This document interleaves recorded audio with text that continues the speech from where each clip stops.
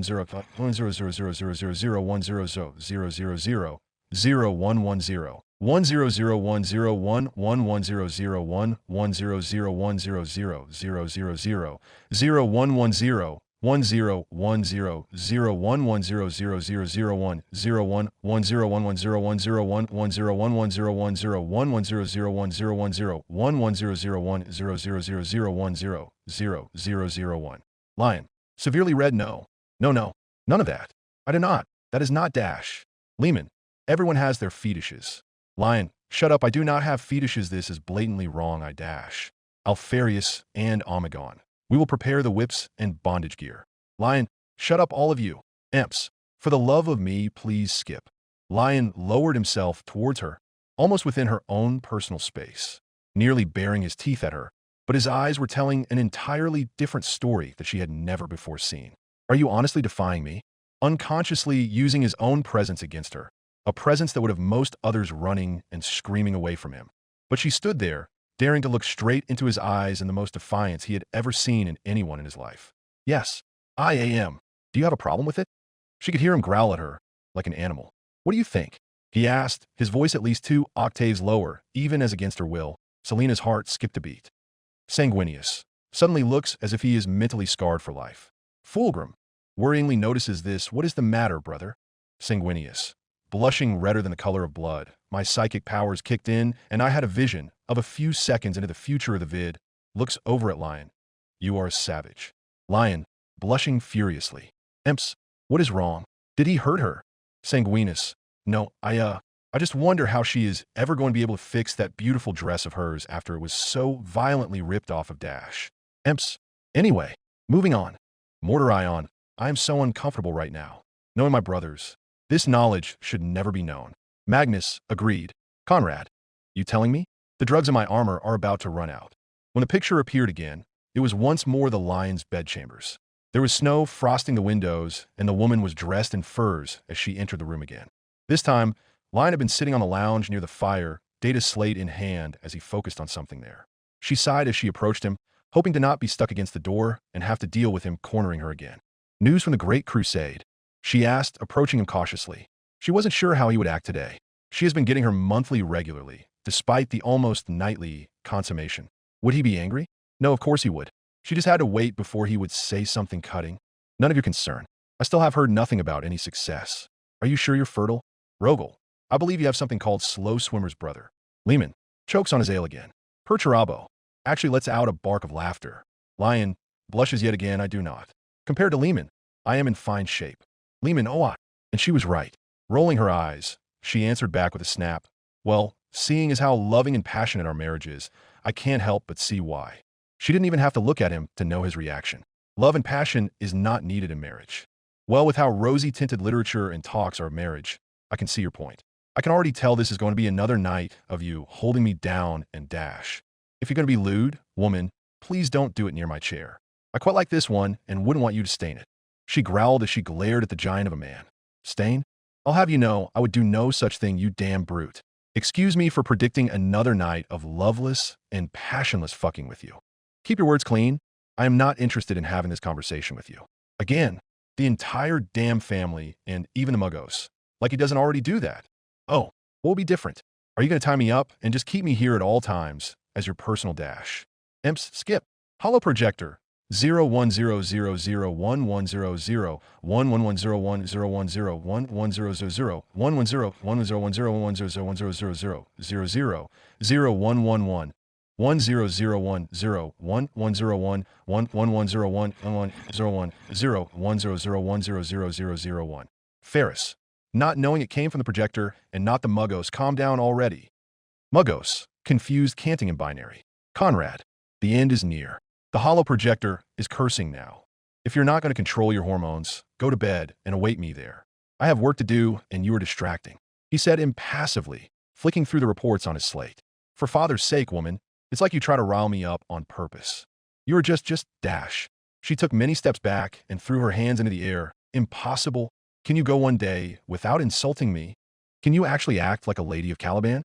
Or will you continue to act like a maiden raised in the slums? Like you are any better? I can tell you were raised in the forest with how rude, entitled, and pig-headed you are. I actually know why you had your sons go off and pick me up on the first meeting. If I met with you before agreeing to anything and I had the choice, I would have told you to go and fuck yourself with your damned lion sword, you absolute, literal monster of a man. She then saw him drop the slate and glare straight at her. She had a feeling where this was going. Maybe if you actually tried other people's way, for once you wouldn't be such an uptight and backwards asshole. Thought so by even your brothers. The assholiest of primarchs, strangely agreeing with this. Where did you get that information? Lion spoke slowly, as if ready to pounce on his prey and tear their jugular out in a second. She stood imperiously before him, arms crossed over her chest. Remembered Sir's talk? Dear husband. They also write books. Lots of them, in fact. Many do so love to point out your abysmal relationship between you and your brothers. Oh, she hated how this man made her into such a vindictive person. Hated how it made her resort to trading verbal shivs and digging through libraries, dozens of books at a time, just to find a few short lines. Fulgrim, huh? But then again, it's not as if she was lacking time. The two only began to glare at each other, silently, for an unknown amount of time, both daring the other to say or do something, both unwilling to back down. Fine. She blinked many times, taken aback by his simple statement. What? Fine. Let us try your way. Since you are so passionate about this, then convince me. Convince me that my way is wrong. He challenged her, not breaking eye contact. She paused, gripping the front of her dress anxiously. She added on, fine. But know this, if I can convince you that treating me better and treating, she waved her hands between the two of them, this better, then you will go along with my revisions to treat all of this better. Agreed? He snorted, knowing he would win this game of theirs. Agreed. Only if you concede that you'll be silent forevermore in my presence if you don't. He threw back, hoping she would take this challenge. She only nodded. Fine. Impress me. You have tonight only. Wait, what? She shrieked, grinding her teeth in frustration at him, letting out groans at this new development. You piece of dash. Insulting me won't convince me, woman. Guilliman, you make Sicarius from the text-to-speech series sound good. Conrad, he is also just as punchable. Angron, very angry grunt of agreement. She was breathing heavily through her nose, eyes flashing in anger as she imagined him being thrown from the top of the fortress monastery. However, instead of doing that, she swallowed her anger and plastered a smile on her face as she walked forward towards him. He didn't like that look in her eyes. She didn't say anything as she climbed atop him, finally able to look at him from an even platform, even if she was now nestled atop him. Fine. Firstly, husband and wives kiss.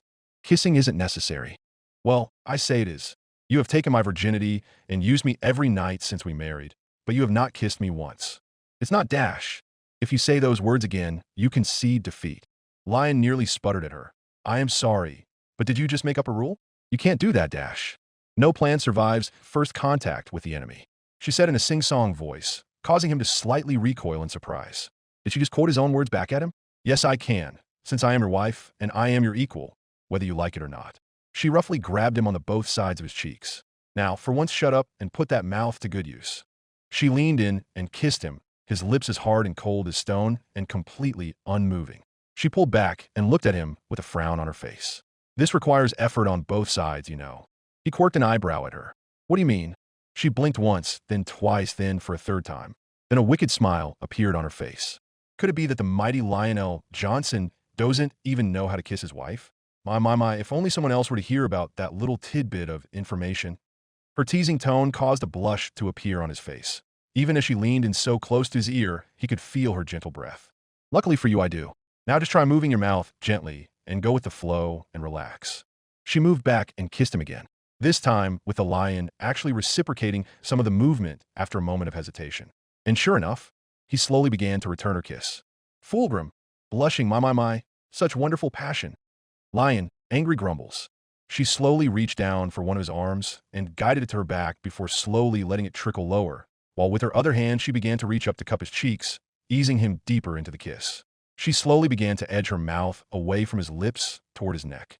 And when she reached it, she gave it a gentle kiss, only for Lion's entire body to jolt like a bolt of electricity. What was that, Dash?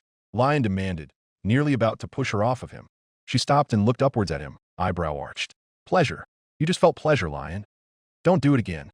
Why? She edged closer to his neck, rubbing against it as he started to edge away from her lips. Because I don't like it, he answered evasively, unknowingly her hands slipping and close to the back of his neck at this point. Lion, it's normal. Now, stop moving. I'm going to fall off, Dash. That is not my problem, woman, Dash. Slipping, she tried to grab for anything and ended up grabbing the hair on the back of Lion's neck, leading to a discovery she would never forget. A tug, and then, wah, Dash. Lion stumbled in speech, making a peculiar sound that made her pause. Magnus, wait. Lion, shut up. Lehman feels the hairs on his neck stand. Oi, was that, Dash? Lion, shut up, Lehman. Lion, are you purring? Lion, nope. No, turn it off. Nothing is happening. None of you are seeing anything. This is lies and slander and I'm not enjoying that one bit, and stop laughing, you assholes. Imps, murmuring to himself. So that's where that feline DNA went to. Guilliman, what was that? Imps, nothing. Magnus, snickering, no wonder you act the way you do. I have over 20 cats. I should have seen it coming. Suddenly, before she could fall farther, she felt him grab her and instinctively hold her close to him. Whether it was him keeping her from falling or to prevent her from pulling on his hair yet again, she didn't know. Especially with that look in his eyes that he refused to talk about. He would have made her remove her hands, but with such a grip there, if he moved her, she would pull again and he would. That is just, she started to laugh, making him sputter at her, angrily like, that is the cutest thing I have ever seen. Lion, his face rapidly approaching what can roughly be called the color of Magnus' skin. He frowned intensely, not wanting to say anything. He didn't trust himself to not say anything else. He didn't feel like he was in control. He wasn't. Who would have thought that big, bad lion L. Johnson, pre-march of the Dark Angels, and the Emperor's Knight purrs like a kitten when someone pulls his hair? She teased more, leaning closer to him, hands still a vice grip on his long strands. Stop it, he ground out, severely embarrassed that she knew and discovered something even he didn't know existed. How long had this been a thing? Let go. Why? She questioned in a seductive tone, giving the hair another tug as he went nearly slack-jawed and the purring started up again. You're adorable like this. She purred in return, actually feeling something begin to stir inside of her. Like clay to be molded by my hands. Seh, shtup, he muttered out, face flaming hot as he both couldn't stop her or push her off. I can't think. She gave another tug, making his mouth fall open, which she took advantage of and kissed him again, this time feeling something new bloom between the two of them. She finally got to taste him in a new way, feeling him actually reciprocate, and she only enjoyed the sensation of him just being himself. He in turn was assaulted with new sensations, new thoughts, new feelings, a barrage of something. He was moving instinctively, like he had no control over himself, simply letting pure emotion take over. The worst part was, he was genuinely enjoying it. When they finally pulled away, they stayed close with only a single tiny space between their lips, both breathing heavily, eyes dilated and puzzles running wild as they stayed like that for just a second. Or it was an eternity. They both wanted more, something that shocked Lion, as usually he simply forced it. No, that wasn't it. That is not what happened, was it? Why did he care? She was his wife. That was all. Did not matter. Lion. She spoke, voice heavy with want. She has never spoken to him like that before. A voice filled with want, no need. She even smelled differently, felt different in this moment. Even he himself felt different in this moment. Not just doing this because it was needed, but now, he knew he wouldn't be able to get up from the chair. He did not trust his legs at the moment. For once, he allowed his hands to roam over her body for more than a measly second, feeling the smooth and milky soft skin beneath the fabric of her dress. Feeling every curve of her body, even as the scent of her bathing oils and wonderful perfumes sneaked past his senses as lovely and with such mastery, as if they were performing a duel and he was but a novice. And he did not mind in the slightest. It made him aware of just how soft this thing was, this woman sitting on top of him, this lovely, beautiful thing that aroused his senses as she did. A very decidedly male part of his very being responded so positively to her in a way he did not know was possible. This wife of his wife. She was very much his. Leaning back in, for the first time ever, he initiated a kiss even as his hands began to greedily grasp at her clothes. This time feeling the drive for far more than just a second after her defiance. It looked as if the chair would be stained, and he is strangely fine with that. And it looks like he lost the challenge. Imps. SKIP dash. Hollow projector. Launches an old data slate at Imps. Imps. Barely dodges. Did it just shoot at me? Muggos. Applying sacred oils to the projector. You are just a sassy girl right now, aren't you? 992.M30. Caliban. Algerac. Imps. OHOK. Time skip. The chill of winter had gone with a new bloom of spring, pushing away what was left of the snow and ice. Selena sat in her finely decorated bedchamber at a vanity, brushing her hair and wearing a slightly revealing nightgown. Lehman, wolf whistle. Lion, glares at Lehman but doesn't say anything. Fulgrim, takes notice of this but doesn't say anything yet. Omron, still glaring at Lion. It had taken the length of their entire marriage and an inordinate amount of careful planning, poking and prodding, but she had finally managed to at least breath some manner of life into her personal chambers. She was hoping it wouldn't take nearly as long to get visitors in, though she knew it would be an uphill battle. Having her mother give her advice would be an emperor-blessed gift at the moment since, well, she knew that the glow on her face was a sure sign she must be carrying now, after those long hours of heaving out everything she ate the night before and the morning thereafter. She had a vague idea on what to expect next, but what she desperately craved was her mother's intuition and guidance. New mothers always needed their own to guide through the firstborn, as per tradition of course, one she so happened to agree with. Though she now wondered what Lion would say. His whole idea was that he'd get an heir and she provided. But she did suppose that she could call a relationship now, they were getting on a bit more than their romp on his chair. Perhaps she might even be able to get him to understand more of her position. Obviously their child would need her around to feed, care for, and raise the child after all. She thought to herself, running a brush through her hair as she caught herself smiling into the mirror as she prepared to make her way to Lion's bedchambers, share the news. And was she actually looking forward to it? Looking forward to not just the sex, but him as well? Ever since their moment on the chair, and she paused, her face warm and a smile blooming on her face. He had been more affectionate and attentive to not just his needs, but hers as well. While it would not be the ideal marriage of her dreams, there definitely was progress.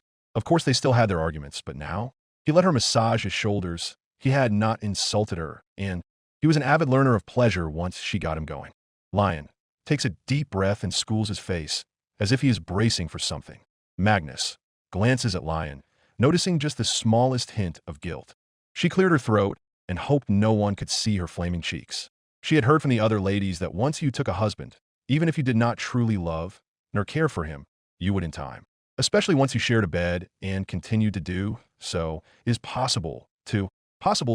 She stopped her brushing, placing the brush on the vanity as she cupped her cheeks, her cool hands stinging her face as she imagined what she would look like in the months to come. Large and rounded belly, the swelling of her body, a new roundness to her face, the glow of pregnancy emanating from her as she carried the child of Lion L. Johnson. Lion says and does nothing, doesn't even look like he's changed at all from the impassive stare at the screen. Sanguinius sees Fulgrim watching Lion and starts doing so as well. Lion just glares at the both of them. She wondered if it was a boy. There was a 50-50 chance of it being the desired gender after all.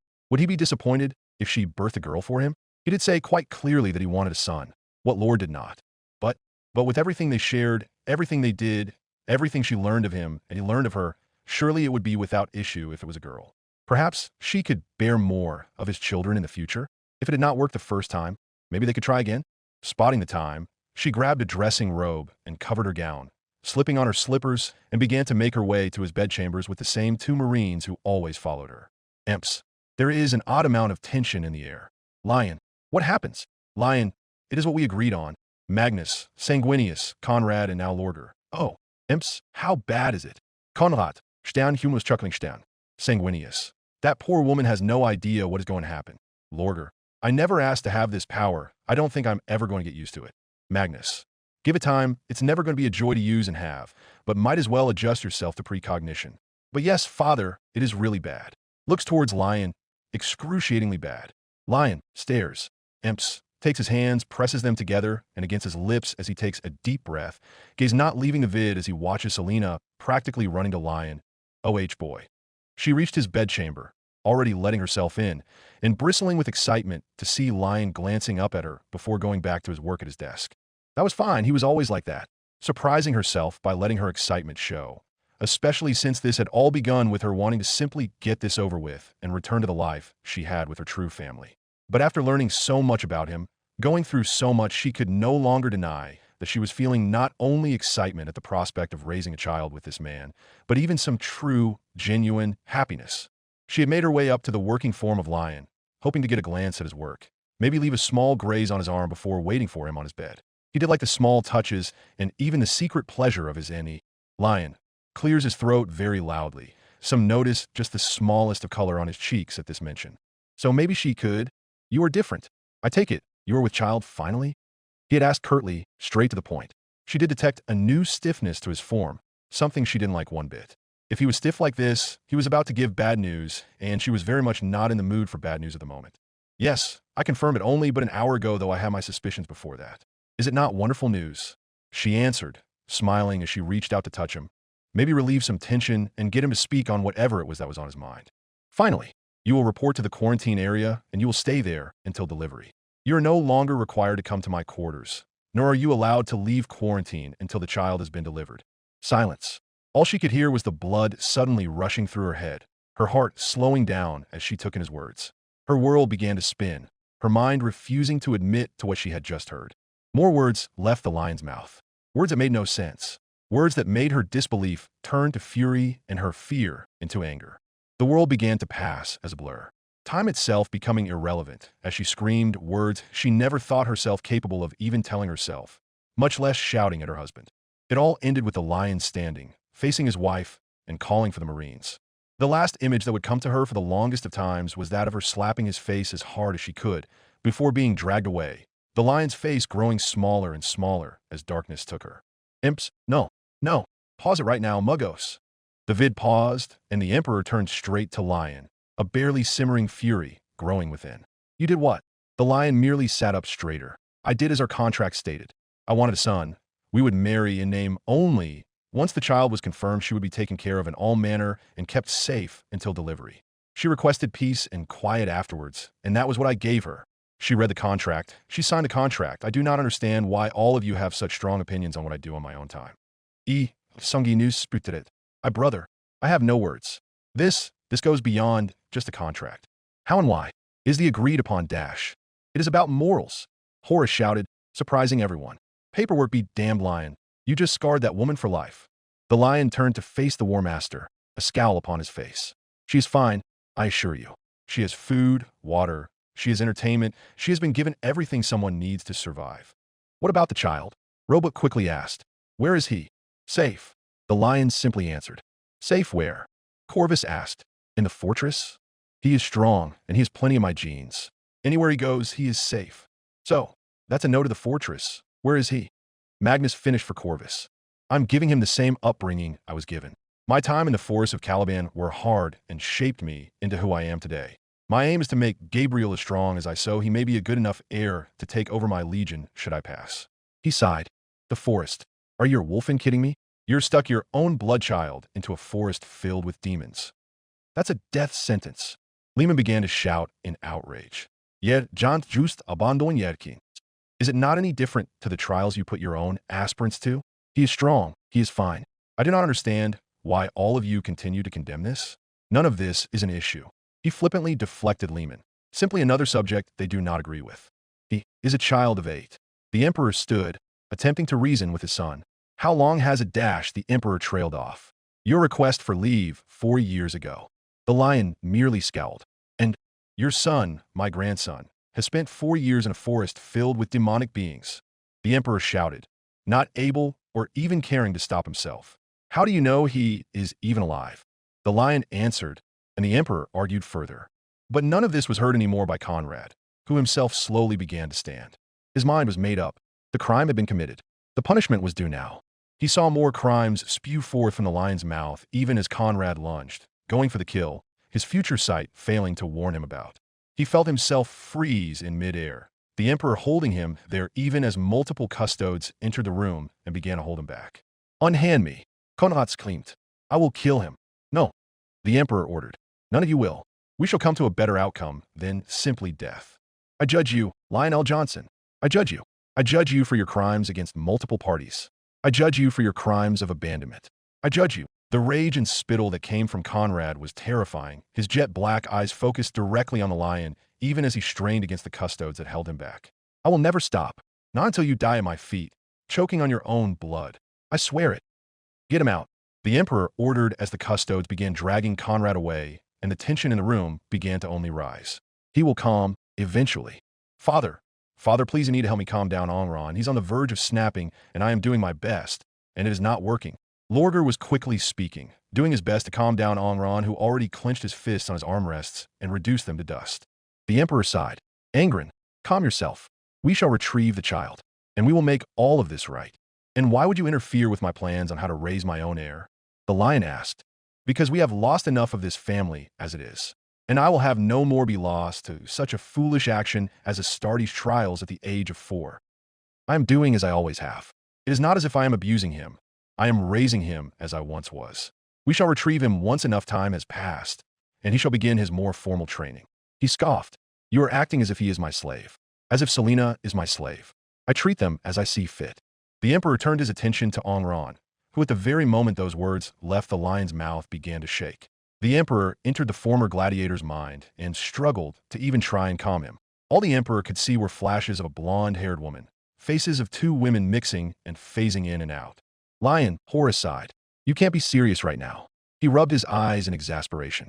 At least tell me you granted your wife her wish. Of course. The Lion huffed.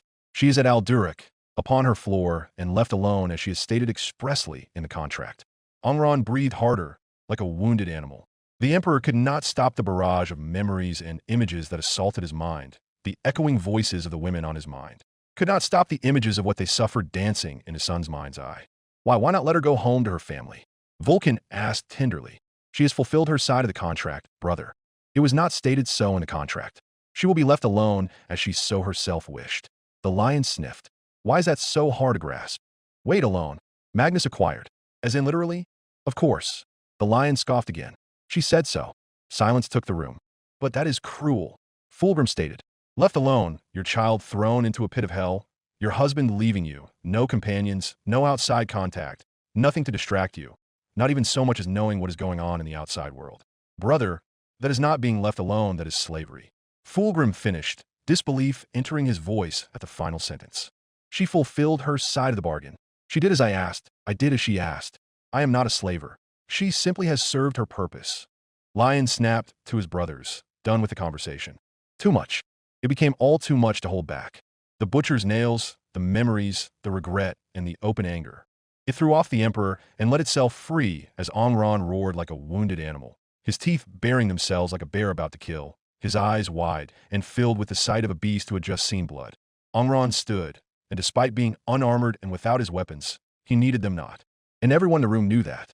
So when Angron grabbed his throne, bolted to the ground as it was, and ripped it free with the ease of opening a door before throwing it at the lion, everyone got out of the way. The lion dodged at the last second, the throne impacting the steel wall and bending it as it shattered.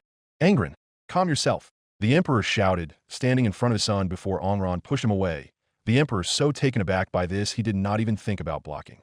The Red Angel was like a hurricane, a tsunami of pure and utter rage as he stampeded his way across the room. The thrones that dared to be in his path, not even registering as he smashed through them. His mind focused solely upon his brother.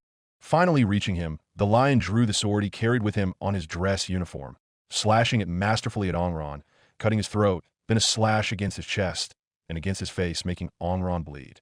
But no regular blade would ever be enough to even seriously wound a Primarch. As Angron advanced, and the lion retreated, Lorgar leapt into the fight, desperately attempting to hold back Angron by grabbing on his back, pulling his brother back. Stop this, Angron. You can't dash. Lorgar's words were halted in his mouth as Angron slammed his head back with the speed of sound, smashing his brother's nose into a fine paste even as the lion took this chance to swing with his sword for Angron's throat, only for Angron to lean back forward and catch the blade in his mouth, tugging the lion closer even as his teeth shattered the adamantium and his massive arms took a hold of his brother. Magnus and Sanguinius were quick to drag Lorgar away from the battle, knowing that when it came to Angron fighting, either the one going against him would fall or Angron would die in the attempt. Brother, listen, we know you want to help Angron, but right now I don't think you have the strength to stop him.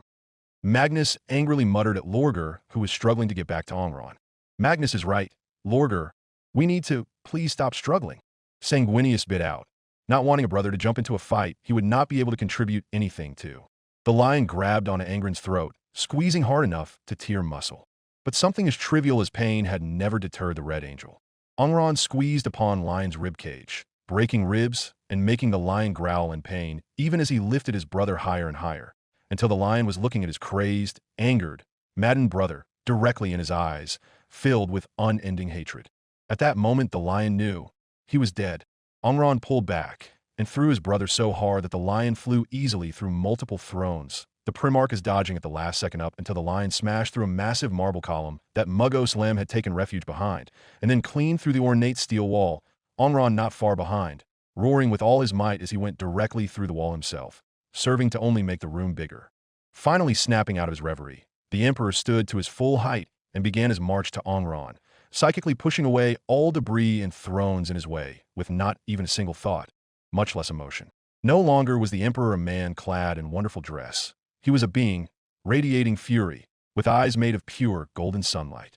He said not a single word, merely making his way straight for Angron and Lion. Behind their father, Horus led Mordorion, Robot, Vulcan, Jagatai, and Corvus to stop the raging duo from causing any more damage to the Bucephalus. Everyone else, hold here if they end up coming through here once more, then converge and detain. The eldest didn't stop to hear an affirmative, only chasing after their father, who was now melting parts of his own ship to get to the raging duo with only his own aura. Magnus and Sanguinius kept Lorgar with them, mostly to keep him from running off and involving himself into the fight, who for his part was angrily shouting at them, "Unhand me. I need to stop Angron. He need me to dash." To what? Throw yourself in the middle of his rage and get torn apart by one of the few Primarchs able and willing to kill you. Sanguinius shot back, pinning Lorgar down. All we can do is possibly surprise them if they come through the viewing room again, or Father is able to detain them himself. Do you not have faith in Father?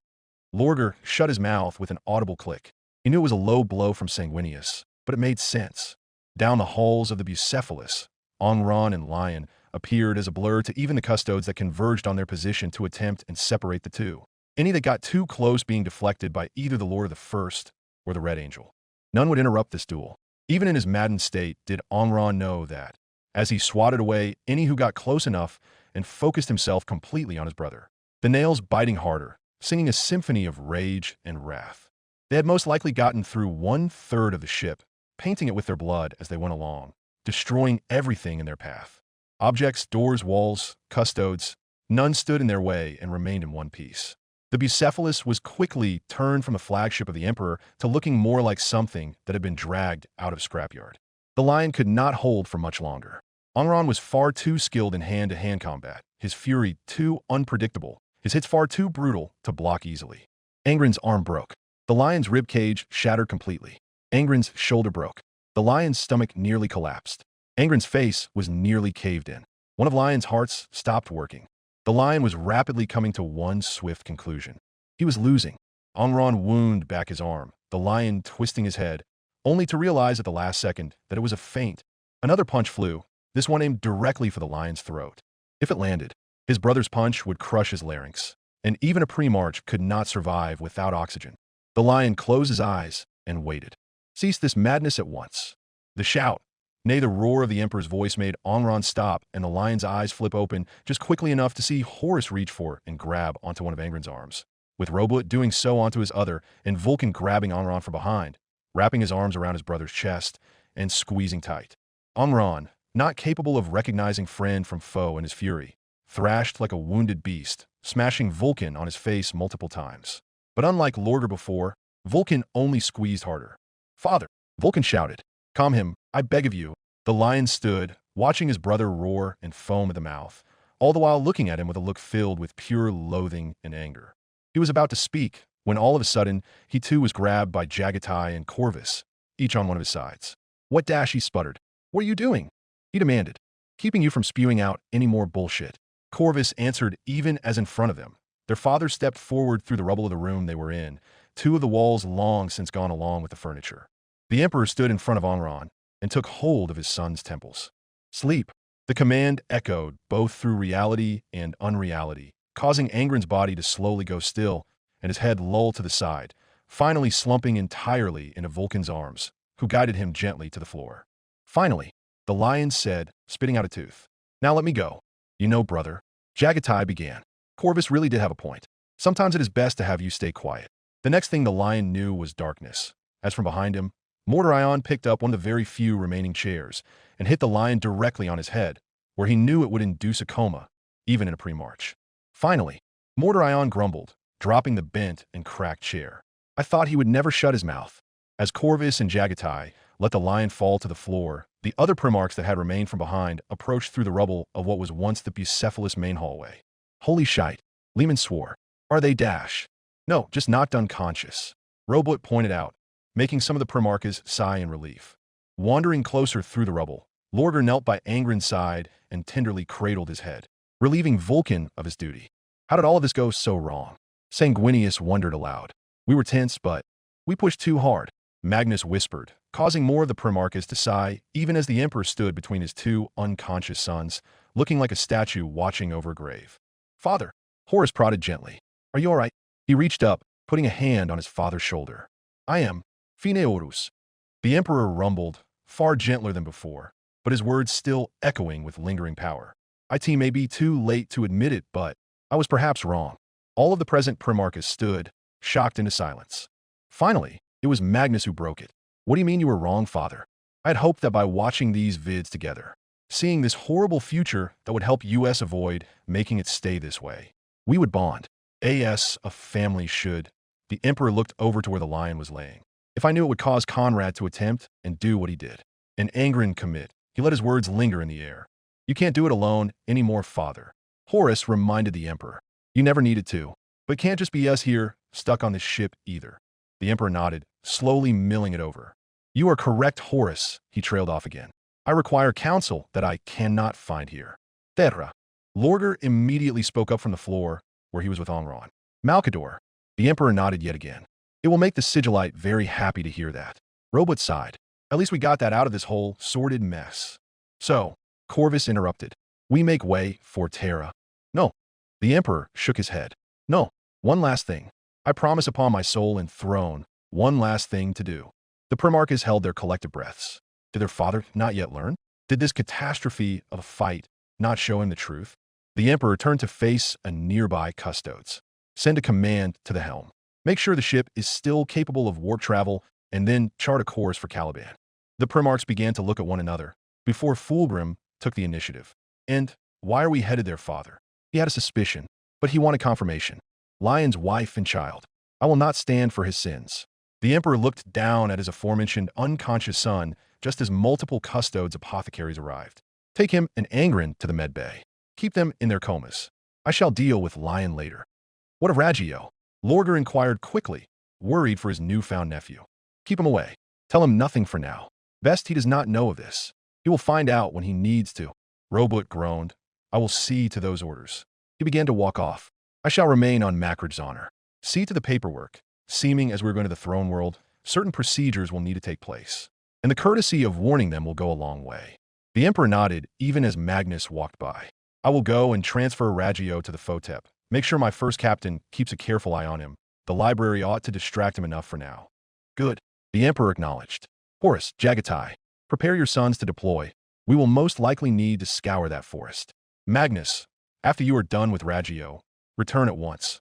I shall require your psychic talent. And Leman.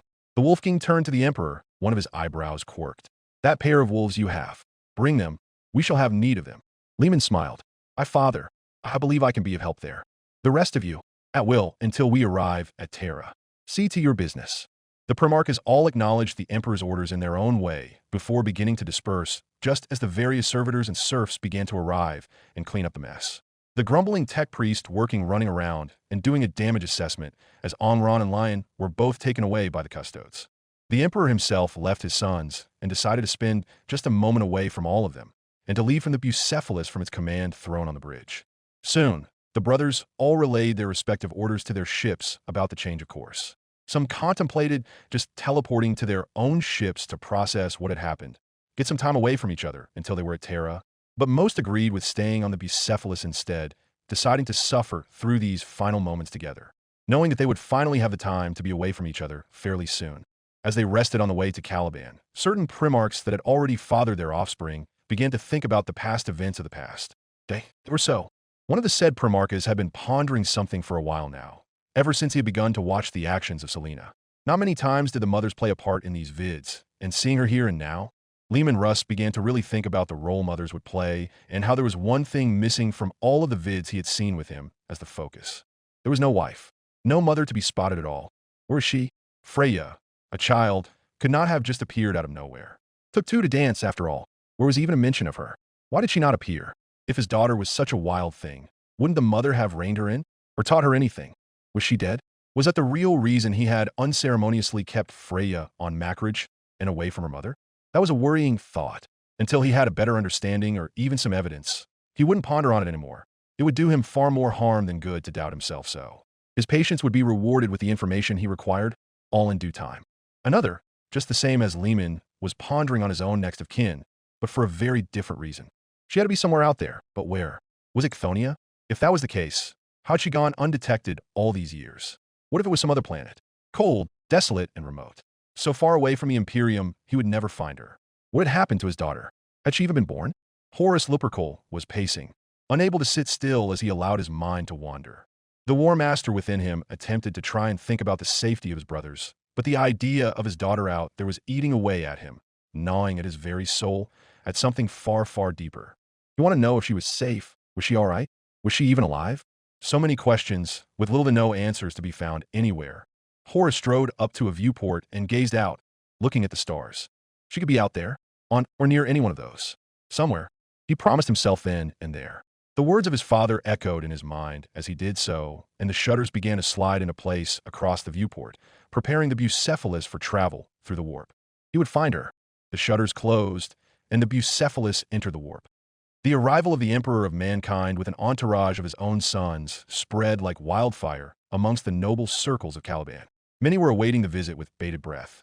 Even getting a glimpse of their emperor and his sons was rumored to give luck and favor amongst any who could claim such. The crowd that gathered around the outer perimeter of Alduric were awash with anticipation. They could glance upwards and see the Bucephalus above them, high in the sky. If there was any doubt that the emperor himself was coming to Caliban, this erased all of them. Seeing him walk upon Caliban from his own personal golden stormbird with 2 lines of custodes and his own sons, completely erased any and all remaining doubt. The emperor in all his golden splendor, surrounded by 4 of his own sons and his custodes, and walking through their city into Alduric.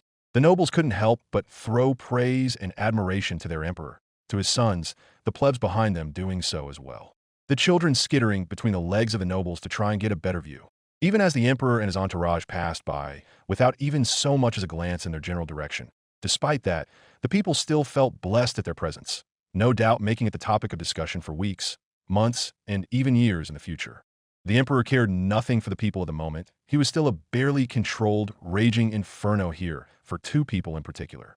He was furious that his own sons had caused so much destruction on his own ship, pushed him to lash out at them, and now he had to correct a mistake one of his own sons had committed. He was in no mood for pleasantries, allowing Horus to be the face for once. And Horus did. He gave a few waves and smiles here and there, nothing compared to his full political persona, but enough to satiate the people. Even the War Master was held down with the knowledge of not just their brother's sin, but of his own. Wasting time, waving to people when he should be trying to find out where his possible daughter was, and any other mistakes he had made. Jagatai and Magnus were glad Horus took care of the people. That left the 2 of them to slip past them and lead Leman and his 2 wolves to forward and into Alduric. Magnus had a feeling he was needed to possibly translate and calm down any who happened to run high on their emotions. Jagatai would be able to cover over a lot of ground himself, and very quickly, while Leman's wolves would be invaluable to finding Gabriel should they get a scent, their very nature as thunderwolves allowing them to smell past all of the demonic activity within the forest. And there was one person who would have something of Gabriel's. Gaining entrance in Alduric was easy. Once the Dark Angels saw who it was demanding entrance, they folded easily and allowed them entry without so much as a single challenge. Magnus knew his father was still a bubbling mass of fury when he looked to a single Dark Angel and quickly ripped out the knowledge of the fortress and their residents from the Marine's mind. The unlucky Dark Angel fell to ground completely knocked out as the many Marines quickly made a path for their emperor, terrified of what he was doing there, while one of their brothers was on the ground, and the furious look was present upon the face of their emperor. If he could, the emperor would have left an angry trail of molten rock behind him as he climbed the stairs to the 7th floor of the fortress monastery. He spoke not a single word, knowing his sons were close behind. He did concede that he would have to calm himself if he was going to get Selena's help in finding Gabriel, though he considered just taking the knowledge from her, as well in his venture to get them out of the fortress monastery and away from this hell they had been condemned to. However, that could lead to more problems, so he would have to play nice and not snap at anyone else. When the group reached the doors to Selena's cell, being guarded with 2 Dark Angels, the emperor just briefly considered slapping them away and breaking down the doors himself. "Move aside," he ordered, the Dark Angels doing so immediately and opening the door for the emperor. They were silent, knowing any order from the emperor overrode any and all given to them by their pre-march. Inside the chamber the air was still. It was finely decorated, yet the furniture looked as if it wasn't used very often. The banners that hung were stiff, and the room itself looked as if it wasn't that lived in. She sat on a chair, turned to the window, and barely acknowledged them. All around her were bouquets of flowers, many different kinds in various states of decay and liveliness. She held a single flower in her hand, a yellow daffodil, twisting it gently in her fingers. From what they remembered of the vid, Selena looked slightly gaunt compared to her vibrancy in the vid. She had been slim before. Now she looked unhealthy and pale.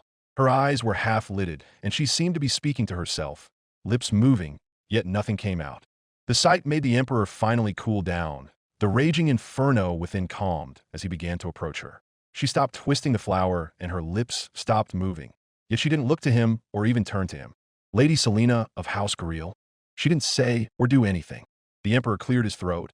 "I am the emperor." He paused. "Master of mankind? Your father-in-law." He attempted to gain her attention once more, wary of speaking Lion's name should it happen to invoke any negative emotions. "Do you understand this? Understand me." Magnus mentally spoke to his father, perhaps mentioning Gabriel. He could possibly shake her from this? Nodding, the Emperor crouched down to get to her level, no longer towering over her. Lady Selena, do you remember Gabriel? Nothing, no emotions, no movement, yet she stopped breathing as well. Holding her breath, she slowly turned to the Emperor, eyes fully opened as she stared at him. Brown eyes meeting brown, her own filled with tears as she trembled silently. You do, don't you? He asked gently, watching her jerkily nod at this. We are here to help you and Gabriel. Her lips moved, yet no sound came out again. She looked angry with herself, hands clenching the flower in her hands as she stopped trying to speak. Reading her lips, he didn't know she spoke. Lion said he would do as he wished. Gabriel was out of my hands, that he would disturb my peace and quiet. The Emperor's anger flashed. For just a second it burned brighter than a star. Aware of his situation, however, the Emperor quickly calmed himself and called over Magnus. Steady her, he commanded as he spoke again. Lady Selena, where is he now? Where is Gabriel? Exactly. She stopped, then raised a hand to the window she had been staring out of. Outside was an overlook of the great forest of Caliban. Looking out to the forest once more, she began twisting the flower once more, muttering to herself again. Magnus approached, steadying the woman who barely acknowledged his presence or touch.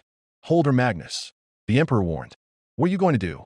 Magnus asked, even as he gently took hold of Selena's shoulders. Return to her sanity. The Emperor's eyes flashed gold as he stretched out his mind, probing through Selena's as easily as if he was walking through dried leaves. No resistance met him.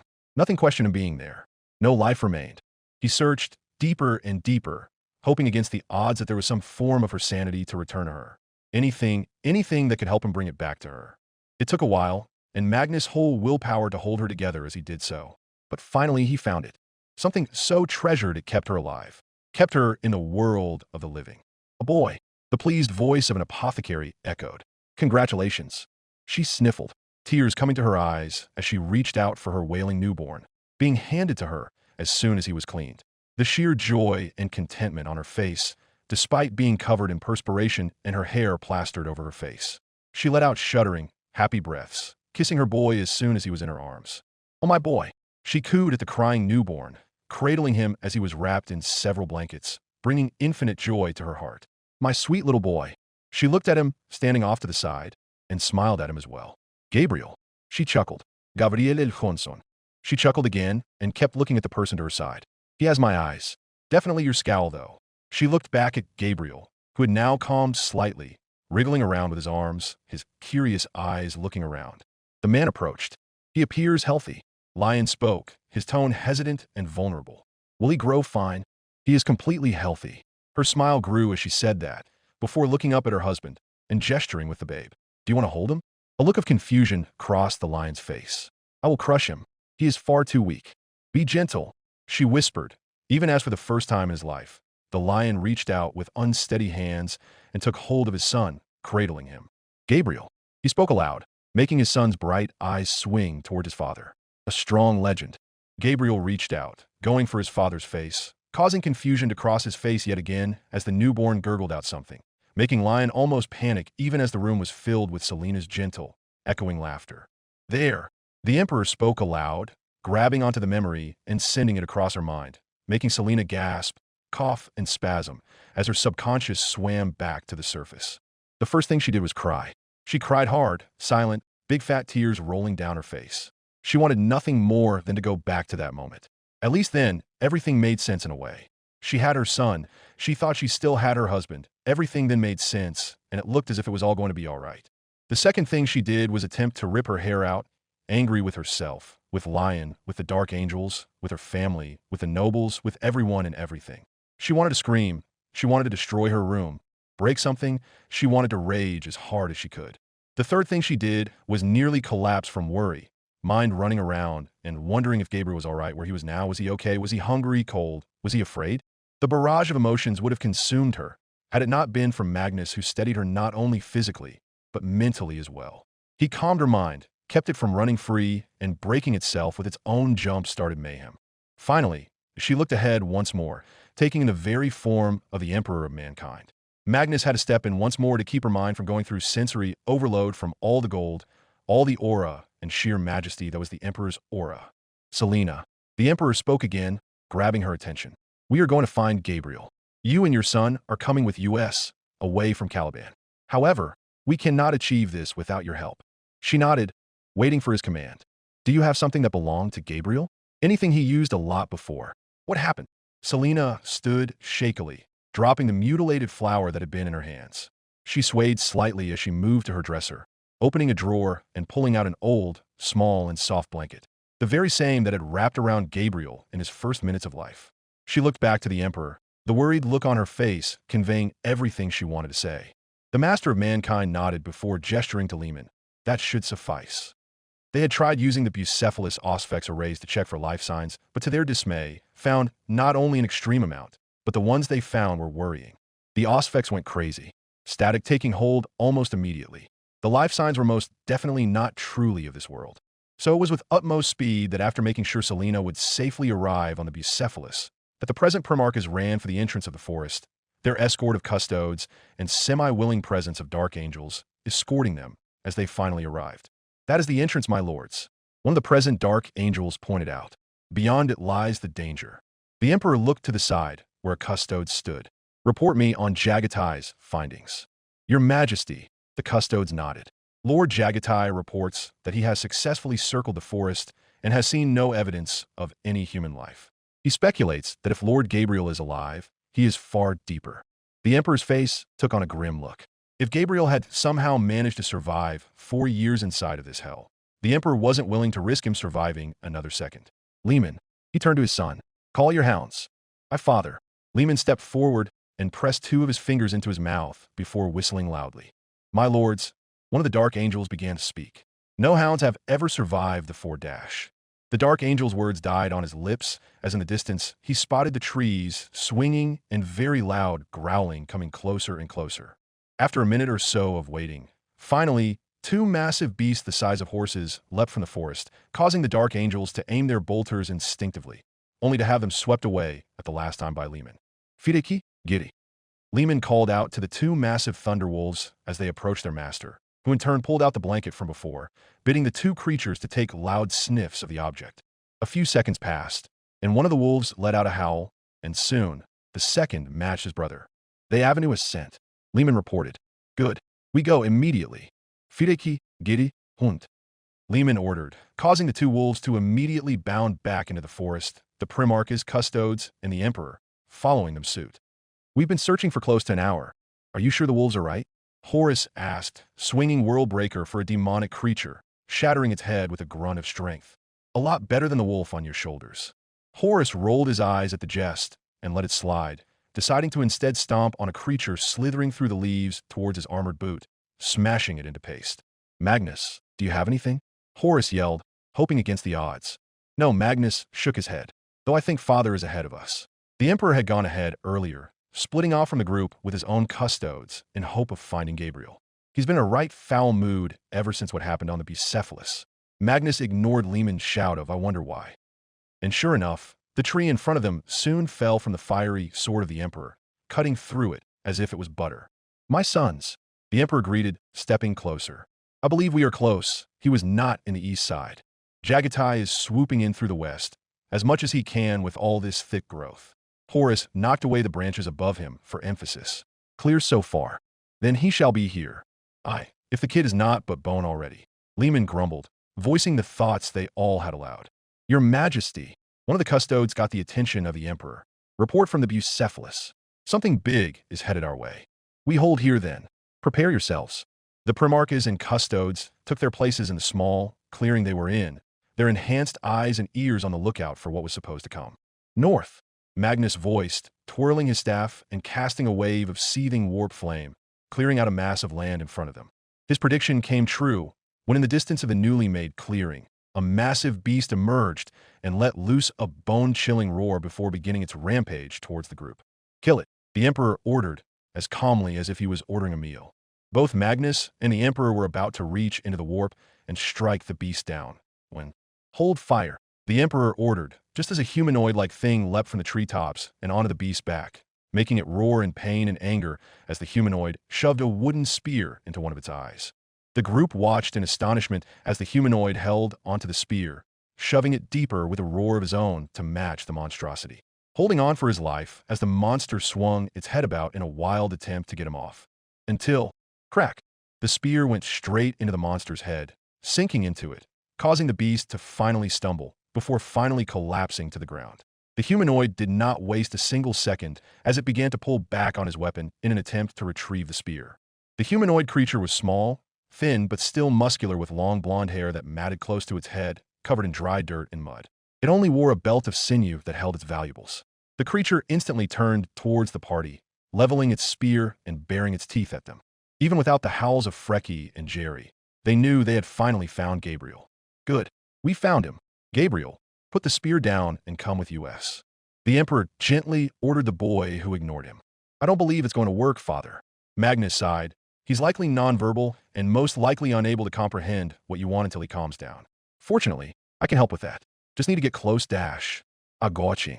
Lehman approached Gabriel, and the next second the small boy snarled and leapt onto Lehman, trying to stab his throat out. Ack, boy, you're not going to be able to do shite, Tommy. It was annoying to have a tiny child trying to stab his neck out with a wooden spear and snarling like a little monster. Will you stop it.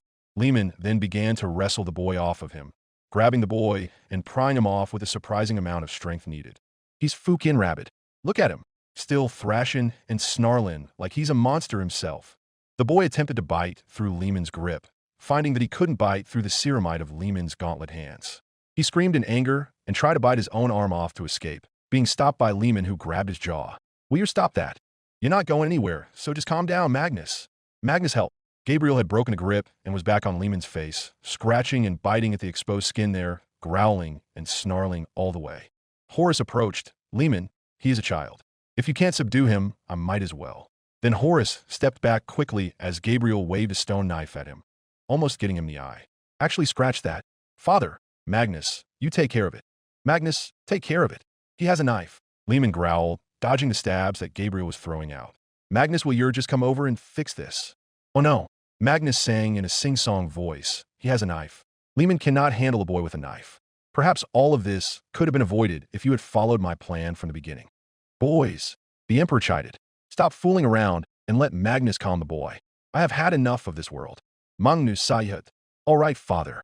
He approached Gabriel and caught his forehead in his hands. Calm now, young one. There is no need for this. Hush. The boy began to still as Magnus took him from Lehman, cradling his surprisingly sizable body. No one is going to hurt you anymore. Be calm. Magnus gently pried the knife from the boy's hands, allowing it to fall to the floor. There is no need for this violence. Gabriel stilled almost completely, looking around in confusion as his mottled and dirty hair whipped around. Lehman. Magnus reached out a hand towards his brother. The blanket. Lehman handed it over, just as Magnus began to speak to Gabriel yet again. They're there now. Remember Selena, your mother? He brought the blanket forward, covering what little he could with it, even as Gabriel latched onto it like a hungry beast did to prey, clutching it so hard that his knuckles went completely white even as his eyes widened, and he inhaled loudly. Mama, he spoke as he buried his face into the blanket. His voice was raspy and hard to hear, as if it hadn't been used in years.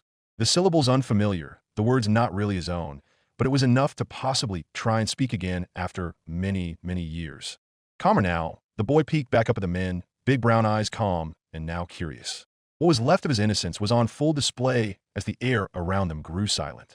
To the side, Magnus could see their father's face darken as he watched Gabriel. The stormy expression he wore promised a lot, and none of it was going to be pleasant. Lion is going to pay for this. Adjusting Gabriel in his arms, Magnus could only agree. He couldn't imagine throwing any of his own children into a hellhole all by themselves with nothing to support them. What kind of parent would willingly do that to their child? Only Horace kept his thoughts open as he approached his father and placed a hand upon his shoulder. Father, do not make such a rash decision. The Emperor looked down at his son, directly into his eyes. Why? He has erred. He shall be punished. Horace sighed. Far be it from me to try and justify what Lion did.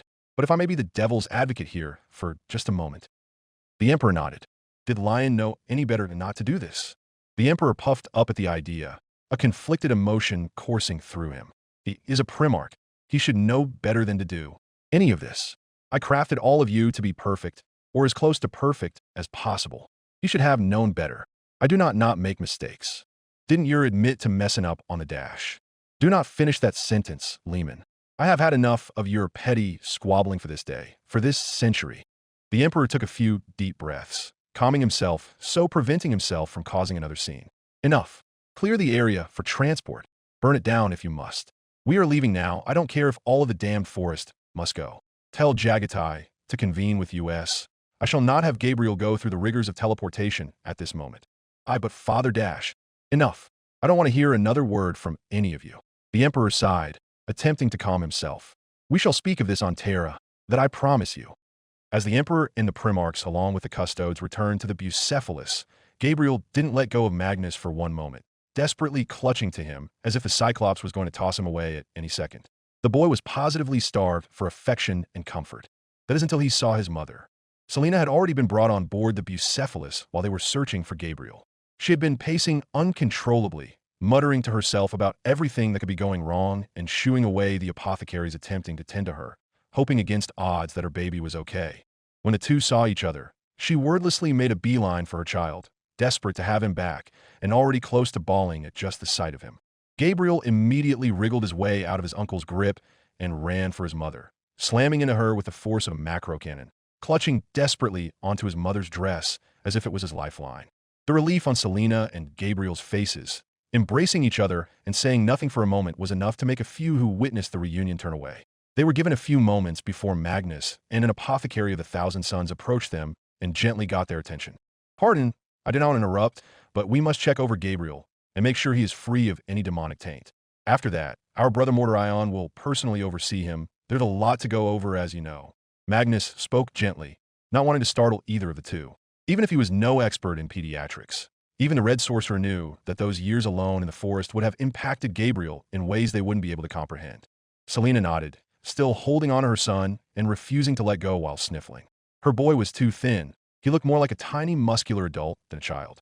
She was horrified to see him running around with nothing more than a belt and mud on him, wondering if he had ever gotten enough to eat. How many times did he need her there to give him a hug, kiss away his nightmares, comfort him when he needed it? No matter how heavy he was, she insisted on carrying him to the apothecarium. She didn't care if she struggled to keep up or felt as if she would collapse. She wanted to hold on to her baby just a bit longer. It did take the apothecary several minutes to separate the two that he was allowed to begin his assessment, and even then, they were only a few feet away from each other at all times. As Gabriel was being checked over on the apothecarium's table, Selena turned to Magnus with a pleading look. He was found like this, she asked slowly, another acquired trait she shared with her son. The both of them would need time to get used to speaking once more. Magnus nodded. He knew there was no reason to hide any truth from her. Yes, we found him exactly like this. He tried to stab my brother's throat out. A small length away, the apothecary was using his psychic powers to display various bright and colorful shapes to distract and amuse Gabriel, while he used his hands to heal the various wounds the child had sustained over his years in the forest. Selena began to speak, glancing at her son as she did so. He was only 4. She swallowed a lump and blinked back another bout of tears. He was 4 years old when I last held him. He was only 4. Lady Johnson trailed off and the dam finally broke. She couldn't stop the fat tears that were escaping her, even if she tried. My baby was alone for half of his life. I was too weak to help him. Her already broken speech deteriorated quickly under the stress. No one is blaming you for what happened. The Cyclops comforted the crying woman, unable to stop thinking about how it should have been the lion here instead of himself. There wasn't much you could do. None of us blame you. None of us. She attempted to speak up in defiance, but he shushed her. No, none of that. I did not want to hear about how this is your fault, or how you are to blame for not stopping any of it. The only person who deserves the blame is Lion for taking him away from you and keeping you in solitary confinement. He was quick to shut down her protests. Magnus then placed a hand on her head, soothing the worried mother as she slightly cringed away from him. He couldn't help but notice the way she stood, so tired and frayed, the way she spoke with that desperate twinge in there. The forest would haunt their minds for untold years to come, no matter how far away it grew. Releasing his touch on her, Magnus stepped back and surveyed his nephew. Gabriel was sitting up at this point, his eyes darting everywhere as he shivered just slightly. The boy wore nothing, after all. Realizing he must be cold, Magnus took off his fur cloak and placed it over the boy, watching as he glanced up at the larger red man. Magnus would only smile before instructing his gene son to update him when his examination was done, then call for Mordorion to begin his own assessment. With that, Magnus left the examination room and didn't stop his stride until he found his father. Selena, when seeing Magnus was gone and leaving her with her son and the apothecary, finally truly let go. She let go of all the frustration and anger and just started to weep. She wept for her son, being away from her all this time. She wept, knowing they were safe. She wept, knowing that life was going to violently change again for them all. And she wept because deep inside, no matter how much anger and resentment she felt, how angry she was, how betrayed she felt, and how livid she was with their son being treated like this, she still felt something for Lion, despite it all. All the while, the Emperor had been standing by a viewport, watching the outside and thinking about the past events. He knew Magnus was there, but said nothing. He knew his son would speak and tell him an update. He's being checked over by one of my apothecaries. Gabriel looks to be having a long road to recovery ahead of him. The Emperor stayed silent, only sighing. Magnus went quiet, unsure of what his father was going to say or do. He did add in one last statement before he left his father again, very softly, very quietly, as if he still wasn't sure if it was true or it was just the delusions of a mother who missed her son dearly. He was in that forest for 4 years. By the time the Emperor turned back, Magnus was already gone, leaving him to his thoughts as the severity of the situation hit him with the force of a crashing ship. With how young the boy was, how long he was there, he turned back to the port, staring back out at the open space and beyond. He couldn't help but wonder at how much of his life was stolen by the actions of his son, and why he felt so unsure about everything. Horus' words echoing through his mind, even as the Bucephalus viewports were covered by shutters and the ship entered the warp. At Damocles Spaceport, the people from all across Terra had gathered. The finest and utmost top of the Imperial elite were mingling amongst one another, a very festive mood in the air as the decorations swayed upon the tall spires surrounding them, the very air feeling more and more golden in the light of Terra's sunset. Every single holocaster that could be spared for the occasion was put to use. Every single holo reporter in the entire sector had gathered and struggled to find a spot. Entire riots were quelled by the Arbites, and countless fights dispelled by the masses hoping to even get a mere glimpse at their emperor. This was to be the event of a lifetime, the marking of an entire era. The Emperor was returning to Terra with all of the Primarchs in escort. To say that the Imperium was going nuts was an understatement. Some had been waiting for hours, many more for days, even more for the weeks since the announcement of the arrival had come. And now, they would be rewarded. There they are, a youth shouted, pointing at the sky as the first of the massive Gloriana-class battleships was spotted entering low orbit, countless escorts teaming around it. The vengeful spirit descended will all do grace, followed shortly thereafter by Macridge's Honor and the Endurance, along with the Conqueror and the Photep. A roaring cheer emerged from the populace as many waved at their rulers returned to the throne world. Off in the distance, orbital batteries fired blanks in salute, and all of the bells on Terra began to ring in welcome. Many more Glorianas followed, the crowd cheering them all on. But none of the ships got the reaction that the Bucephalus received. Once its golden hull was spotted, the crowd went completely berserk, the Arbites desperately attempting to calm them, even as a contingent of the Legion's custodes deployed at the main landing pad of Damocles Spaceport, ready to guard their emperor as he was welcomed home. The holo reporters began their holo and vox casts, standing in front of their holo recorders as they transmitted live across the entirety of the Imperium. We are standing here at Damocles Spaceport Dash. The Emperor and his sons are about to dash, where, after a glorious display of naval superiority by the flagships of the Primarchs Dash, the Bucephalus has reached low orbit. Presumably soon, we shall see a transport dash. And there it is, the Golden Stormbird, no doubt carrying His Majesty. The Emperor and the Primarchs is swooping down, escorted by countless other vessels. No doubt bound. We shall soon see our beloved Emperor walk upon Terra for the first time in almost 2 centuries dash. With bated breath, the crowd waited as the Stormbird swapped down at the spaceport, only to immediately speed up again, taking flight with all of its escorts chasing it, desperately adjusting their course at the last minute as the Stormbird carrying the Imperial Family flew overhead and directly for the Imperial Palace, leaving behind a dumbfounded and disappointed people. The fucking shit did you mess this up, Bradley? The holo reporter and his crew cringed, ready to off themselves for this blunder. The leader amongst them, Bradley Keeler, was slamming his head into a nearby wall, shouting out obscenities at the top of his lungs. Of all the fucking things to fuck up, we fuck up the worst of them. He slammed his face into the wall once more, as he let out a wail of anguish. How the shit could we confuse which spaceport the Emperor of Mankind and all of his sons would use to come back to Terra altogether? Of course they're going to use Damocles Spaceport and not the Lion's Gate.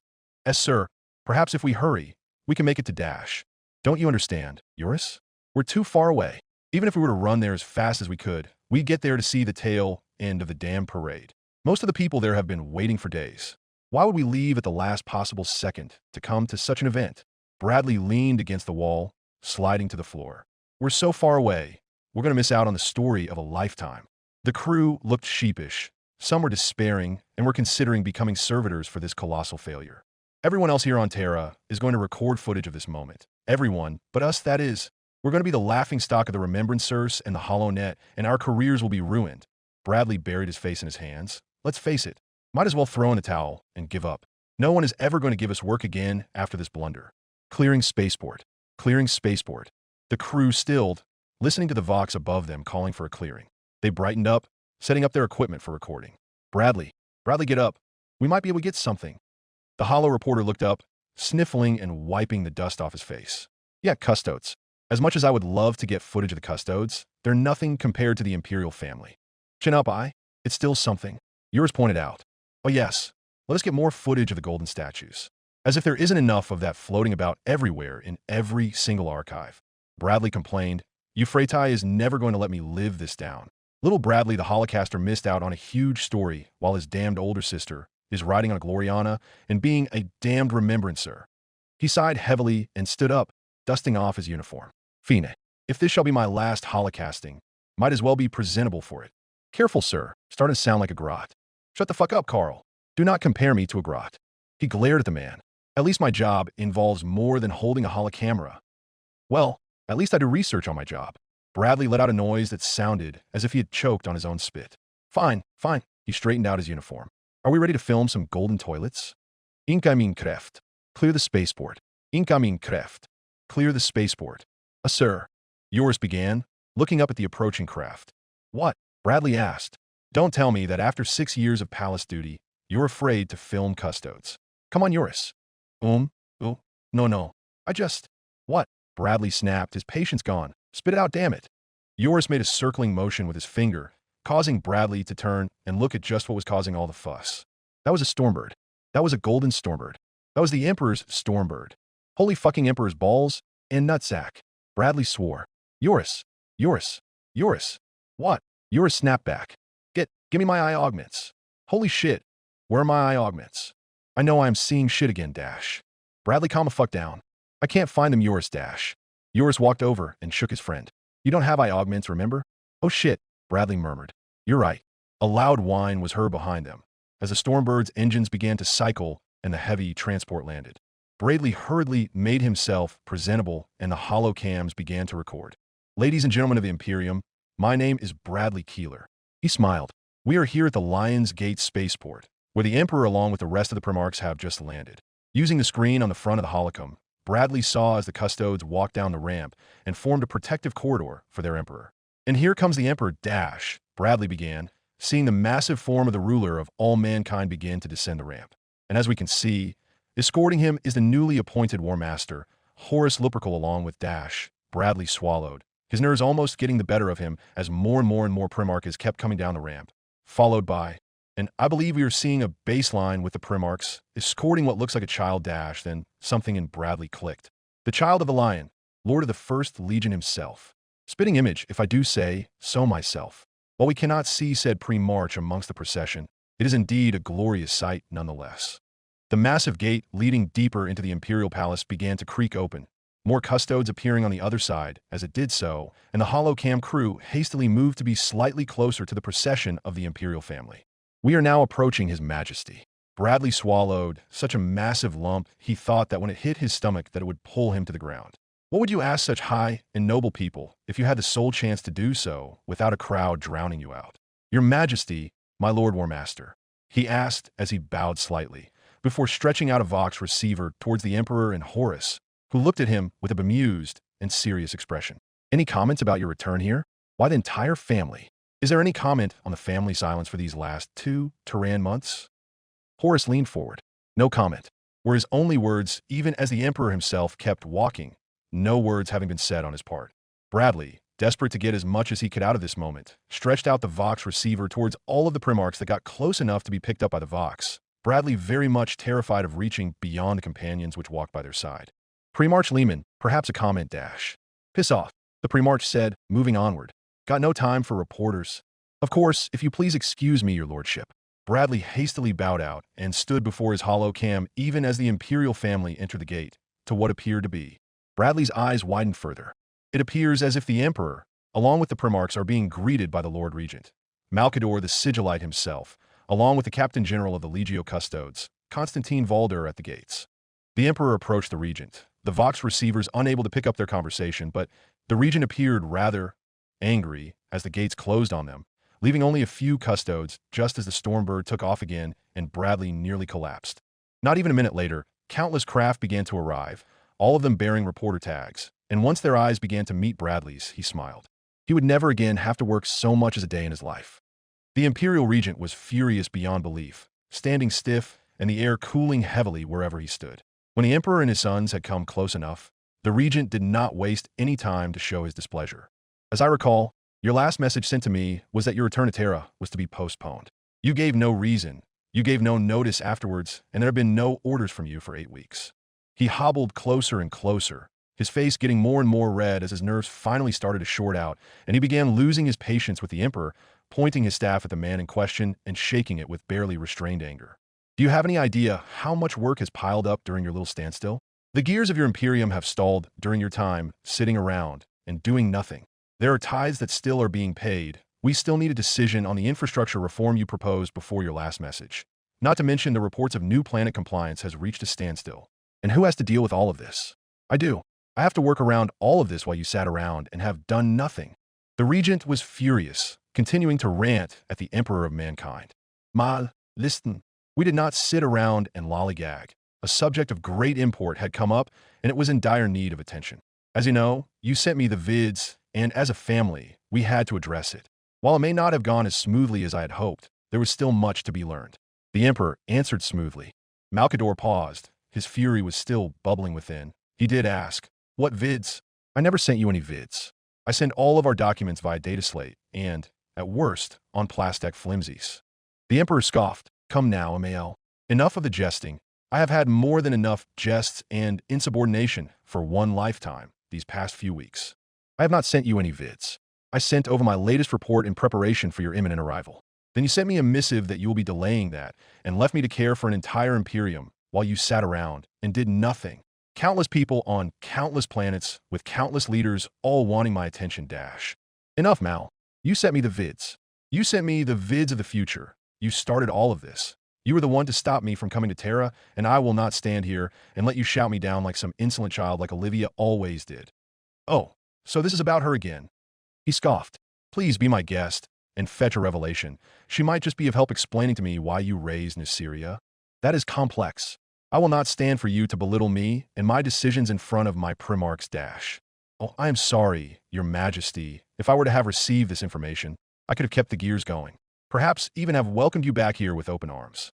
He looked past the Emperor, "and not have to resort to certain organizations of this Imperium to remain informed about the existence of your grandchildren.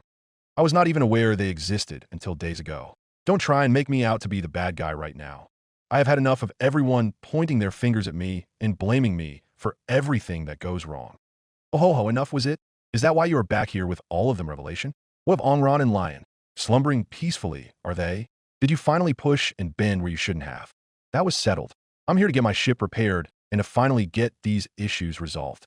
Nothing more, nothing less." Malcador looked past the Emperor and directly at Horus, who was violently shaking his head, causing Malcador to frown even harder as one of his eyes developed a nervous twitch. "Lord Warmaster," Malcador began, his voice filled with false warmth. "Would you perhaps care to explain your father's plan then? Seeing as the Emperor is indisposed with a serious bout of shit-to-the-brain syndrome." "Don't you dare. I am fully capable of telling my plans."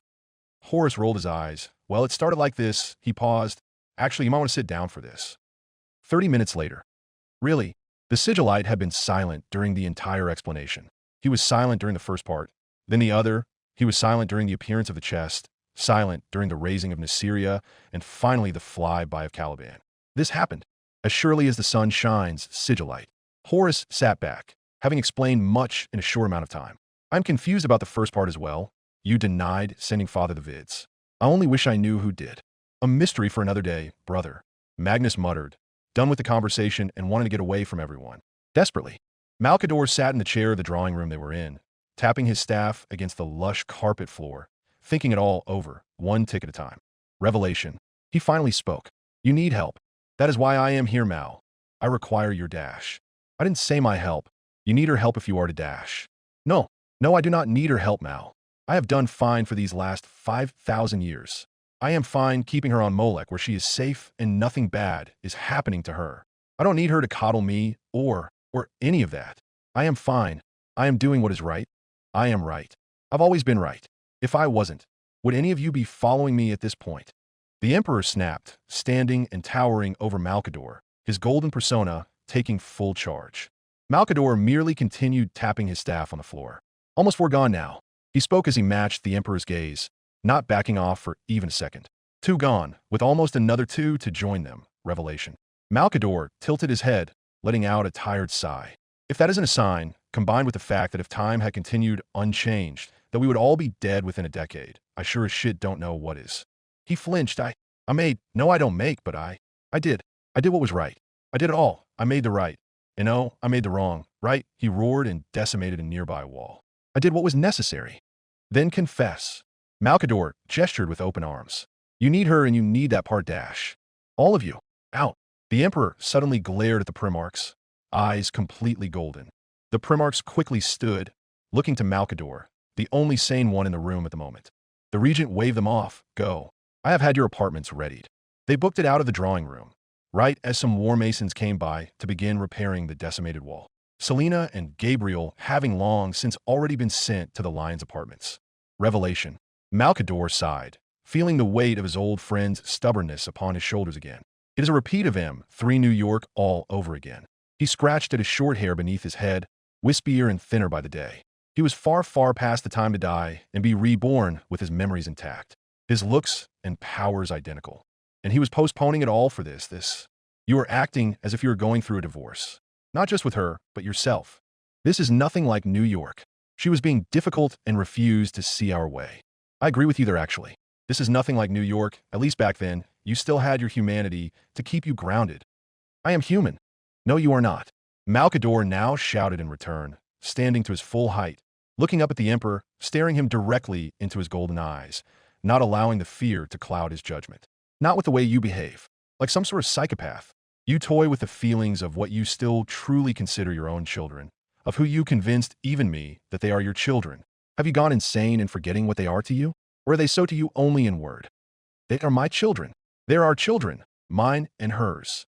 They're as much hers as they are mine. Blood of mind. I am not some psychopath as you propose.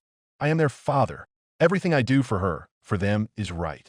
Malkador's thought process stopped. Blood of mind.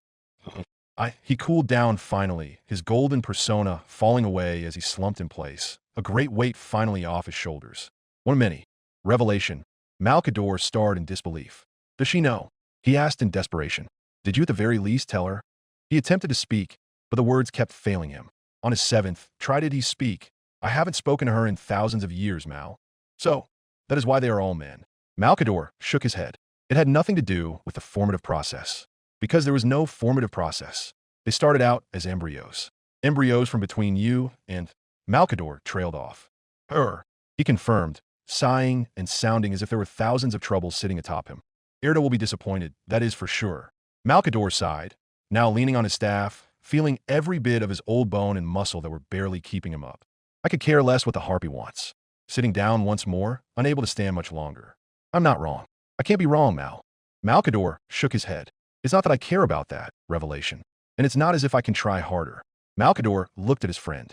But you need that part of you back. And you need her. Without that, you will lose them. Malkador groaned slightly as he began to walk. I am done trying to convince you.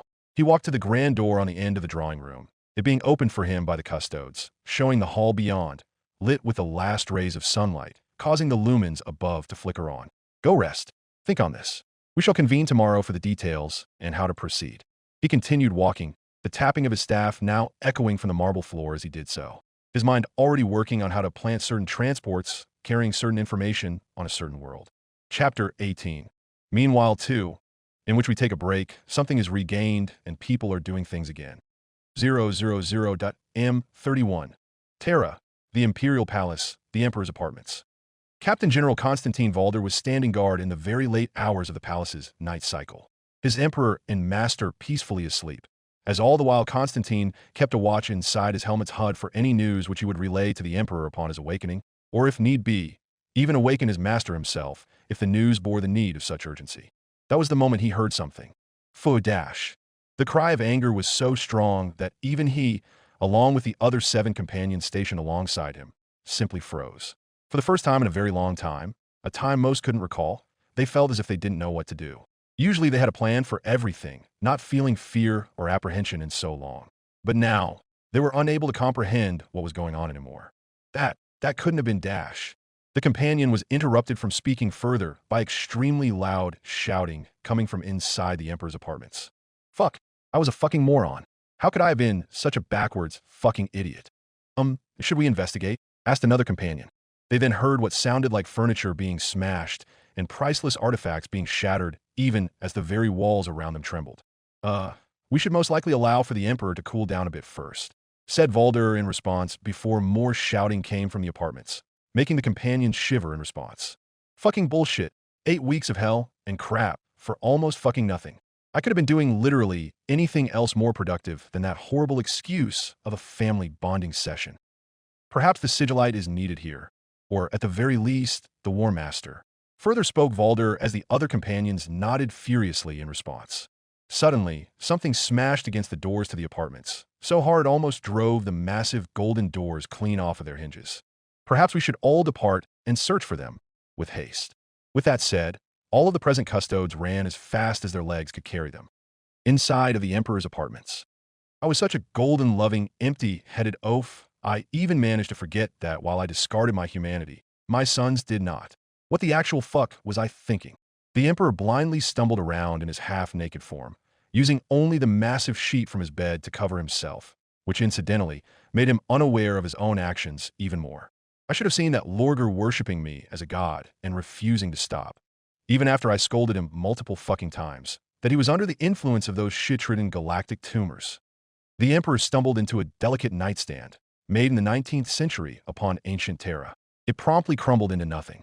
Conrad has such a fucked up sense of justice and crappy sons he makes the 41st Millennium's Lex Imperialis and arbitrators look good. Why the fuck didn't I do anything the second I noticed? In fact, why didn't I stop Angren or Perturabo from decimating their own sons? Seriously, who the fuck sees that and goes, yeah, that's normal, very healthy behavior alright. Nothing wrong here. Bullshit. He was pacing so much now that the priceless Persian carpet beneath his feet was beginning to be worn down into nothing, the sheet dragging behind him wrapping around his legs and arms. If I gave Perturabo something to build on occasion instead of only telling him to be the fucking Kool-Aid guy and smash down walls, not to mention fix the fact that the Eye of Terror was fucking looking at him earlier, perhaps he wouldn't be the massive fuck-up that he is right now. He was tangled up in the sheet at this point, waving his arms about to get untangled, and ended up slamming down his fists upon his work desk. An intricate gift made in the days of the Renaissance. It cracked, and then proceeded to fold in two. Angren. If I help with his rebellion instead of just leaving him alone for his sons to handle, maybe his wife-to-be would still be alive, and he wouldn't be so balls to the walls constantly pissed off. Not to mention the dozens of his officers that wouldn't have died. The stomping of his feet was so powerful now that some delicate Ming Dynasty vases, given to him personally so long ago by the long-dead emperors of ancient China, fell from their shelves and broke upon the floor, shattering into hundreds of tiny pieces. Beautifully crafted glass and crystal creations from his travels throughout the galaxy during the Golden Age shattered on the ground, with only a faded and worn-out Hutton orbital mug surviving the great shattering. Or just maybe, if I took some fucking time out of my, oh, so tight, I could cut my balls off with my power pants. Tight schedule, I could have looked at Mortarian's breathing issues and fixed him up mentally as well. Then maybe he wouldn't hate Xenos to such a passion that he still fucking uses rad weapons. Whilst he shouted, he put his hands on an armor displayed from ancient Gothic Germany. A full pseudoplate, a beauty never to be crafted again. He, completely by accident, crushed it into a tiny ball of steel that he just happened to send flying through his room to crash into the only 2 paintings he was able to salvage from Gustav Klimt. If I wasn't so far up my own must save humanity at all costs. Perhaps I would have noticed just how far Lion is up his own. Seriously, I need to teach that fucker how to behave around other people 101. Just to teach the golden shit nugget some humility. Then maybe his son wouldn't have the issues he has. I swear on my golden self, I should have burned that entire fucking forest down to the ground once I got my grandson out of it. And while at that, throw a copy at Rogel's face so fucking hard it smashes any fortress he can build. As he stumbled around, he now knocked into a full-sized stuffed ancient Terran wolf. Captured so long ago, it was now torn to shreds under the Emperor's unbreakable stride. Wolf this, and wolf fucking that. Wolf, wolf, wolf, wolf. I swear that once I get out of here, I'm going to go to Fenris and bitch smack every single wolf priest until they realize just how big bunch of hypocritical bitches they are being. Along with that, I need to take Russ to the fucking dentist and have his canines shortened and tail cut clean off. Him acting like an actual wolf is not only impractical, it's also humiliating to me as anything in this galaxy. And while I am at that, I need to teach Big Red how not to attract the biggest piece of shit tumor of the warp for Dummies Edition. Then make thousands of copies and throw it at every single one of his gene sons. As he finally came to a halt in the middle of his now destroyed apartments, pulling the sheet off of his face finally and seeing the line of destruction, he realized something. Damn, did that feel fucking good? Then the doors to his apartments opened and in strode Malkador, the Sigillite. To say his reaction to the situation was that of shock would be the understatement of the millennia. As he strode into the debris of the completely irreplaceable artifacts which once adorned the room, he came to a stop before a strangely grinning emperor covered in a ruffled-up bedsheet and asked in a careful tone, "Revelation, this are you well?" He spoke with eyes darting from the emperor to the destruction and back many times. "Am I well?" The emperor responded before letting out such a heartfelt and lovely chuckle that even the custodes escorting Malkador felt a smile tugging at their lips. "Ah, fuck no. I feel shittier than I was after World War I and almost abandoned my duties. Thankfully, not as shitty as I was during the Age of Strife, so silver linings. Just like that the smiles were gone, replaced by looks of worry for their master. But that's besides the point," further said the emperor, even as he clasped a massive arm around Malkador's small figure and proceeded to walk out of his apartments. "Let's go rouse my sons. I have a lot of explaining to do." And perhaps, he paused, a hiss of air escaping him, some smacking, and maybe snacking? "I feel hungry right now." Soul fusions do tend to do that to a person, I suppose, said the emperor as he now folded the massive bedsheet to form a makeshift toga. "But your apartments, Revelation, all of your ancient mementos dash," Malkador sputtered, his eyes on the destroyed remains of all of the gift from times past before being cut off by another smile from his liege, this one the biggest he had ever seen from his ancient friend. "Merely objects, Malkador. Objects which have no true meaning to me anymore. No, the things which mean the most to me are around me at this very moment." My lord, you couldn't possibly mean dash. "Yup, you, Constantine over there are my sons. Well, admittedly some of them are going to require some work. We can work it out on the way there. Not to mention a couple other missing people from our group, but everything should arrive in all due time. Oh, and make sure to send a message and invite my sons' families to the Badab sector. I have some great plans I want to execute, probably build a holiday palace. Not to mention, I want to meet everyone." The master of mankind began to whistle what sounded like a merry tune, half naked as he began to stride down the gilded halls of the Imperial Palace. Constantine and Malkador stood perfectly still, absolutely gobsmacked at the emperor's words. The former would never admit it, but he was even feeling his heart thump with as of yet unknown joy. Somewhere in all of this, Constantine finally managed to find his voice and slowly spoke. "What just happened?" Malkador, along with the rest of the present custodes, then picked up their collective jaws before a tiny smile appeared on the Sigillite's old and tired face. "I can't believe I am saying this, but..." He took my advice to heart. With that, the halls were soon filled with the sound of Malkador's staff gently tapping against the marble floor as he walked after his liege, and for the first time in centuries, felt the currents of the warp shape into a different path. Maybe now he can actually do his damn job without making everyone want to kill him. Lorgar Aurelian was sleeping peacefully in his apartments in the palace when a rather loud knock on his door managed to wake him up. "Ugh, at this early hour. I don't even..." He continued to grumble lightly as he got up and made his way toward the door, quickly fixing his face from one of annoyance to indifference, as to be more welcoming toward whoever had awoken him. Surely, whoever it was that was knocking on his door at this hour must have had something of dire importance to say. Just as he was about to reach for the handle, the door smashed open and there, on the other side, stood his father, smiling like an absolute maniac. Lorgar took a moment to blink blearily up at his father, put off slightly at the sight of his father grinning like he was. When was the last time his father smiled like that? "Father, good morning. What are you? Why are you naked?" His father cut him off. "Greetings, Lorgar. Not naked. I'm wearing a sheet. Terribly sorry about awakening you. So early, by the way." The Emperor interjected in such a friendly and warm tone that Lorgar felt his knees go weak. I know, not all, father, please, come in. Lorgar stepped aside as his father walked past him and into his apartments.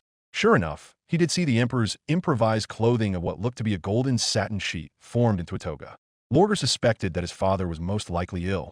He did have a strange dream, a dream of his father cursing and destroying all in his path. Strangely enough, he chalked it up to his awakened powers, giving him another unneeded vision.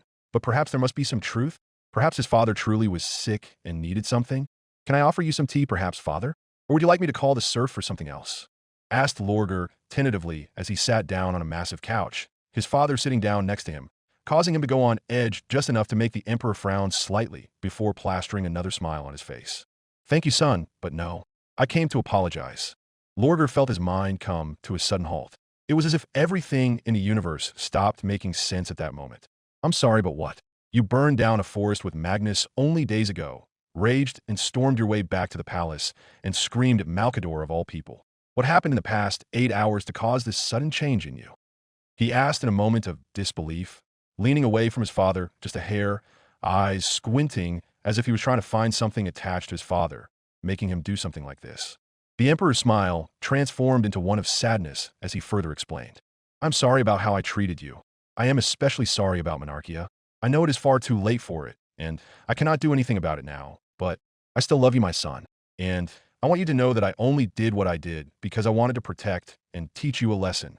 I just literally did not possess the humanity to understand how it would truly affect you. It is only now that I truly reflect on my mistakes of the past and felt the need to come to you for forgiveness.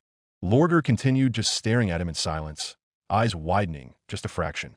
He felt a rush of memories of those dark days, those times he actually believed his father wanted to hurt him, how he thought that Robot hated him in that moment, and the hurt that came from the days of healing. He had been waiting for the day that his father would even say anything about that, truly apologize and make amends for his actions. For a time, he felt as if his father never would actually apologize and would continue to hurt him and others around him. Then the vids happened, and now? Now he had his father dressed in a sheet, looking like he fought against an army in the time. He was away from everyone and now was apologizing to him, admitting that he was wrong. Of course, he said he wanted to teach him and technically wasn't really sorry, but he was sorry for how he went about it. He was sorry for hurting him. He said the only thing he could possibly think of at the moment. He forgave his father. I accept your apology, father. He wanted to forgive his father, the man he worshipped as a god and later as a father. He still felt some love for the Emperor, a love he thought could have been for Cor Farron in his moments of weakness, but now was being shown by the man who gave him life. Deep inside, he simply wanted something from his father, something to just address the hurt between them all. The Emperor's face was graced by a massive smile, a smile which brought a warmth to his heart that Lorgar had once felt before all went so dark. The warmth was back, and there was a chance it would stay this time. But if that was a surprise, it was nothing compared to what happened next. The Emperor leaned over and hugged him. A full, warm hug, so tight that Lorgar could almost feel his breath escaping him, but not uncomfortable to the point where he could not breathe. He followed his instincts and hugged back, a tear running unconsciously from his eye as that the full force of emotions and meaning of the moment finally hit him, like a dam finally breaking after cracking for many years. All he ever wanted was his father to just love him. Perhaps those 8 weeks with everyone weren't really that bad in hindsight. Why wait? Lorgar finally began to sputter, able to finally push past the mass amounts of charisma that the Emperor was putting out. I would know that feeling anywhere. Lorgar backed off and scrambled to the other side of the couch. That is your charisma aura. I thought you lost it. Oh, I came back. Sorry, didn't mean that part. I can see that, and it is fucking creeping the shit out of me now that I know how you feel without it. Lorgar nearly screamed in shock. What the fuck caused this? No, I can't forgive you for all the bullshit over a simple talk. What is this? A cheesy called Chizhan Halanovila? To be fair, that is a very popular storyline. Right next to Space Marine find a loved one, that is. It shouldn't. It's a terrible plot line. And you know what, back to what I was saying, do you really think that we have a single heart-to-heart conversation that fixes all of our problems? We spent days trying to get away from you and each other, and now we are cramped up in our apartments, for soul's sake. Oh, but you have plenty of space. The Emperor gestured with his arms, showing the grand scale of Lorgar's apartment. It doesn't help when you share a thin wall with the War Master who has been spending the entire night planning the Great Crusade. Lorgar shouted, directed at one of the walls. Me answering you does not prove your point. Horus screamed from the other side of the wall. I'm just busy getting the whole Great Crusade back on its feet after we spent 8 weeks sitting around and watching holovids. Stop complaining. At least you don't share a wall with Magnus of all people. Oh, you could go to the ninth Prosper in Hell, Horus. Magnus screamed through the walls, loud enough that even Lorgar and the Emperor could hear. I assure you, I only started listening in when I heard that Father was coming through here. You know, because he glows through the warp like he was the fracking sun of all things. Whoa, boys. The Emperor spoke in a warm tone. Off to an early start, and while I love to see that, can we just keep it down? Maybe have some tea and snacks together. You're not helping Father. Horus called out from behind the wall. Also, did I hear it right? Are you naked in there? Why are you naked, Father? Vulcan called out from the other wall. Forget about Father using a sheet for clothing. Lorgar shouted back. Let's talk about the fact that all of my snacks have been stolen by Corvus. Corvus passed by the two, carrying an armload of snacks, not even bothering to hide. Not my fault you keep all the best snacks in the palace in your apartments. He spoke through a mouthful of dried Sway Day flavored snacks. All right, boys, how about we just slow this down and have a nice calm talk? And how many of you exactly are listening in? Because I have this strange feeling that there might be quite a few. The Emperor proposed even as he looked around, his mind stretched through the warp, looking for the familiar signatures of his sons. The door to Lorgar's apartments slammed open, revealing Mordorian, Ferris along with Sanguinius and Fulgrim, the latter of which looked particularly disheveled, still waking up. What even is sleep? Sanguinius grumbled. The door opposite of Lorgar opened, revealing Robot holding a handful of data slates. You were getting sleep? I was getting a head start on correcting the logistical network for some light work before jumping into the heavy work of Imperial infrastructure. You were also watching vids of Aegidius. Jagatai commented as he came striding by even as Robot gave him an incredulous look, prompting the Khan to explain. You can emit certain noises while watching your son do things that you consider cute. Robot made a face saying that he understood. Magnus sputtered from his room. What? Is everyone just having a party in Lorgar's room, Dash? No, sorry. Hun. Family stuff is going on, Dash. Magnus, are you psychically contacting someone? The Emperor demanded from his seat in Lorgar's room, even as nearby. Corvus continued to munch on Lorgar's snacks. Yes, I'm in the middle of a call right now, so Dash. Must be a dirty call if I was able to hear you say, Avari, no, you dirty girl, I can't possibly. Horus jested as Magnus let out a scream of frustration. Another door slammed open, and Lehman's howling voice was soon heard. Is there a wolfen party going on that I wasn't invited to?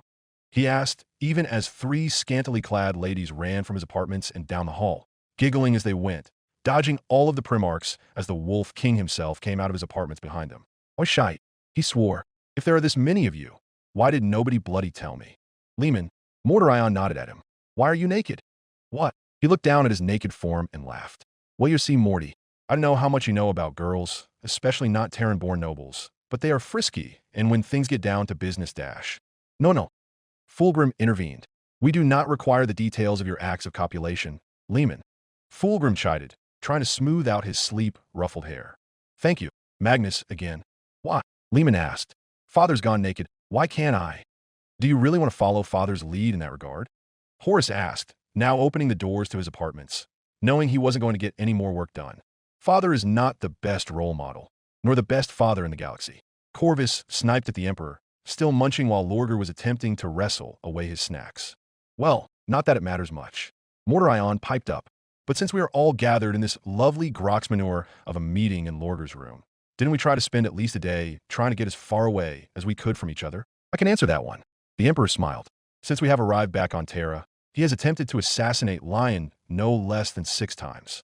Mordorian shrugged. Makes sense. He then turned away to leave Lorgar's room. I'm leaving. I'd rather try to sleep than deal with all of you again. Wait, hold on. Don't you want to hear about why I'm all happy and better?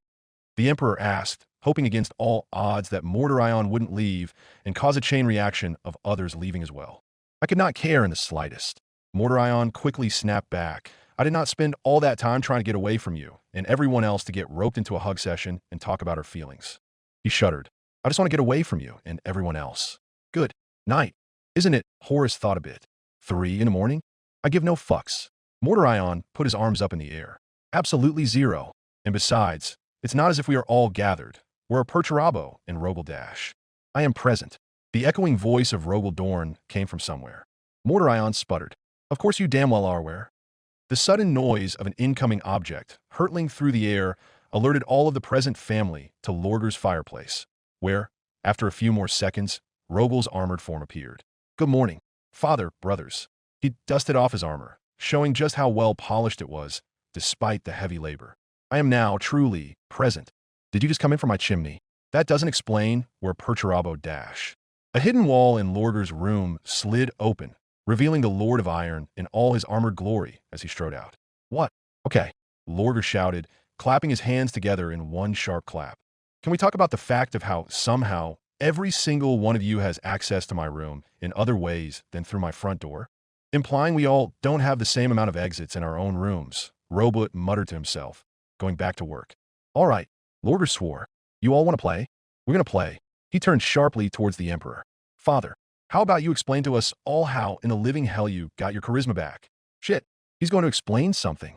Mordorion turned and tried to escape the room, followed by Fulgrim and Ferris, who were done with these shenanigans. "No, I want to know." Magnus phased through the wall, pointedly ignoring Lehman, who was now using a nearby blanket to cover his nude form as he was sharing snacks with Corvus. "Please tell me what happened to you." The Emperor got an apprehensive look on his face as he spoke. "Oh, it's absolutely nothing to worry about now. I have it back now, that is all that matters." This caused Mordorion, Fulgrim, and Ferris to violently stop and turn in their tracks. "What?" They all echoed at the same exact time. "And this process went smoothly?" asked Lorger, a bit worried about his father. Magnus could be heard muttering a swear and a doubt it. "As smooth as can be. It was all just fine. Completely under control," the Emperor said with a strained smile. Earlier that night, Terra's night cycle had just overcome the palace after he managed to just barely fend off Malcador from ripping out his throat, and then proceeded to get the lesson of a lifetime from the very same person. And after that heavy of a revelation, there wasn't much to do. He wandered the halls of his palace for about an hour or so, stopping now and then to take a look at something or respond to the greetings of someone working in the palace. But eventually, his legs carried him to his apartments, where, after not bothering with a shower and shooing off Constantine's worries for the state of both his mental health and the fact that he had not eaten or drank anything since he had returned, he crawled into bed. Sleep did not come for the master of mankind. As he laid there in his luxurious bed, his naked body covered in golden silk sheets, his mind could only dwell on one thought after having watched so many vids with his children and having to go off and fix the mistakes he and his sons had made, along with helping a few of grandchildren. Did the master of mankind stop and really think about it all? I was not wrong. Perhaps I was a bad father, but I'm not wrong. Or more specifically, how bad of a father have I been? There was only one problem to that thought, making him toss and turn on his bed as he tried to figure out this predicament. I don't know. If I was a bad father, then that would mean I did something wrong. That I was wrong. When the Emperor created the 20 Primarchs, he did more than just give them each a part of their genetic material. He imbued them all with a part of his humanity. But there is one emotion which he gave up long before that. His compassion. It is a setback. It was necessary to get rid of it if I was going to survive the fall. It was necessary to survive Terra. It was a crucial part to the founding of the Imperium and the launch of the Great Crusade. It is what he thought when he had first cast it out. He thought back to when he had grabbed that part of his soul and began to siphon it out into the bowels of the warp, only days after the Great Fall had begun. However, after sitting down with his sons and seeing not only what would occur to his future self and the Imperium, to his grandchildren as well, not to mention the bull-locking he had received from Malcador, the Emperor was beginning to have some serious second thoughts about that particular choice. It was something he hated doing, looking at his past actions and admitting he may have done wrong. He could take losing friends. He could take splitting his soul apart for the greater good of it all. He could even take cutting losses. Hell, he could even take watching humanity's stupidity in letting the Great Fall even occur in the first place. But admitting he was wrong? He'd sooner willingly become the god of humanity than admit he was wrong about anything. Come to think of it, perhaps that is where Magnus and Fulgrim got their insane amounts of pride from. She had never been very prideful, very frugal at times. Yet even still, his greatest weakness was his own pride. Pride that had grown for over 40,000 years, where his actions guided humanity to where they eventually would land. It was the one part of himself the shamans had overlooked, what with their constant screaming and screeching at him to take actions for every little thing at every second of every day. Out of sheer curiosity, the master of mankind allowed his mind to reach out into the bowels of the warp, wondering if he would still find that particular part of his long-since discarded soul. Bingo! There it was. The ethereal and unmistakable form of a soul. Formless and without guidance. Simply existing as it did in the warp. The shard's power radiating as hot as a star to anything that even remotely got close. But the Emperor could swear on his life that he saw it turn to him. There you are at last. It took the Emperor a second to realize that it was in fact the shard that was the one speaking to him. How? How can you speak? You are merely the manifestation of my compassion. The shard let out what sounded to the Emperor like an echoing chuckle.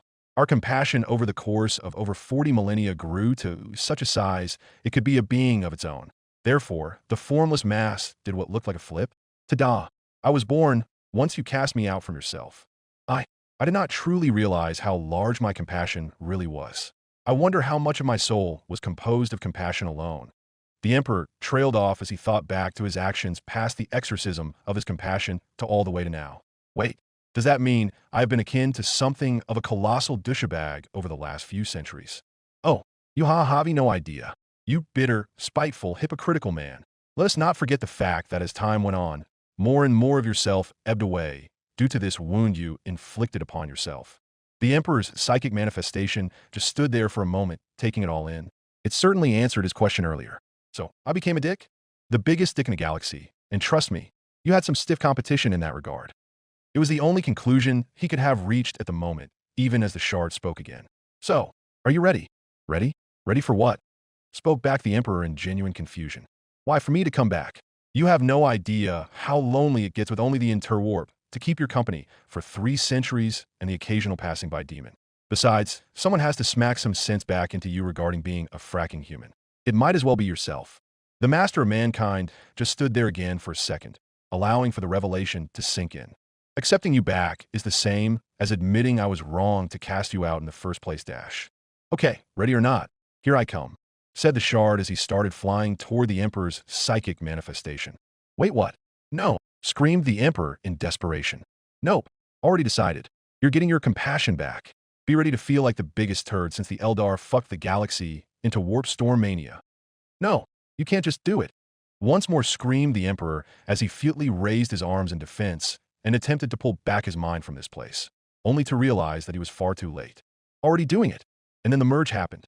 And just like that, he was back on Terra, back in his golden bed, wrapped and twisted in his sheets, golden laurel thrown across the room, and him staring at the ceiling in bewilderment. Wait, did anything even happen? It had to be a dream. Yes, that is all that I was. A dash. And then something came rushing back into the Emperor. Something he had long since forgotten he was even capable of feeling. His compassion and love. And with it, the fullest of his humanity. Well, this isn't so bad, fu dash. Back to the present. Like I said, completely under control. I don't believe you for even a second. Lorgar sniped at his father, ignoring the odd looks on his brothers' faces. The only ones who were not in awe were Magnus and Mortarion, for vastly different reasons. Magnus was currently attempting to go bald via pulling out his own hair, sputtering as he tried to comprehend what his father just did in the hours since they last saw him. You mean to tell me that you just casually soul-fused in your apartments while the rest of us were sent to our own? Yeah, that about sums it up. The Emperor grinned, crossing his legs and leaning back on the couch. Mortarion nearby scowled and turned on his heel out of Lorgar's apartments. I'm going to bed. Don't you have a legion to manage? Robot asked pointedly. You said that you have traitors to handle. I really can't be bothered at the moment. Mortarion growled. I'm out before father does something stupid again. Ah yes, that does remind me. The Emperor leaned forward again, smiling. Who would be up for a nice little road trip? Horus almost shouted in surprise and the audacity of his father as he banged on the wall, nearly caving it in. We just came to Terra. He enunciated every word with another punch to the wall. Oh, but this is of the most important nature. The Emperor hummed. I promise. It involves a war council, political mustering, and palace building with the surrounding city. Again, Horus let out a sound of frustration. We just came to Terra. We have been here for less than 24 Terran hours. And I'm not saying there isn't work to be done, Horus. The Emperor attempted to calm the rapidly rising tension. What I'm saying is that it is best done away from here. Away from all the blood leeches that are the politicians and the hollow reporters. Best way to do that is to move planets, mostly somewhere closer to the core of the Imperium, where it will be a far easier rally point. And besides, I want us all together for this war council, the entire family. It will be as much of a defining event as Ullanor, hell, as the Great Crusade. I promise you. Robot looked up from his data slate, already conjuring up plans for the building of a palace for all of the family, but also the surrounding city for the countless serfs and servants needed to upkeep everything built as well. Father, all of us are already here, save for Onron and Lion. Incorrect. The Emperor spoke, causing Magnus to whirl his head around at the familiar-sounding line. We are not. Oh, and might want to throw reviving a dead world in the Badab sector into your planning, Robot. The stylus that Robot had been using snapped clean in half, both halves falling to the ground as a small twitch appeared on his brow. Robot merely smiled, but the fury was there underneath. Of course, Father. Please, tell me, are we also going to recreate a Necron pylon as well? Perhaps we can finally go and create a star while we are at it. The Emperor laughed as he stood and walked over to Robot before patting him on his shoulder. You always did have a decent sense of humor. But no, I got a secret weapon or two in my sleeve. The Emperor's gaze stopped when his eyes found Mortarians, causing the pre-march to immediately feel far more uncomfortable at the sheer amount of warmth and truth he saw in them. I think I hate this version of you more than I hated you before. Mortarion bit at the Emperor, escaping Lorder's apartments. He wanted to sleep and be away from everyone else before they were all inevitably dragged away from Terra. Lehman nearby shrugged. I have no skills in building shit. No need. The Emperor waved him off. There will be plenty of other uses for your skills, Lehman. Mostly in the feasting and drinking category to be admitted, but a useful one nonetheless.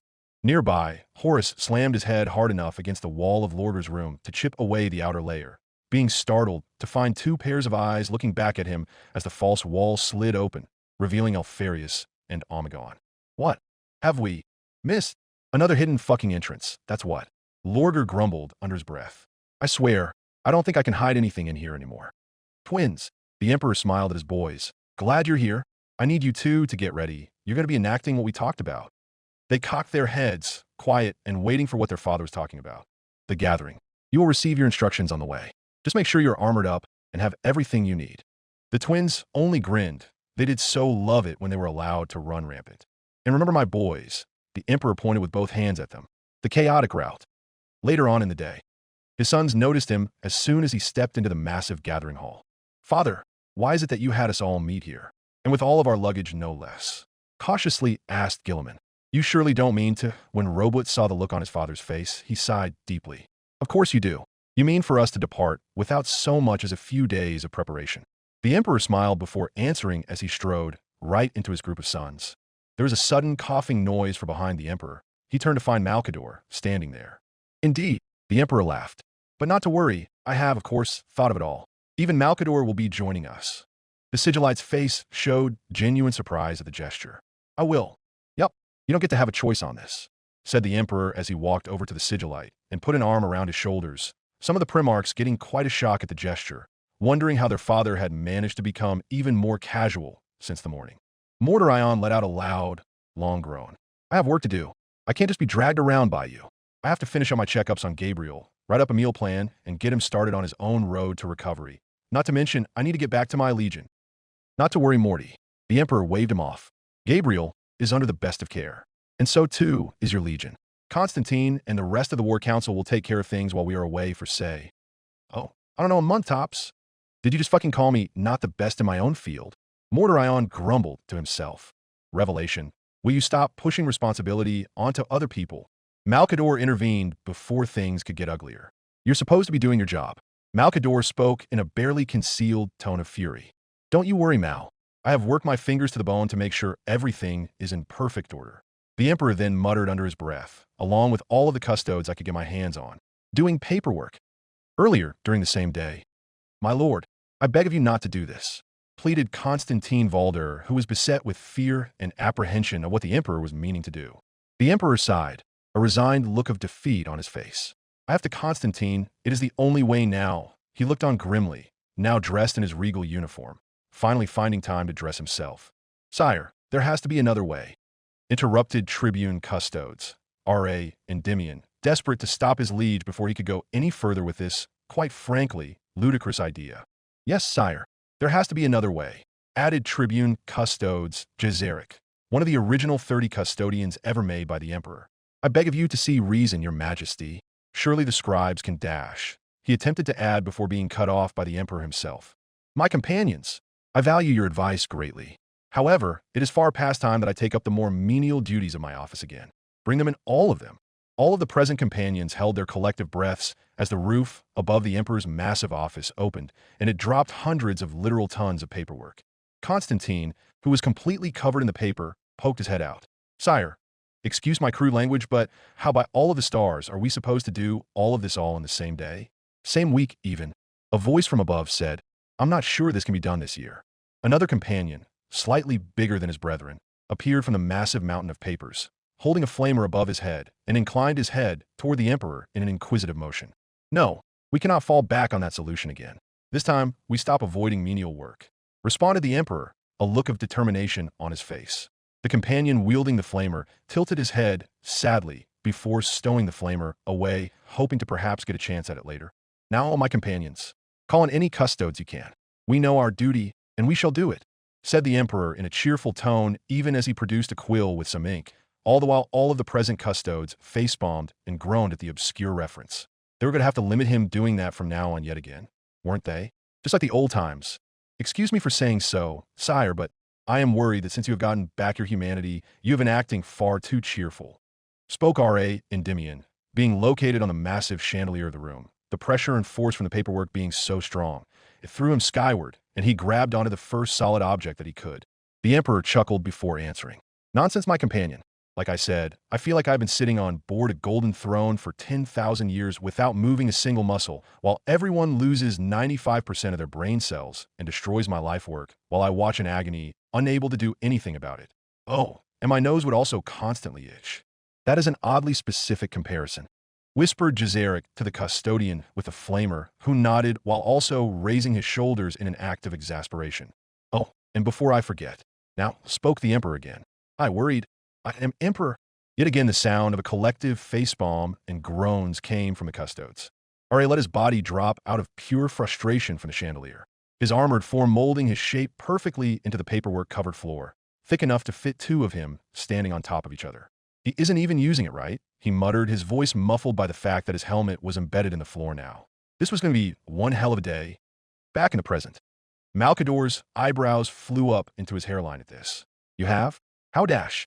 How did you do it all in one day? He exclaimed in shock. Well, it took the better part of the day, and the entire palace running out of caffeine.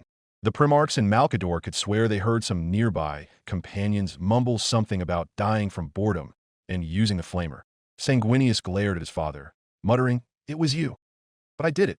Then he smirked at Malcador, about to say something else that many brothers knew was coming, and some even began to groan right before he said it. And also, because I'm a motherfucking emperor. Malcador tapped his staff, suddenly realizing why a massive part of the Imperial scriptorium suddenly disappeared. Some of them were too good to lose. Not to mention why the Sigillite couldn't have any Recaf that day. He realized this just as some of the Primarchs now began to mutter amongst themselves now. In the end, some agreed they could take some time off. At least on another world, they could have some semblance of distance away from each other. But while some were beginning to see the light at the end of the tunnel, others were not. Father, we have been on vacation this entire time. We've been sitting around on the Bucephalus for around a month, weeks, just watching vids together, reading these texts that are green for some reason, and even playing video games. Corvus intoned, a frown on his face at the thought of all that wasted time. Malcador growled, muttering about that's where my video game collection went. Yup, and it caused us to avoid a catastrophic civil war, which would see many of you either dead or turn to serving those worthless, supposed god sacks of shit tumors. And besides, that wasn't the same. That was us all sitting together on a warship in full armor, and at any time we could be taken away to join the war again. Like Nysiria, some Primarchs did nod in acknowledgement, knowing the reasoning behind it all. And it also made me realize something. I had been one terrible father. Everything in the room went quiet as all of the Primarchs stared at the Emperor, the ones he talked to last night having big dumb smiles on their faces, being happy that their father by some magical miracle admitted to being wrong for once. But again, Dash. Oh, for the love of mother of all Grok's manure's sake, Dash, spoke Malcador, knowing what was coming again. Even if he only heard it once already, he knew it was going to be his friend's new slogan. I'm a motherfucking emperor, and I have devised that the best way to fix this would be for us to bond as a family. But for real this time, not just shoving us in one room and hoping it works out. With actual care this time. So, does this mean you admit to being wrong? Horace spoke up, thoroughly done with his father's antics for a lifetime. Yes, I was wrong. The Emperor admitted out loud for all to hear, even with a pained expression on his face at having to utter those horrid words. Well, if their father could admit to being wrong for once. Most of them realized it was for the best that they just go along with what their father wanted to do. It would simply be easier, and the quicker it started, the quicker they could go back to their own happy little corner of the Great Crusade, as far away from each other as they damn well pleased. All right then, where do we be going, father? Finally asked Horus, as he brought his hands to his face, rubbing it in submission and exasperation. The Emperor looked toward the War Master before replying, in the Badab sector, there's a bit of a pet project I've been working on, and I believe it will be perfect for this little retreat of ours. Despite being a dead world, it is going to be just right. He straightened up, looking proud of himself. It'll be something all of us can work on together. The collective groan from the Primarchs could be heard all across the palace as the Emperor continued his speech. When I almost forgot, bring your whole family with you, more specifically my grandkids. I think it's way beyond the time I meet the rest. So far I've only met 2 of them, and let's just say I'm ready to meet the more well-adjusted ones. As some of the Primarchs became a stuttering mess, a small part of their minds had refused to realize that their father was serious. Some gambled it must be a joke or a long-standing test. But now, they realized fully their father was dead serious. Jagatai merely lifted an eyebrow at this. I don't know if all of my children can fit into one gathering, honestly. But to be fair, I have only met around half of them. Just bring your firstborn or something like that, explained the Emperor to the Khan, who in response only began to stare at the Emperor for a second before just shutting his mouth. He would see to that predicament eventually. I suppose I could bring Rosalina. She is at that age where she could start going out in this wide galaxy of ours. At least with me, since she is so small. Traveling with toddlers isn't so bad, is it? I mean, she would only have a small assortment of 24 servants. Magnus slowly turned to Fulgrim, face neutral, but his eye practically blazing as he spoke in great concern. Don't you think that is a bit young to take away from her mother? She does have a mother, right? He added in quickly. Fulgrim blinked. Of course. How else would I have my daughter? We hardly ever spend time together due to my duties to the Great Crusade. And while I admit Father's idea seems rash, he does have a point about us needing to spend time as a family. How else can I make sure my precious Rosalina grows up to be my perfect princess? Fulgrim's voice was actually warm and caring, which surprised Magnus. He was sure to invite Rosalina to their meeting area. Nothing could go wrong. Glad to see we don't have another lion on our hands, spoke Conrad from the back, making both Fulgrim and Magnus jump. Conrad, since when have you been there? Spoke Magnus. Since I found out that Lion's apartments are guarded too tightly. He glared daggers towards the Emperor, who merely returned his gaze with a smile, causing severe discomfort toward Conrad at being on the end of actual kindness for once in his life. I haven't made a dent. Robot, seeing this, attempted to elevate the mood and turned to Rogel. Are you excited to work on a whole new building project, brother? I know you were honored to redesign the Imperial Palace. However, this happens to be on a smaller scale. I am thrilled to work on a new palace project. Rogel answered with not much of a change to his speech or even a smile. I don't know why you bothered asking him, Robot. You know he will never change much when it comes to anything besides bad humor and his own sons. Perturabo spoke slowly, the Emperor actually glad to see that Perturabo was gaining more of an awareness of social standards. Even if Perturabo was the only one of his brothers who was wearing his armor still, despite everyone else adopting a more casual look. Speaking of bad humor, the Emperor began, his look directed at Guilliman. Any luck tracking down of Rain? Robot turned to the Emperor before speaking, a look of unease coming across his Macragian features. Yes, and that's the problem. I did my research, father, and what troubles me is how, supposedly, she was only around 500 years old by the time the 42nd millennium even happened. Yet now I was able to find her in our present time. He said even as he brought his hands together, rubbing them along his face as he thought about the discrepancy that has occurred. Oh, what do you mean by that? Please do tell more. I'm keen to see Aegidius be brought in early here. Spoke the Emperor with a smile in his voice. Calm yourself, father. Now, as happy as I am to possibly have him early as well. Therein lies the problem, however. Father, I have a theory that ever since the vids have made their appearance in our galaxy, our time, perhaps other factors have changed as well. Robot began to pace, which leads me to ponder about another factor that seems to have changed when thinking about the future the vids talked about. He pointed to Lorgar, who darted his gaze from Robot to the Emperor quickly. You haven't gone on your pilgrimage, brother. Why, yes. Lorgar blinked a few times, then shrugged. Yes. I did not go on my pilgrimage. I was supposed to go on my pilgrimage many months, even a year before Ulanor even occurred. However, you didn't. Magnus spoke up. He was intrigued at the idea of possible butterfly effects.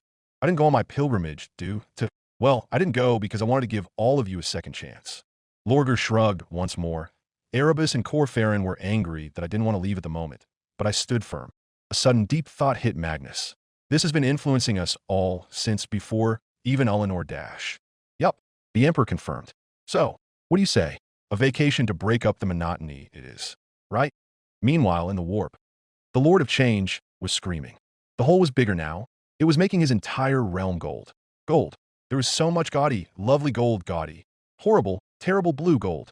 His beautiful realm of GOL, mystery. Mystery was turning gold.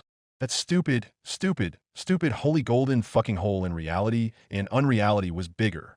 It was bigger and making everything worse. Worse. But he planned for this. The sudden explosion at the other end of the labyrinth unplanned that. Not to worry. He simply needed to organize his thoughts. And was that a massive book?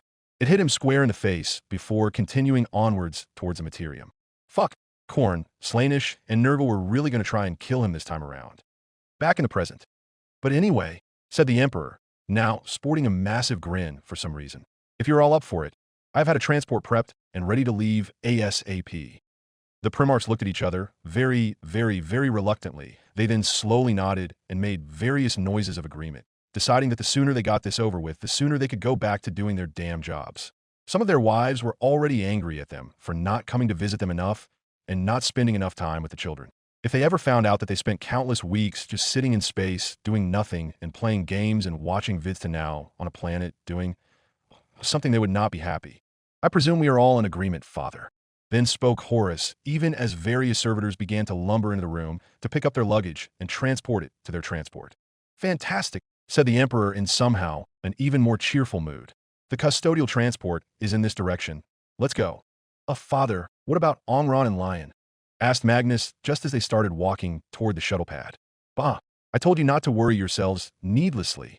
I've taken care of everything, said the Emperor nonchalantly in response, never breaking his stride. Honestly, though, I think this would be a great time to bring Raggio with us. The boy can help, and Lion will come along. Just need to load him onto the ship and make sure Conrad can't get to him. But I did send off a message that explains everything to his second in command. On the Truth's Razor. On the Dark Angels Gloriana, Luther of the Dark Angels had been en route to the next nearby sector, serving as his adoptive son's head when away from his legion. He had been directly on the front lines of the Great Crusade, acting as deputy for his son, the Lion. He had been lost in thought as he awaited for the Gloriana to start its warp jump when he received a message. Vermilion level? From the Emperor himself? Knowing it must be of the most dire of importance, he immediately opened the message, fearing the worst. And it turns out, fearing the worst wasn't enough to keep him from realizing that perhaps there are actions out there worse than he can imagine. Judging from his silence, a few nearby Astartes were glancing at him, then to each other before approaching Luther cautiously. Lord Luther? What's going on? Is everything all right? Luther shook in place in uncontrolled fury, letting out a loud and pained sigh as he slowly turned around to face the Astartes. His face was calm, but his eyes would easily set ablaze if given the chance. Luther thought about everything that message had told him, all of this information that was hidden from him right under his nose. He briefly considered throwing himself out of the nearest airlock. No, that wouldn't do. He had something even more important to do at this moment.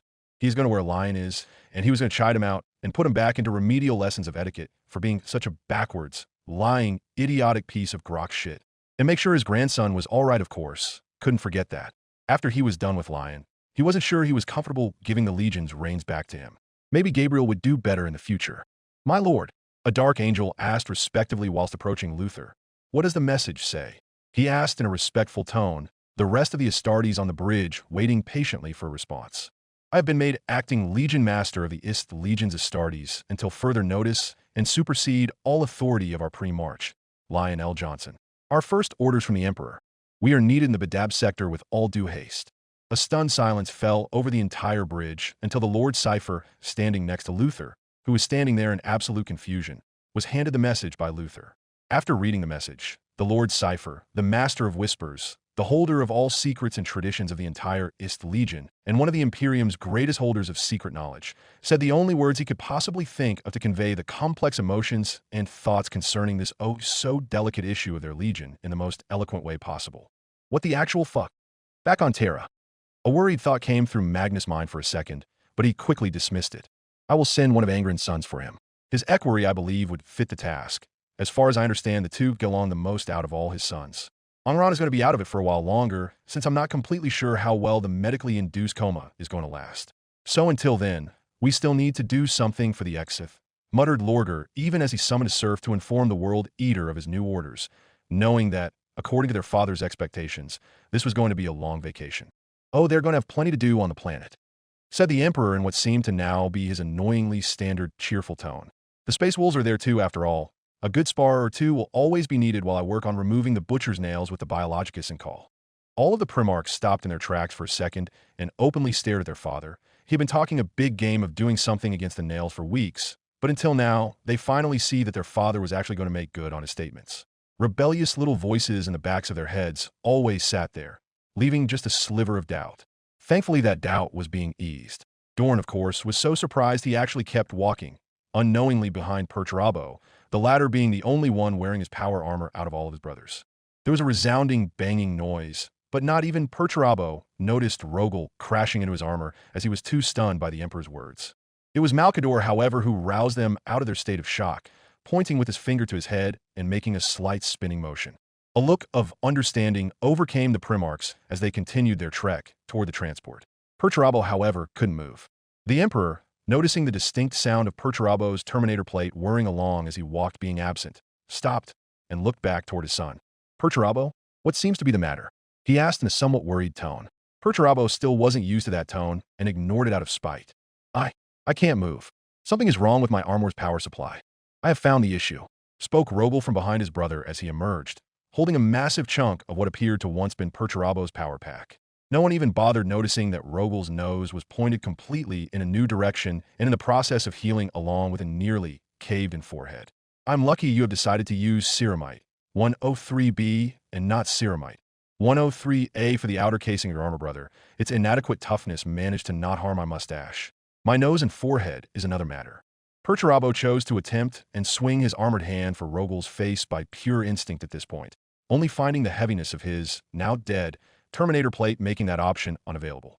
Rogel, I swear, by all the marble on Olympia and Macridge, I am going to... I do not see the point of you bickering with me, brother. Your armor was inadequate. Now you will see why. Better it happen here rather than on the field of war. Hurt, just take your armor off. Is it really necessary for you to wear it everywhere? Asked Horus, face-palming and rubbing his eyes. Before anyone could say anything, the massive form of Vulcan grabbed his brother's massive armored form and hefted him over his shoulder, Perturabo's power armor's gyroscope locking everything that could move in place when Rogel's head violently impacted into the power pack of the armor. Do not worry, my brothers, said Vulcan in his ever-present optimistic tone as he slung Perturabo over his shoulder, the latter being far too shocked to say anything about it. I will make sure our brother is freed from his armor and is able to walk amongst us all. This snapped Perturabo out of his reverie, making him nearly sputter in anger. Do not take off my armor. He attempted to wiggle out of his brother's grasp, but was unable to move at all, his armor stubbornly locked in place and keeping him in Vulcan's grip. I'm not taking off my armor. Just put a new power pack on the back and let me continue dash. I do not have a power pack for your armor on hand, brother. With yours broken, it would take too much time to fix it. But do not worry. I will share with you my own clothing.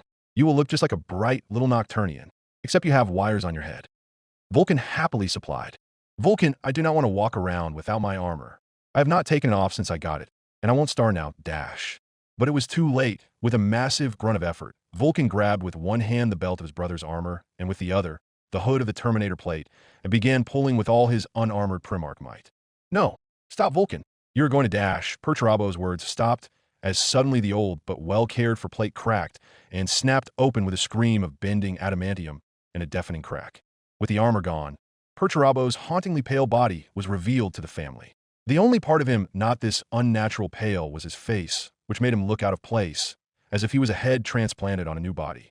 The Primarch Perturabo had to deal with the wide-eyed stares of his family, on the floor wearing only his sash and showing off his disturbing physique. Mortar Ion was the one to say something first, in a tone he wasn't sure was pitying, assuring, understanding, or mocking. Not as bad as me. At least you don't have to deal with rotting flesh and wrinkles absolutely everywhere while smelling like death. I think looking like a glorified sun mirror by comparison isn't so bad. Perturabo looked toward Ferris in his misery, his eyes showing true desperation and wordlessly pleading with his brother. I am sorry, brother, but all of my tools for power armor artificery are back on Medusa and the Fist of Iron, responded Ferris, feeling some sympathy for his brother.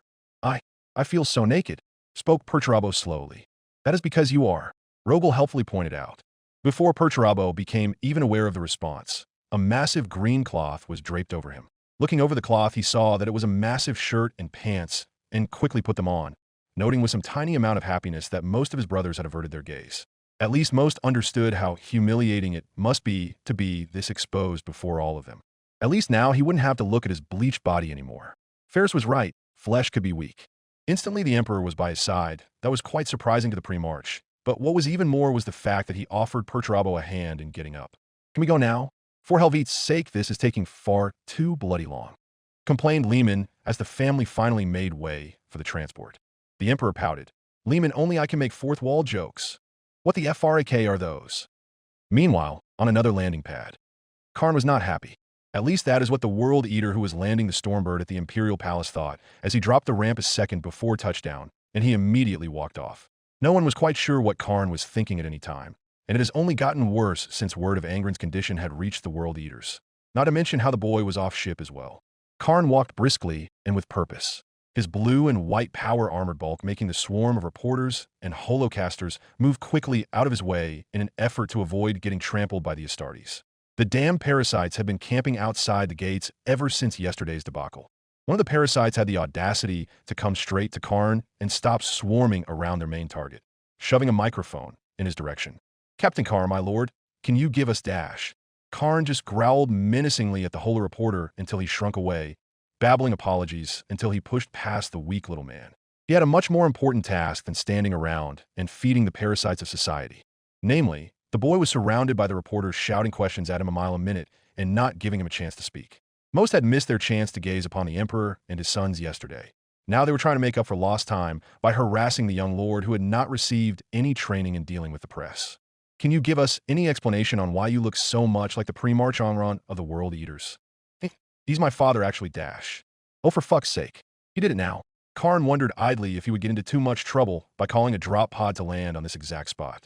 You are the son of a Primarch? Please, my lord, can you give us any idea on why you have chosen now to come public? The reporter was practically salivating, attempting to not be drowned out by the many other reporters that now were nearly rabid. Raggio whimpered slightly. He was trying to not pay attention to the flashing lights and the questions and the people and all the noise and, look, I didn't know until a few weeks ago. I just found out I was stuck alone on his Syria dash. So you were abandoned by your father? Wait, that's not what happened, I mean dash. Karn activated his helmet's Vox line and patched directly into the main comm lines of the Conqueror.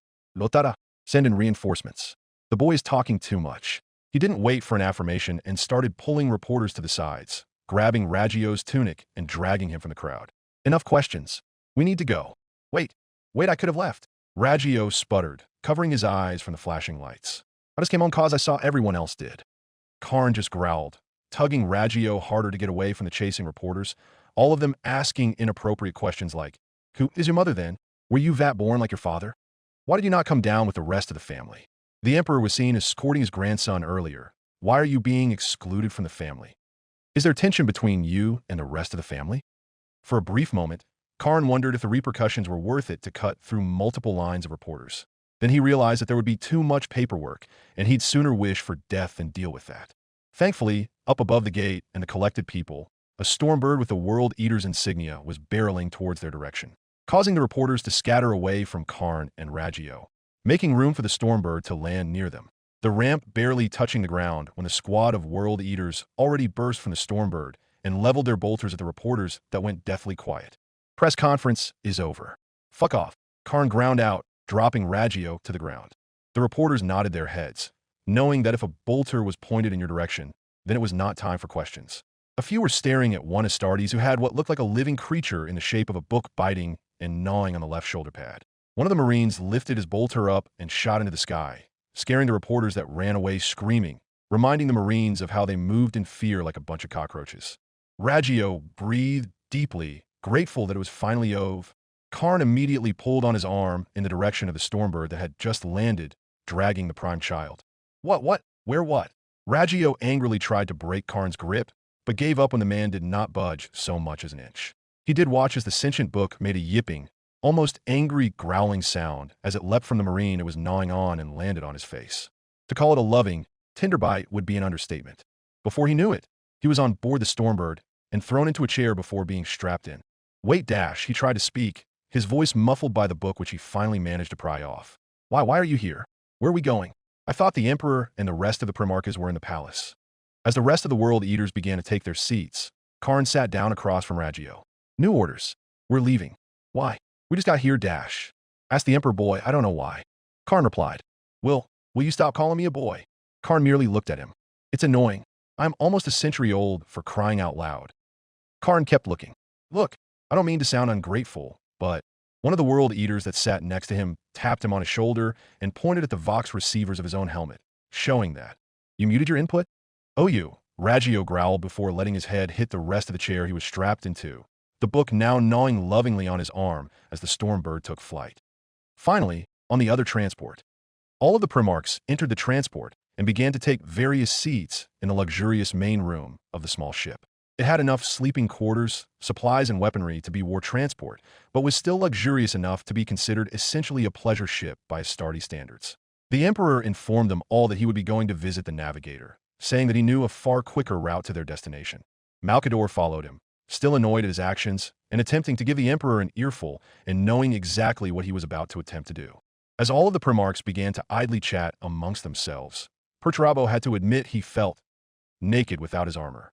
He had gotten so used to it that it had become his second skin. Without its heavy bulk, he had to admit it was very weird being able to sit in a normage chair. What's more is he was surprised at how the chair was soft. One apparently tended to forget these things if he didn't remove his power armor for close to 2 whole centuries. He was lost in thought when a big shadow gulfed over him. He looked up to find Rogel, of all people, standing there. What do you want, brother? Asked Perturabo in an annoyed tone, still uncomfortable without his armor. I would like to apologize for destroying your armor. It was not my intent and has left you without an important part of your war gear. For that I am sorry. Perturabo stared up at his brother. Surprise was not a deep enough word to describe what and how he was feeling at the moment. Shock perhaps? Maybe a bit of that too. Or perhaps disbelief. Yes, there was a healthy mix of that one too. Too many surprising things have been happening lately. It was hard to keep track anymore. He didn't expect to get along with Rogel during those hell weeks. It reminded him of the time he spent with Izanagi. Before Perturabo could respond, the ship's internal vox came on even as what Perturabo could swear was the navigator of the ship, and his aides walked through the living area and out of the ship. Hello there, and thank you for flying, Air Emperor. Spoke a very cheerful Emperor through the vox, even as the transport took off and headed for the atmosphere. We will now be underway to the Badab sector and should arrive in a few minutes warp time. Continued the Emperor, even as Magnus shouted in shock. Minutes. He isn't planning on dash. He was interrupted by the ship experiencing the turbulence of breaking the atmosphere and another announcement by his father. So strap yourselves in and grab a snack and barf bag or two. As soon as I remember how the navigator's chair works, yes, thanks, Mal. No, you won't die. Don't worry. Nearby, some of the brothers were rightly disturbed. Magnus was shouting incoherently about what the frack was father going to do now. Before they could do or say anything, a singular hunched-over custodes calmly walked in, Flamer strapped to his side, and waved at them silently before finding a chair and strapping himself in, a colorful drink in hand with a long, silly straw. This was enough to confuse them for a second before they realized something. Strap in right now, you fools. All of the brothers ran for a seat and started strapping themselves in as the Emperor continued his tirade. Right, yeah. Excuse me, passengers. Now that Malcador is strapped and we can go as soon as the route is planned, and I want Alfarius and Omegon to prepare for a good old tuck and roll. Tuck and roll? What was that supposed to mean? Thought the other Primarchs, even as they looked around and saw that the twins were seated together, calmly looking around fully armored. How do they manage that? It was getting annoying. All the while Rogel sat down next to the custodes with a flamer, and for some reason had a smile on his face. Most of the pre-march decided that the galaxy was going completely nuts as their father continued the announcement. There they are. So now hold on to your bladders and brace, because I am so taking a shortcut. They all felt a massive tug as the transport entered the warp faster than they ever thought possible. Meanwhile, somewhere in the warp, Kairos Fate Weaver looked through the gathered demonic legions of his patron gods, Neverborn. In countless ranks they stood, each more powerful than the last. An infinite amount of planning had gone askew all because of a few holotapes. At least for the other gods, as the Lord of Change was so fond of saying, all was going just as planned. Soon the webway beneath the Imperial Palace would open. It would crack and allow the hordes of cinch passage into the Materium. Everything is proceeding as I have foreseen, said Kairos, main head, even as the other denied the statement. Today, servants of the Lord of Change, we enact a plan so long in the making, a plan of such perfection, a plan of such decadence and dash. A noise was coming from behind Kairos. Both his heads turned to see who would dare to enact such vile heresy against the Lord of Change's army. only to have a split second to get away as a massive gold-plated transport almost ran him over and proceeded to plow down most of the army. When Kairos got up, he only saw carnage left in the transport's path. He hung his head low, being decimated by the fact that this was his second failure in the same century. Cinch would not be happy. Oh no, no, no. He would not be happy at all. This is a fine mess we have gotten into, squeaked the lesser head. We will find a way to rebuild. The main would mumble to himself. At least it can't get any worse. The lesser head intoned, before feeling twin taps on his shoulder. The Badab sector, just above the moon of Skatonia. The Badab sector, unknown and completely unremarkable, it was located at the very beginning of the Ultima Segmentum. A trail of a few dozen dead-like worlds are the only things which litter the center of the sector. Here a planet, once lush with greenery and wildlife, now lay dead, destroyed by the fires of Exterminatus. Above it lie two moons. One a snow-covered mountainous death world, unremarkable to say the least, its name, if it ever had one, long since lost in Imperial records. The second, with the name of Skatonia, once looked to be a world of plains and grass, not unlike that of Mundus Planus. Now it was a barren husk, scoured clean by what seemed to be a virus which ate anything alive. Today, however, everything would change for this unremarkable bit of space. The usual dead-like silence of the sector's murky space was shattered when a massive warp tear opened up, and out of it came tumbling a gold-plated transport, showing signs of heavy damage, hull plating being scratched and torn, wiring exposed, and engines only partially working. Soon the transport was caught in Skatonia's gravitational pull and was sucked in. As it breached the atmosphere, the golden plating of the craft continued to fly off in all directions, the craft being held together by what seemed to be a miracle. It soon crashed in the scorched earth of the moon, slowly but surely skidding to a halt, miraculously still in one piece. The main ramp crashing down, the hydraulics responsible for keeping it held in place failing completely. Out rushed the Primarchs and the Emperor along with Malkador not far behind. "Father, was that completely necessary?" asked Magnus in exasperation as he was barely able to keep his senses in place, being tempted to vomit up everything he had eaten over the course of a whole week. He was going to say more, but clapped a hand over his mouth, bending forward to keep his stomach from heaving itself out and onto the ground. "I hate to say this, but I agree with him," added on Lehman, who was simply lying on the ground and staring up at the blue sky, desperately trying to stop his vision from spinning. Robot, meanwhile, was walking around in circles, dazed completely out of his mind. By the throne, I think I'm going to—" He stopped and threw up everything he ate in the last few days. "Oh, it isn't that bad. And no doing that, Robot. Not here at least," chided the Emperor as he strode in amongst the Primarchs. "Father, I think you are in no position to chide any of us," added on Horus, all the while holding a hand over his mouth in an attempt to stop more bile from coming up. Revelation. The Emperor turned to face Malkador. "Yes, Mal." Malkador looked about as green as an orc and had the expression to match, a combination between sickness and anger. "You promised, remember?" he asked in an angry tone.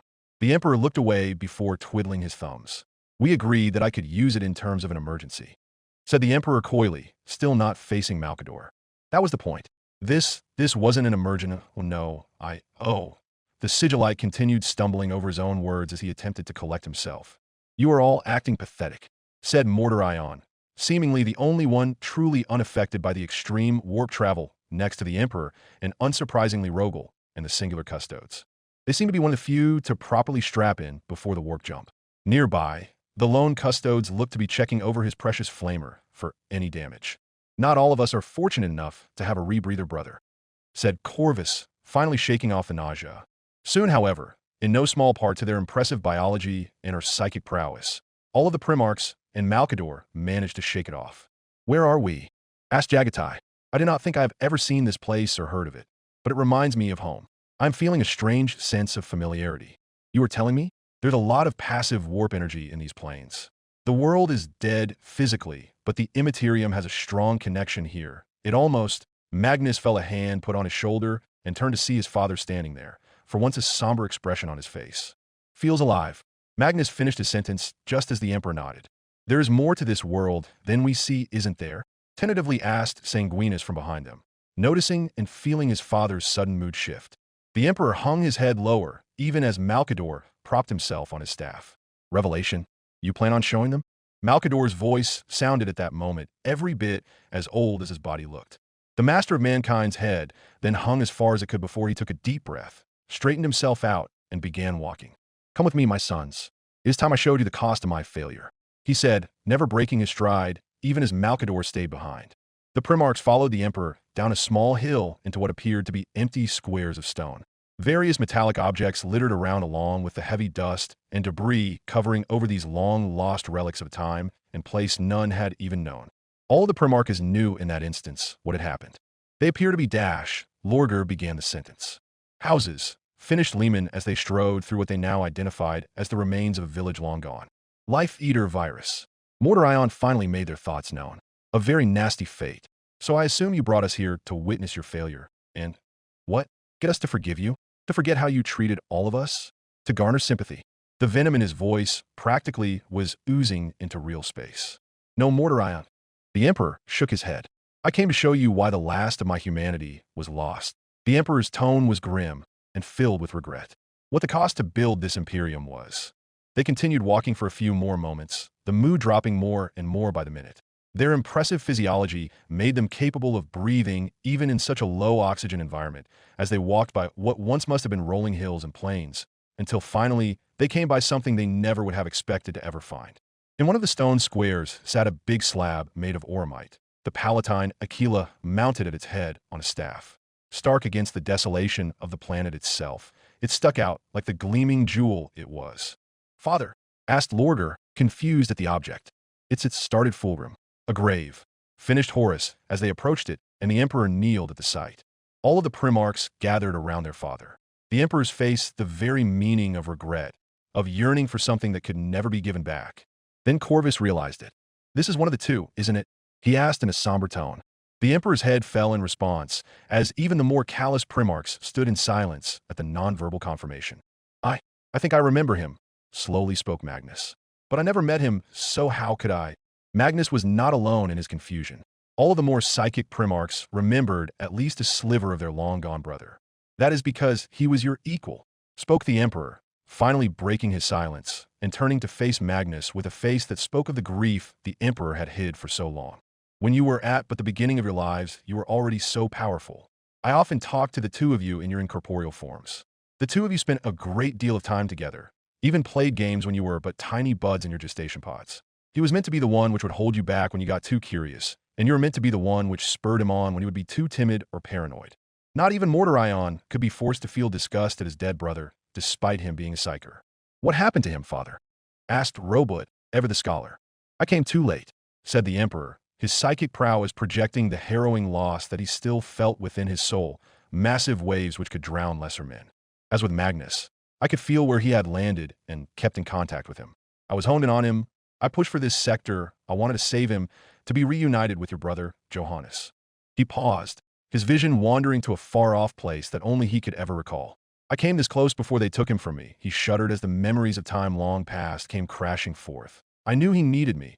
I knew he was in trouble. He was in danger. I could feel his desperation. It was my duty to come for him and save him before he was taken. I thought I had more time to find the others before I could get to him. Thought he was safe for the moment." The family could only watch as the air around their father became dim, became cold and dry, and their father suddenly showed and looked every bit his true age, even as the great sadness of the Emperor became palpable in real space before them all. "I failed him. I listened to the cry from his heart, his very soul, needing me here, and then suddenly, it was gone. Your brother died when I was only hours away. Hours. If I had been just a bit faster, if the warp had been just a bit more calm, if he had just those few spare hours to hold on, I would have. He would still be here. It was only hours. Only hours." Silence reigned. Only silence. They knew their brother was lost before they knew of him. They knew the Aegidius Legion would forever be without a pre-march, but they never really understood what happened that day. The day the Emperor did not speak, only acted in revenge. No one knew why the Badab sector was of any significance. No one knew what happened beyond the Emperor and his companions. No one knew how close the race against time had been. But now they knew. Now they knew what happened and how costly but a few hours could be. Vengeance had been served that day. The day that their father had really changed. A day that Horus and Lehman would remember forever. Like a flip of a coin, their father changed. It was then that the last of the Emperor's humanity was truly lost. Their remembrance of their father's fury caused the aforementioned Primarchs to look upwards towards the main planet above, their keen eyes seeing the crater where a cyclonic torpedo had been shot and impacted the planet. They didn't need to hear of what happened next to know. after their father came to this sector and saw what had happened to their brother. The crater, the silence, and the stillness was enough to paint the picture of slaughter and bitter revenge, all done with unimaginable anger, ferocity, and the fury of a godlike being. This had been the first and only time their father led an extermination, not a compliance, not for the good of the Imperium, but to serve his own agenda. The most and least human he had been in a single moment. The only time his true, all-worthy, world-shattering power was shown, when the Emperor's own darkness was unleashed. A moment the literal definition of an outraged god focused its pure, undiluted hatred upon a single world, and all over the most human and irrational thing the Emperor had ever done. Conrad was the first to speak, his usual gloom replaced with emptiness. The stench of death lingers all around us as if it were radiation. Not just this planet and its moons, but the entire sector. You were Aegidius and Carnifex. Their father only nodded, unable to shed another tear for the lost son who had been so close to being free and able to conquer. Free to be able to live his life and meet his family, to be saved by his father when he needed him the most. Is that why you brought all of us here? To bring life back to this planet, this sector? To honor the death of a brother who hadn't the chance to live? Asked the Phoenician, glancing around the grave and beyond. The lone custodes only watched, head bowed, but still being just close enough. Yes, I want to bring all of you, my sons, along with Malcador to this place. I want to have us all work together on the same project as a family, to seal a vow between us all. I want to vow to all of you that we will not fail again. Be it past, present, or countless futures, we must work together to have a chance at bringing life back to the desolate wastelands of this Imperium. The Emperor sat back, looking at all of his gathered sons. Vow to me and your family. Vow that we will not let ourselves be torn apart by the grips of time, to not let ourselves be brought down by the human failings we all suffer from. A few hours sealed the life of your brother, of a legion and an entire sector. A few years could have, and has almost sealed ours. We have the chance to make it right. We're all gathered here for this reason. No matter how furious you are with me, do not let yourselves be without each other. More than just a building project, more of a statement and monument to their unknown brother, to the bonds of family that must be held and saved for the good of all. A vow to remain steadfast, to hold on to the knowledge gained from all of these vids and texts, to build a home they could all share as a family. The brothers each vowed before their father words of binding loyalty to him, but more importantly, to each other, to work together to honor their brother, to honor their family, to not be torn apart by deceit and corruption, to deny the grip of chaos, to not allow themselves to be their own worst enemies. Even if they had not forgiven their father for his wrongdoings, the bonds of brotherhood were much more important. And somewhere, sometime, the thread that tied these many realities was severed. We promised too, Father. The Primarchs all whirled around only to find Alfarius and Omegon standing there, both of their faces looking serious. "Oh, good boys, you're back. I trust it went all fine then? What did it take?" The two Primarchs walked toward their father, even as they spoke. A punch or two had done it. And the supplies and workers? Promises of dreams and planting of ideas. They both smiled gently along with their father before Perturabo managed to butt in. "What are you two talking about? And how by all of Olympia's statues did you manage to achieve all of that in minutes?"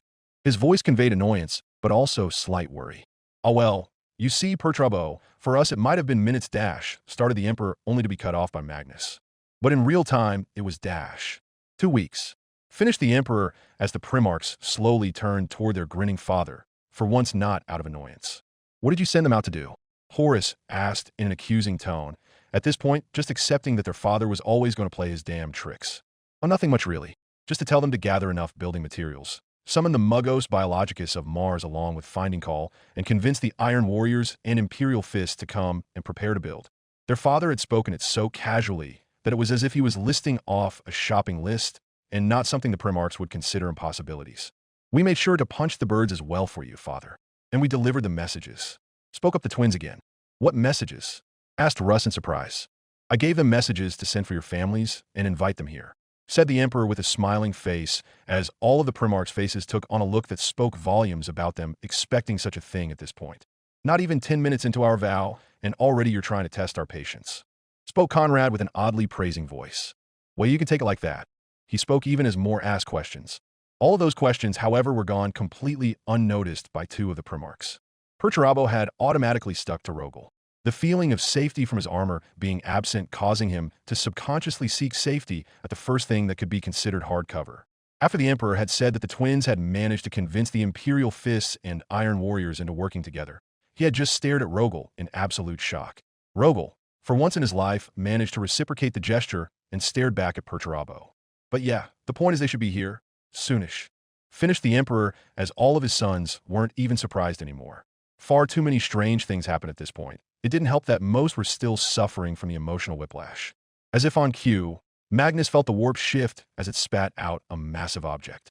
Moments later, the more keen-eyed of the Primarchs confirmed it when they looked up and saw the Imperial Fist's mobile fortress monastery of the Phalanx floating above them in orbit. Soon after that, it began to spew out countless Stormbirds and Thunderhawks. The mentioned craft had the heraldry of both the Iron Warriors and the Imperial Fists on their separate hulls. I don't even how.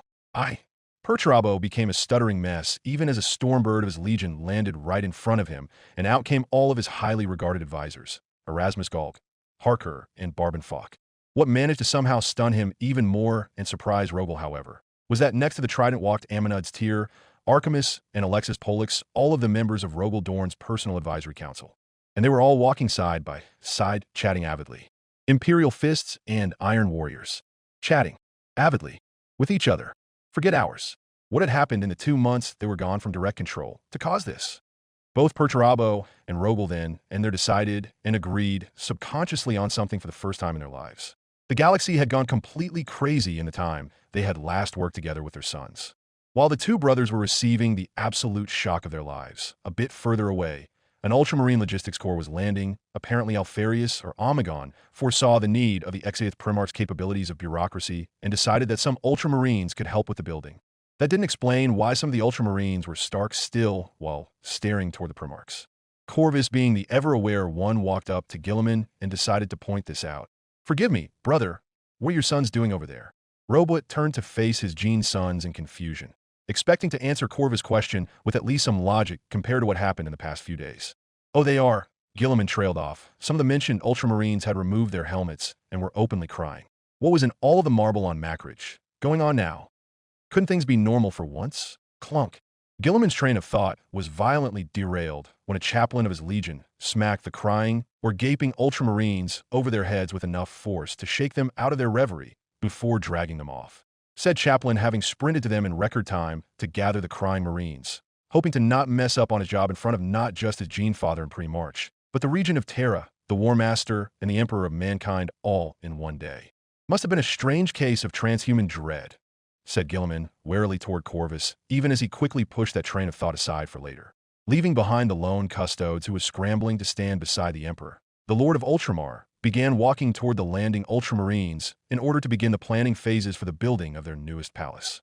In the already propping up field tents and atmosphere scrubbers, there was much excitement over the new project, happy to work on building instead of sitting around and doing nothing.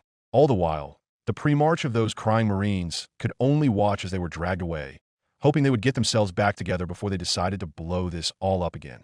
The Emperor walked forth, projecting himself to be heard by all Marines and Primarchs, a jovial expression upon his face.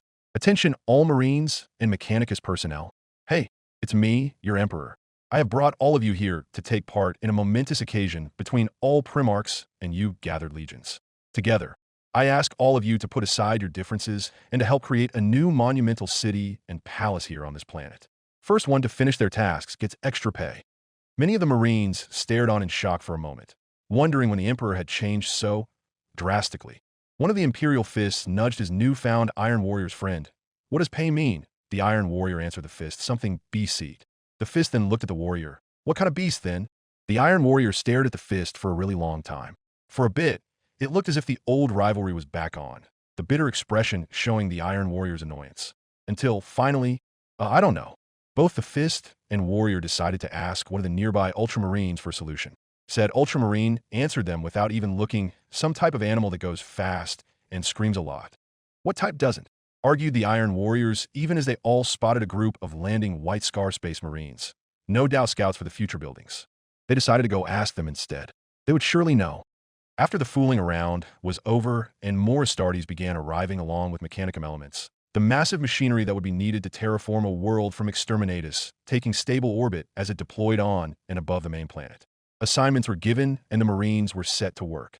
The Primarchs Rogaldorn and Perturabo ordered their finest war masons to work with all due diligence as they began construction on the palace with their personal oversight, while their remaining legionnaires worked on the surrounding area. The Emperor allowed his lone custodes to aid them when needed, even adding his own surprisingly extensive amount of insights on their building plans. As the supplies trickling in grew from the barest minimum to an absolute tide, Robo's talents for such things quickly became evident. Devoid from his ability to perform such logistical miracles at the triumph of Eleanor, he set out to prove himself. It wasn't long before the massive supply lines were flowing like finely oiled cogitators. Supply bays were built and stocked. Massive orbital forges of the Mechanicus were lit and began to produce the absolute plethora of things needed to build a palace of this magnitude and restore a planet to full working order. Inside of these forges labored Ferrus Manus, him and his forge fathers working tirelessly to maintain the rigorous standards of all the needed components for a fortress befitting of the Imperial family. Vulcan and Fulgrim aided in this, working into a rhythm the three could only understand, bringing out the truest of perfection in their respective crafts. All the while, the Phalanx stood guard over the planet as if it were a mother eagle over its nest of hatching eggs, daring any would-be predator to try and break its formidable defenses. To ensure the building of this project remained safe and secure, Corvus and Conrad worked together from the vessel, using it as a base, each of them patrolling the long and desolate routes of the Badab sector with their respective gene sons for any potential foes. As this was going on, the Luna Wolves, Space Wolves, and some small amounts of World Eaters began to trickle down onto the surface below of the quickly changing world, making good use of the forming battle arena to spar and have friendly duels between each other in the sand and marble-covered floors. The War Master oversaw it all with stern eyes, paying close attention to all of the fights and legionnaires that joined the sparring from the other legions. He made well sure that the legions finally started getting along, each seeing the benefits of their respective legions and eventually beginning to even share their culture amongst each other. After a while, Lehman joined his brother Horace with a barrel of Mjad underneath his arm, the two sharing a mug of the beverage, Lehman doing most of the drinking as Horace, to the worry of his present sons and laughter of the Space Wolves, almost coughed up his lungs. Afterwards, the two engaged in various duels, attracting many onlookers as they practically always ended in a tie. Eventually, the last of the World Eaters came to the Badab sector, Karn himself carrying their young lord under an arm, Raggio forgetting the misfortunes of his eventful trip with his father's legion as he was quickly awed by the growing greenery of the world. As such, he soon wandered off into the growing forests in search of new plants, finding the apothecaries of the other legions there scanning the environment and joining them in an attempt to learn more about the healing arts. Not far off was Magnus, meditating on the world and vaguely attempting to grasp at his long-gone brother's spirit. All the while he was attempting to bring the world into a better balance, he could feel his father checking in on occasion and nudging him in the right direction. His focus broke for a moment as he was soon joined by another, one who appeared to be looking around in a bit of a nostalgic haze. "Lord Sigillite?" asked Magnus, even as the Regent of Terra reached him and braced himself on his staff. "What is it, Magnus?" responded Malcador in a kindly voice. "It seems as if you are familiar with this world." Malcador's old wrinkled face formed a small smile as he spoke. "This world? No. This type of world? Oh yes. It reminds me of how Terra once was, so long ago." The Sigillite smiled at the nostalgia as he remembered a long-forgotten past. "This is how it looked?" asked Magnus in a surprised tone from his cross-legged position on the grassy ground, all the while looking around himself and feeling surprised at just how clean the air was. Not unlike Caldera, but somehow even cleaner. One could forget these things if he was only stuck on a ship full of recycled air or a hive world like Terra. "Oh yes. Quite beautiful, isn't it?" asked Malcador as he looked at the now-forming tree line. In the distance could be heard the faint rumbling sound of the massive Mechanicus machines that were revitalizing the Earth and were thus the source of all this greenery, even as the absolutely massive atmosphere scrubbers hovered above them in low orbit. On Terra, there used to be massive forests along mountains that reached towards the skies, wide deserts with rolling dunes of sand, lands covered in lakes and frozen snow, and oceans covering over most of the planet, as deep as any mountain with countless wildlife teeming in their depths. Terra was the most beautiful planet I have ever known. Magnus took one last deep breath before closing his eyes and slipping back into his meditative state, feeling more calm than he had in a long time, even as the Sigillite smiled and walked off to find the Emperor, the nostalgia being too much to bear. Further away, the oceans were being cleaned of the radiation that had infested them for so long, and the Khan had just rode up to them on his jet bike before dismounting it and walking down to the bank before the sea. "Enjoying the view, are you, brother?" asked Sanguinus from above as he swooped in and flapped his angelic wings as he landed beside Jagatai. Jagatai's face was unchanged, but his body language betrayed how he was truly feeling. Growing up on Mundus Planus, I shouldn't be surprised that such massive bodies of water exist. I have seen them countless times before, but they always seem to amaze me, spoke the Khan as his brother slowly nodded. Had he lived, our brother would have truly been blessed with the beauty of this world. It reminds me quite well of some of the paintings my Gene sons so like to make. Quite picturesque it is, I shall admit, said the angel even as he leaned on the Khan's jet bike. Ugh, all I've been hearing is how damnably beautiful this world is since the moment the terraforming began to take effect, spoke Mordorion as he stepped from the nearby woods, the loud sound of his respirator giving him away long before he ever spoke a word. It's been weeks already. Can't people talk about something else? Don't be so draconian, brother, Lorgar called out as he walked by from the direction of the bank. I've been told that most of the chemicals being used in the terraformers are of your own make. Quite effective, I see, spoke Lorgar as he came to stand beside his three brothers. Mordorion was slightly taken aback. My make. They were never designed to dash, then it hit him. He suddenly knew why his father had asked for them right before they had begun the terraforming. Impossible, he whispered, his pale skin and eyes widening in surprise even as he deepened his thoughts. The chemicals his father had asked for were for his own respirator. Strange that he had managed to pull the restoring elements out of it and make a powerful enough concoction to do all of this, but while best Terran biologicus in the galaxy his father was, he suddenly wasn't as surprised anymore. I agree with Lorgar on this one, said Sanguinus as he let his wings spread out and relax behind him. It is relaxing and a marvel. All of the present Primarchs, even Mordorion, had to agree with that. The world was a wondrous sight. I still don't forgive him. Mordorion stubbornly refused to give the Emperor a chance, a sentiment that many shared. Yes, we share the same idea, brother, Sanguinius diplomatically spoke. However, can we not put aside our anger at father for but a few weeks? He was correct in bringing us here, telling us about Johannes, and giving us a needed break from our work. He did not have to tell their brother that he would rather they not fight on their brother's burial world. That really wasn't a pleasant thought. Sanguinius cleared his throat, looking to the rest of his brothers. We should name the planet. Lorgar shrugged. I suppose? What did you have in mind? I am unsure. The idea came to me that we should rename the planet. I doubt that it holds an official name any longer in Imperial records. Sanguinius thought it over. What name currently graces the planet? That father remembers. Jagatai supplied the information, a random string of numbers and letters. However, one of the twin moons is called Skatonia. Perhaps we could rename it in the same spirit as that. Mordorion wanted to wave it off. He wanted to ignore the small details of this planet. What stopped him was the feeling that he was being watched.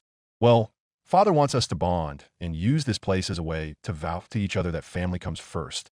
Perhaps we could name it after such a feeling.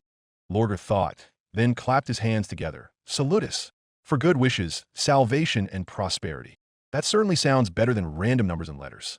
Sanguinius jested, dodging a punch from Lorgar with some barely concealed laughter. I am more than happy calling this planet Salutis. Good. I'm attached to the name now and wouldn't take a no. Lorgar grinned. I'll go ahead and tell Father and inform the administratum. The Khan shrugged. He had no names to give, and frankly, he liked the name as well. Sanguinius' mind was slightly nudged as he felt a psychic message from his father being pushed in his direction. Father has just sent me a message. He spoke plainly and without artifice as his brothers turned to face him. Our quarters and the viewing room are prepared. Meanwhile, on another world of absolutely no importance. Plus, if you somehow are seeing this, please report yourself to the nearest Arbites for immediate sentencing, plus. Oi, Allison, get these to table 8, yeah? Right, Tilly, keep your pants on. The waitress heaved the plates from the pass and started to make her way to table 8, passing by the different groups in the small, quaint diner. Many of the customers were the men working in the local garrisons, while some came from the Lord General's garrison in the main city that came out this far on long-range patrols. Some of the men were from the local town, coming to unwind for lunch before heading back to the fields. Few were the ladies who happened to have time from their busy schedules in the offices or doing transport. A few were even in plain clothes, off-duty. Most of them she recognized as officers or above in rank. Really, the diner was a great place to see all kinds of people and hear all kinds of information. 2 Grox burgers inside of Tato Wedge's sweeties. Eat up. The young, blonde, blue-eyed waitress smiled at the 2 handsome army men who swooned at her attention. If you 2 need anything, just holler now. Yes, ma'am. The soldiers echoed, digging in with a smile. She sauntered back to the counter, checking over her station. Above, the holocaster was blaring some propaganda that she chose to ignore, as usual. She had gotten all the useful information out of that thing decades ago. Imperium this crusade that. The Emperor shot out sunshine from his royal ass. Whoever the Emperor was, he never showed his face. In fact, he seemed almost anathema to that. And so too did the so-called Primarchs. Sure, there were supposedly drawings to be shown, but she sure as shit didn't see any make it to the backwater that was Molech. Besides, she doubted that they were people that were 3 meters tall on the average. She huffed again at the thought. She couldn't deny that whatever and however the Imperium was taking back the galaxy, it was getting more and more stable. The Age of Strife, as they called it now, had some seriously bad effects on her head, but for the most part, she was left unscarred. And none of the soldiers or people who since came to the world even knew what that age was, and especially not what happened. All she got out of it was that everything went to hell. As he predicted, "Why can't I go with you?" She asked him, face buried in his chest, as they lied together. He held her tightly, sighing as he buried his face in her hair. "It's for the best. You will be safe here. That, I can promise you." She hugged him tightly, not wanting him to leave. "I love you, you idiot." He was gone before she woke, leaving her alone on Molech. But if the galaxy was getting back on its feet, and humanity was beginning to unite again, where was he? The Emperor, whoever the jackass was, had to either be perpetual like herself or led by an organization capable of rejuvenation. There was no way he would still be alive at this point otherwise. The more she dug into him in what little ways she could, being stuck on this planet, the less she found out. Whoever was covering the bastard back was doing it well. "Oh, I love, can you turn it up? There's some news going on up there." A soldier at the counter asked her. She obliged, giving the soldier a dazzling smile and watching as her tip jar just got a bit fuller. The news might be giving something of note this time. She hoped it did. Seeing that it was just a view of what she now recognized as the Imperial Palace on Earth, she instead turned her attention to pouring a glass of rotgut for some of the off-duty soldiers. "Ladies and gentlemen of the Imperium, my name is Bradley Keeler." The reporter on the screen above her smiled. "We are here at the Lion's Gate spaceport, where the Emperor along with the rest of the Primarchs have just landed." That caused her to raise her eyebrows in surprise as she looked up, and every single person in the diner came to a halt to look at the screen. "And here comes the Emperor." The reporter spoke, seeing the massive form of the ruler of all mankind begin to descend the ramp. And as we can see, escorting him is the newly appointed War Master. The words trailed off into thin air for her. Her mind stretched that inkling of time. That fraction of a second, when the Emperor gazed at the Holy Recorder, it stretched it into what felt like eternity. She would recognize that face anywhere. If it woke her up and she was blind, she would recognize it. The long, flowing locks of black hair. The handsome face, beholden of the people of ancient Anatolia. The hue of his skin, a dark tan with a hint of golden sheen. And the eyes she stared in it so much and for so long. Time came back to her as she suddenly realized that she had overfilled the glass, spilling the rotgut. "Shit," she swore, reaching for a rag to hastily wipe up her mess. Seemingly lucky that her boss was also ensnared with the news report. "And I believe we are seeing a baseline with the Primarchs, escorting what looks like a child." The reporter paused for a second. "The child of the Lion, Lord of the First Legion himself. Spitting image if I do say so myself. While we cannot see said pre-march amongst the procession, it is indeed a glorious sight nonetheless." So the Primarchs, they did serve him, and they had offspring. "We are now approaching His Majesty." The reporter quickly approached the secure corridor of custodes. "Your Majesty, my Lord War Master," he asked as he bowed slightly, before stretching out a Vox receiver towards the Emperor and Horus, who looked at him with a bemused and serious expression. "Any comments about your return here? Why the entire family? Family, family, family, family. What, how, why, when?" Her mind looped that particular word until she felt sick. He left her here, abandoned her, started up an empire, and began a family, and left her to rot. It appears as if the Emperor, along with the Primarchs, are being greeted by the Lord Regent, Malcador the Sigillite himself, along with the Captain General of the Legio Custodes, Constantine Valder, at the gates. The whole reporter's words were nothing more than the final nail in the coffin. She didn't even bother looking up to check and see if Malcador was actually, truly standing there. At that very moment, she had had enough, and the wheels began to grind as it all finally clicked. So great was her anger. The door to the diner was thrown open by her raging psychic wave, sending napkins, silverware, and plates of food into the air before it all came crashing down to the floor. All of the diner's patrons were looking around for the cause of the wave of wind that caused such destruction, all while she stood at her station in barely concealed fury. "Tilly," she spoke softly, the rural accent that she had adopted suddenly gone. "Yes, Allison?" her employer asked, finally able to tear away his look from Holocaster. "I quit. I'll take whatever wages are left for me." She began to take off her apron, even as Tilly recoiled in surprise. Well, you did say in your contract that this might happen. He sighed. Fine, I'll get the afternoon shift in here. Sad to see you leave. The middle-aged man left to collect her pay. She merely nodded, even as he opened the register and began to count the thrones that he owed her. So, where are you off to in such a hurry? He asked, even as he nodded his head at the Holocaster's direction. That inspire you to join up with the army? He chuckled. Yes, in a way. She grinned. In her mind, it was like going off to war. A war to beat the face in of her stupid husband who left her behind on a backwater planet while he ran around and LARPed his space Roman Empire. Till he nodded sullenly. Lost my boy to the army before I landed on this dust ball. Just keep your head out and stay out of the worst war zones, and you should be fine. He chuckled, bitter memories biting. I think you can find a transport to the main base if you tell the soldiers on patrol that you're joining up. Yes, thank you, Tilly. I will keep your words under consideration. She gave the older man a smile as she left the diner. She had to walk to the base, knowing that if she didn't, she would get lost in thought, and when she got lost in thought, she wouldn't be able to stop herself from not going ballistic. The sooner she found him, the sooner she could beat his stupid, perfect face in. A few hours after she left the dinner, two figures dressed in relatively plain clothing entered the diner and approached the bar. What can I get you, gentlemen? Talise strode up. Information. One of the figures spoke quietly, even as he showed the man the personal sigil of the Lord Regent, causing Talise's eyes to go wide. Agents of the throne? He asked in a shushed voice, even as he poured a drink for himself. Out this far on a dust heap like this? The agent ignored him, even as the other one took over. We have heard that you have in your employ a woman. Relatively short, blonde hair, fair skin, blue eyes. Talise shook his head. Allison. And had just up and quit on me a few hours ago. Did she say why? Talise slammed down the drink of rotgut that he poured for himself. Said she wanted to join up, inspired by seeing the Emperor and the Primarchs on the Holocaust earlier today. The agents immediately looked at each other before turning around and bolting for the door. Not another word said, even as dread settled in their stomachs as they had just realized something. Olivia Surika was going to kill the Emperor. Chapter 19, Wife Tales 1. Lehman throws his bride out a window and they still make a child. The Emperor and Malkador were standing in the newly built viewing room, made with all of the comforts in mind for long-time viewings. I must say, Rogel and Perturabo have outdone themselves, said Malkador as he seated himself in a comfortable chair, the Emperor following by sitting down in his throne in the center of the room next to Malkador.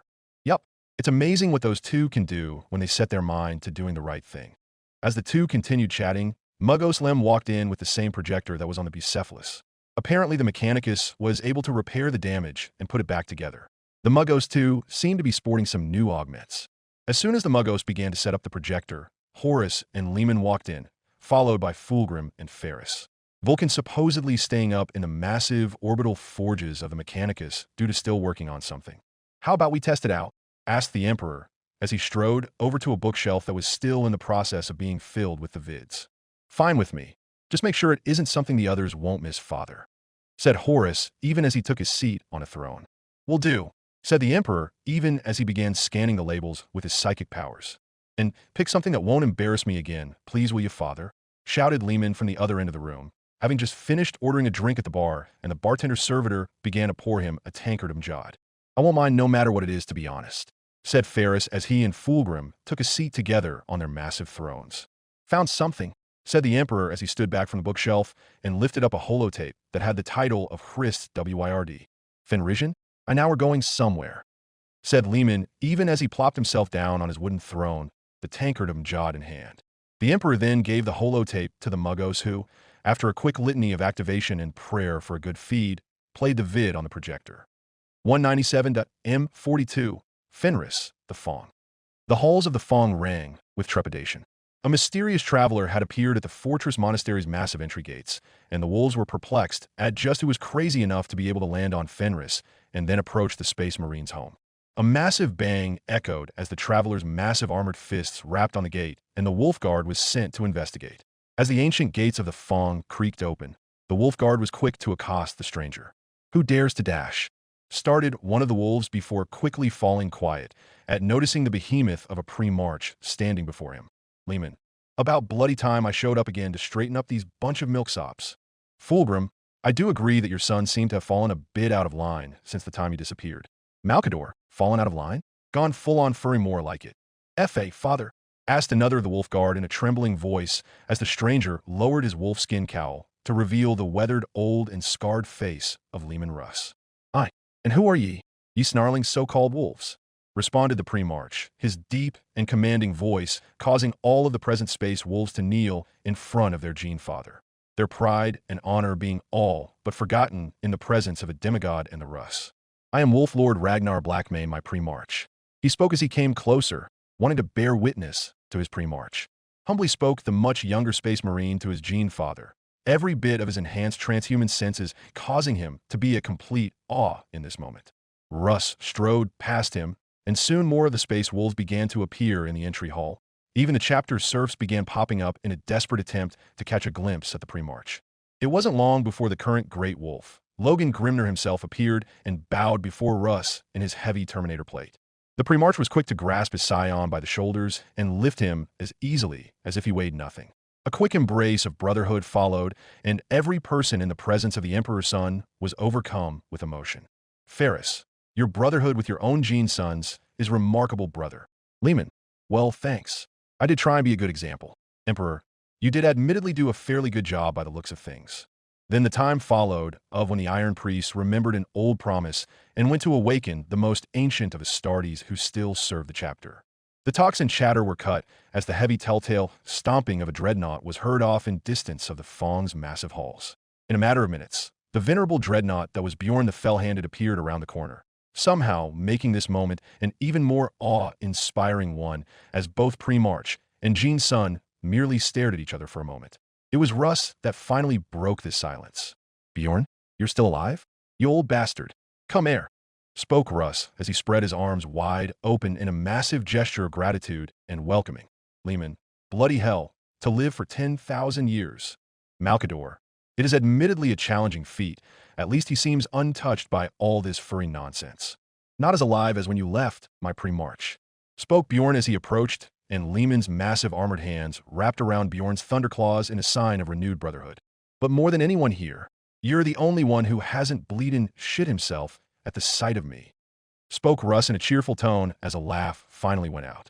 Lehman soon continued with his talk. Last I seem to remember our custom. It says that upon the return of me home, there is to be a feast. I can't help but wonder why I can't see one at the moment before mine very own eyes. Horus, a feast what a fun idea now and again since we seem to be stuck together on this planet. Emperor, perhaps you were right. I'll contact your brother Robot into organizing one just as he has done with the logistics of the supply lines. Malkador, Facepalm's great, there goes more time. Fulgrim, do not worry, Lord Sigillite. We can use this as a political advantage at the very least. Malkador, I thank you for your encouragement, Fulgrim, but I know for a fact that is not what we will be able to do in the end.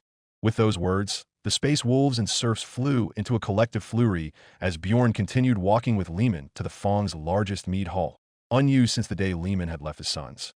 A woman in heavy armor, carrying a halberd and bearing the insignia of the Fenrisian Valkyries, was the one who kicked open the doors to the feasting hall. Many Marines wanted to get up and demand for her to explain herself, but after the losses they suffered from her and the amount of mjad they drunk and tables they had already broken that night, none had the guts or care to get up to challenge her. This suited her just fine. She sauntered in, slightly offended the wolves didn't invite her to the feast. Whose face is she going to have to beat in for this? Passing by tables laden with food, she couldn't help but feel a swell of pride when the bloodclaws that were in attendance partially cowed and her scowled in front of her, and even the elder wolves giving her death glares. She has shown she is strong, so fuck them. Emperor, whistles one strong woman. Malkador, more like stubborn. Fulgrim, but quite dash. Lehman, pretty all Valkyries tend to be. But she did see someone she hasn't seen before, some grizzled, tall, robed and armored and bloody massive wolf with wild white-colored hair and a beard. She thought for a second, wondering why she felt a small sense of foreboding when she started making her way to him, standing across from him on the other side of the feasting table. In hindsight, maybe seeing him surrounded by all of the old wolves and even the dreadnought Bjorn from all of the sagas at his side should have given her a better idea on how fucked she would be. But Hrist wasn't the most intelligent of people, so in hindsight, she definitely deserved it. Horus, oh no. Ferris, actions do have consequences. Stopping and standing before him, she could only stand him not looking at her and continuing to stuff his face before she barked out at him. Hitchy why? Lehman stopped, a nice, juicy venison chop just inches away from his waiting mouth before he looked at her, as if he just now acknowledged her existence. What do you want, lass? He asked in a slightly annoyed tone. Want to chow down on what was finally good food for the first time in millennia? Hrist crossed her arms, looking straight into the eyes of the massive wolf. making Lehman actually feel just the smallest hint of intrigue. Not very many people in the galaxy had the gall and pure Auramite balls to look a pre-March in the eyes and not flinch. She barked at him again. Who the fuck was the one to throw a feast around here and didn't invite me? And who the fuck are ye? The family look at Lehman in expectation of a reaction, finding that his eyes are wide with surprise. The noise level in the hall lowered until it was dead silent, all wolves staring openly at the two. Many were praying that the pre-March would be the one to overthrow the arrogant and too strong Valkyrie from her pedestal. Hopefully.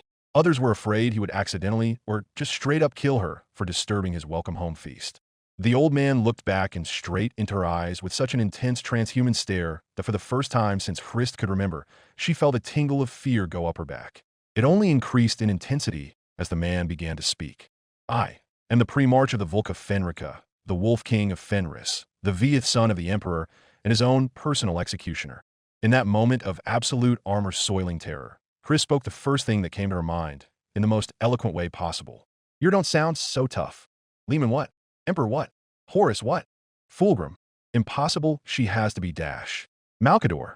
Crazier than an insane asylum detainee. Ferris. And quite stupidly brave. The entire mead hall fell into silence as Lehman's eyes went wide with surprise. Wait, what? He spoke even as she began running toward him. You think you're so tough. Take this. She screamed as she launched herself into the air, flying like a straight missile toward the pre-March. Lehman quickly pushed away Grimner, who was on his left, and waved off Bjorn, who was on his right, as Hrist's full 300-pound armored self smashed against the pre-March as if he was a living wall. As she lay on the ground in front of him, sprawled like a stepped-on daisy with probably some broken bones, Lehman looked down at her from his seated position, never having bothered to get up during the whole ordeal in the first place. Horus. I honestly don't know what she expected. Lehman shrugged his shoulders. I am fully armored. Though disturbing someone at a feast is just bad practice. Are ye crazy, lass? Or have you just had too much mjad? He asked in a slightly pissed-off tone, even as he reached down with his arm and picked her up before bringing her before his face to get a better look. There was a certain savage beauty to her face. Then again, all Valkyries had that. Lehman noted as his eyes carefully scanned the shield maiden. His thoughts were abruptly halted as her hand whipped out at the speed of a lightning bolt and grasped Lehman's beard. Fulgrim, my, she has some skill. Ferris, for a baseline her reactions are impressive. Yeah, aren't. So, tough, I said. She practically screamed her lungs off into Lehman's face as the pre-March stared impassively at her. Lehman, about as impressive as her stubbornness. You got some serious grit for a lass, I'll give you that, admitted Lehman, started to even respect this, most likely drunk Valkyrie at this point. Then she started pulling on his beard. Now what you're doing? He asked in an exasperated tone. Her other arm flew out in response and punched him in the face. Lehman didn't even blink. All right, lass, if that's how you want it, said the pre-March as he grabbed her by one of her armored legs and promptly smashed her so hard on the Fenrisian iron oak table that it split in half, and she was once again left a sprawled-out mess on the floor.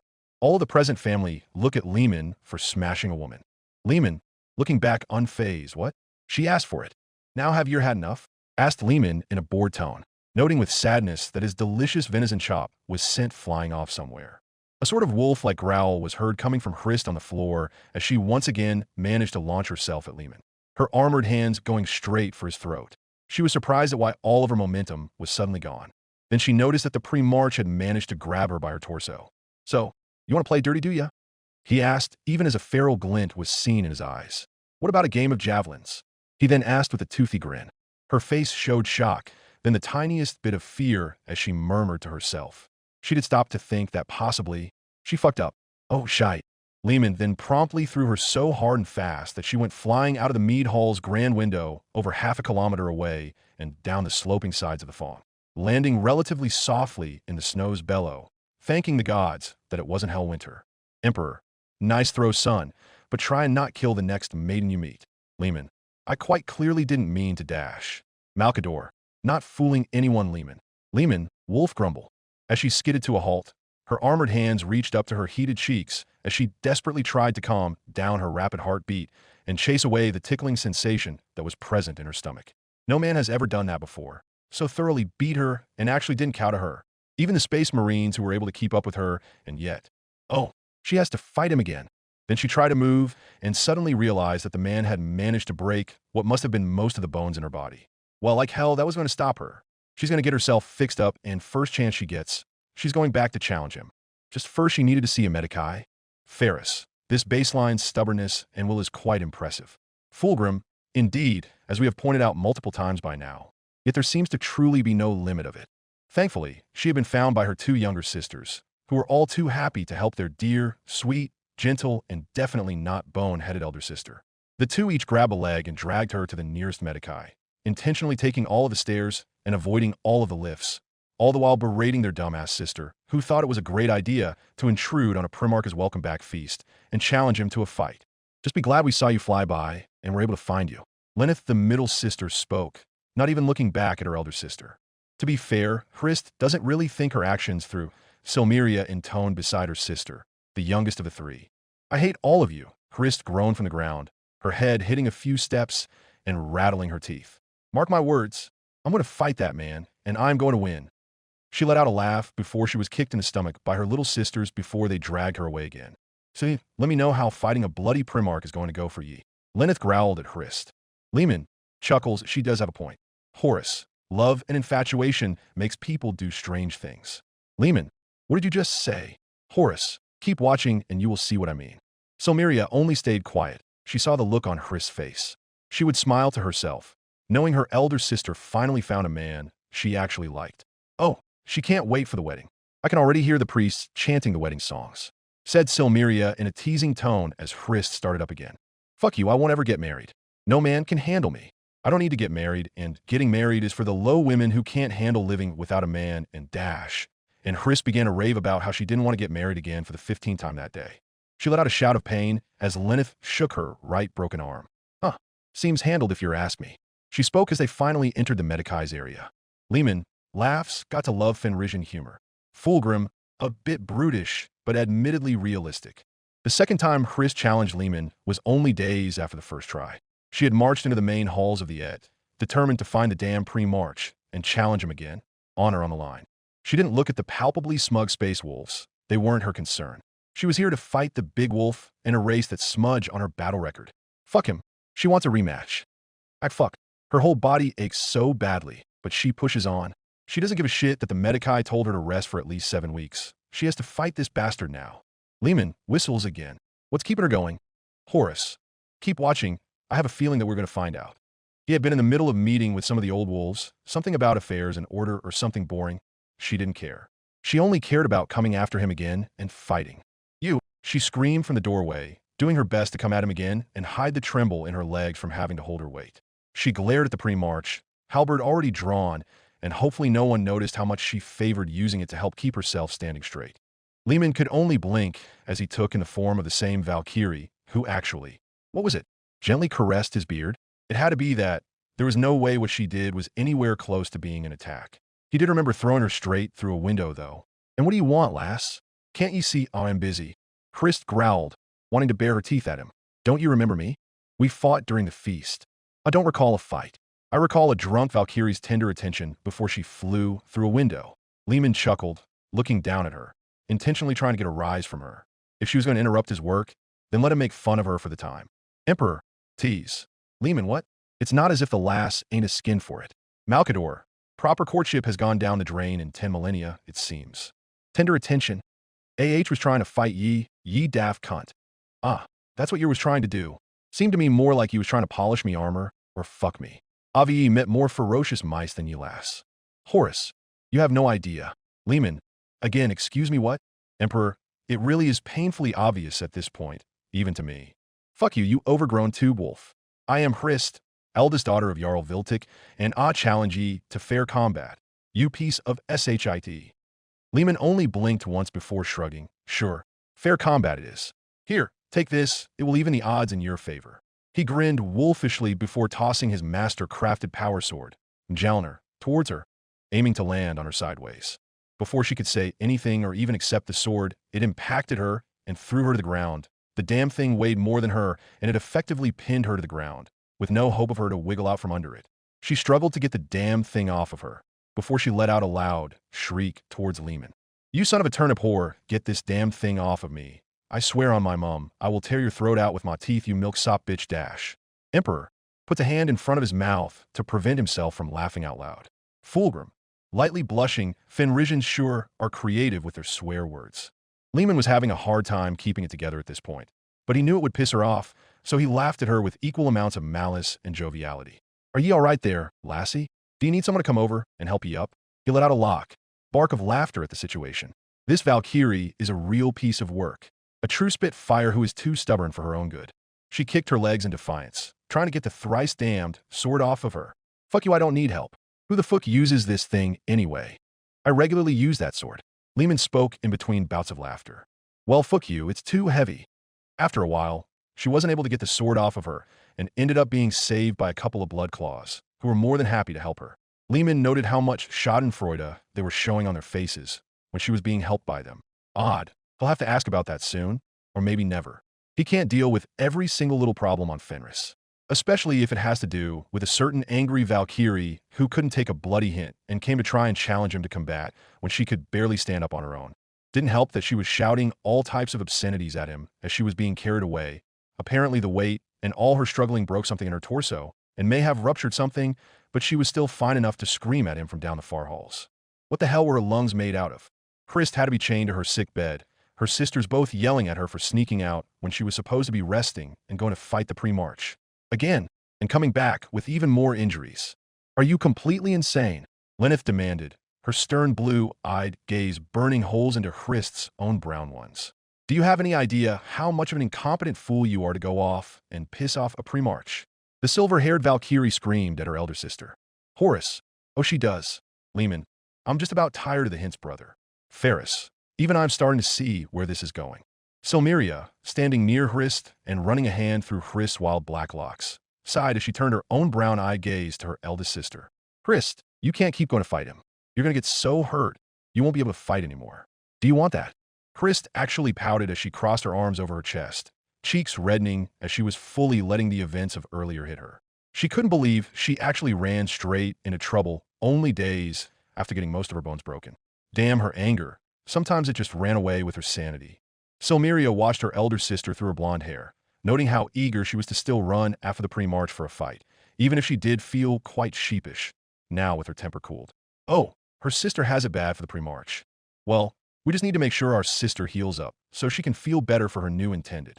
Silmeria teased, leaning away when Hrist screeched bloody murder at her and tried to pull at her little sister's long, curly hair. I will kill you. No, you won't. You're stuck in bed. Literally. Lenneth rolled her eyes, praying that her stupid older sister wouldn't hurt herself again. So, of course, she did much later. Malcador, more stubborn than revelation on the color of his bed sheets. Snickers from some of the brothers sitting closer to Malcador, knowing their father's love for gold. To be fair, she didn't hurt herself until after she was mostly healed. Weird thing with her family, they just seem to heal faster than usual. But she had been mostly healed by the time 3 weeks passed, and she snuck away to find the pre-march again. Hrist found him in his own personal training hall. She had to bludgeon her way through and even say she was there to apologize to him. She would say anything to get to the pre-march and challenge him again. She didn't care if his gene sons were there. She will fight him again. She paused, standing in the entrance of the training hall. She saw him, muscle-bound, massive size, hair upon his body, sweat glistening over him, the pure strength, speed, and ferocity he held within him as he moved. By Fenris, what the fuck was this man doing to her? Just watching him is making her feel hot, and what the fuck is wrong with her? She wasn't sure how it happened anymore. She ran in, yelling at him and demanding him to come over, challenging him yet again for another battle. At this point, she had challenged him about 3 times already. He was sick of her coming over and trying to fight him. He growled, threw his weapon down, and stomped over to the woman, who was glaring at him straight in the eye. What the fuck do you want? This is the 3rd wolfen time ye are coming here to fight. What will it take to get it through ye that ye can't win? Christ had to calm her wildly beating heart. The presence of this man was almost unbearable, but she stuck through and was too stubborn to turn back now. Fuck you. I'm here to fight and take back my honor. I did not fight every man on Fenris and win just to have it taken down by ye. So shut your mouth and fight me. Christ demanded from him, already trying to start the fight. She swung her halberd at the barely dressed pre-march, nearly mad with rage and her need to regain her honor. Lehman, honestly, I don't know what's wrong with this lass. Horus, I have this strange feeling that we are about to find out. Lehman dodged her attacks with ease, exasperated by having the damn woman back here and messing up his schedule again. It was funny the first 2 times, but now it was just annoying. But he did pause to think about what she said Fight every single man on Fenris? What the hells are ye on about? You did not fight every man on Fenris and win. I knew you were crazy, but now I think it's finally been confirmed. I did fight every man on Fenris. Every baseline man, I beat. Then every Bloodclaw, I beat. I have fought against so many of your wolves that I refuse to believe that you're that much stronger than them.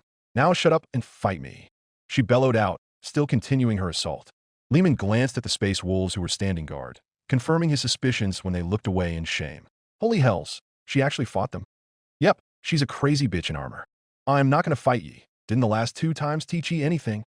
He roared once her halberd got too close to his face for comfort. So he reached down, grabbed her arms, and squeezed them until she dropped her halberd. Even after, he didn't let go and only brought her up to his eye level, the two of them glaring at each other in pure frustration. Ye can't win. I'm wearing only trousers and boots, no armor, no weapons, and I still disarmed ye. Christ struggled in his grasp, kicking her legs out at him, eyes nearly glowing with red rage. Fuck you. Let me go. Ye haven't won yet. She screeched, struggling with all her might. Listen here, ye crazy bitch. If you don't stop struggling, I'll break every bone in your body with me bare hands. You'd like that, wouldn't you, you limp dick bastard? Won't stop until have won against ye. You stubborn wench. You daft cunt. You tiny box of rage. You overgrown potato. That's not even an insult. You're right. Your face does enough for me. Malkador / Lehman spits out the water / mjad that he is drinking from the surprise. Ferris, congratulations to her on bringing down the verbal hammer. Emperor, chuckles, good one. The two continued to yell incoherently at each other until they finally stopped, breathing heavily as they glared murderous intent to each other. At some point, her helmet fell off and she was bare-faced against him, the two of them refusing to break eye contact.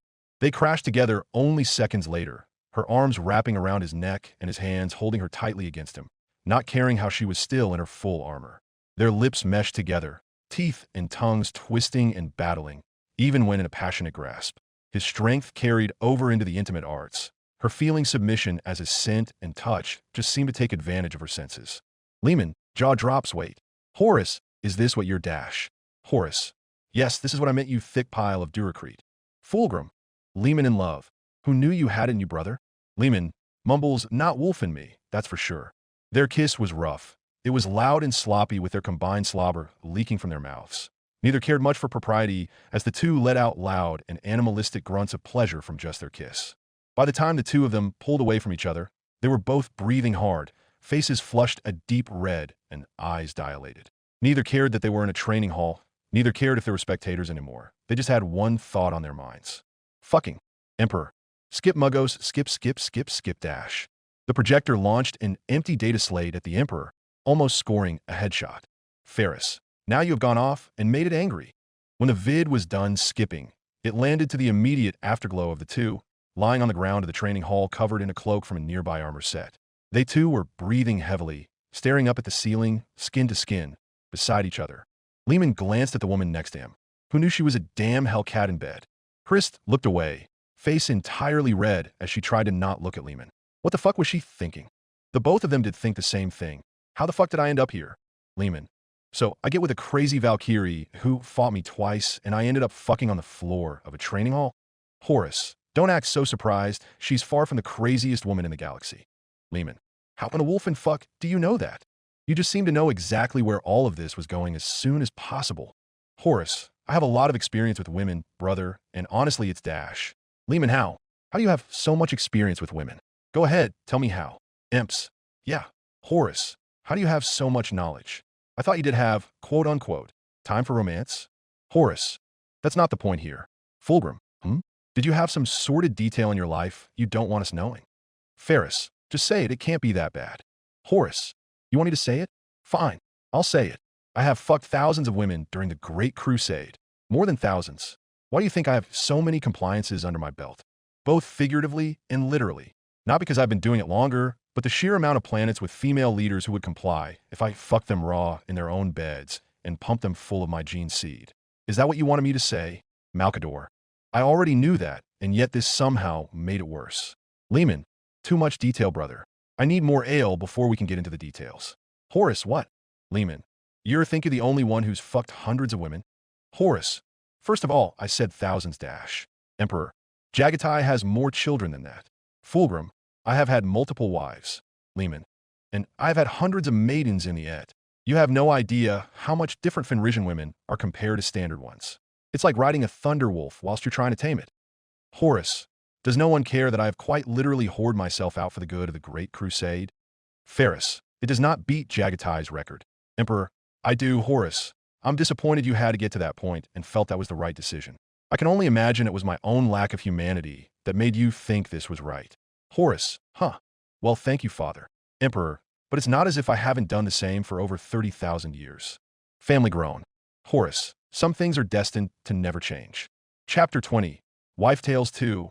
The key to a man's heart is through his stomach and copious amounts of yelling. As the family finished agreeing with Horus on the fact that in some ways the Emperor would never change, messages started coming in. The first one was for Lehman and said something about the Luna Wolves, Space Wolves, and World Eaters beginning the preparations for a feast. A feast which would involve a lot of Mjad. All of the present Primarchs shuddered slightly at the thought of drunk World Eaters. Lehman very quickly used this as an excuse to go and perform a personal checkup on his legion, his ego still slightly bruised from watching him and his future wife flirt with each other and how he didn't notice it until the last seconds. Then came the message for Fulgrim and Ferris. Vulcan went on a well-deserved break, and the two were needed once more up on the orbital forges. They both got up, said their goodbyes, and chatted avidly as they strode out of the viewing room and down the corridor toward the hastily built landing pad. Even as the Emperor was about to suggest that they disband back to their posts, as the viewing room was seemingly in full working order, the telltale heavy stomping of Terminator armor was heard in the corridor outside of the room, and a few seconds later, in came Vulcan. "A Vulcan," said the Emperor in a greeting. "We were about to go back to our posts." Vulcan stopped walking. It is a shame. I had hoped to see a vid with all of you." The look Vulcan had on his face made the Emperor reconsider his choice for a second. "Well, I suppose another vid couldn't hurt." Everyone in the room could hear Malkador's sanity snap again, even as the Sigillite grumbled and took out a datapad. Hopefully he could get some work down on his own. Vulcan smiled and took a seat on one of the massive thrones in the room, even as the Emperor got up and began to once more look through the massive amount of vids on the bookshelf. "What should it be about?" he asked even as he began combing through the vids. "Might as well continue the trend and make it about one of our future wives," said Horus nonchalantly. "I believe Lehman called it a wife tale." "That sounds interesting," came a yell from outside of the room, even as Sanguinius swooped in with his wings through one of the massive windows that lead into the room from the outside. "Welcome, brother. I agree, it does sound like an interesting tale," said Vulcan even as Sanguinius folded his wings and headed toward his throne, which was by the one that Horus sat on. He also politely inclined his head toward the Sigillite, who was now working on his datapad before taking a seat and beginning a light conversation with Horus. "Were you able to find a break during your work, brother?" Horus asked Sanguinius. Sanguinius shrugged. "I believe I had the lightest workload of all of us. I got to help survey the rest of the planet with Jagatai. Eventually, I fell behind, since I can't fly as fast as he rides. So I came back here to see what all of you were doing." Sitting here and doing nothing but watching vids. Malkador spoke, the pH level of the air lowered ever so slightly at this. "They have to be here somewhere," exclaimed the Emperor from the bookshelf. The Primarch has noticed that he was now buried quite literally up to his torso in vids. "I sorted them by length and possible importance," explained Aegidius Guilliman as he entered the viewing room, surrounded by more than a dozen serfs which were all noting down or listening to the orders that the Ultramarines Primarch was giving out. "Thanks, son," responded the Emperor even as he dug deeper. Horus then turned away from his conversation with Sanguinius to face his newly arrived brother. "How come you're here, brother? Doesn't our logistics network require your attention?" asked Horus, ever the War Master who looked out for the legions. Guilliman took his seat on a throne and waved away the last serf with some orders before stretching out his legs and answering Horus. "Even I admit that such a massive scale operation is tiring, and so I am in need of a break. But Perturabo and Rogel seem to have all the supplies that they need for now. Are the Iron Warriors and Imperial Fist still somehow getting along?" asked Malkador from his seat, never once looking up from his datapad. "Surprisingly, yes. I didn't even have any problems with distributing the supplies equally between Bog. Everyone is getting along just fine and dandy." Robot was cut off by the telltale respirator-filtered voice of his brother Mordorion, who had just strode into the room through the main door.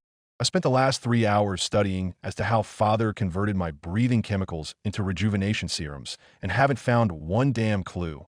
He further spoke even as he took a seat. "Were we even planning to watch?" he asked as he looked toward the Emperor, who was now literally swimming in vids. Mordorion, throwing himself onto a throne and relaxing back into it, as best he could.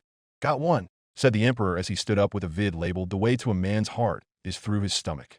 "Sounds incredibly boring," spoke Mordorion, even as Sanguinius gave him a partial smile. "No, boring. What is so great about cooking? I guess the point is moot when you can't actually eat anything normally." Tuned in Horus, even as Mordorion scowled at him. "I can ingest nutrients orally.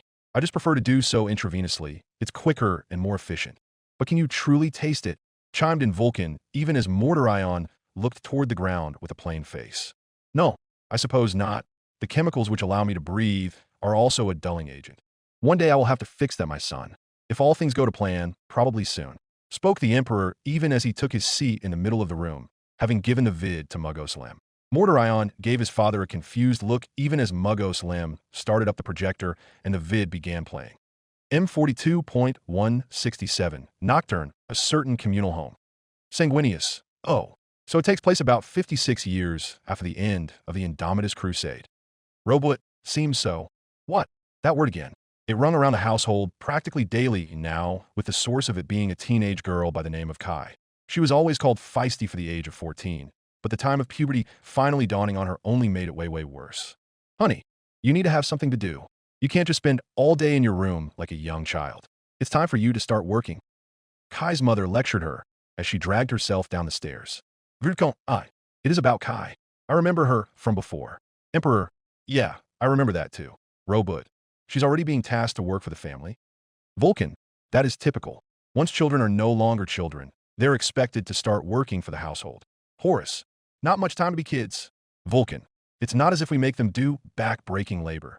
It's mostly to help the home in any way they can.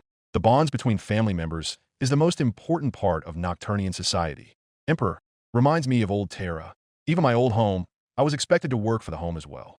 Malcador. "It makes sense, I did too. It won't even be long now before you will be married. Then I will finally have some grandkids to look after. Ugh, hi." The sound of annoyance that came from Kai was almost ear-shattering and caused a frown to appear on her mother's face. "You know what? You can sulk in the kitchen." With those words, her mother grabbed Kai by her hand and dragged her unwilling ass straight to the kitchen. Before Kai knew it, she had a spoon in one hand and was standing above a massive pot of stew. Nocturnian families tended to be quite big after all, and hers wasn't the exception. She, however, knew how it would taste just by looking at it. "It smells as if somebody strung up drake leather, pissed all over it, and then let it dry," she muttered to herself as she found 2 cloths to quickly get rid of the stew. It's not as if much was lost. Her mother never really bothered learning how to cook and just threw some vegetables into boiling water with salt. Vulcan doesn't move, still smiling, but most can see his colors fade, just slightly. Robot. "I don't think most baselines would be able to live off of that." Sanguinius. "Why, you'd be surprised," shudders. Emperor. "Oh hush, all of you. If your mother makes something for you to eat, you eat it.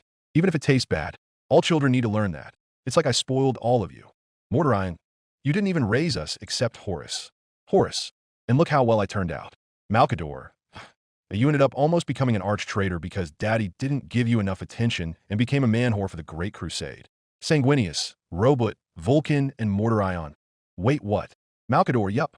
Horus here admitted to all of us not too long ago that he has been whoring himself out for the Great Crusade, and that's how he's got so many worlds under his belt, so to speak." Sanguinius. Horus. "What?" Horus. "It just happened, all right, can we not talk about my love life?" Robot. "Wow. Way to take the whore in your name to another level. Realizes he just made a dad joke." Emperor. "Yes. Another. I'm so proud of you, Robot." Horus. She made her way to the icebox and got out some meat. By pure instinct, she browned it a bit, added handfuls of spices as it cooked before pouring some water over it. Now that she thinks about it, why not also add in more? Not just meat, but some vegetables and some herbs. Oh, what about some of this and that? Maybe some of this. Before long, Kai was practically gliding through the kitchen, working more and just letting herself create something better through her own efforts. It was coming out well, but it's not like it's anything special or anything. Hours later, as soon as Kai entered the dining room, which was filled with almost a dozen members of her family, she went to the center of the big dining table and slammed down the pot. By pure instinct, slapping away any hands which attempted to grab the ladle, as she took each individual's bowl and filled it with a good amount of stew before handing it back to them. She finally poured herself a bowl before slopping it up quickly, not content with how bland the thing still was in her opinion. She went for the ladle in an attempt to get another spoonful in order to taste what to change, but was surprised to find a massive pot completely empty. Where the shit did it all go? She asked out loud before looking up to what looked like her very satisfied family patting their mouths dry and thanking her for the meal before getting up and scurrying to go back to work. Ugh, guess I'm on dinner duty, damn fat little, she muttered to herself before picking up a large pot and going back to the kitchen to prepare for dinner. This is the last time she's cooking for those ungrateful little shits. Emperor, after a reception like that, she's going to be on kitchen duty for the rest of her life, isn't she? Vulcan, most likely, but she did show an aptitude for it, and it is best for workers to be where they are talented in. Mordorian ugh. A month passes by, showing up to Kai who is exhausted, another full day of cooking behind her. No matter what she did, she never had the chance to get away from the kitchen to find other work for the family. All her family ever did was tell her to keep cooking, and one cousin even told her he's grateful she's cooking because he wasn't sure if he could stand another bowl of her mother's terrible stew. Family. Collective shudder at the memory of that horror show. Mordorian, it didn't look that bad. Malcador, yes it did. Stop being a contrarian for the hell of it. Mordorian, Reaper grumble. There was even one day where the younger ones piled chairs at the door to keep her from leaving until the food was ready. Sanguinius, I guess the mother's cooking really is that bad. Horus, I have honestly had better food on the biggest backwaters of this galaxy. Emperor, how many fucks did that cost you to give? Horus, YNHGH none. Emperor, then you don't mind being a man whore because dash. Guilliman, you gave no fucks? The family proceed to groan over the Emperor's extremely outdated references, even as Robot by accident made yet another dad joke. Malcador, damn it revelation, memes finally died millennia ago and now you're bringing them back. Horus was beginning to regret staying and not leaving with Lehman when he had the chance. All of them are over-exaggerating. Her food isn't that good, it's not perfect. But then again, at least it's not another bowl of boiled potatoes floating aimlessly in a pot of salted water with a single chicken leg. Deep down, she loved her mother, but she swore her mother's frugality was going to kill someone eventually. But oh well, at least the next day is just going to be another day of feeding the family and her failing to escape the kitchen. No, of course not. The next day had shown that the neighbors had been coming over to try out her cooking as well. Great, more people to cook for. Kai would end up grabbing a nearby closed sack of flour, pulling it to her face, and screaming into it until she couldn't scream anymore. She stopped, pulled it away and sighed, placing the sack down and rubbing her face. Great. Just amazing. Just completely fuck off amazing with little Drake shits and giggles for the God Emperor's fat asses sake. Emperor. Whoa. Calm down Gordon Ramsay in space. Mordorian who? Emperor, the best chef of all time. If I didn't know Angren's genetic makeup down to the last cell, I would think that I misplaced some of his DNA with Angren's. But hey, at least they gave ingredients for the meal. She sighed, even as she went back to chopping more herbs. Well, fine. If they want her to cook, she'll cook. And she's going to make the best damn stew they've ever had in their lives, so everyone will just shut their mouths and leave her alone. Little did Kai know that months would pass by, and she would end up cooking again and again and again and again. Why am I still here? Emperor called it. Guilliman. Wow. She was genuinely on kitchen duty for several months straight. Even I'm not that brutally efficient. Mordorian. Better than being stuck on the front line at all times. Guilliman. True, but baselines tend to require far more recreation and rest than us. Lest you forget, brother. Mordorian gave an open glare at Robot. Mordorian, how can I? You all keep fracking reminding me. Emperor. We keep reminding you for good reason, my son. Mordorian gave a sound of decisiveness and looked away from his father. Emperor. That way you'll be a better dad eventually. Mortarian's head turned so slowly toward the Emperor that the rest of the Primarchs could swear that they had heard stone grinding on stone. Mordorian. Do you seriously think I plan on getting with some Xeno anytime soon? Emperor. Well, not anytime soon, but nothing is stopping it from happening in the future. Maybe one day you can find a nice girl and change your fate. Mortarian's right. I suddenly developed a nervous twitch, and behind his respirator his mouth opened and closed without sound. Malcador. Oh no, I think you broke him, revelation. That snapped Mordorian out of his reverie. Mordorian. By all of the damned sorcery in this galaxy, I swear that I will never, ever get with a filthy Xeno, much less one that is a damnable witch. Emperor, I think that's because you aren't doing a big old sunder a flirting routine with her for over 10 millennia. Mordorian felt a hand clapped on his shoulder and looked to see Robot's hand on it, his brother having reached out from his own throne. Guilliman, that is what I said. But then I got a kid, and that sort of changes you. I just want to be with him. Sometimes, play with the little one. The whole family slowly but surely tuned out Robot when he started pulling out some holopics of baby Aegidius he gathered from other vids and looked toward the Emperor, who looked pleased as punch. So far, this family meeting was ticking every single standard box of their reunions. Awful, awkward, and an atrocity upon all family values. Horus, continue the damn vid before Robot gets to bath pics. Robot, looking up what? I don't have one of those, at least I think. He then quickly ran through an album of pics, noticing that he indeed did not have one of those. He quickly made a mental note that he would need to rescan all of the holovids for one of those pics. He didn't even realize how much of a dad he was acting like at that moment. Her mother popped her head into the kitchen. Honey, how much longer is it going to take? Kai reared her head as if she had been violated in every single way imaginable. If she had been a psyker, the entirety of Nocturne would be crawling with demons right then and there. The feast amount of food will be ready when it's ready, mother. Okay, dear, just checking. I still say, maybe you wouldn't be so stressed if you took on an assistant, said her mother in response, before slowly backing out of the kitchen. Kai let out a low growl, rubbing her temples as she tried to find where she was in her lineup again. No assistant would be able to keep up with her, and ones who did either had no palate or just had no sense for cooking in the first place. Not like she liked cooking in the first place. Also, honey, we're going to have even more guests over tonight. We have some last-minute extras joining us. I hope that doesn't bother you. Mother, F-U-U dash. Her mother barely had time to leave the room before a meat cleaver landed and embedded itself in the doorframe. The family stared at the hollow projection in silence. Horus, did she just try and kill her mother? Vulcan shrugs with his shoulders. It is but a normal thing on Nocturne that a lady expresses her frustration in some way. No one is ever truly hurt. Malkador, doesn't mean it's not close. M42.173, Nocturne, I don't care what to name it restaurant. Sanguinius, time skip. Also, did she really name it? I don't care what to name it. Vulcan, so 6 years passed? A lot can happen for a baseline there. Either way, I like the name. Sanguinius, of course you do. 2 orders for Drake stew with extra leek and another for the Grox roast. Hold the sides on the last one dash. The server was barely able to avoid a heavy ladle as it went flying past his head. Tell him he gets the sides, or he can get the fuck out. Screamed Kai from the kitchen of her newly opened restaurant, a true rarity on Nocturne. But chef, the customers aren't dash. Do it, or I'm doing it myself, you jackass. The sides complement the dish, and taking them out makes them less than perfect. If they want to eat dirt and low-tier roast, then tell them to fucking leave and cook their own meat over a fire like a fucking savage. The tasteless cunts. Emperor, I am sensing a pattern here. Lehman's wife in the future had a temper and has the most colorful of insults, and now this Kai woman is giving her a run for her money. A lot of women in the future must be absolutely insane. Vulcan, how so? She is acting like any other Nocturnian woman. Is this not normal?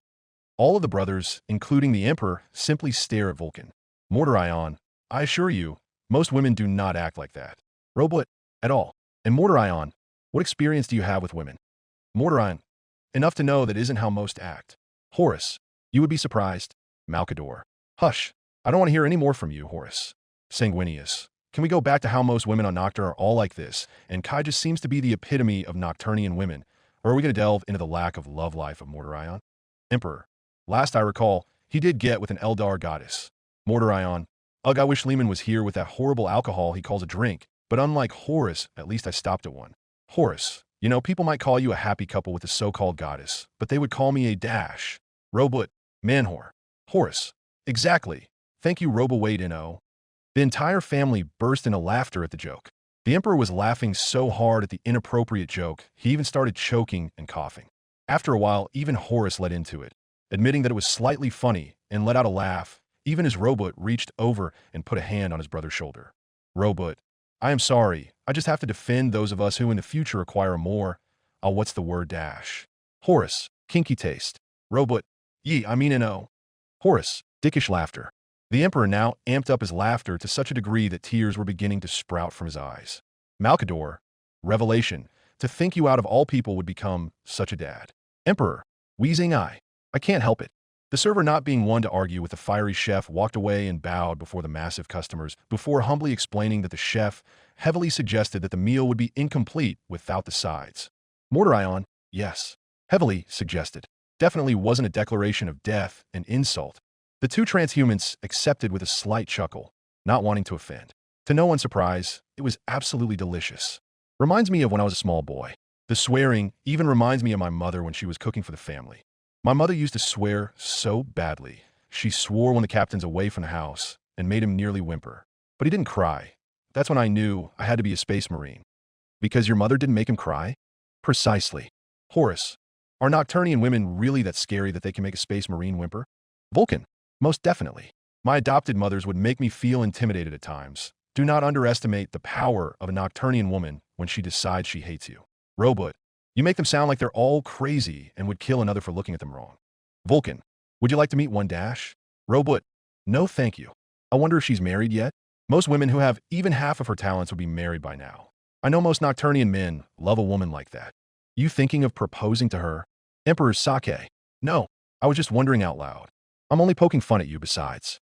I hear she's so into her work, she won't marry any man. She's dedicated to her work, dedicated to helping others. It's an admirable cause. Meanwhile, Kai in her kitchen was lamenting how no man can possibly be her husband. No one was interesting enough. Her thoughts were cut short when her maitre d' came in. Chef, 2 of the customers wish to offer their compliments to you in person dash. I have no fucking time for them. Tell them they can fuck off. But chef, they dash. Does it look like I give any fucks at this moment? It's about to go into the lunch hour rush and the prep, for it still isn't done. Kiffy. The maitre d' had to duck in order to avoid the chef's knife, which went flying past him only to be grabbed out of the air by a massively armored man.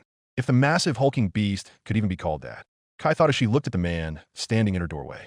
It took right about 3 seconds for her brain to register that she just unintentionally assaulted a space marine with a knife. Mortar ion. All I've seen with this woman is her being hostile to anything and everything, and generally being averse to other people, despite their claims of adoration. Mavot. Mortar ion, what dash? Sanguinius. Just no, stop. Don't fight with father on this one, Mortar ion. You know he got you. Horus, just don't fight it. Mortar ion. Reaper grumbling intensifies. Vulcan chuckles. I think it makes her endearing. She's just adorably prickly and doesn't like showing off her true self. She's cute. Emperor. Knowing look. Robot. We seem to meet a lot of women in these vids who are like that. Malkador, ugh. I always hated that trope. Emperor. Hey, stop it. That's my thing. We wish to offer our sincere compliments to you, skilled one, said the space marine before he made way for his battle brother, who bowed his head politely. Kai was completely flabbergasted, all for a grand total of 4 seconds. Then she noticed that all of her staff had stopped working and were staring openly at the Astartes. She proceeded to rear her head at them with such an ugly look that if she was a psyker, the entire kitchen staff would most likely be dead at that point. Horus. Volatile, angry, exploding psychers. Sanguinius. Exploding with the power of anger. Robot. That sounds like Angron style of fighting. Mortrian. UGH. They all began to work again. Then, Kai noticed one of the newer members preparing to cut a carrot the wrong way. She quickly grabbed a nearby ladle and ran toward him, all the while beginning to scream profanities at him. One of the 2 space marine leaned into the other and whispered into his battle brother's ear. I believe this is what normal humans call love. The family blinked once. Vulcan. Yes. Guilliman. Are you making a jest, brother? Vulcan. Perhaps. Emperor. My lines, boys. Besides, this girl is great for Vulcan. Malkador. Stop shipping your sons with women. Emperor. Never. I want grandkids now. Malkador. You have grandkids right now. Emperor. The writers didn't give me enough. Horus. Who? Emperor. I'll tell you when you're older. Horus. Father, stop with dash. Malkador. Continuing on. The vid then skipped forward 6 months. Sanguinius. How many time skips are there in this vid? Horus. I don't know anymore. I just want more content. Robot. Scouting for more lady friends? Horus. And no, I'm not frack you. Emperor. Boys. Cut it out. The vid is continuing. Why in the ever-living volcanoes of Nocturne are these asshole space marines taking up her valuable time? They pull her away from prepping another heavy day of work, all to beg her to cater some grand event? She doesn't care in the slightest. Who cares if some long-lost space marine came back? Okay, listen, this is nice and all, but I have no reason or want to actually do this. All you have told me is that the pre-march came back? That's pretty great. Yeah, you have fun with that. I have a choice here, and I don't want to cater for this. Get your serfs to cater. I have work to do. Kai crossed her arms over her chest. Chapter Master Tushan was actually speechless. He came down personally to get the best chef on all of Nocturne, nay, in the entire sector and beyond to come aboard and personally serve the pre-march Vulcan as he returned to Nocturne for the first time in multiple millennia. And this woman just says no. Do you even know who I am? Horus. She just said no to her king? Wow, that is some willpower. Robot. The kind you didn't have with all of those women. Horus. UNGH. Mortar ion. Respirator laughter coughing. Robot. In all seriousness, the fact that she seems to be such a rebel against authority is a bit worrying. Then again, I think you like that. Don't you, Horus? Horus, for the last time it was for the good of the Imperium. Sanguinius, and totally not for your own enjoyment. Malcador, at all. Mortarion, totally. The Emperor's face during all of this. Priceless. Horus, I love all of you, but I also want to violently kill all you at the moment. Then again, Father has done the same. Haven't you, Father? The Emperor stopped his laughing as he looked at his son in confusion. Emperor, I have no idea what you're talking about, Horus. Horus, do you want me to talk about the Xeno incident? Emperor, shut up, son. Horus, oh, so when I whore myself out for the good of the Imperium, I am ridiculed, and it's made public to our whole family. But when you go to make a webway gate to get to Eldar prostitutes, suddenly it's fine. The Emperor reached over and slammed a hand over Horus' mouth. He then slowly turned to look at the rest of the family in the room. Malcador, I thought you were making that webway gate to help humanity not rely on the warp anymore. Emperor, yes, but I have multiple reasons on why I do what I do. Can you really tell me I did wrong with having one little reason on my mind that isn't about the good of mankind? Malcador, you keep going. Just keep on digging. Emperor, what? What do you mean? Malcador, you'll see. Mortarion, I'm going to pretend I didn't just hear any of that. Sanguinius and Vulcan, same. Guilliman, at least I know it's genetic now, but I will promptly forget that image as to stay sane. You're a space marine, just like the others. I'm not just a space marine. I am a chapter master. Kaida stared at him and blinked once. I am the Lord of the Fireborn, the Regent of Prometheus. Kai blinked twice. I lead the salamanders while the pre-march is away. Tushan actually felt a twinge of annoyance at this woman. His normal calm was being threatened to such a point that he was beginning to even feel confused. Kai blinked thrice before answering. Sure, chapter master. Look, if you want food, sit down. I got a kitchen to run. Before simply walking away from her king. Horus, don't say anything. Robot, I'm not. Sanguinius, no one is thinking anything. Vulcan, at all. Mortarion, nope. Chapter Master Tushan began to wonder if all the space marines who were around her may have made her indifferent to them now. Maybe that's why she could care less. No, that's absurd. People can't just grow a resistance to them, can they? Either way, now he's going to have to explain to his pre-march that the food for the welcome back feast will have to wait because their chef declined to cater because she doesn't care. Oh, please, please don't make him have to suffer through a Vulcan frown. Chapter Master Tushan had to personally make his way back to his pre-march, trying in vain to come up with reasons on why she refused.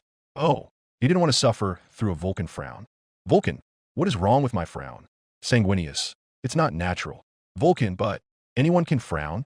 Horus, not you, you're not allowed. Vulcan, but I have frowned before. Emperor, and look what happened. The Bucephalus almost got destroyed.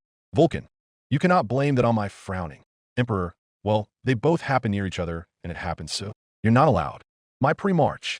Chapter Master Tushan excused himself as he entered the chambers within which his pre-march was currently in, surrounded by most of the senior warriors of the Salamanders. What is it, my son? Asked back Vulcan with his iconic smile and kind voice. The, chef for you welcome back feast has there's not a nice way of saying this, but she has declined to cater the feast. Tushan could feel rather than see the all of his battle brothers' shock. What? Said Vulcan Heastan, the current Forge Father, in complete surprise. Who would decline catering a primarch? Perhaps you did not ask kindly enough? Kindly suggested Velcona, the chief librarian. Mortarion, as if asking her with a knife to her throat would have changed anything. Vulcan, being kind is always beneficial, my brother. Horus, you would be. Horus trailed off as he looked toward Robot and his father, who both seemed to be busy watching the vid. Horus, surprised. Malcador, you always did like the aggressive ones if I recall correctly. Horus, not you too, Lord Sigillite. I swear that I was as polite as can be.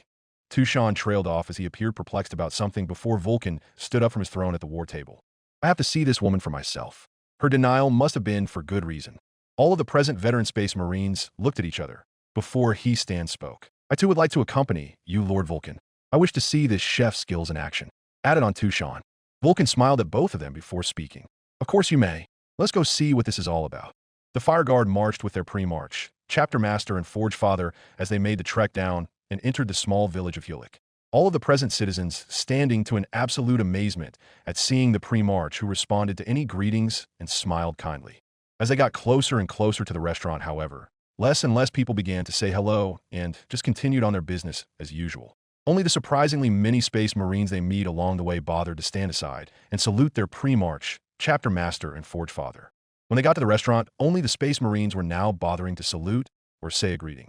Vulcan then entered the small establishment with the Forge Father and Chapter Master, leaving the Fireborn outside at what appeared to be a very big line. When he approached the reception, the waiter looked up. Vulcan thought for a second that the poor man's eyes were going to fall out with the speed of which they shot open. "Good day. I would like to please speak to the chef of this establishment." The waiter wordlessly turned before speaking what sounded roughly like, "Please follow me when Monsieur going to kill him." Robot.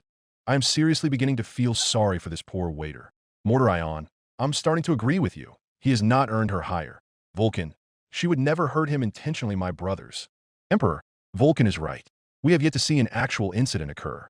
Sanguinius. Agreed, though this is most likely because his dodging skills have so vastly improved at this point.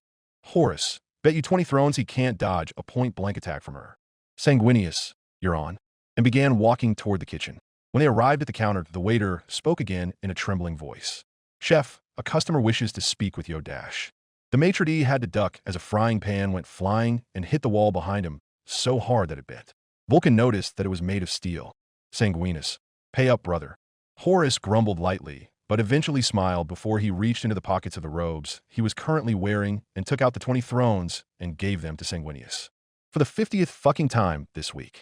I do not have the fucking time, yelled Kai as she appeared from the kitchen doors before looking Vulcan in his face and being seemingly transfixed by it for a bit. Then she heard a glass smashing in the kitchen, which snapped her back to him. If you want to eat. Back of the line. You misunderstand, Miss I dash. Vulcan was cut off again. I give absolutely no fucks. Go to the back of the line and fucking wait like every other decent human being. She then promptly turned on her heels and marched back into the kitchen. The family stared in silence. Vulcan. I think I love this woman. The whole family. You think. By the time Vulcan reunited with both Stan and Tushan, he only glanced at the both of them before dragging them with him to the back of the line, along with the 24 fire drakes accompanying them. You heard the lady. Back of the line. But you shouldn't have to wait dash. Somehow, she heard this, and a crash came from the kitchen before Kai screamed out as loud as she could. Everyone waits in the line, and no matter what. Vulcan smiled and shrugged. You heard her. Everyone waits in the line. She said so. It's only polite. Sanguinius, but you don't have to. Vulcan. It is the polite thing to do. Emperor, just let it go. Malcador. Side glance and knowing look. Emperor, don't you dare sing it. Malcador. I don't know what you're talking about. Waiting in the line was terrible.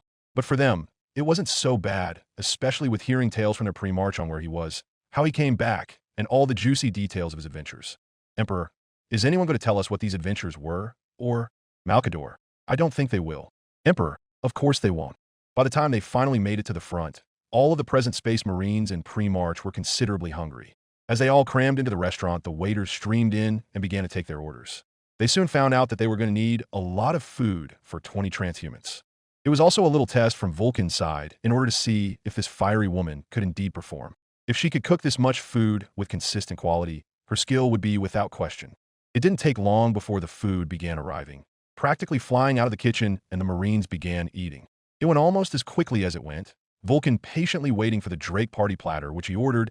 It was after all meant to serve 20 people, so the time it took to make it being extensive was understandable. When it finally arrived, it took 2 people to carry it, and it took up most of the table, which Vulcan was sitting at. Vulcan kindly thanked the 2 waiters before taking up his utensils, wishing his Gene sons a good meal, and tucking in. As he cut into the roasted grok's leg, which was at the center of the platter, he was surprised at how easily his knife cut through the meat, almost like cutting through heated butter. When he brought the piece of meat up to his face for closer examination, he found the juices flowing freely out of the nicely cooked meat. He then quickly put it in his mouth and chewed. 3 seconds later, he was cutting another piece as the remnants of the meat continued to coat the inside of his mouth in an aroma of spicy flavors. Sanguinius, it looks delicious. Emperor, agreed. Now I'm hungry. Robot, agreed. Horus, agreed. Mortarion, UGH, will you stop it with that? Emperor, that mask is coming off ASAP. Mortarion, again, what by barbarous are you talking about? Emperor, can't tell you now. It would spoil the surprise. Mortarion, sounds of Reaper grumbling echoing through the warp. Horus, you get used to it after a while. Vulcan had never in his whole life had a meal this good, and he had been served by the Emperor's personal chefs before. Then again, it could have been the millennia of isolationism speaking, but hey, at the moment he sure as hell didn't care. In a matter of minutes, he managed to finish the entire platter, and when he looked around, he noticed that all of his Gene sons were also very much satisfied. Tushan was nabbing the corners of his mouth with a napkin, all the while presenting a very surprised face. Call me a neophyte, but this was as delicious as all of the rumors said. He exclaimed as he looked toward his pre-march. I agree, my son, a very delicious and tasty meal.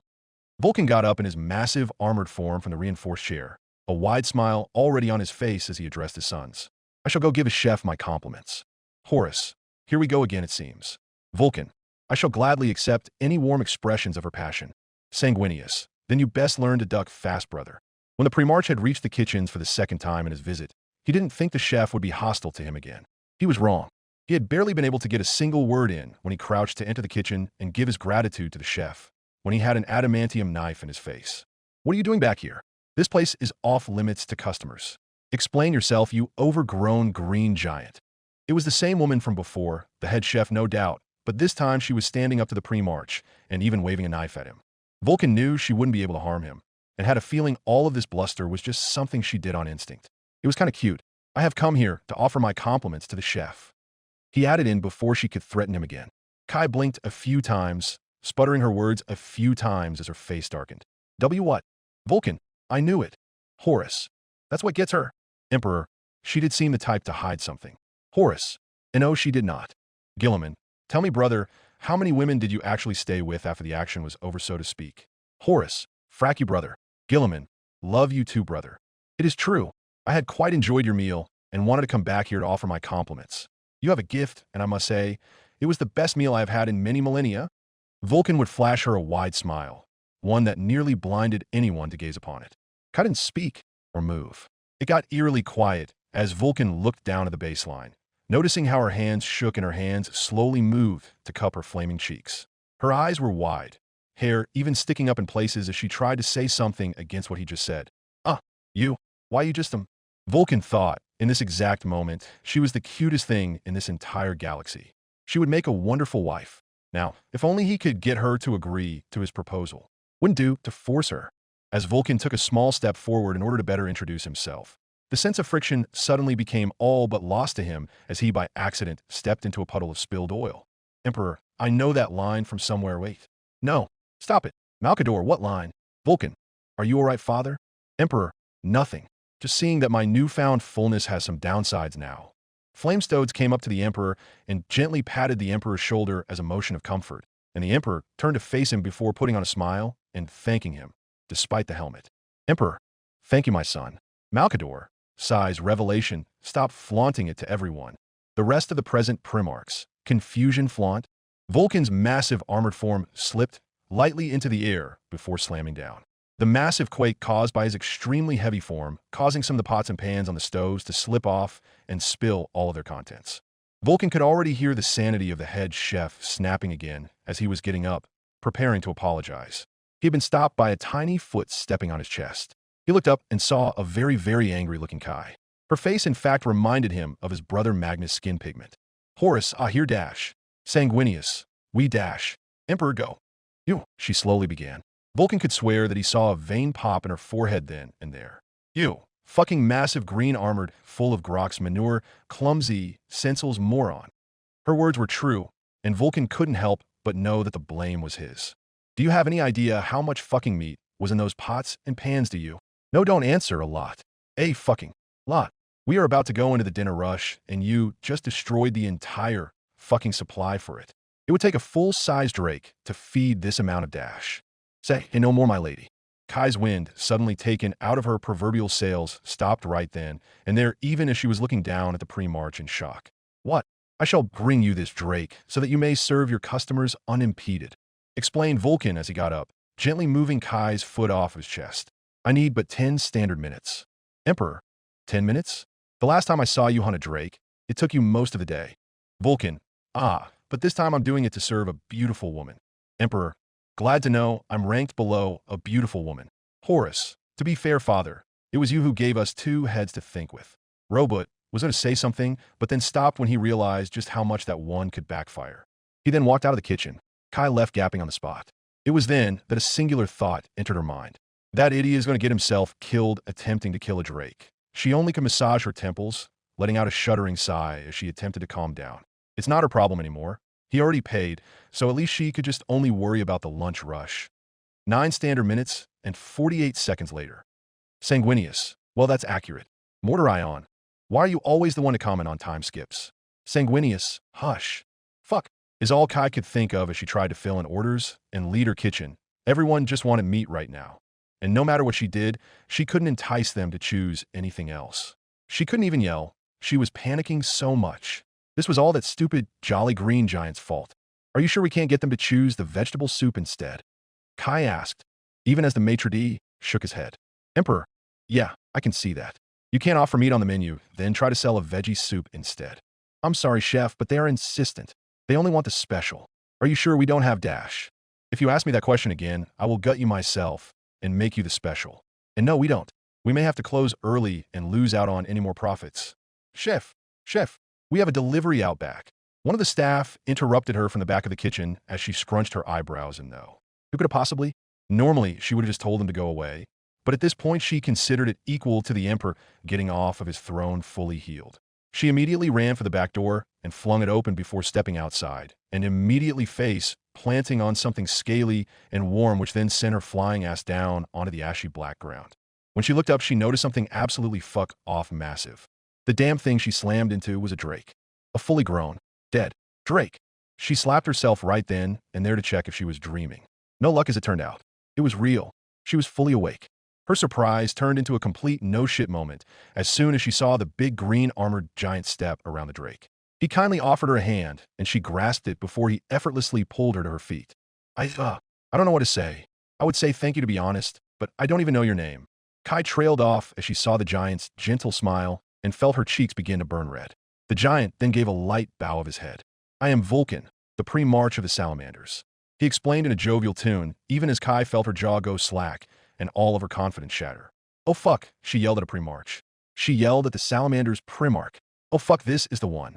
The one that the Space Marines wanted her to cook for her. And she said no. Horus. Oh, now she realizes. It took Vulcan literally introducing himself. So much for the so-called Imperial Creed. Sanguinius. To be fair, the Nocturnians do have their own religion that they tend to follow. Emperor. While I agree with both of you, I think it just shows off how stubborn this woman is. Vulcan. I think she is as cute as a smithing hammer. Emperor. Of course you do. She wished that she could just sink into nothingness right there on the spot. Then she felt a massive hand on her shoulder and looked up to see the still smiling pre-march. I would be honored if you would consider cooking for my returning feast, and perhaps agreeing to see me at a more personal level at times. She could only dumbly smile and nod. Horus, you're going to take advantage of that, aren't you? Vulcan, what do you mean? Horus, her just smiling and nodding. Vulcan shrugs maybe. The pre-march kept on going as she thought about how her life was most likely over now. She kept smiling and nodding to everything. The pre-march seemingly getting happier with every answer, even as she felt like dying on the inside. If possible, you would make me the happiest transhuman on all of Nocturne if you would also consider eventually marrying me. Sure, yes. Emperor, what? Horus, what? Guilliman, it shouldn't be that easy. In her moment of utter panic, it took Kai a grand total of 5 seconds to realize what was just said. Wait, what? Robot, there we go. She started sputtering even as her face went red again. I'm not wife material. Why would you want to marry me? I scream and curse all the time, and I'm a horrible person. The only thing I'm good at is cooking gone, throwing things at people. What do you consider? She slowly trailed off in what seemed like a growing madness, speeding up as she went as vision just seemed to twist, turn, and warp. Sanguinius. I admit that I can see the cuteness now. Vulcan. Isn't she? Although a word of warning, brother. She's mine now. Sanguinius' face was graced by a light smile. Sanguinius. All yours. Vulcan only watched her, having to stop himself from laughing. She really was the cutest thing on Nocturne. But you've already agreed to so much more. Marriage is only the latest of my questions. What else did I agree to? He thought back and related to her. Well, you agreed to cook my welcome back feast. You agreed to let me visit you on a more personal level. You agreed to me courting you. You agreed to me meeting your family. You agreed to go on numerous dates with me. And now you have agreed to marry me. I was wondering if you were even listening anymore after half of that. Next, I was going to ask you if you would bear my many children. Emperor, they're kind after all. Horus, will you stop that? Malkador, revelation please. Emperor, can a future grandfather get excited over more grandkids? Malkador, of course revelation, but do try and keep it to far less of a train ride through the warp levels of confusing moments for other people. The timeline is already difficult to see sometimes. Mordorion, I would ask, but I feel as if I already know the answer. Vulcan, I thought we watched that one but only a few weeks ago. Malkador, Those of us who are more psychically attuned with the warp tend to see things in a different light, especially someone as powerful as your father or me. Kai let out a shriek as she loudly sputtered, unable to say anything else. But I know you weren't listening anymore, so I threw that in to surprise you. She took a few breaths, calming down as she looked back at him, to the Drake, to him again, then to his hand on her shoulder, then back at him. Oh, it was only a joke. Oh, thank the throne. I think I was about to explode from stress right there, Dash. Oh no, I was not joking about the proposal. I had hoped to give it to you after time has passed and you got to know me better, but the offer still stands. Vulcan only chuckled and smiled at her, making her nearly choke on air at this moment. You are Dash. I mean, Stop embarrassing me. She practically shrieked as she ran back into her kitchen, almost colliding with her staff, who were piled against the doors, listening in on what was going on outside. Her sudden appearance had them falling to the ground and looking up at her in awe. What the Dash? Were all of you listening in, Emperor? Just like we are. The family groaned particularly hard at that one. You're getting married to a Primarch? They ignored her question and only asked this now, much to the amusement of Vulcan, who was crouched to poke his head into the kitchen after her. That isn't important right now, Dash. I think it is, Chef. I would like an answer as well, beautiful Kai. Vulcan spoke up after her staff. This only made Kai let out a strangled noise, hands covering her face as she nearly shrunk away. I will give an answer later. Later after the day is finished. She turned to her staff and then glanced at Vulcan. All hands on deck. We need to prepare that Drake. Move it.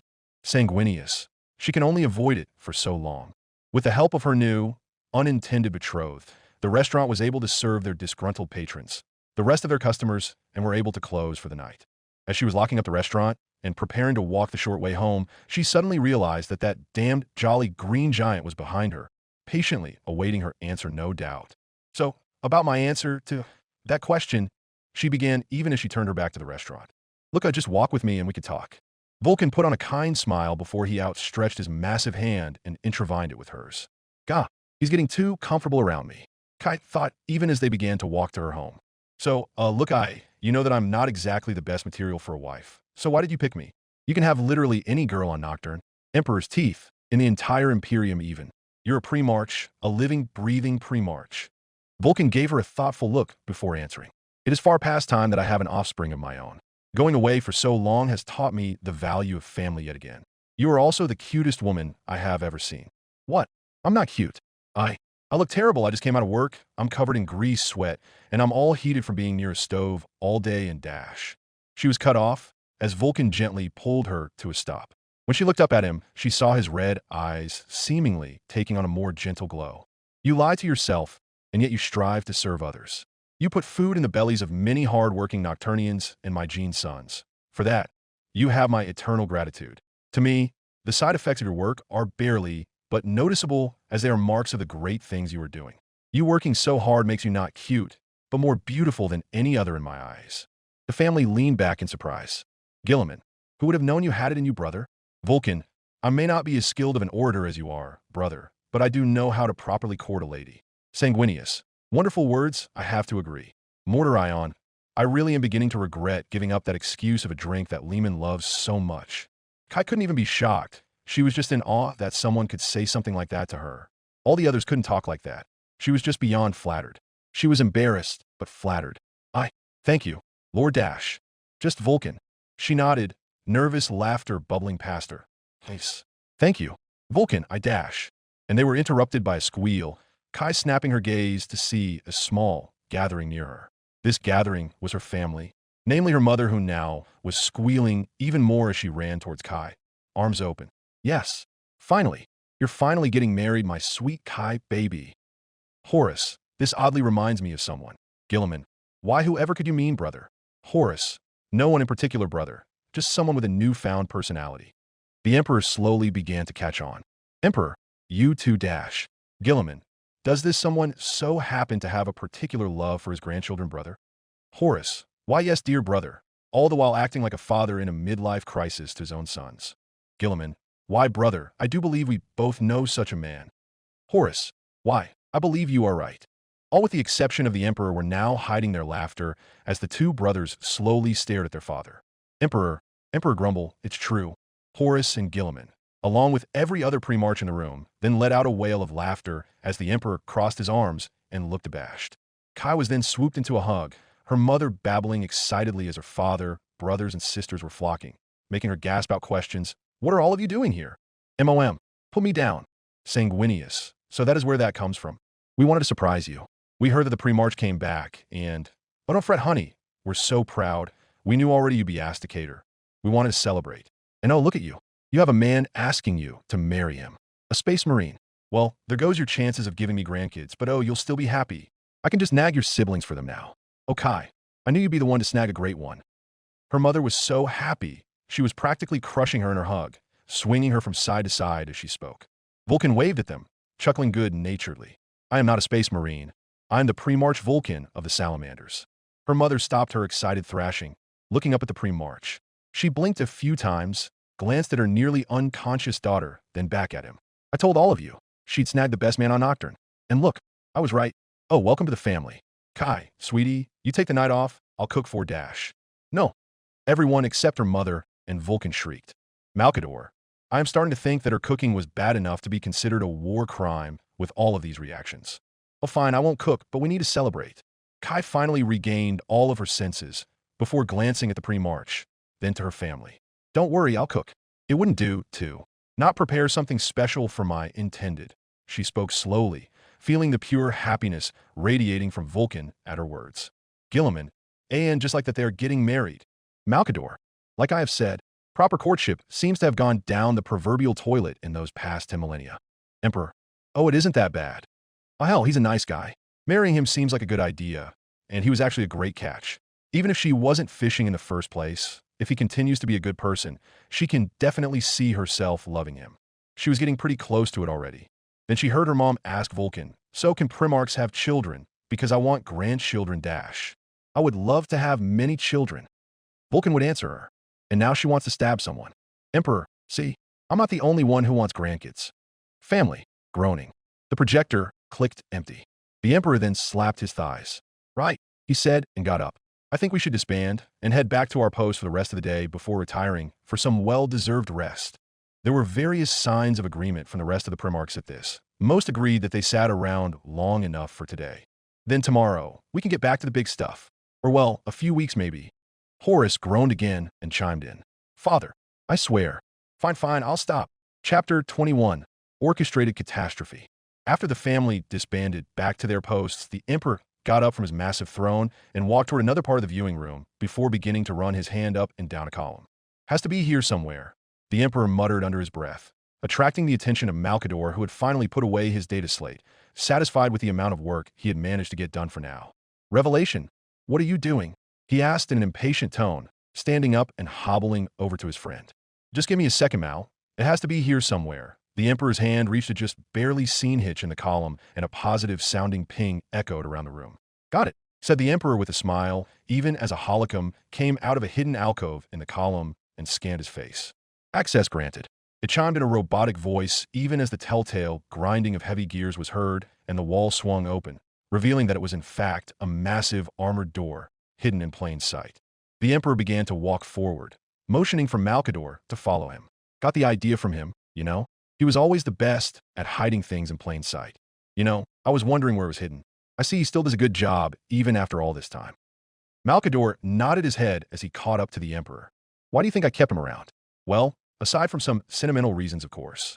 The Emperor's voice was impassive, but he couldn't keep the twinge of pride from his tone. After what happened, for a while I did. But he has shown himself to be dedicated to his vow of silence and his will to serve humanity. The Emperor made a motion in the air. But I digress, because truth be told, Revelation, I had thought you mad after you came back to Terra, but I can still see that you are still up to your old tricks. The Emperor's face developed a slight frown, even as the two reached an elevator beginning their descent as soon as they both stepped in. I hate this now, you know, doing these tricks, hiding things from them. A sigh escaped his mouth, but it is for the best. I will try and not do so for long this time around. That is what you said the last time, Revelation. Honesty never was your strong suit, but I do hope you keep to it now.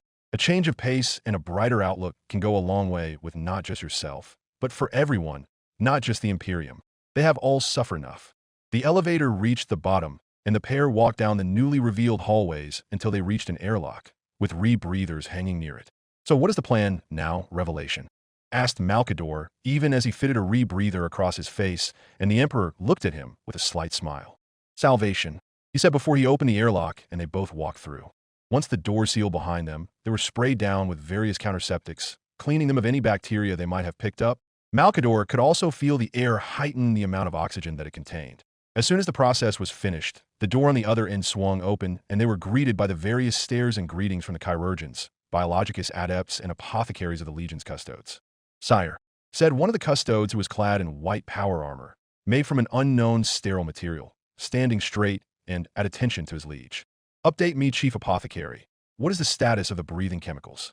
The apothecary immediately spun on his heels and walked over to a digestorium that housed what appeared to be some sort of organ.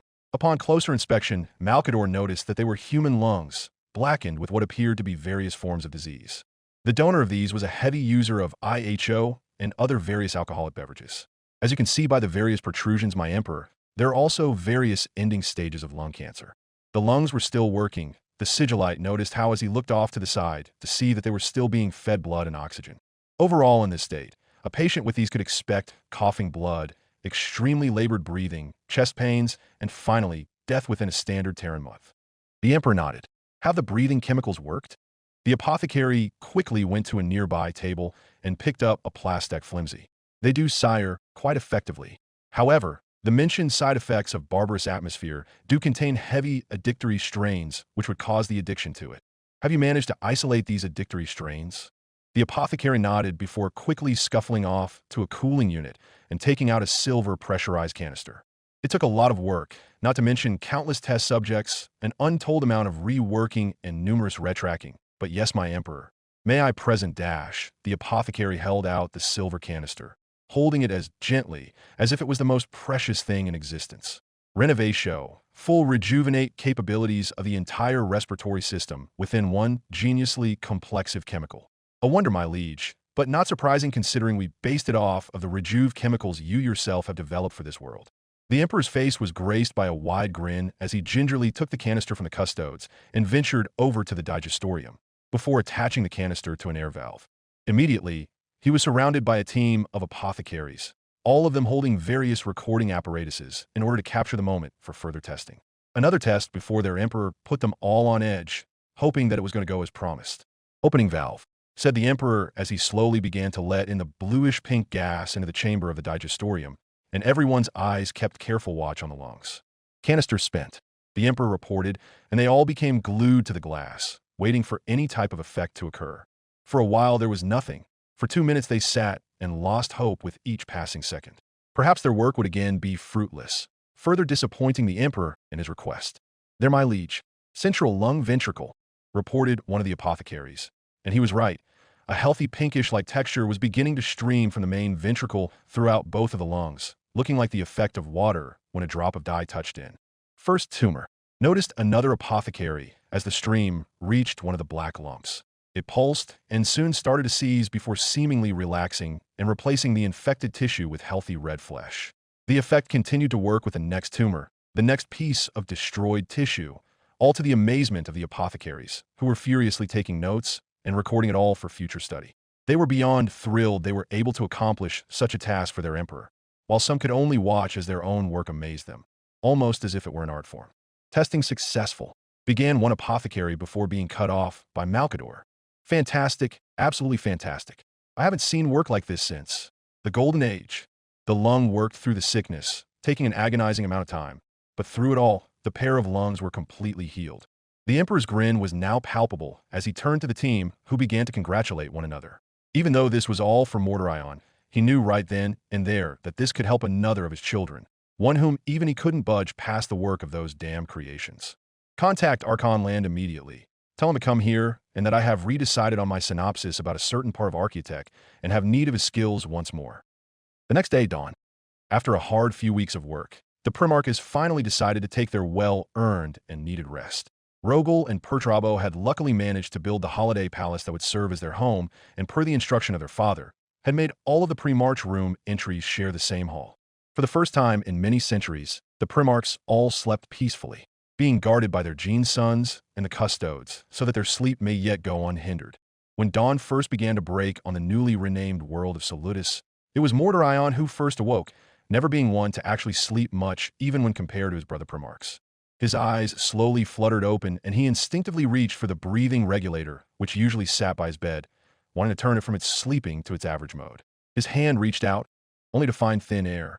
His head whipped around and looked for the regulator. True to form, however, it was gone. For a second, he felt a panic course through his body, even as the chill of anxiety went up his spine. He quickly stood and ran for the attached bathroom, going into the drawers to find the spare canister of his modified breathing gas to directly attach to his rebreather. He went to grab one of the silver canisters and went to attach it to his mask that was supposed to be in the drawer, only to find it gone too. Panic now gripping him, he ran toward the mirror, panting from the sheer amount of anxiety that was now coursing through his body. He reached the mirror and looked up, taking in his own face for the first time in many years. No longer the rebreather to mar his visage, just pale, stretched skin over a skull that must be his own. All manner of emotions rolled through him at the same time when he found an unknown face staring back at him. Shock, disbelief, and surprise all at the same time swirled in his mind. The most prevalent was sheer, gripping panic that threatened to take over his entire being as every single part of him denied that what he was staring at could be his own visage. He slowly brought his right hand up and gently caressed his cheek and proceeded to trail a finger over lips which were supposed to be heavily chapped from the rough chemicals of barbarous atmosphere. His respirator was gone. The corrupt skin was fading. He could breathe. He could breathe on his own. He took a deep breath, feeling his lungs expand on their own before exhaling and feeling them deflate properly into place. It stung to have his lungs move and work on their own again after so long. But it was a pleasant pain, something to help him realize that it was not all a dream. His eyes began to sting and blur, his mind wanting to so badly accept this new reality that he could be free. But something deep in his mind was whispering dark thoughts, telling him that he was deluding himself, that there are just some conditions that could not be helped, that sometimes a cure simply did not exist. It was all a dream, was what he thought to himself, a dream of longing after the impossible. There was no freeing himself from the shackles of his accursed disease. There couldn't be. There was not. Then he noticed his father standing behind him in the mirror, halting his thoughts as he attempted to focus on his father through the haze in his eyes. "Good morning, Mordorion," began the Emperor as he slowly walked up to his son.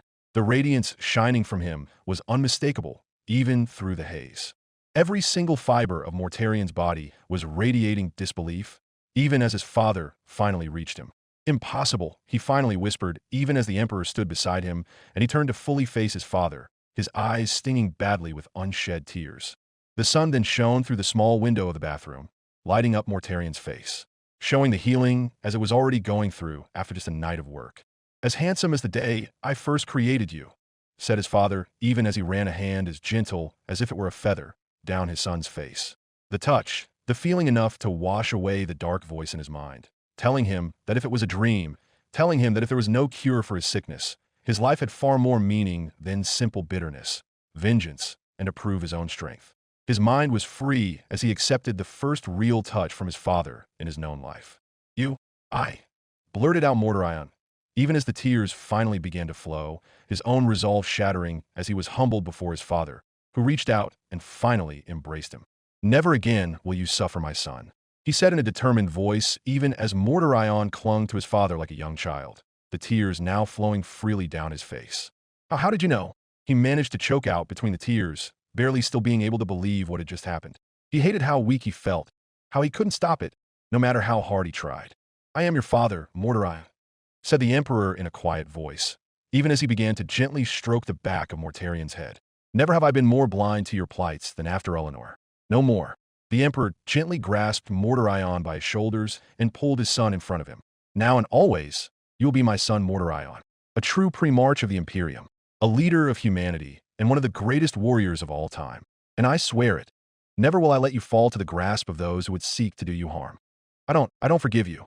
I don't forgive you." Mordorion whispered over and over again, not wanting to believe that his father could do something like this for him, attempting in vain to deny the situation happening before him at this very moment, the very reason he could even breathe out the words that decried him.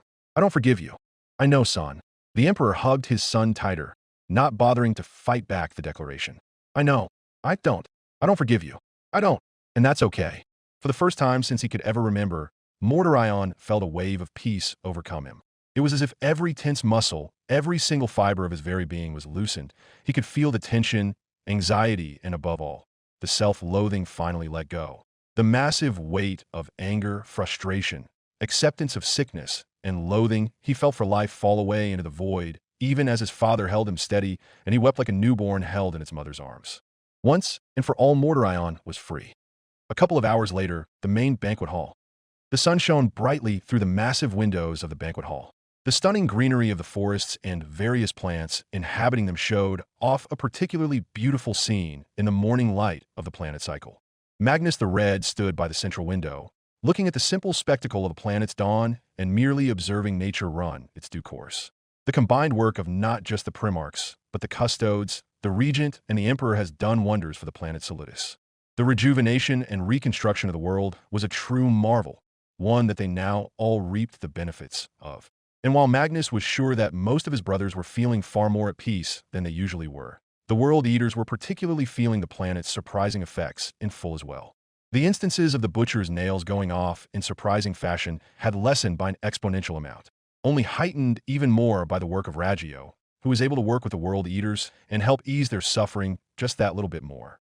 It worked so well, in fact, that many of the other Legionnaires were reporting being able to actually interact properly with some of the more timid members of the Exith Legion for the first time since the whole Legion was subject to the implementation of the Butcher's Nails. But it was he himself who was truly the most affected by this world. Only recently learning of his brother's true nature and status had disheartened him, making his travels and study of the great ocean slow to a mere crawl. His father's warning of what his brother's role would have been had he yet lived echoed in his mind like a haunting call. Yet at the same time, he felt a safeness. He felt as if he was being watched constantly by someone or something. Not that that was unusual. There were many entities of the great ocean which often choose to look at Magnus from the beyond. But this felt different in all of the ways possible.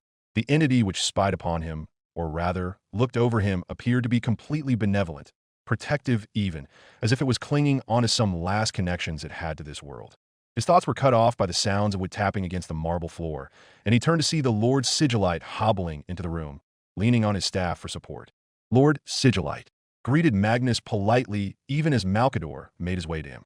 Magnus, said Malcador in return, even as he came to a halt by his side and stared out of the same window as Magnus was looking out a moment before.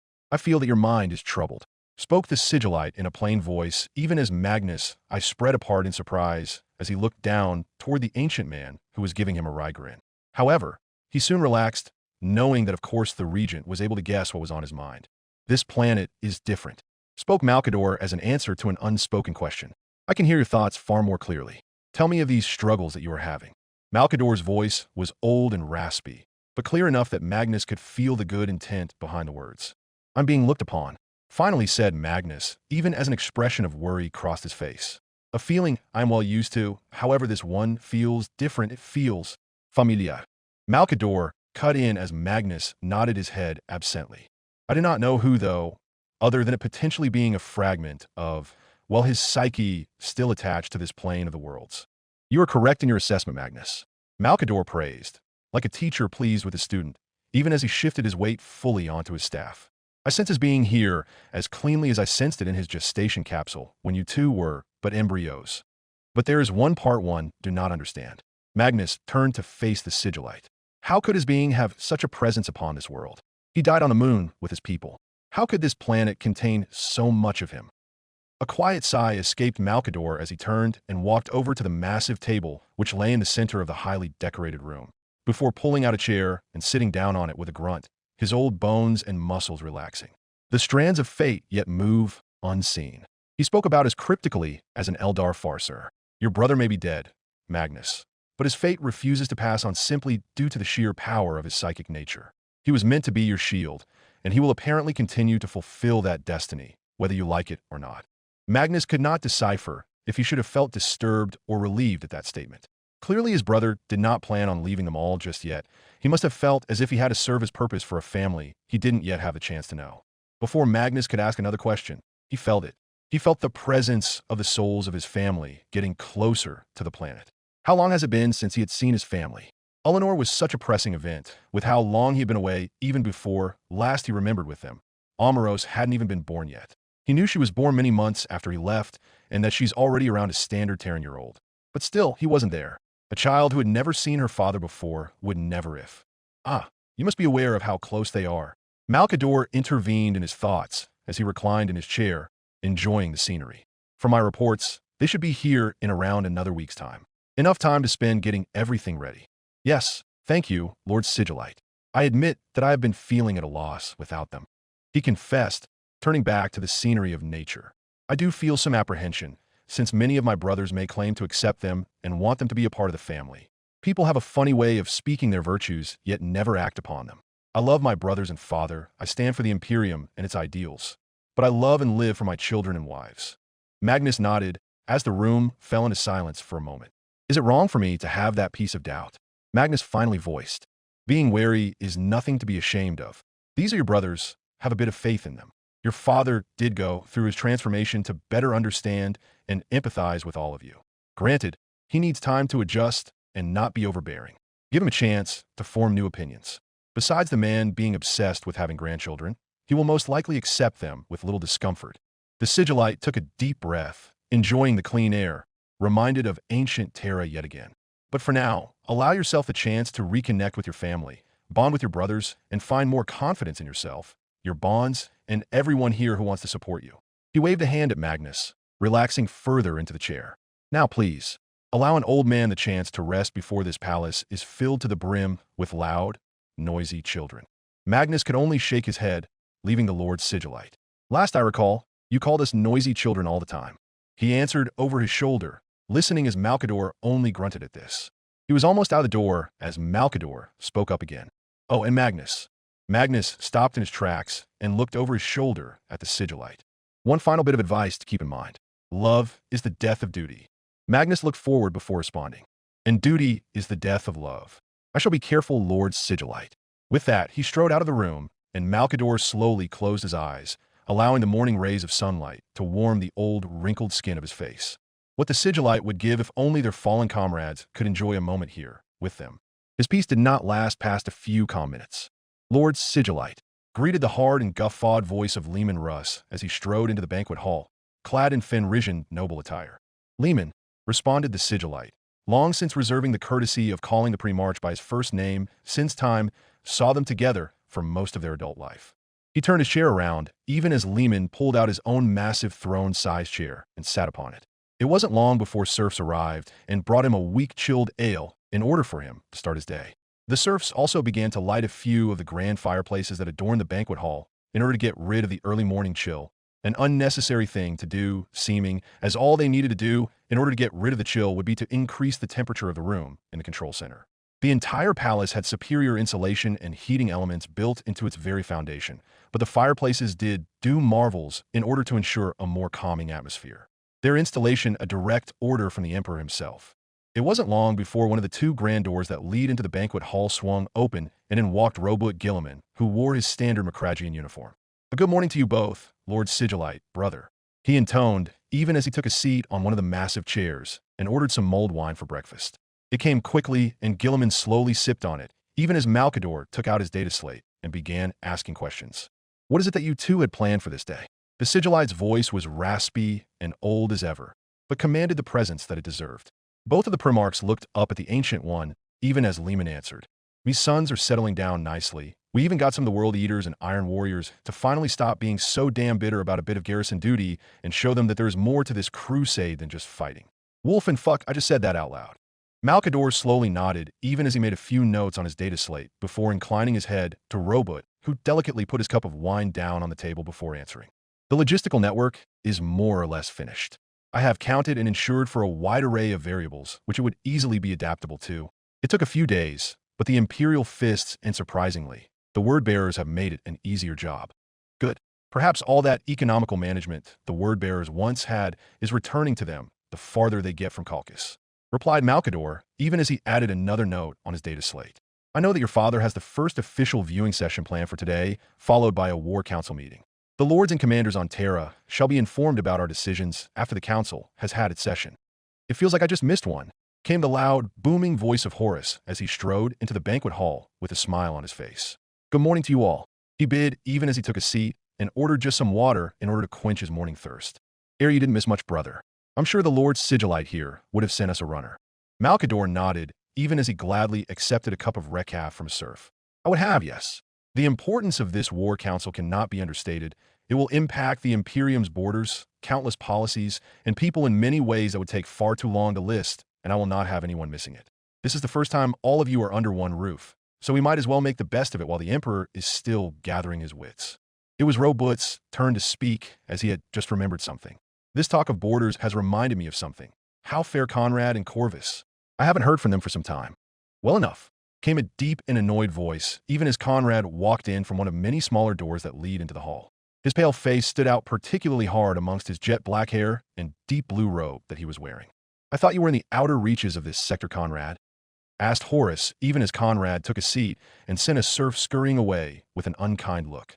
I was until a couple of hours ago, he answered, even as one of his hands came up and he leant his head on it. The entire sector has been scrubbed by Father long since past. The little raven and I ran into no resistance. Malcador slowly raised his head, even as he scribbled yet another note into his data slate. And no attempts at returning to Terra and getting at the lion then? Asked Malcador in a darker tone. His voice contained a dare to challenge his command. Conrad grunted and slightly shook his head, knowing full well that the Sigillite had the Assassinorum spies on him at all times since the close incidents involving him and Lion at the Imperial Palace. He wouldn't be able to enact his justice on Lion, no matter how justified it was this time. Good. Malcador confirmed, pleased that it was all going according to plan for once, as he went back to doing something on his data slate. Your father's judgment is final. The four Primarchs looked strangely normal in that moment, just four brothers discussing armor design. If one could, of course, overlook how massive Vulcan managed to still appear in his Nocturnian robe, the fact that Robo looked every bit his imperial title in his official uniform as Emperor of the House of Dorne, and of course the fact that Ferris, being the Gorgon, was in addition to having the mechadendrites sprouting from his back already sketching something on a piece of plastic flimsy, even as his metallic hands molded something at the same time from a small pile of modeling clay. Afterwards, many of the others joined the family at the table. Sanguinius and Fulgrim both walked in together, both dressed in splendid robes which befit their keen eyes for artifice. They were followed by Corvus and Jagatai Khan, the two of whom were comparing terrain reports of the planet.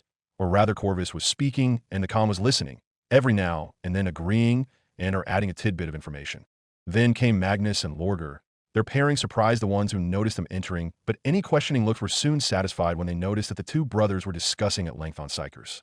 No doubt Magnus was explaining the nature of the warp to Lorger in a more detailed manner, helping to guide the freshly awoken Psyker Primarch during this unusual time. Seeing how Lorger and Magnus entered the hall and what they were speaking of, most would think this would cause a rift to grow between the brothers, since Leman and Corvus had shown a true hatred for Psykers in the past. But now, surprisingly, it was absent from the family. Over the viewing of vids from text to speech, different timelines and events from the future, their outlook of Psykers had changed. Corvus could not bring the same animosity towards them as in the past once he finally learned the true nature of his wraith slip, and Leman couldn't bring himself to continue his own hypocritical anger at the Psykers' unnatural abilities. They both simply accepted that another of their brothers was fully awakening to his abilities, a far cry from where they first began.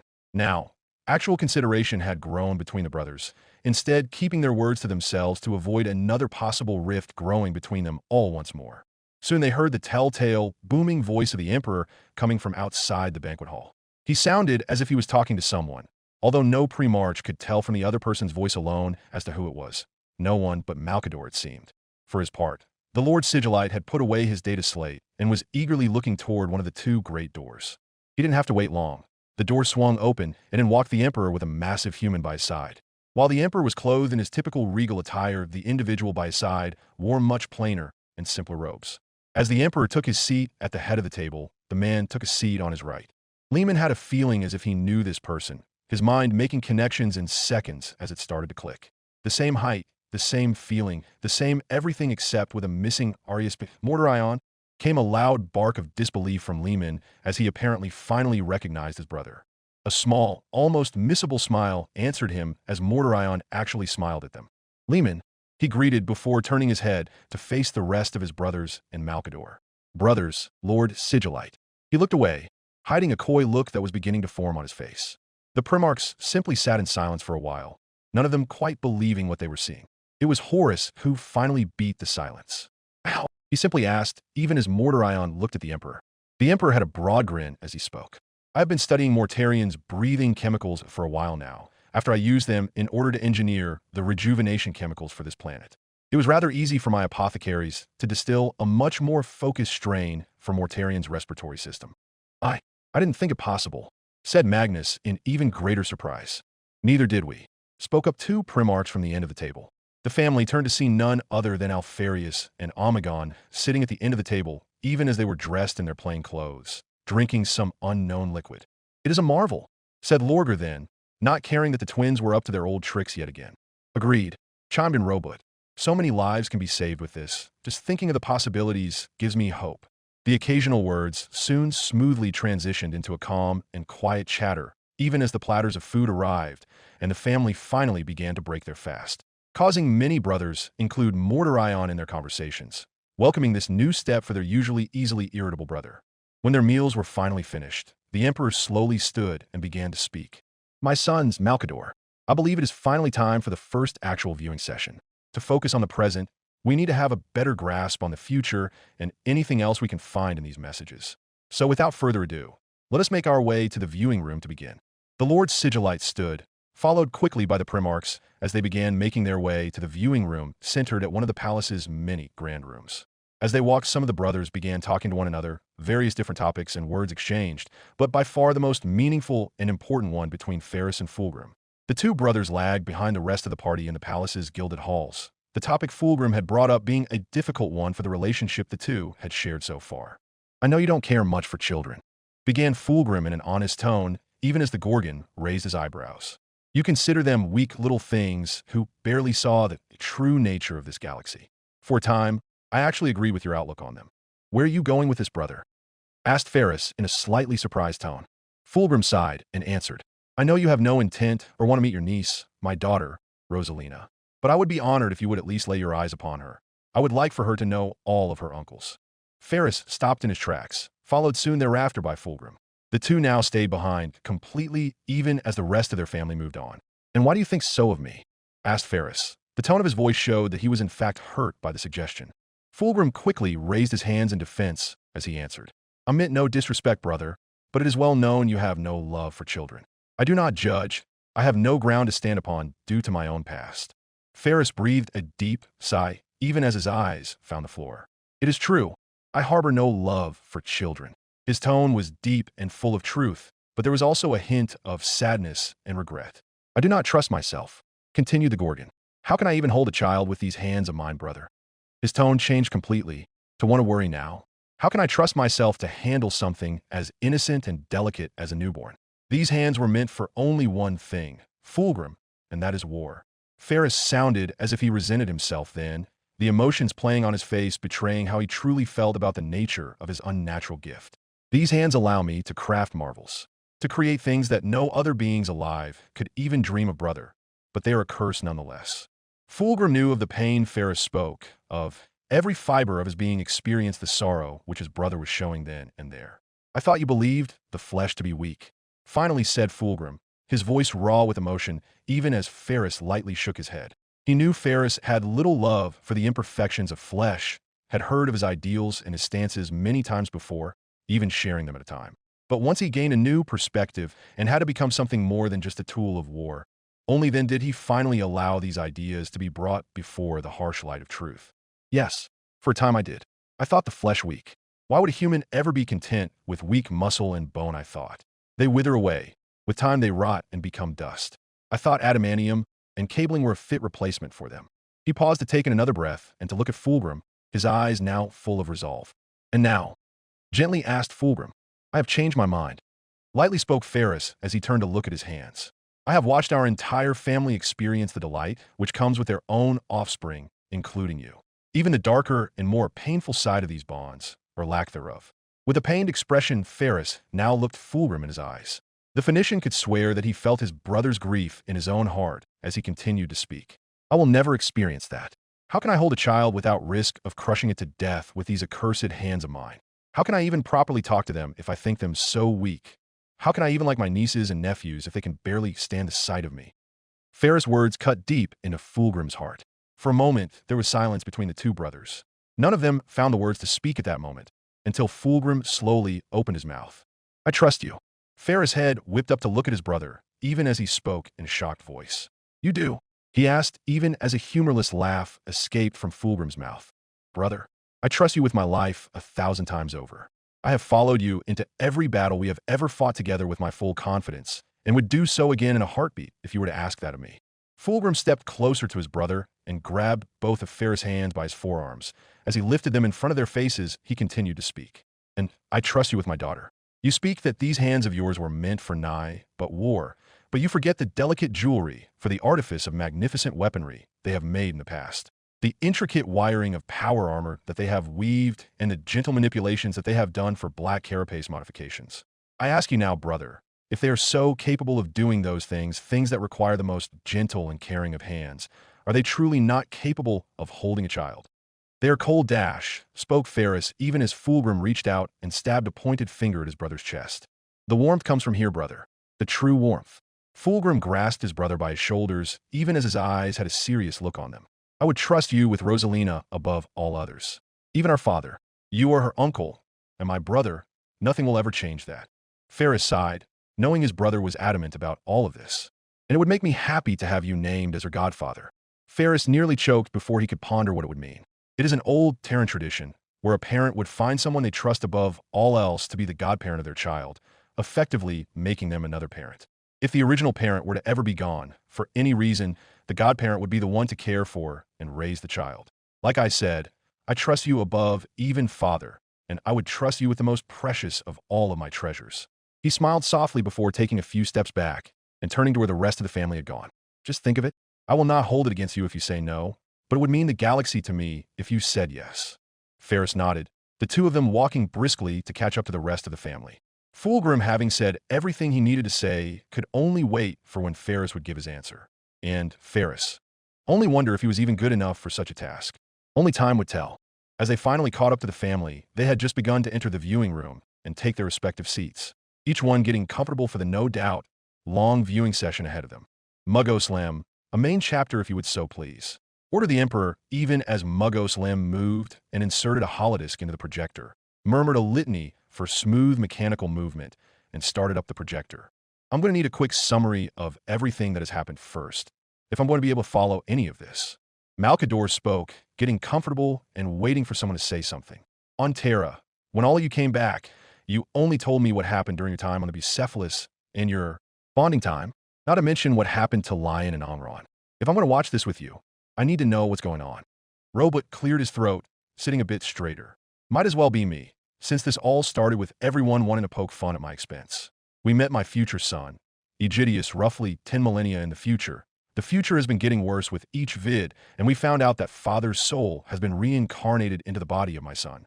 Continue, gently said Malcador, even as he once more took out his data slate and began making notes. The future has a human-Eldar alliance, and the Imperium has shattered after father died and Terra imploded. What is left of it is slowly decaying. Everything is getting worse with each vid we watch. From what we have gathered, there used to be issues of overcrowding, like with how we witness Macridge and its new layout with cramped buildings and fortress-like walls, starvation. Since we seem to be having issues with agri-worlds, and combined with the overcrowding issues, logistical issues, and just about shortage of every material required for the warfront. All those war room meetings point to this as well.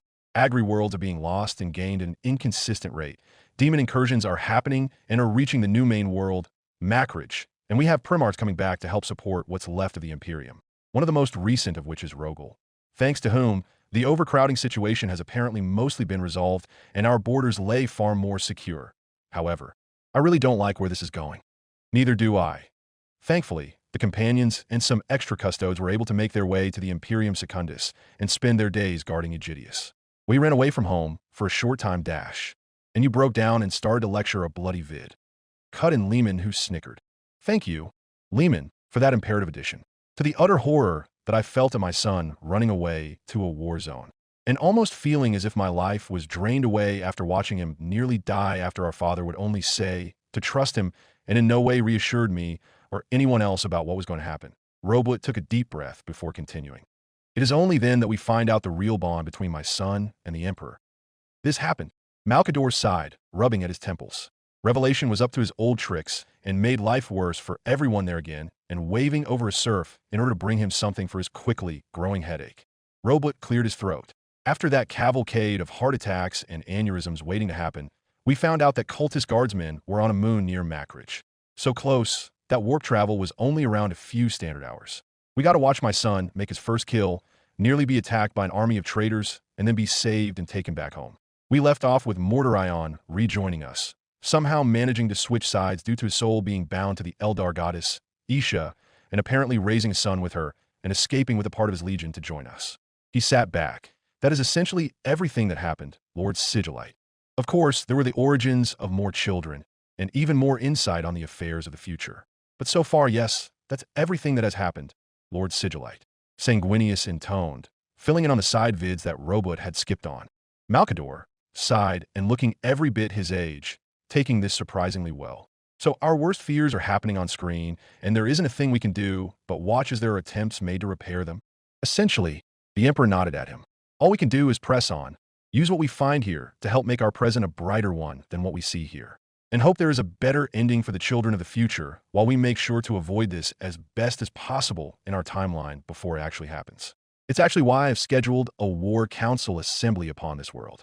Malcador gave his eyes one final rub before leaning back and motioning for Muggos Lem to finally play the vid. The feed finally began to play. 209 M42 Macridge, Fortress of Hera. The vid opened on what looked like a smaller war room, an open table in the middle with a battle map, which featured a hololithic projection of terrain with various figures on top, which were spread out. Aegidius stood to one side of the table. He looked to have grown another head taller and seemed to be thicker with new muscle and tone. His baby fat was finally shedding away to show the man he was becoming. The square shape of his jaw prominent, and his own patrician features finally shining forth as he was blossoming into a man. Robot, there he is. That's Aegidius, and he's really starting to look like a man now. Malcador, I figured. Children do tend to grow up at some point, you know.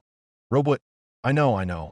We just started watching all of this when he was little and adorable, and now I'm seeing him practically almost a man. Emperor, now you know how I feel. I saw all of you as embryos, and then only saw you all again once you were all adults. On the opposite end of the table was Commissar Yerrick, who was moving pieces on the board, his army working against Aegidius's. When he was done, he tapped a finger against the table, looking back up at the young teen. That move is never going to work. The enemy has the high ground and is very likely to spot you as soon as you make a move like that. Get your head out of the gutter and focus. You're not always going to be surrounded by advisors to help you all the time, especially not on the field. Aegidius sighed, arms crossed as he kept staring at the board. He focused on the task, holding his grandfather back from trying to butt in and give his suggestions. I told you, you should let me play and you watch. I have more experience in this, and we only have so much time before your ascension to the Imperial throne. You would learn far faster by seeing a master at work. Malcador, glaring at Emperor. Emperor, okay, fine. I forgot to tell you, Malcador. The future me is quite terrible. But to be fair, this is me after suffering on the Golden Throne for 10,000 years and being torn apart all this time. Malcador, so they all know about everything? Emperor, yes, they know about everything, so we don't have to hide our plans anymore. Malcador, fine. But I just hope no one overhears us talking about all of this, staring at Muggos Lem. Muggos, not to worry, Omnicia. My cogitators are not connected to any database that can be looked into by any outside forces. Emperor, keep it that way, Muggos. Aegidius brought a hand up to his face, pinching the bridge of his large nose. Grandfather, I need to learn on my own. You need to stop butting in on my lessons. He thought to himself, trying to keep the whole talking to himself thing under wraps. It was already bad enough everyone thought that he was out to kill himself or that he was simply irresponsible, especially after the incident on Bastony. It was as if they were trying to rile him up and make him lash out. Then where would everyone be? Knee-deep in demons causing havoc and killing untold millions yet again, which would be his fault again, according to his resident lich. Malcador, the Astronomicon within him is fickle enough that a simple temper tantrum would cause that much damage. Emperor, precisely. It's been a problem quite a bit so far in the vids. He's getting better, but it was disconcerting to see how much destruction was caused because Aegidius couldn't control his own emotions. Malcador, it's a recipe for disaster. Children cannot control their emotions very well, and yet his tantrums caused this to happen. Emperor, indeed, it's terrible. Yes, but how will you learn if I don't come in and tell you what you're doing wrong? You need to keep up. I can't have you lagging behind when you need to be at your best. You only have 2 more years before you are physically ready for your coronation and taking on the title of Emperor in official capacity. Aegidius shuddered, trying not to think about the looming responsibility that was threatening to come crashing down on him. Because I definitely asked for that. It's not about what you want, it's about the good of the Imperium. Yeah, I get it. he added bitterly, ignoring his grandfather's same bit of advice for the umpteenth time and focusing back to the exercise. Before he could answer and do anything to move his men, Yerrick held a hand up, forcing him to look up at his teacher. Robot, I am sorry, Aegidius. Magnus, it's not your fault. All of us keep telling you that. Robot, I still feel as if it's my fault. I was the one who forced him to practically abandon his childhood. I was the one to throw so much more responsibility onto him. I was the one who forced him to become what everyone else needs. I was the one who was ready to sacrifice his happiness for the good of all in his future. No matter what, I keep thinking about how much I hate this and it's my fault. Emperor, I know how hard it is, I really do. Robot, thank you. Father, we're cutting off here. You obviously can't focus right now, even after you losing 6 games already. Get your rest, and we will reconvene at another time. He spoke sternly at the young ruler, who bowed his head away. 6 losses, 6 armies. If this was a real battle, you would have wasted your human resources with nearly nothing to show for it, and all of that war material would go to complete waste, which could result in you losing an entire front. Focus and get yourself out of your head, then come back and try again. Study more real-time strategy and how to adapt to situations more quickly by yourself. Your thinking is far behind, and it truly shows. At this very moment, you are more of a hazard to your field commanders than an aid. Rest and recuperate if need be, but I know you possess the capability to do better than this. Get out of his head, thinking far behind. Hardly. His mind was supposed to be his own domain, but he had to share with anyone else who wouldn't leave him alone and constantly tried to go off and lead the Imperium when he should be resting. To be fair, Aegidius, you are resting. Your body can handle a few restless nights while I do what I can to help support what's left of my Imperium. This is for the betterment of mankind as a whole, if only you follow my advice. Yes, your Imperium, your work, everything is second to what you want. How dare I ask for a little sympathy? Aegidius thought forcefully as he extracted himself from his training room, immediately flanked by 2 custodes. I bet you can't wait for the day you can fully assert yourself through me, just like on Bastony. Oh, how about you just take my body? I'm not much use. You ask for sympathy, boy, then follow up with ludicrous suggestions. Aegidius could feel the Emperor shake his head disapprovingly. What is sympathy for you compared to the plight and future of 2 entire species that is expected to be led one day by you? Me taking over and doing what I can to help is far from being the malevolent being you so clearly want to see me as if I could have bypassed you as soon as I could have. Ugh, don't you talk down to me. I'm more observant than you think I am, you lich. I'm mad cause you were taking over my body, you damned wraith. Having you here, taking up space in my mind, in my body, latching onto my soul is one of the worst feelings I can imagine. Of course I see you as a malevolent, malignant tumor. Oh fine, see me as a tumor. I was the one who saved this body when you decided to go off and be a selfish idiot by going to Bastony, because having a schedule is difficult. Woe is to you, child. The 1,000 agonizing screams of the martyrs of mankind and the Eldari sympathize with you. Does that make you feel better, boy? Sweet nothings with no meaning? This is not about you, Aegidius. It's about my Imperium, and all you are doing is being a selfish child who is failing to see the bigger picture and is very quickly becoming a detriment. Are you saying that my body is property of the Imperium now? Yes, sir. I belong to your Imperium. I have no will of my own. I am but a mere servant, a slave to what you and everyone else wants of me. The more you and everyone else talks about humanity your Imperium the more I simply don't care. You know what? Why should I care about humanity at this point? Because you say so? No. Why? Because if you do not care, if you do not take the mantle which was given to you at your very birth, everyone you care for dies. Aegidius did not respond. He turned from his tutor and punched a hole into the nearest wall with all of his contained fury before moving past the crumbling area. He refused to give his resident lich the satisfaction of being right with the confirmation of only his silence.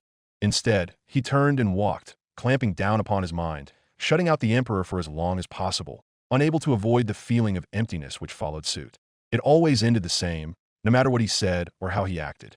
He walked out of the strategium, looking to the right, to Poponius, his ever-trusted caretaker, even as another custodes took the left, bringing a small frown to Aegidius' face. Sicarius was by his side fewer material days, being far too busy being their father's equerry, and when Aegidius would ascend to the title of Emperor of Mankind for all, he would lose even him. But that was in the future. No point in arguing over it at the moment. What is my schedule looking like for the rest of the day, Poponius? Malcador, you both have a point and are equally at fault here. Emperor, thank you, Malcador, I noticed. Malcador, for what I'm gathering, both you and Aegidius are acting out and hurting each other, but have a good reason to. But at the same time, both of you are wrong for wanting to fight each other. No one is right. No one is wrong. Emperor, this is why you're my second in command. You just seem to see everything as it should be. Malcador, well, I'm your second in command because I don't take any of your shit, revelation. Emperor, that too. You're able to make time for an extra resting period, my liege. After, we will escort you to your newest teacher, a beyond competent instructor for void combat and naval warfare, has recently been rediscovered and has been made to comply. Your father has already agreed to have you learn from him as soon as possible. Huponius intoned without missing a beat, continuing to walk alongside his emperor. Of course he would be signed up to meet with another instructor that would absorb more of his already limited time. Of course, he would only be made aware of it hours before it even happened. Without stopping his stride, he only nodded and accepted that he was going to be dragged off to another lesson whether he liked it or not. He was simply glad that it was just another lesson and not more surgeries or augmentation sessions. Who is it, if I may ask? Lord High Admiral Spire, my liege. Emperor. O.H. A lander emblazoned with the heraldry of the Imperial Navy gently touched down upon one of the free landing pads, even as 8 heavily augmented warriors belonging to the Scutarii of the marked head forge world of Konar stood by patiently as the boarding ramp of the lander opened and the pressure valves released steam to cool down the engines. As the ramp hit the floor, the 8 Scutarii marched up to it in perfectly synchronized fashion and presented their weaponry as Fabricator General Belisarius Call walked down the boarding ramp with Lord Admiral Spire by his side, the latter relying heavily on his cane in order to keep pace. Robot, Konar is the new head Forge World? Interesting. Emperor, and Call is the new Fabricator General. I can see that happening in the future. Mars is gone in this reality, so a new head Forge World and Fabricator General would be needed. Malcador, ah yes, because you quote-unquote yeeted Terra out of existence. Primarch shudder at this. Fulgrim, do not, ever, say that word again, Lord Sigillite. I beg of you. Malcador, what? I'm just using the same type of words you youngsters are using nowadays. Magnus, Lord Sigillite, please. You're much better than this. Malcador, what? Sorry, my hearing is going. Try again later. Asterisk Malcador smiled, showing that he in fact still had a good sense of humor, causing some of the Primarchs to chuckle while others breathed a sigh of relief. Asterisk. Emperor, you done now, Mal? Malcador, yes. Ruining my fun. It's not every day I get the chance to be an annoying old person for a good laugh. I thank you for your service, Fabricator General. Not many of your caliber or status would travel so far in order to simply save an aging admiral. There was a sound of dismissal from the Call's voxmitters as he spoke back. I am merely performing my duty to the Omniscia. Lord Guilliman insists that you're far more useful alive than dead. Thus, I comply with his wishes. Spire nodded wistfully as they finally reached the end of the ramp. Call had barely been able to replace the ancient admiral's heart with a mechanical replacement. A strange feeling nonetheless, but the Fabricator General had taken the opportunity to perform many more inner body augmentations upon Spire. He had even inserted an organ or two, although Spire knew not what their duty was. He had barely convinced the talented former Muggos to be allowed to keep his own biological legs. Call insisted that Spire needed to have them replaced with mechanical ones. And while it was true that his knees and the muscles of his legs tended to hurt badly from time to time and cause him to limp enough that he needed a cane, however, it was better to feel the pain than become fully cybernetic. Spire had given his entire life in service to both the Emperor and the Imperium. He would be damned if he could no longer stand on his own 2 legs and perform his solemn duty. Emperor, nothing worse than a soldier forced into a chair. Malcador, exactly. The apothecaries keep trying to tell me to use a chair, but I keep telling them I'm fine to keep walking and the next one to tell me that will be in their own. The two continued walking toward the beginning of the landing pad. Even as the Scutari walked alongside them as their escort, the clanging of their metallic feet echoing off for a while even in such a busy war dock as this. I had heard that you are to patrol the outer edges today with the young prince. Rasped out Call's voxmitters even as Spire's face gained a thoughtful look. Lehman, patrol the outer edges. Right. Magnus, I can't see anything going wrong there. Sanguinius, definitely just a patrol. Conrad, completely safe. Lorger, no incursions anywhere. Robot, all of you are making me anxious. Stop it. Yes, the prince himself has been assigned to me. I must admit, I am not looking particularly forward to showing him off the actual state of our Imperium. The propaganda must have been effective, since from what I have heard of the prince, he is quite sheltered. There was a wave from one of Call's mechadendrites. I believe he shall be cooperative to a satisfactory degree.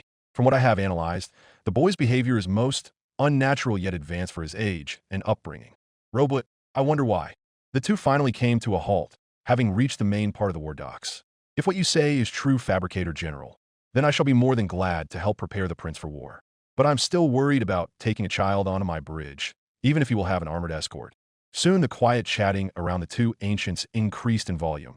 Then people began to gather in larger amounts. Soon there was a full-on crowd, essentially blocking off the main entrance to the docks. Both human and even some Eldari workers attempted to get a look at the boy prince. Malkador, hearing about the Eldar alliance and actually seeing it are two very different feelings. Magnus, and how do you feel about it? Malkador, well, I don't feel a burning hatred and a need for them to die, and I still remember the days your father and I ran around the galaxy in a group with a few Eldari in tow. Granted, most of our fun ended up with someone dying or something exploding. Horus, was she a part of it? Malkador, oh yes she was. Magnus who? Horus, asked father. I'm sure he'd love to answer. Emperor moving on. The prince has arrived. Stated call as a matter of factly. Indeed, Aegidius seemed to have arrived with his full escort of no less than a shield host of 12 custodes. A formidable force in battle to say the least, and an even bigger one for morale as it seemed. Every single person on that dock, no matter if they were not even above the standard ranks, all the way up to the officers were attempting to look at their crown prince as he made his way towards Spire and Call. After a few minutes of looking at the crowd, the people at the end of it finally split in order to allow Aegidius with his corridor of custodes to pass by. Spire quickly analyzed the boy, or rather as he appeared to be man. For a boy of 14 standard Terran years, he was massive, although Spire quickly assigned that factor to all the augmetic surgeries the child must have undergone. The prince wore a set of heavy flak armor, as power armor made for him now would most likely simply be outgrown shortly after. As he came closer, he saw the details of Aegidius' face and spotted the traces of his father pre-march in his facial features. It appeared as if the prince's mother only came through in lending her son the typical Eldari ears and eyes, as Aegidius' body appeared to have taken on the bulky build of his father as well. The fact of a union between the pre-march and the emissary had been a pleasant surprise, waiting for him at the bottom of a pile of problems that would make even an inquisitor of the famed Ordo Malleus go insane. Robot, looking at him here and seeing him in his flak armor, I really am seeing how much he looks like me. My jaw, my nose, my brow, it's odd to see it reflected in him. Perturabo, at least he isn't a near clone of you like Rogel and Friedrich. Magnus, or Lion and Gabriel. Robot, true, very true. My prince, finally greeted Spire, even as he slowly went to one knee before Aegidius. The boy looked down at him with a puzzling stare before quickly realizing that he was supposed to motion for the Admiral to raise. Please stand. He quickly spoke even as Spire got back on his feet with no small amount of pain. My liege. Then further spoke Spire. May I present the Fabricator General of the Adeptus Mechanicus, Belisarius Call. Spire humbly motioned toward the massively augmented human who stood by his side. Call for his part gently intoned his head toward the prince before speaking. Greetings, my liege. An interesting honor that we finally meet for the first time that your cognitive functions can remember. Aegidius' eyebrows flew up at that. We have met before, Fabricator General? He asked in a surprised tone, even as Call's voxmeters powered up again. Indeed, you were but 22 standard Terran days and 3 standard Terran hours old. I helped test your entire genome and designed everything from your everyday nutrients to the way your muscles were exercised. So many unknown variables those were back then. You were by far the most interesting being next to your father that I have ever had the pleasure of analyzing. I also see the augmetics are coming along at a fair rate. I shall have to inform my tech priest that you will be ready for the next one soon. Aegidius visibly winced. The surgeries were painful at best and outright torturous at their worst. His entire body's DNA being recoded by one single organ was not something Aegidius wanted to experience ever again. Thank you for taking such good care of me, Fabricator General. Aegidius turned to face Spire again. The man's face painted the picture of one who had fought in 1,000 battles and won 100 wars. Aegidius chose his next words carefully. Even he knew that he was standing in the presence of one who was essentially a living legend at this point. Lord Admiral Spire, I would like you to, brief me about what we shall be, doing on this mission. Robot, did he just artificially deepen his voice to sound more mature for the Lord Admiral? Fulgrim, yes he did. Magnus, leave him alone. He's still a boy and wants to be seen as mature for someone he respects. I remember when Tyrion, my eldest, did that a few times to people who weren't me. Lehman, are you all right? Magnus, I'm fine. Just remembering that my eldest hates me. Lord, or why? Magnus, the little bastard called me a nerd and refuses to learn how to use his powers. He's insistent on learning how to become a warrior and being a bit of snot about it. Conrad called it. Vulcan, little Tyrion must have a reason for why he is acting this way. Magnus, I don't know. Tyrion just one day decided he hates me and wants nothing to do with my work. Mordorion, maybe it's because you're gone all the time? Magnus, shut up Mordorion, you wait. Is that actual advice? Mordorion, Yes? I don't really have it in me at this point. Magnus, well, that's good. And you might actually have a point. Maybe I can finally break through and get to the root of the issue when he's here. Mortar Ion, that's all you can do. Aegidius glanced at one of the companions nervously, who gave the boy a thumbs up before they looked back to Spire. Please walk with me, my liege. Immediately responded Spire, as he slowly began hobbling back to the lander with his cane. Aegidius turned to say farewell to the Fabricator General only to find him missing. How such a behemoth of an augmented person managed to quietly disappear was beyond Aegidius' thoughts at that moment as he began to follow Spire, his host of custodes following in his track. Our mission is to patrol the outer edges of Imperium Secundus, my liege. Furthermore, I am to instruct you on both the dangers and nuances of void combat. If we are unlucky, we may run into pirates, and a skirmish might occur. Vulkan, Stern, I twitch down. How much danger will this pose to His Highness? Interrupted one of Aegidius' shield captains, ever worried for the safety of his emperor. Not much at all, said Spire with a confident face. The pirates tend to avoid larger imperial fleets and warships. And if they do attack, their technology most typically does not allow them to directly attack our bridge. My liege, please halt. The group stopped even as they looked back toward the main part of the port. A chapter serf in what appeared to be space wolf colors was running toward them. My liege, I apologize for interrupting your... The serf explained even as he panted heavily. There was a request from the Wolf King. Lehman, oh great. I get to do something. Ferris, hey, at least you're not dead. Lehman, true, but hey, I get to do things. Aegidius' eyes immediately took on a look of surprise. A request from his uncle Lehman? He had never actually talked much to his uncle. Unsurprisingly, the Primarch didn't find the company of children entertaining and was far too busy to even spend time with even his own daughter, especially after it was apparently decided that she would not travel back to Fenris after a time lost in the warp. So what did he want with Aegidius? Lord Russ requests that you take a few more as part of your retinue. It was Poponius who stepped forth from Aegidius' shield host of custodes. Who are these individuals? Spoke Poponius on his master's behalf. Me and my pack. Spoke a booming voice which was no doubt amplified greatly by the voxmeter which it had come from. The group turned to look at the beginning of the walkway which led to the landing pad which they stood on. In front of them stood a dreadnought surrounded by 8 space wolves in full armor. Aegidius quickly noticed that it was not just any dreadnought. He did not even have to be a psyker to feel the absolutely ancient presence that the dreadnought had commanded. But it took Aegidius only a few seconds to realize who the man interred inside of the ancient machine was. Emperor. So there's me in his mind, a retinue of 12 custodes, and now a wolf pack with a dreadnought to come with him on what can be assumed is a routine long-range patrol mission. Robot. Usually I'd ask if this is really necessary, but it's my son going off to the outer borders and knowing how bad it is out there. I can only say, is there anyone else they could send with him? Emperor. Glad you can see the humor in this. Robot, what humor? Lord Bjorn. Spoke Aegidius, his voice fragile and careful. If Lord Admiral Spire was ancient for a human and a legend amongst the Imperial Navy, Bjorn was ancient compared to the Imperium itself.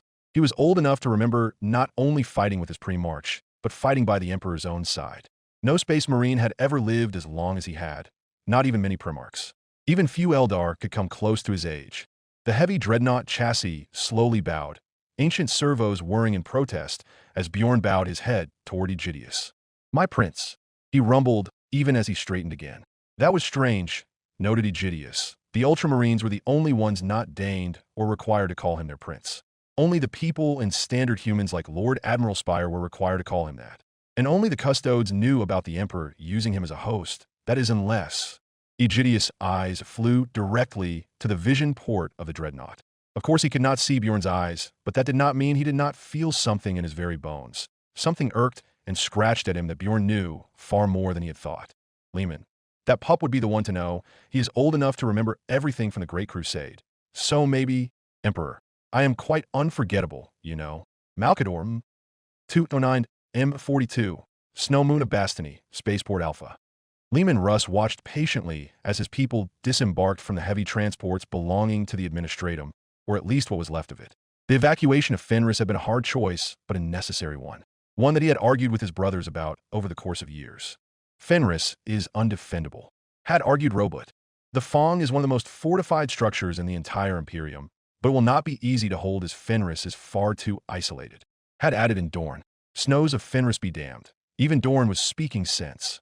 All of his brothers had chimed in one way or another that Fenris needed to be evacuated. He couldn't say what he had truly done to his homeworld, however. He argued in favor of staying. He tried his hardest to get his brothers to understand his plight. After everything that had been taken from them all during this age of darkness, Lehman had wanted to keep one part to call his own. But the sense that had been instilled inside of him, the sense his brothers had spoken had broken through and caused Lehman to do the one action he would never forgive himself for, but knew it was the right choice. He had abandoned Fenris.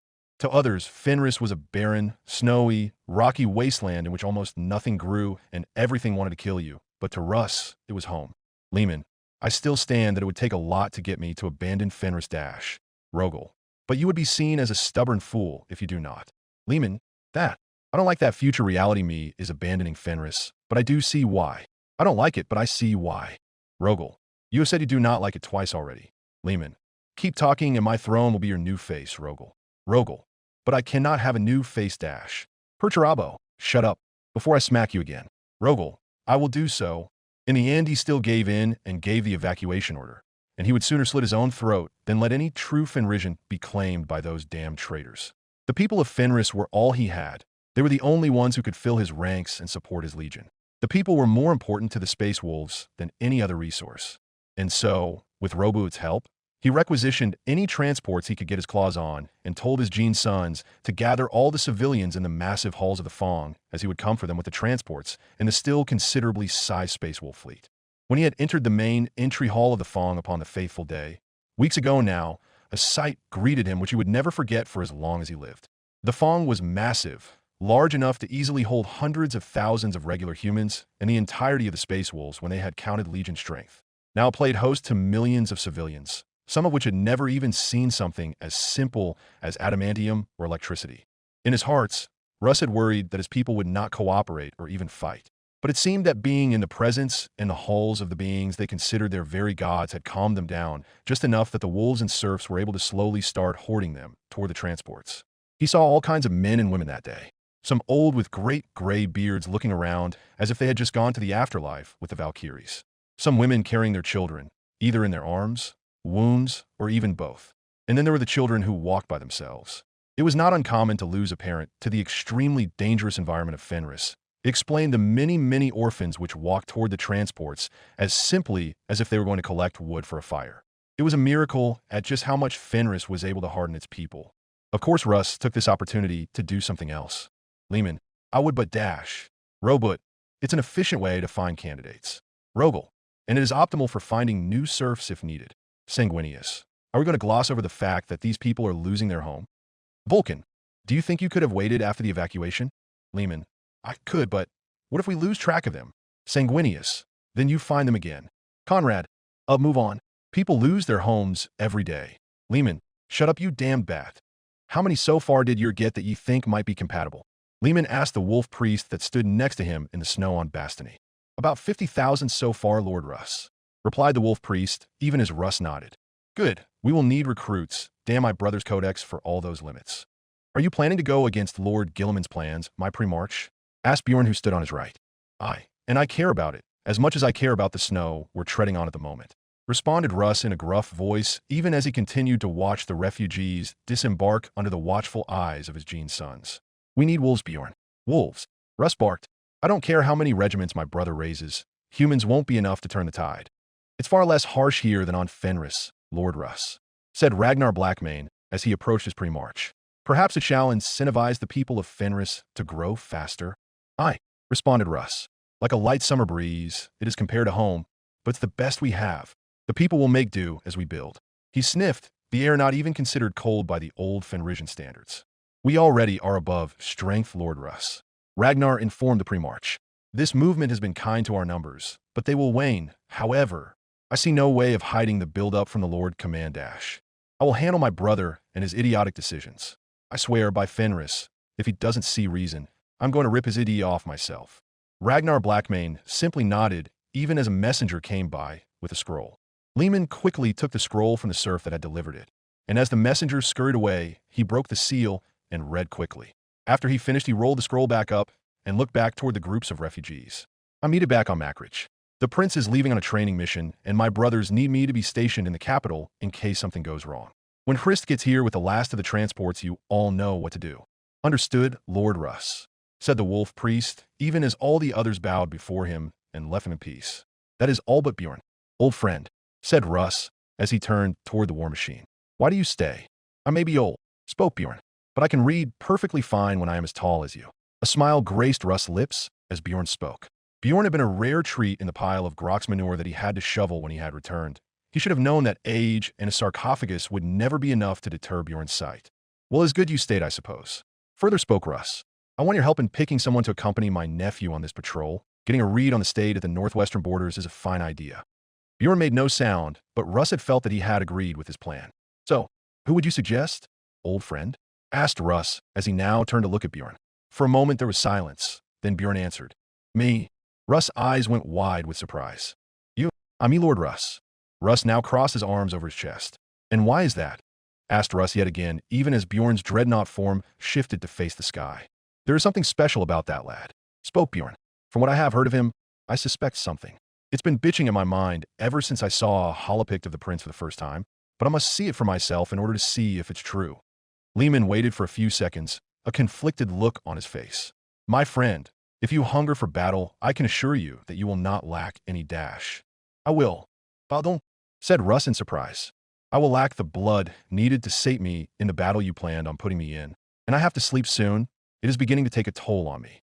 Russ sighed as he looked down at the snow-covered ground. Bjorn was right. Soon he would have to sleep. The fact that he had lasted so many years awake was a miracle in and of itself. Fine, go Bjorn, just don't get your damn head chopped off. Russ couldn't see it, but he had bet that there was a smile under all that armor at that moment. Lehman, fight well, pup. You better not die anytime soon. Robot, why Lehman? I'm sure he can't hear you from over here, dash. Lehman, hush. I'm just cheering on my crazy son. I'm not lecturing the vid. Robot, right, of course. No differences here. Now, where's my bloody equerry? Russ shouted at the top of his lungs.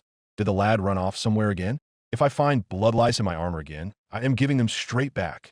Further spoke Russ, even as one of the space wolves who was looking at the disembarking Fenrisians broke off and came to stand before his pre-march with a bow of his head before speaking.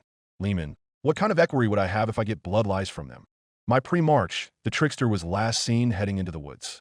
Shall I retrieve him for you? Lehman, oh, yeah, that makes sense. Magnus, oh no. Lorgar, we have to sit through this again. Malkador, sit through what? Lehman, wolfish grin, you'll see. Lehman sniffed in, thought for a moment before answering. I go get the lad. The space wolf walked off even as Russ thought about how Lucas the trickster managed to become his equerry. Years earlier, the Fong, Fenris. Russ sat at his desk in his solar, going over various reports and the status of his chapter in general. The wolves had luckily been in better shape than he thought they would be at the time of his return. All was not well, however. There was that whole business with Hrist that he had to juggle along with trying to find any remnants of the Imperium and making sure to get as many initiates as possible. It had been a month since their accident in the training hall, and he had no bloody idea what their relationship had turned into, but she had stopped trying to kill him, so there was at least that. Lehman, blushes crazy Valkyrie. Malkador, calm down, she's great for you. Horus, yeah, you two are great together, two crazy Fenrisians in love. Lehman, I don't like doing things on here anymore. Horus, get over it. At least you aren't being treated as the ass end of joke. Lorgar, I'm sure they treated you with a certain ass end brother. Robot, dickish laughter. Horus, sighs, smiling all the while, I hate all of you. But one thing that he had yet to do was pick an equerry. He needed one in order to get past all this damn paperwork and to help him be his second in command. It needed to be an individual that would never shy away at giving orders as if he was Russ himself. It also needed to be one which could be groomed by Lehman in order to become a better commander, and one that would always actually stand by his side. And preferably one that didn't look at him as if he was a bloody fucking god. He was long since over the hero worship. He needed an equerry which would tell him to his face when he was making a mistake, not look at him with dreamy eyes as if he was the prettiest lass they had ever seen. That is when one name caught his attention on one of the lists. What was most surprising was that this name was on the list of the blood claws, and that under the time spent as a blood claw was over 500 years. Magnus, a wugwug high. Malkador what? Lorgar, Malkador, confused noises. Who in their damned mind managed to spend 500 years as a blood claw and even still be alive or not promoted? The blood claw, Lucas he was called, was old enough to even be a wolf lord. What was he doing within the blood claw packs? Guards, bellowed Russ, and the door to his solar opened as in walked one of the space wolves serving as his guard. Give me someone that knows and can tell me more about the blood claw Lucas, spoke Russ, even as the space wolf visibly recoiled before bowing his head. Yes, my lord. The space wolf quickly walked out, closing the door to Russ Solar behind him. After some time, there was a knock on the door, and Russ quickly spoke. Yes, yes, come in. The door swung open, and in walked a wolf priest who walked in front of Russ' desk and quickly bowed his head. My pre-march, muttered the wolf priest before he looked up and directly at Lehman. What's your name? Kindly asked Russ. Wolf priest Hrek, Gower runner, my lord, answered the wolf priest, even as Russ continued to speak. Tell my Gower runner, what can you tell me of the Bloodclaw Lucas? The wolf priest's eyes flew open at the mention of the Bloodclaw as he spoke. He is the oldest amongst the Bloodclaws, my lord. He has his own way of doing things, ways that do not follow our traditions. These ways of his involve countless tricks and make him the outcast that he is. It has even earned himself the moniker of the trickster. We know not why he acts in such a way, my lord, but Lucas follows his own wyrd. Magnus, can I step out? Lorder, please me too. Lehman, no. Stay from Malcador. Magnus, I hate you. Malcador, this better be good if it has you two like this. Lehman, oh trust me, it is. Lehman grumbled for a bit before speaking up again. I don't want excuses for his damn wyrd. I want to know if he is any good. The wolf priest blinked. Good, my lord. I good. How good is he at fighting and commanding? The reports on him are either lacking or missing completely. I want to know how he fights and responds to commands. The wolf priest sighed before thinking for a second and responding. I know that he's good at fighting my pre-march. Good enough to defeat multiple traitors at once. But he relies on his tricks in order to do true harm against them. Russ raised an eyebrow. And those tricks be? Depending on the situation, my pre-march. At one point, he managed to convince a planet of orcs into a civil war amongst each other. Malcador what? Emperor. Yes, this happened in the future. Malcador, but orcs. Emperor. I swear, Mal, this actually happened. Lehman. This guy is great. Malcador. Then why are Magnus and Lorder like this dash? Lehman. Just watch, Sigillite. Russ slightly gaped at that, but the wolf priest was not done speaking. He also managed to trick a war band of word-bearers to land on the thin ice of the Sea of Lost Souls, causing all of them to die from either the krakens or drowning. Malcador, I see. Lorder. Yes, Lord Sigillite. Malcador, don't let your sons become that stupid. Lorder, why yes, Lord Sigillite. Lehman, rising laughter. Lehman barked a laugh. He was beginning to like this Bloodclaw. He even managed to rescue a pack of space wolves stuck in the ruins of Prospero, all the while tricking the traitor pre-march, Magnus the Red, into letting him go.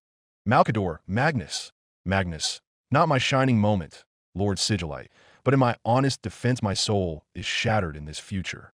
Malcador, even still, a regular marine that was capable of outwitting Magnus? Lehman, more laughter. Malcador, sighing wow. Lehman's jaw promptly hit the floor. He did what? Bellowed Russ in complete and utter surprise. It is true, my lord. I have seen the records before they were purged. Russ took a deep breath before getting up and walking out of his solar. Come with me, he said to the wolf priest as the two began walking down the halls of the fawn. Where are we going, my lord? Asked the wolf priest. To the halls that the Blackmans call home. You will lead me to this Bloodclaw. I want to meet him in person. After walking for some time, they finally arrived at the entrance to the home of the pack of Bloodclaws belonging to the Blackmans. As they entered the tunnel, Russ noticed a rune carved into the walls. Loja, asked Russ in confusion. Laugh. What did this have to do with laughter? By his side, the wolf priest sighed. The trickster is always doing his pranks, my pre-march. Lehman grunted, undeterred as they continued walking. I will be careful, however. The Strife son might have booby-trapped this part of Dash. No sooner had the words come out of the wolf priest's mouth had they heard the telltale snap of a trap being sprung. Russ quickly stepped back, but it was too late. A black ball was flung at the two, and they had no choice but to run out of the hall leading to the Bloodclaw's home. Behind them, they could hear the laughter as they ran. Soon they felt the contents of the ball begin to unfurl and bite them on any exposed skin. Blood lice, thought Russ, as he began scratching at his skin and swiping away any blood lice not yet touching his skin. The wolf priest was lucky he was wearing his full battle plate. Russ, however, was only wearing his robes. Lehman, this means war pup. Corvus, in the grim darkness of the far future, there is only war in the legions. Silence. Corvus, oh come on, I can make jokes too. Conrad, and this is why you stay silent, little raven. Corvus, at least I'm trying. Unlike you, mister, I must act like an asshole at all times. Conrad, asshole humor is still humor. A couple of hours later, everything itched. Every single part of his body felt as if it was going to fall off from just how much it itched. The wolf priest had tried to warn him about this. Apparently, it was one of Lucas' favorites. And even with his advanced pre-march physiology, it was taking a while for the remains of the blood lice bites to go away. The wolf priest had also told him to refrain from scratching his skin, as the itch would go away quicker that way, but he was finding that extremely hard to do. Even as he cursed both Lucas and his own luck, however, he internally smiled. Long ago in his youth, he remembered not being so different. Indeed, while externally he was feeling as if his skin would fall off, his mind was reminding him of older, simpler times. Times when a galaxy seemed so small. It also reminded him of one thing: retaliation. And he had just the last for the job. Lehman, I wouldn't do that, would I? 1 hour later, home of the Blackman's Blood Claws pack. Lucas lied on one of the benches in the Chamber of Blood Claws. He was still grinning at the memory of someone running into his trap of blood lice. A classic he couldn't believe people were still falling for after so long. Some of the Blood Claws, however, were worried about just who it was that Lucas had managed to prank this time around. Lucas being half drunk and well. Lucas didn't care much. It earned a good laugh, and that was all that mattered to the old Blood Claw. Soon enough, however, the Blood Claws all perked up as they heard the telltale stomping of heavy armored feet. The massive door to the chamber swung open violently enough to throw the doors from their hinges, causing one of the massive said doors to land on a machine thrall, destroying it completely. Which one of your damned bastards is Lucas? Howled an armored Valkyrie from the door. Lehman, apparently I would. Horus. Yes, Lehman. Sick your wife on your enemies. Let her fight your battles. Lehman. That is not what I'm doing. I am making use of a resource dash. Horus. Who also happens to share your bed. Lehman. You would know all about that, wouldn't you? All those ladies of yours have to come in handy at some point. Horus. Hush you. Conrad. Wait, what? OH. Lovely. Corvus what? Ferris. You don't want to know. Fulgrim. It's not worth it. Aye, that will be me, lass, said Lucas even as he drunkenly got to his feet and looked at the small woman. She recently became famed amongst the space wolves for being able to take on some of their best, and even win a few fights. What did she want for some blood claws? Yeah? You're Lucas? I'll smash your mouth for sending me that letter. Letter? Thought Lucas. He had never sent any letter. You're mistaken, lass. I never sent any dash. Lucas stopped talking as he had to dodge the massive halberd which came his way and smashed clean through the bench that he was lying on just a moment ago. You're going to pay for that, roared the Valkyrie as she skillfully twisted the halberd.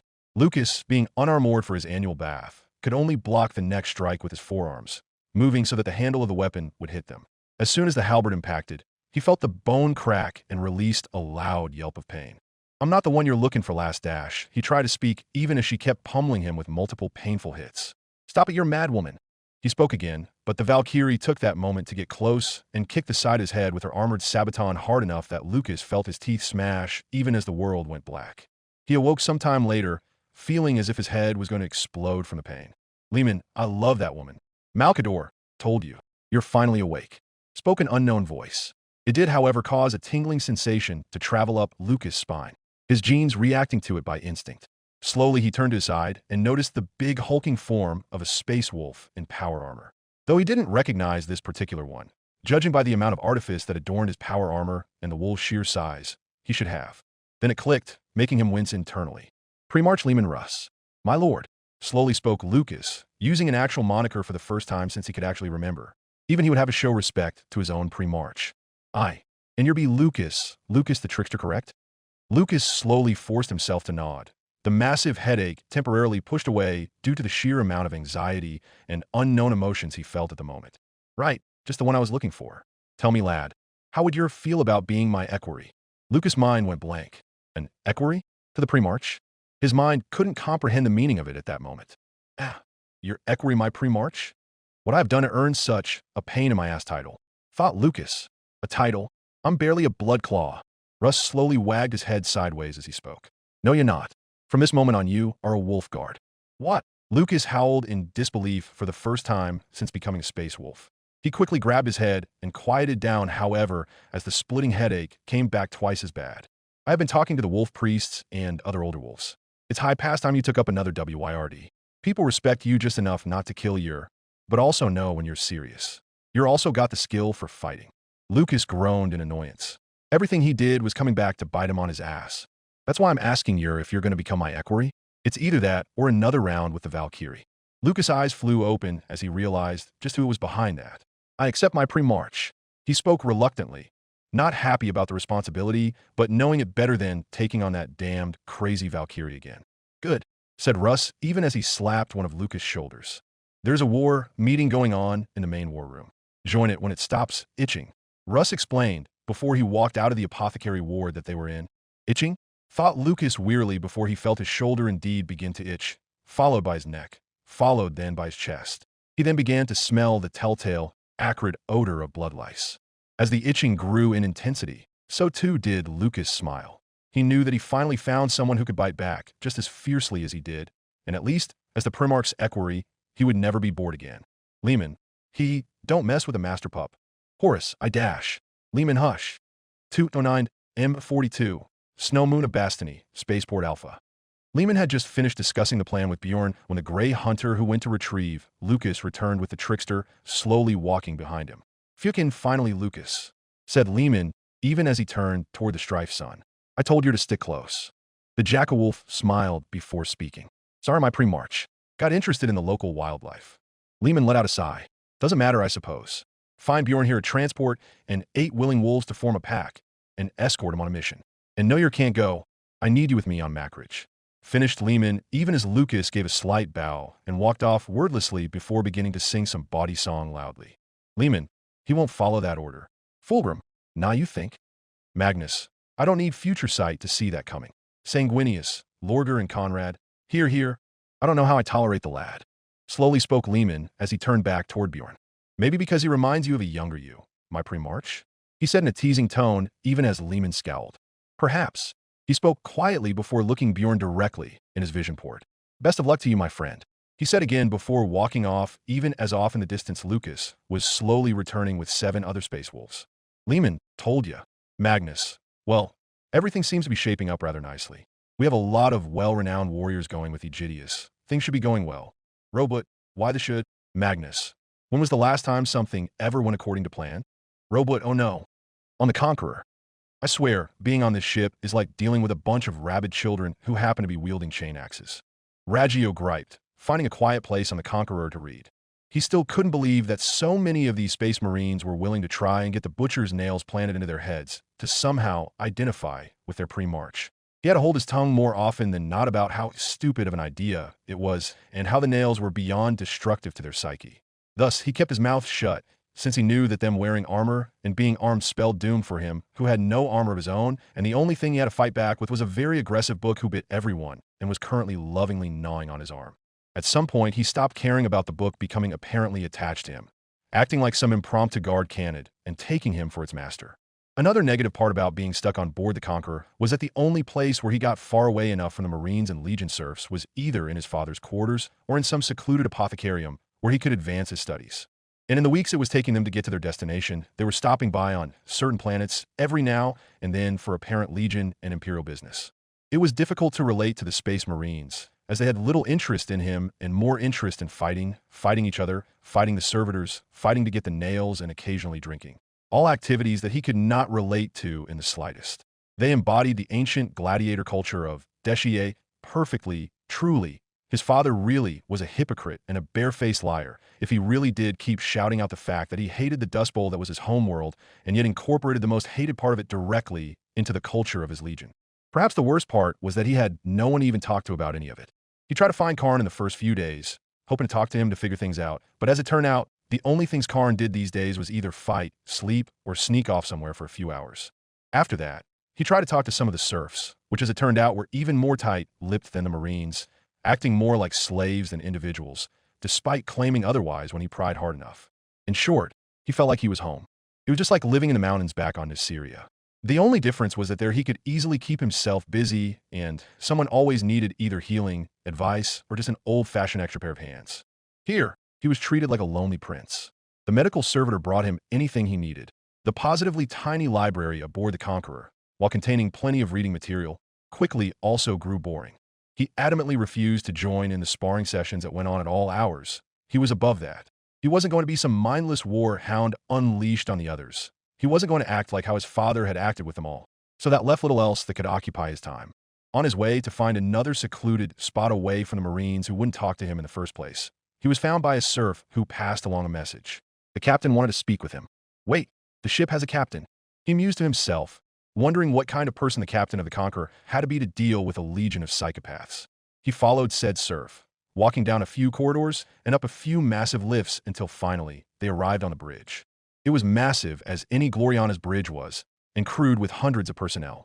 Everything from servitors to tech priests to marines attended to their tasks diligently. But there, next to the command throne, stood a woman of small stature. Facing him, a bloody hand honor emblem adorned on the front of her uniform. As the serf guided Raggio to her, he took ample opportunity to examine her. She looked surprisingly young for a woman of her station, a rare occurrence from what he knew of Imperial commanders. But her eyes spoke the words that her body did not.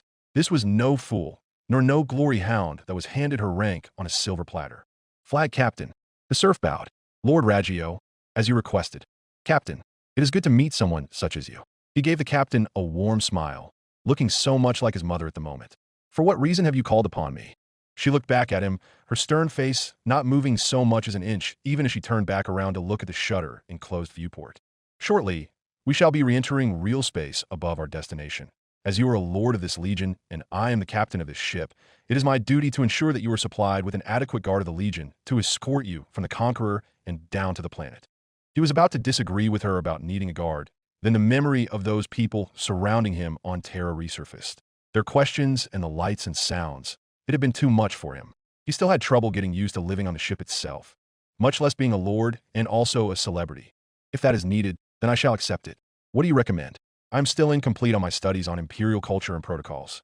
She looked back at him over her shoulder. You are best asking someone else, my lord.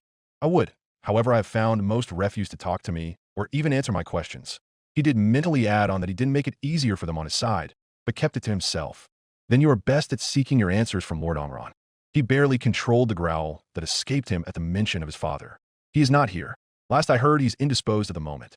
La Terra simply turned her head back towards the shuttered viewports as the activity around them continued unabated. Letting out a frustrated sigh, he turned and began to walk away from the captain. I swear, no one on this ship has any common decency. An hour later, the Conqueror exited warp space above Salutis, and as its crew began the long-winded process of revitalizing and resupplying the ship, all the while deploying some of its occupants, its captain traveled to the main hangar deck, overlooking the Stormbird which Raggio along with a select few World Eaters were boarding. She heard and felt the heavy steps behind her, as the unmistakable presence of a space marine came to a halt to her right. He is his. The only thing missing are the nails. He grumbled. I'd wager they couldn't be very similar. He's polite and tried to talk to me. When has our lord actually attempted such? She answered the familiar marine. They do share the same anger. Even I could feel it threatening to boil over. That's my point. He growled. He was raised differently. Our Primarch only respects strength, power, and victory. Damn everything else. Though it is not as if you need anything else. La Terra chuckled. He actually asked about Imperial culture and protocols with me. She heard the rumbling from the Marine's helmet. A rare chuckle. Idiotic child. He's older than me, yet I probably outrank him through life experience alone. She rolled her eyes at this. He's almost the same as a stray from a feudal world that we were forced to pick up. What have you learned about him? He won't leave the apothecaries alone. He's naive, wants to help people. Isn't it our duty to help people? To bring them into the Imperium, whether they like it or not? The Marine scuffed. Tell that to my chain axe. He grumbled again, his hand reaching for and almost lovingly caressing the weapon, the nails biting. A small hand lied on his own, her gaze heavy with worry though her face betrayed nothing. As they watched the Stormbird take flight, she felt as his heavy armored hand pulled away, lingering just for a second longer than strictly necessary if someone were to see the two. It had been getting worse with the nails. At one point, at least he had the capacity to care more. Though now, he was losing more and more of it each day. She hoped that whatever the Emperor was doing on the world below, it was going to save the Legion from the abyss that they were staring at.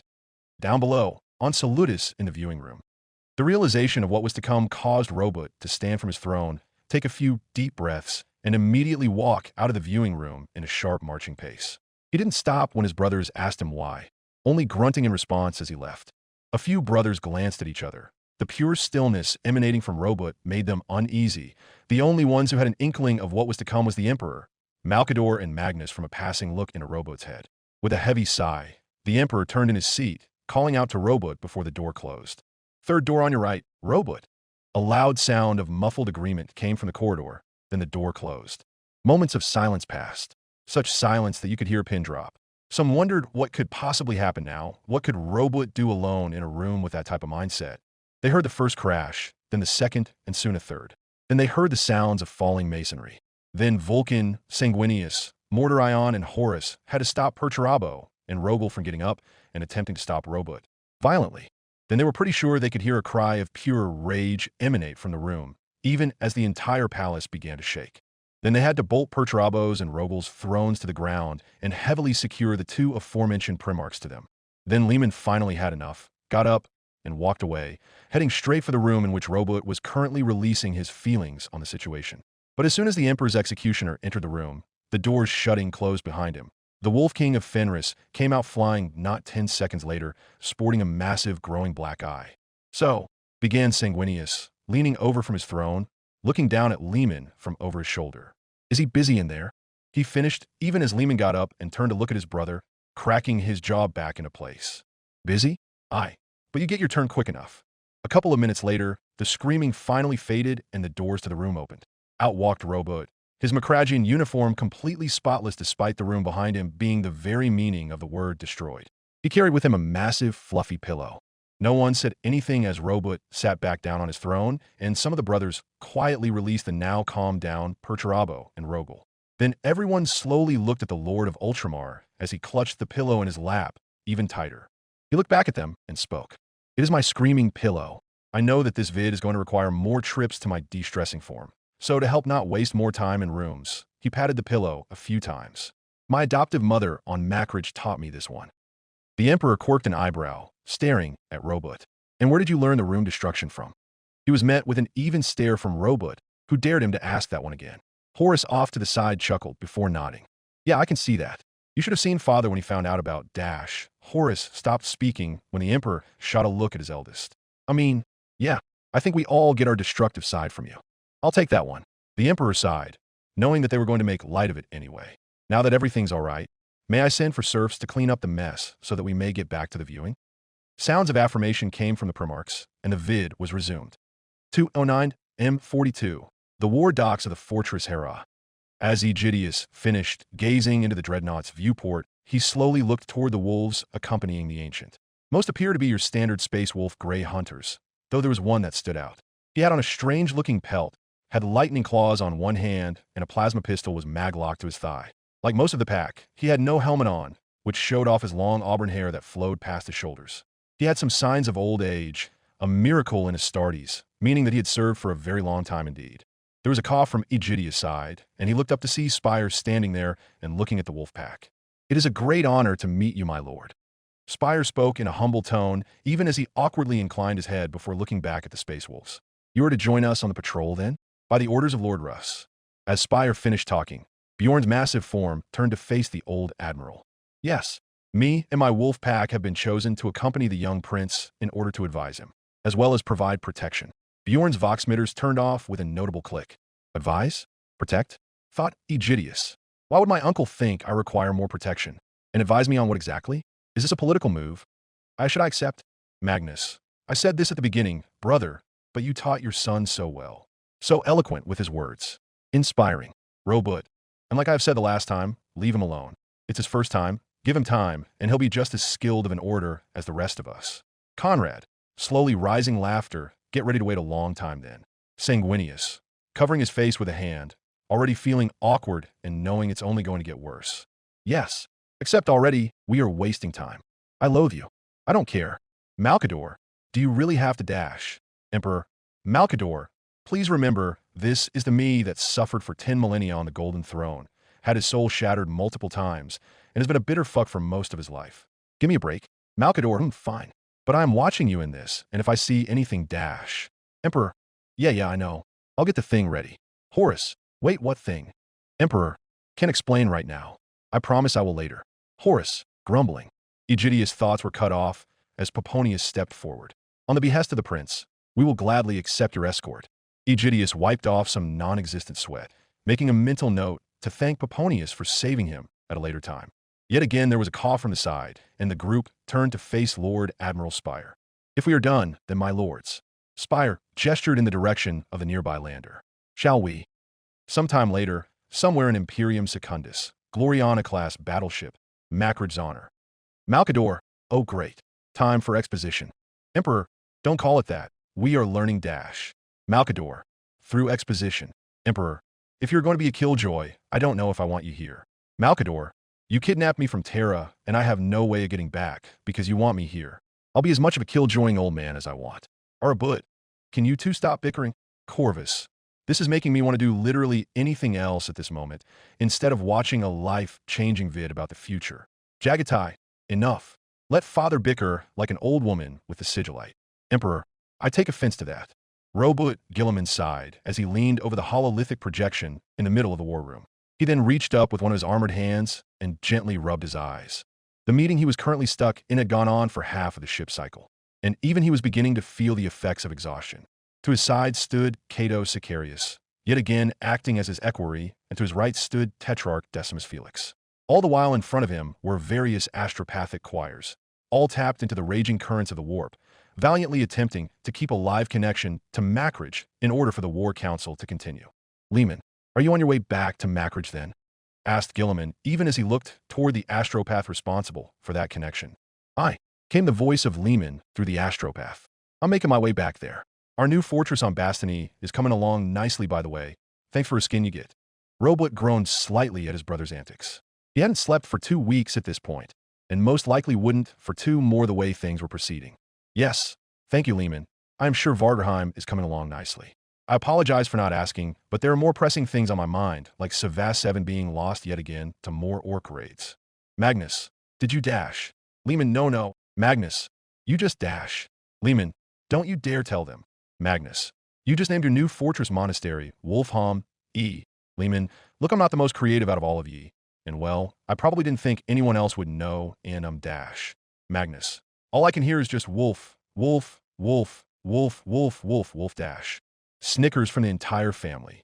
Or like our dwindling supplies and dangerously low ammunition. Robo would intone. The family had gone quiet, the atmosphere turning serious. I get it. But if you're going to keep seeing only the terrible side of everything, then no wonder we're losing. Emperor, oh, Robot, I see. Emperor, I know we picked up on the signs from before and all the meanings, but Rogel. The knowledge of having our situation so plainly spelled out is enough to make us all think about how truly desolate the future is. Perturabo, yes, Rogel. You don't have to speak up and throw the obvious in the face of everyone here. I'm socially inept, and I know not to do that. Rogel. But perhaps speaking plainly can help shock those back into action. Everyone had gone quiet, and nothing was being said until I decided to shock all of you to your senses. Emperor, you have a point, Rogel. But right now, just hearing from the last defenders of humanity plainly say that we're losing is a bit too much, really. Conrad, really? This is what finally shocks all of you into seeing the reality of things. Robot, well, I mean, it's like this. We were constantly looking at our children growing up and going on KHM adventures, not focusing on the state of the Imperium itself. Watching all of those vids previously set 10 millennia in the future has practically conditioned us to expect nothing short of a shadow of the Imperium we know now, but, well, this confirms just how bad things really are. Ferris. Not to mention that we still had the idea that possibly everything couldn't be so bleak in the future, that there was still the hope that we would be able to work it out and still survive in the future. Fulgrim. And having so plainly spoken that the Imperium is losing, with no ifs, ands, or buts, just a statement of fact. That's why we're so shocked, Conrad. It was spoken of so plainly that it can't be a lie. Oh yes, speaking of how everything is terrible, how about we go over again how we need to retake those agri-worlds? Because last I checked, food rationing has been making our armies weaker. How close is that revolt coming again? I do so look forward to the damn Eldar revolting against us, because we aren't feeding them lavish feasts every day. Mortarion would ground out, his melancholic tone only emphasizing the words he spoke. Unless all of you want to keep depending on Isha, spending her time, using her powers for food, and keeping her people calm. Robot let out another quiet groan. He had to face the facts at this point. Between all of the orc raids, the demonic invasions, and even some Necron interferences they were losing. Emperor, I am 40 millennia old, and this just Malcador saps all of the good humor out of situation. Emperor, yes. It's a miracle the Imperium is still together at all, really. Conrad, yes, everything is bad. We get it. Can you please stop your moaning, father? Asterisk the Emperor then looked toward the Night Haunter. And in his eyes, Conrad could see the very same look he had given so many people in the past. It was not one of pity, but one of utter hopelessness. Asterisk. Emperor, this Imperium is my dream, Conrad. My only dream of saving humanity. Conrad, looking away, unable to face his father when he looked so hopeless. How are the outer edges to the galactic northwest doing at least? Tell me that there's at least some good news there, asked Robot, even as he turned toward Tetrarch Felix. The news is somewhat good, my Primarch. The supply lines are largely undisturbed, but any excursions beyond the border typically result in us running into either orc or human pirates. Emperor, of course there are. Humans do tend to turn on each other rather quickly when the balance of power is tipped. Malcador, it's a different scale of the unification wars. The Tetrarch need not explain himself further. Every one of the Primarchs knew what that meant. Destroy the encountered fleet or risk exposing Imperium Secundus. The patrols outside of the border were a necessary risk, however. Multiple auger probes and even some smaller stations were set up there in an attempt to find any Imperial survivors. It was that very way which granted Imperium Secundus its custodes, multiple Imperial Navy and Astartes ships, and most recently, even Lord Admiral Spire, who sailed in with a small battle fleet of his own, determined to save and gather any nearby forces rather than make the run for Imperium Secundus safe ports immediately. Good. Intoned Guilliman as Felix finished speaking. Then something itched at his mind. The tiniest fraction of a worry. Aegidius is set to be there right about now. Tetrarch, asked Guilliman, even as in the background Rogel and Mordorion began to lightly argue over the priority of ammunition or food. Yes, my Primarch, responded Felix, even as he stepped closer to his progenitor. Send for a live read out of the northwestern border. Of all the auger pods, if you will. Of course, my Primarch. Felix bowed his head before walking off toward the direction of a tech marine. What you're so damn worried about? I even sent Bjorn and a pack of my wolves to escort your son on that damn patrol. Spoke Lehman, even as Guilliman glanced back toward his brother's astropath. Lehman, ye are a bit more concerned about your kid than the Imperium Secundus. Robot, well, he's my flesh and blood. I can't help it, apparently. Emperor, there isn't anything wrong with worrying about family and duty, but there has to be a balance between the two. I've seen many great men drag themselves down because they worried about family over duty. And same with putting duty over family. Really tricky business. Malcador, especially since there really isn't a right answer. I simply require peace of mind, brother, to lessen the load, so to speak of.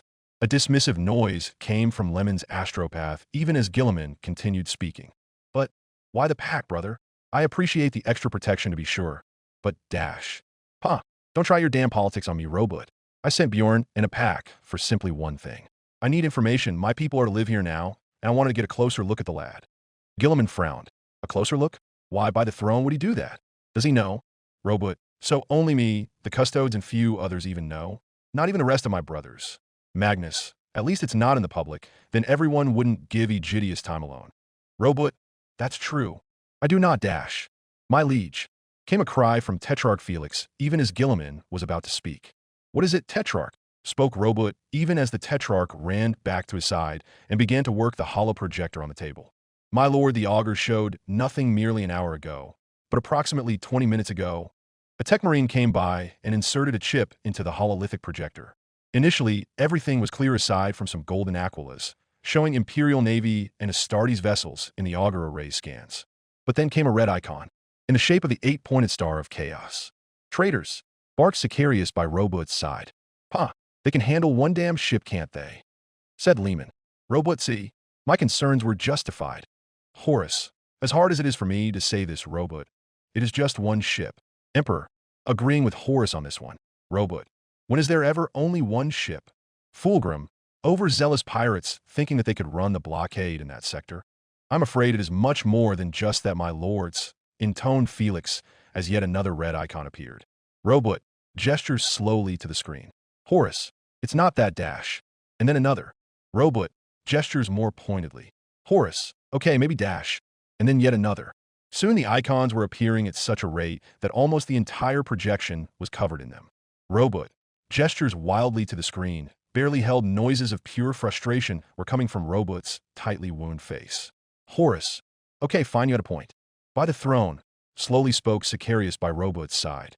The Primarch, for his part, seemed to be taking this all rather calmly on the outside, even as his mind was already raging with plans on how to combat this threat and how to save his son, begin deploying any fleet assets we can. Who is nearby? Silence answered his demands. Who is near dash? We are the nearest fleet, my lord, spoke Felix from his side. Then mobilize the fleet. Deploy the entire first garrison. We are dealing with a preliminary invasion here. Well, I suppose we see which is more important at the moment. Mordorion commented at that moment.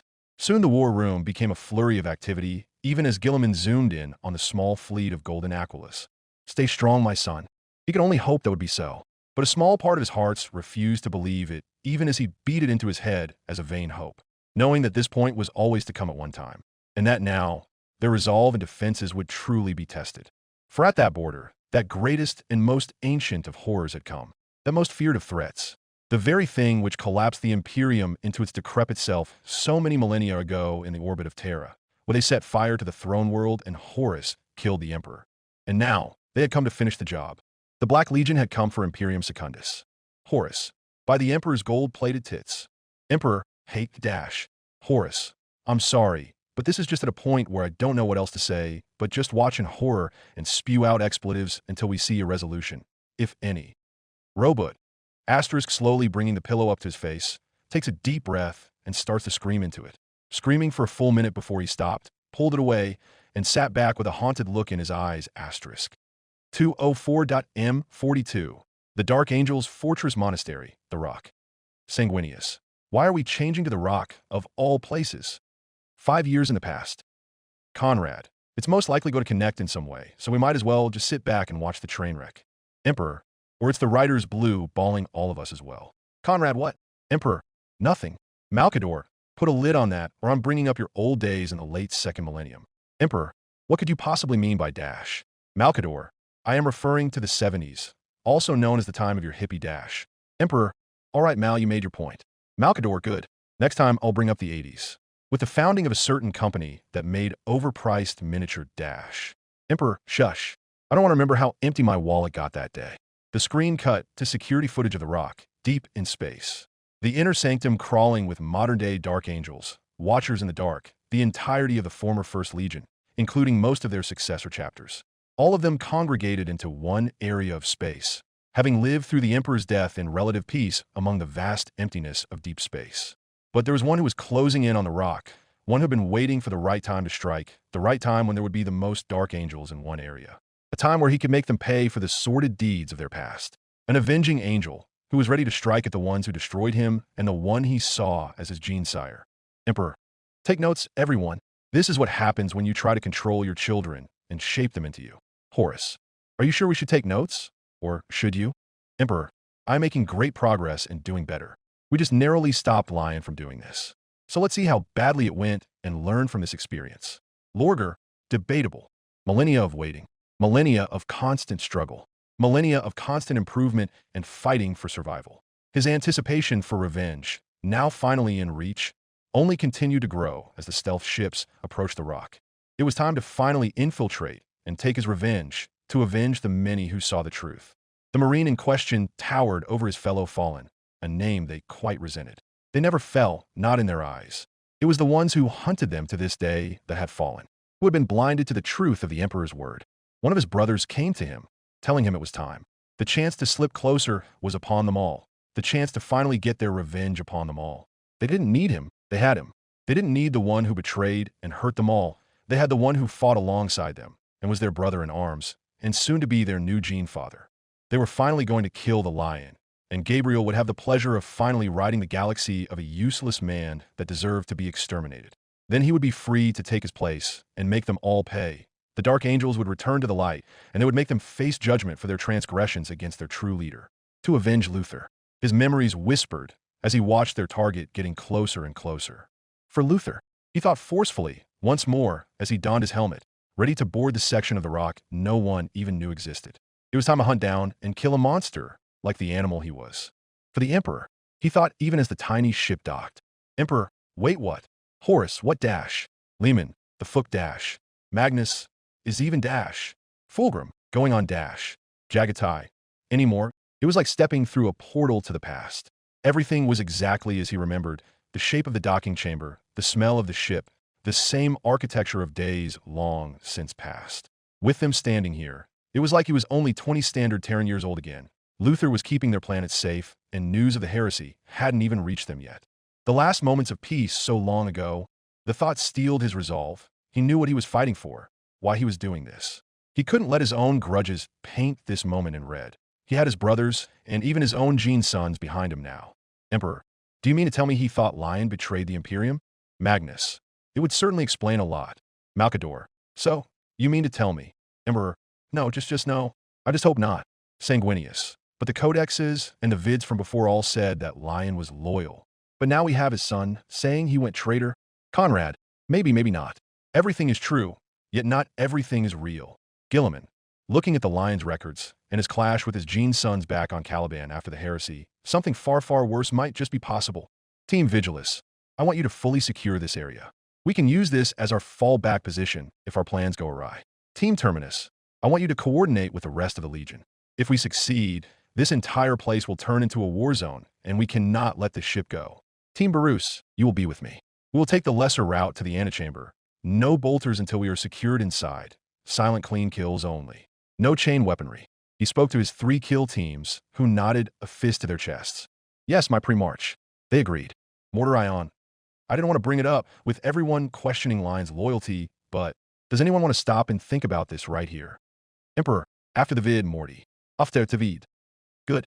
With honor and health, my brothers. Gabriel nodded to them one last time before turning to the nearest exit, his own power sword already out and ready for their long trek through the rock.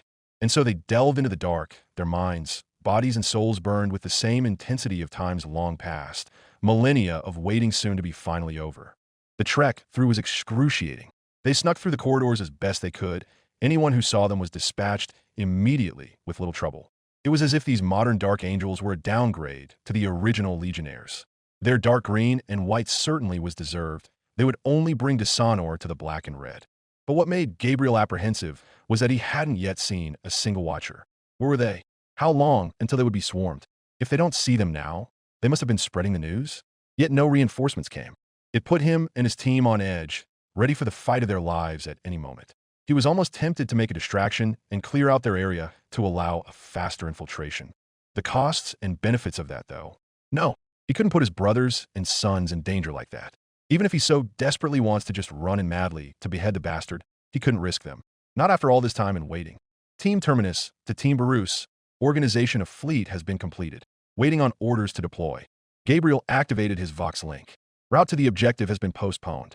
Detection has been kept in shadow. The eyes have not been seen. Expect a full assault at any moment. A pause before he heard an answer from Team Barus, acknowledged, bringing in the fleet. The warning klaxons began blaring all around them, even as the first shots were heard impacting the void shields. So it begins. Slowly spoke Gabriel, even as they continued, walking deeper and deeper into the rock. They would find no Dark Angels here. Nothing lived here, courtesy of the Watchers in the dark. Soon they came to a path of 8 different hallways. This wasn't part of the plan. Gabriel quickly tapped his Vox link. Team Vigilus, we have reached a point with 8 different hallways. Give directions. The eerie sound of static was his only answer. Team Vigilus, report. He attempted once more, only to be greeted yet again by more static. He knew something had happened. The chances of the operation going south had just risen exponentially. I do not like where this is going, my lord. Mentioned one of his kill team. Neither do I. Nonetheless, we push on dash, Gabriel whirled around, his honed reflexes so quick that he had his sword leveled at the diminutive Xeno's head quicker than a human could blink. The Watcher in the dark seemed unfazed, merely looking up at him through the darkness of his hooded robes. Vulcan, I'm unsure on how to feel about these little Xenos living on the rock. Corvus, Father did say that we don't have to kill every single Xeno we come across, since the Protectorate system exists. If they aren't hurting the Dark Angels, then what's the point of killing them? Vulcan, I suppose. Is it dangerous, my pre-march? Said one of the team, even as he pointed a bolter at the Xeno. No, warily answered Gabriel, even as he sheathed his sword. Gabriel stared at the diminutive creature, his mind wondering what exactly it wanted. Despite common belief, the Watchers always had an agenda. What do we do, my lord? Asked yet another of his team. Follow, answered Gabriel, even as they began to walk after the small Xeno. For minutes they walked in complete darkness, the only way forward illuminated by their helmets' night vision. The route was long, winding, and made Gabriel become more on edge as time passed. Every silent moment only added to the anxiety, making him wonder more and more when the enemy would pop out. The entire operation was too easy. Then, finally, they came upon a grand-looking wooden door, a door that had haunted his mind for millennia. I would recognize this damn door anywhere. Softly spoke Gabriel to the rest of the team. His senses strained to listen to any movement behind the door, even the smallest brushes. Silence met his probing, only heightening his mounting paranoia. How so, my lord? When I was but a toddler, I remember sitting in front of it. I sat there for hours, hoping to catch even a glimpse of him. Him. My genes, sire, spat out Gabriel. The word left a sour taste in his mouth. So much wasted time, hoping to see him, hoping fruitlessly that he would acknowledge him. Bitter memories of so long ago made him want to retch out his organs and peel his eyes out. The hatred he felt at the moment forced him back to the present. He was here for one reason, after all. Open it, he commanded slowly, savoring the moment. Finally, all of the waiting and countless planning, all of the training, the patience, it would all be repaid in full. His team spread out, and even as two Astartes began to slowly pull open the door, the rest of his team pointed their weapons toward the door, expectations of a fight being relatively high. As soon as the door opened, a massive billow of smoke filled the room. Corvus, an ambush if I ever did see one. Emperor, making it obvious, but yeah. Malcador, the question is who is on the other side? Emperor, I have an informed guess. Heat vision, commanded Gabriel via his vox, even as he did so himself.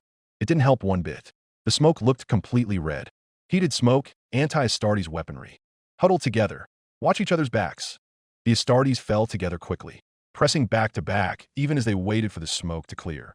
When it finally did, to say the sight they found was alluring would be the understatement of the century. There, in the doorway, stood Lionel Johnson, not in a cold medical sleep as previously thought, but standing, fully armored and alert, his cold green eyes scanning the warriors in front of him with contempt even as his black and red armor stood dull, adorned with the signs of obvious negligence.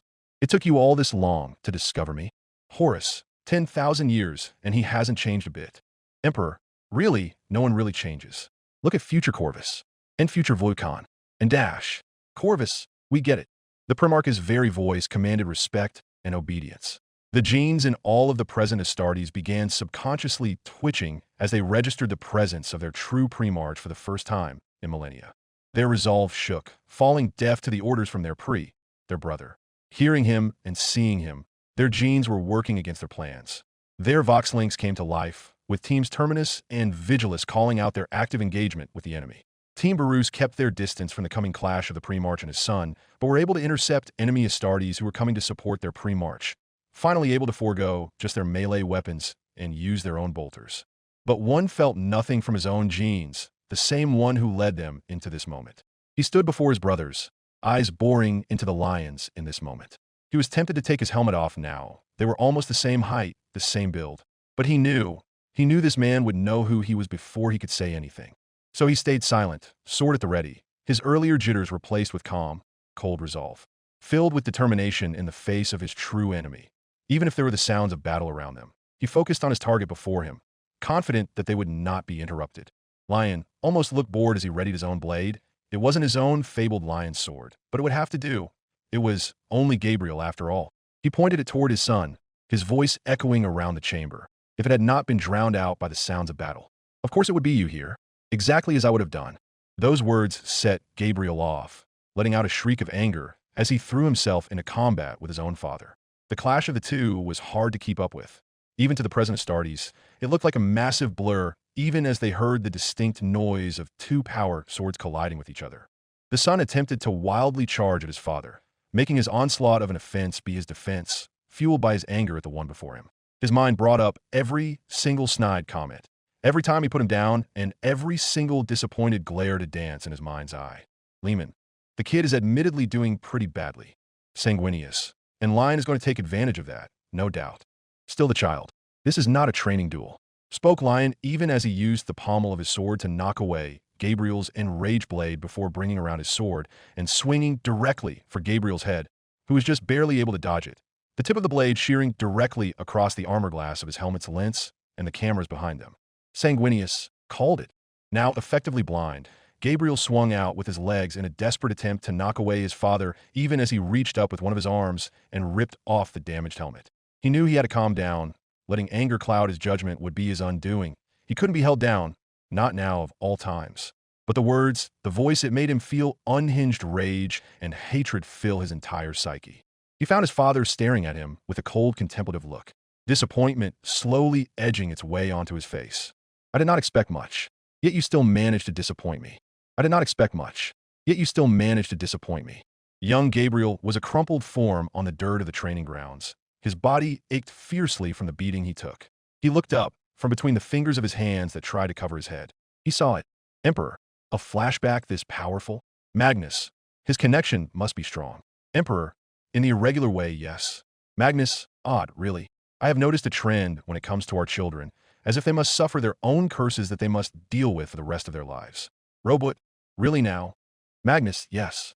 Aegidius must bear the curse of having father with him at all times, his own lack of faith in himself, and from what I've picked up on him, a lust for freedom.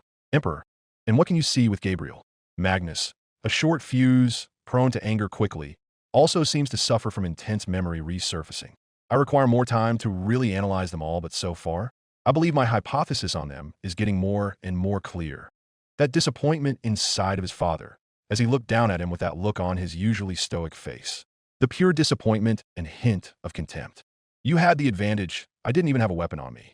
You had the odds stacked with you, and still you haven't landed a single blow on me. Again, you have shown me you are beyond inept. Gabriel only further curled into himself, trying to escape that look on his face. He was a failure. Just a failure. He tried his hardest. He tried so hard to finally do something right, to finally hit him. But he was still just the same 14-year-old boy who was brought in from the forest only months ago. He couldn't do it, and now he was a failure because he just wanted this psychopath to stop looking at him like that. Why wouldn't he stop looking at him like that? Horus glances vaguely at Emperor. Emperor what? See more of the Primarchs looking at him what? Malcador. You gave him that trait revelation. Emperor. I did not dash. Horus. I will bet my own right hand that you did. Emperor. I didn't mean for Lion to turn out like this. The jeer roused Gabriel, memories pushing him as he threw himself into the fight with renewed fury. He was not a failure. He was not a failure, damn it. He hated that look on his face. That is where he found him. That same voice, that same gentle hand. He found him still curled into a tight ball in the dirt, humming to himself to stop his mind from replaying those words to him again and showing that face of disappointment. He felt that hand rub his back, careful to not disturb the still healing breaks in his bones and the discolored flesh of his back. You did your best. Gabriel stopped his humming, cautiously looking up and hating how he wanted to see a different man there. But he still was grateful to have Luther there, giving just enough comfort. But he still looked away, wanting to go back into the dirt where he felt he belonged. I failed. Luther didn't say anything, but he did stand up. Get up. When he didn't, he cleared his throat and repeated it. He slowly sat up and got to his feet, looking away from Luther. He didn't want to talk. He didn't want to train anymore. He wanted someone. He just wanted the face to go away. Come at me. I'll show you what to do. He hated how he wanted to die, just from hearing that gentle voice. But he relented and decided to keep training with Luther. Good, now the trick is to dash. The lessons were breaking through his anger. All the lessons Luther taught him were emerging, all about how he needed to focus, to calm down, to only then show his true strength, to never bite the bait. He swallowed his rage, focusing on his stances and his own strength. He needed to focus, to not think about him, to think about Luther. Fulgrim, impressive, most impressive. Emperor, his skills have grown since last they met. Fulgrim, Wadash. Malcador, but he is not a master yet. Collective familial confusion. The shift in Gabriel was instant. His rage no longer clouded him for the moment as he turned the tables and made the battle much more balanced. His ferocity with the blade moving from defending against his father to now trading parried blows. The chamber around them was alive with battle. Bolter rounds being shot, the sound of power blades clashing, the revving of chain blades, the explosions of plasma. It was all simply white noise to the two demigods, the two warring factions giving room to them, despite their frenzied state of trying to kill each other, all knowing that getting in the way of their fight would only result in their own swift death. Finding his opening, he began to slowly drive his father back, through the chamber from whence he had emerged and up a grand staircase, the height difference giving his father the edge, but allowed Gabriel to push him back enough to switch from two-handed bladed combat to one-handed with his bolt pistol. He became a flurry of movement and shells, his father responding with more calculated attacks to disrupt the rhythm that Gabriel was moving to. At some point, one of the fallen had been thrown into the mobile arena the two fought in. He had been cleaved into two with a single swipe, not given so much as a second glance by the Primarch. Gabriel sneered, his brown eyes burning with hatred. Don't you even feel a shred of remorse for the one you just killed? Maybe that's why you stood back. You don't care for life, do you? The words falling from him naturally, his anger at the past coming forth during their battle. Lion parried another blow, dodging the shell sent his way as he pushed Gabriel back. He narrowed his eyes at the petulant brat. He knew nothing of what he spoke of Dash. Malcador. Hey, revelation. How well did that one go? I always did say taking away most empathy from one would backfire. But did you listen to me? Emperor, that was right before you tried to get me to make half of them female. Malcador, you almost did, and now we have nothing but boys in a giant dick-waving contest. Primarchs, we take offense to that. Malcador, tell it to Horus, he did it literally. Horus, can we not talk about my conch dash? Sanguinius, shush. This is interesting. Horus, grumbling. Both enraged, they clashed again and again. The factions in the back nearly matched, the black-red and dark green-white, almost a blurred mix of shattering ceramite and splattering blood. The battle between brothers only escalated when fallen reinforcements flooded in from their makeshift base from the forgotten side of the rock, just as the reinforcements of Dark Angels came from deeper within the rock as well. The increased bodies and the bolter rounds and heavier weaponry, exploding into the architecture of the chamber, causing large pieces of masonry to crack above and even some to fall and crash into the grand staircase and floors of the chamber. The fallen masonry quickly began to be used for cover and vantage points by both factions, serving only to the even battle further, threatening to cause more destruction to the rock. Gabriel had rolled away from the piece that fell onto the staircase, using those precious seconds to rethink his strategy. Wide open areas like this weren't good. His father was in his element here. The height advantage was against him as well. He quickly holstered his bolt pistol, instead activating his power sword to split into two blades. The dual wield stance could be better. This was the moment that his father burst through the debris, looking like an avenging demon as his eyes blazed with anger, his fortress monastery being ruined, enough to make him more and more angry with each passing moment. Gabriel just barely blocked the blow, his feet sinking into the ground of the stairs from the force behind the slash that was thrown at him even as he physically slid back. Having two swords in his hands wasn't very comfortable. His 16-year-old body wasn't used to this new stance. He was taught that two-handed was better. Emperor, there he goes again. Looks like you were right, Magnus. Magnus, it appears so, poor child. Conrad, not really a child anymore, is he? He is almost as old as us at this point, a few centuries up or down. Magnus, true. However, seeing how much he has suffered as one, from what I am gathering, he seems to randomly jump to moments of the past, either by random chance or by a trigger, almost as if he's living in both the past and present. Emperor, you might be more correct than you think. The time anomaly which, at one point or another, had swallowed all of the future fallen forces could have influenced his mind particularly hard. A time stretch in a mind is a low price to pay. Conrad, Egg, it's not so bad. I live in both the present and the future at the same time, and look how I turn out. Everyone exactly. You paranoid bat of perverted justice. What are some advantages to dual wielding, Gabriel? He grumbled at Luther, wanting to go back to two-handed swords. That's what his father told him to use. Answer me. Luther commanded, making Gabriel shudder. Well, you have two weapons, he shrugged, testing the weight of one sword in his hand. You can attack more often, can attack in different ways too, but it's not a strong dash. Strength behind your blows isn't everything. If strength was all that was required to become a master duelist, then the damned orcs would be able to kill us all easily. He winced, knowing he had to be smarter when answering Luther.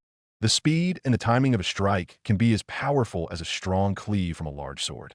But remember, many small hits can be just as devastating as a large one. Luther lectured him, adjusting his stance to show him the proper way to use his new blades. Flexibility in battle can save you. Changing your blades into one can help you when you need strength, but separating them and using them both can help you when speed is what you need. Gabriel ducked his head, feeling a bit more confident in his skills. But it couldn't and wouldn't be enough. But he would try for Luther. Using the old lesson, Gabriel used his versatility to practically dance around his father, using his speed against the strength he was against now. As the duel continued, they chipped off bits and pieces of each other's armor, never directly drawing blood, even as their surroundings were decimated by both their fighting and the fleets outside firing upon one another. The two knew that the fight on the grand staircase would leave them at the mercy of the crumbling chamber, the fleets causing more damage to the fortress monastery with stray or even intentional shots. They consciously pushed each other into the connecting corridors, their own personal duel not stopping for so much as the blink of an eye. They fought through the heart of the chamber, breaking through the fighting Astartes and through yet another wall, and using the smaller space of the corridor for a tighter form of combat. Any Astartes who ran into the two fighting, be it Dark Angel or Fallen, was overtaken by the sight of two demigods fighting each other. Their very genes refused to intervene in the fight, sometimes giving their enemy a chance for a free blow if they weren't looking at them. The chaos of the battlefield nearly overtook their personal arena, but thankfully only broke through rarely when either of them had to cleave through either a Fallen or Dark Angel, respectively. The battle almost came to a still hush once the corridor they were engaged in was hit by a lance from the fallen fleet, causing Gabriel to become unbalanced, giving Lion a chance to deliver a free blow downwards at his son. Only by sheer damn chance did Gabriel cross his blades in time to catch the cleave, his arms straining to hold back the blow. He shuddered as his arms nearly buckled from the force, the blade of his father nearly touching his exposed face. From between the crossed blades did Gabriel see it. That face. He was making that face again, Dash. That look of utter disappointment. Stop it, he shouted at his father, red filling his vision as he was filled with the damned memories of the past. He could hear the sound of it in his mind, the sound of a body hitting the ground with a wet thump. He watched it. Oh, by the throne, why? He watched her, the first time he had ever seen her since he was taken and thrown into the forest. No, no, he couldn't stop it. The image of her climbing up the railing of the balcony, standing and spreading her arms open as she stepped off. He could see from where he stood far away. He could see her face. Her face was one of suffering and woe. She had empty eyes, no light to be found. Her face was thin and her hair hung loosely. She looked as if she refused to eat, refused to bathe, refused to continue on. He screamed out to her, hands outreached towards her, too far away to stop it. She fell. He was silent as he stared at the body, watching as her body was cleaned up like any other common death. He knew he was to blame for this. He knew it. That was when he truly began to hate that psychopath. Sanguinius. Oh no, Emperor, he really is mentally scarred from Lion, that just looking at his face, he only spent 20-ish years with Lion? This is 10 millennia later. Horus. More to the matter, we now know that the boy watched his own mother commit suicide. There was a moment of silence from the family as they all let this fact sink in. Conrad, I swear, if he wasn't under such good guard at the moment. Vulcan, get in line, brother. It was you who did it. Did what, you petulant child? Were you blaming on me yet again? You, Gabriel said with ever-growing rage and ferocity. You killed mother. Even as the lion's blade grew closer to Gabriel's face, the young man did not relent. The memory of his long-dead mother stabbing at his heart's far worse than any other pain he had ever experienced. His father smirked. She did that herself, if you recall. Yes, and it was you who pushed her to it, screamed Gabriel, even as his father's sword was now barely even a millimeter away from his face. It was of no consequence to me. The lion clarified, the smirk transforming into that all-too familiar look of disappointment. She had served her purpose, and, judging by you, failed in that as well. Emperor, wait, something isn't right here. Lehman, like Wolfen what? Lion is obviously using the poor lad's mother's death against him. Emperor, yes. However, there is something else. He is pushing the blame on him as well. Lorder, father, you cannot possibly be implying that, Dash. Emperor, I am. He grieves as well. Malcador, I've seen plenty of people react like this. It is a possibility. Hearts wrenching. Gabriel could feel the shuddering of his arms, struggling to hold back the blade of his father that came so close to his face. Attempting to put more strength into his block, Gabriel couldn't stop the stinging in his eyes as his mind told him the truth he couldn't face. He wasn't strong enough to fight against his father. He wasn't strong enough to make Luther proud. He wasn't strong enough to avenge his mother. It was a miracle he had lasted this long and done as much damage as he did. No matter what he promised to himself, his resolve was weakening as reality was hitting him full force.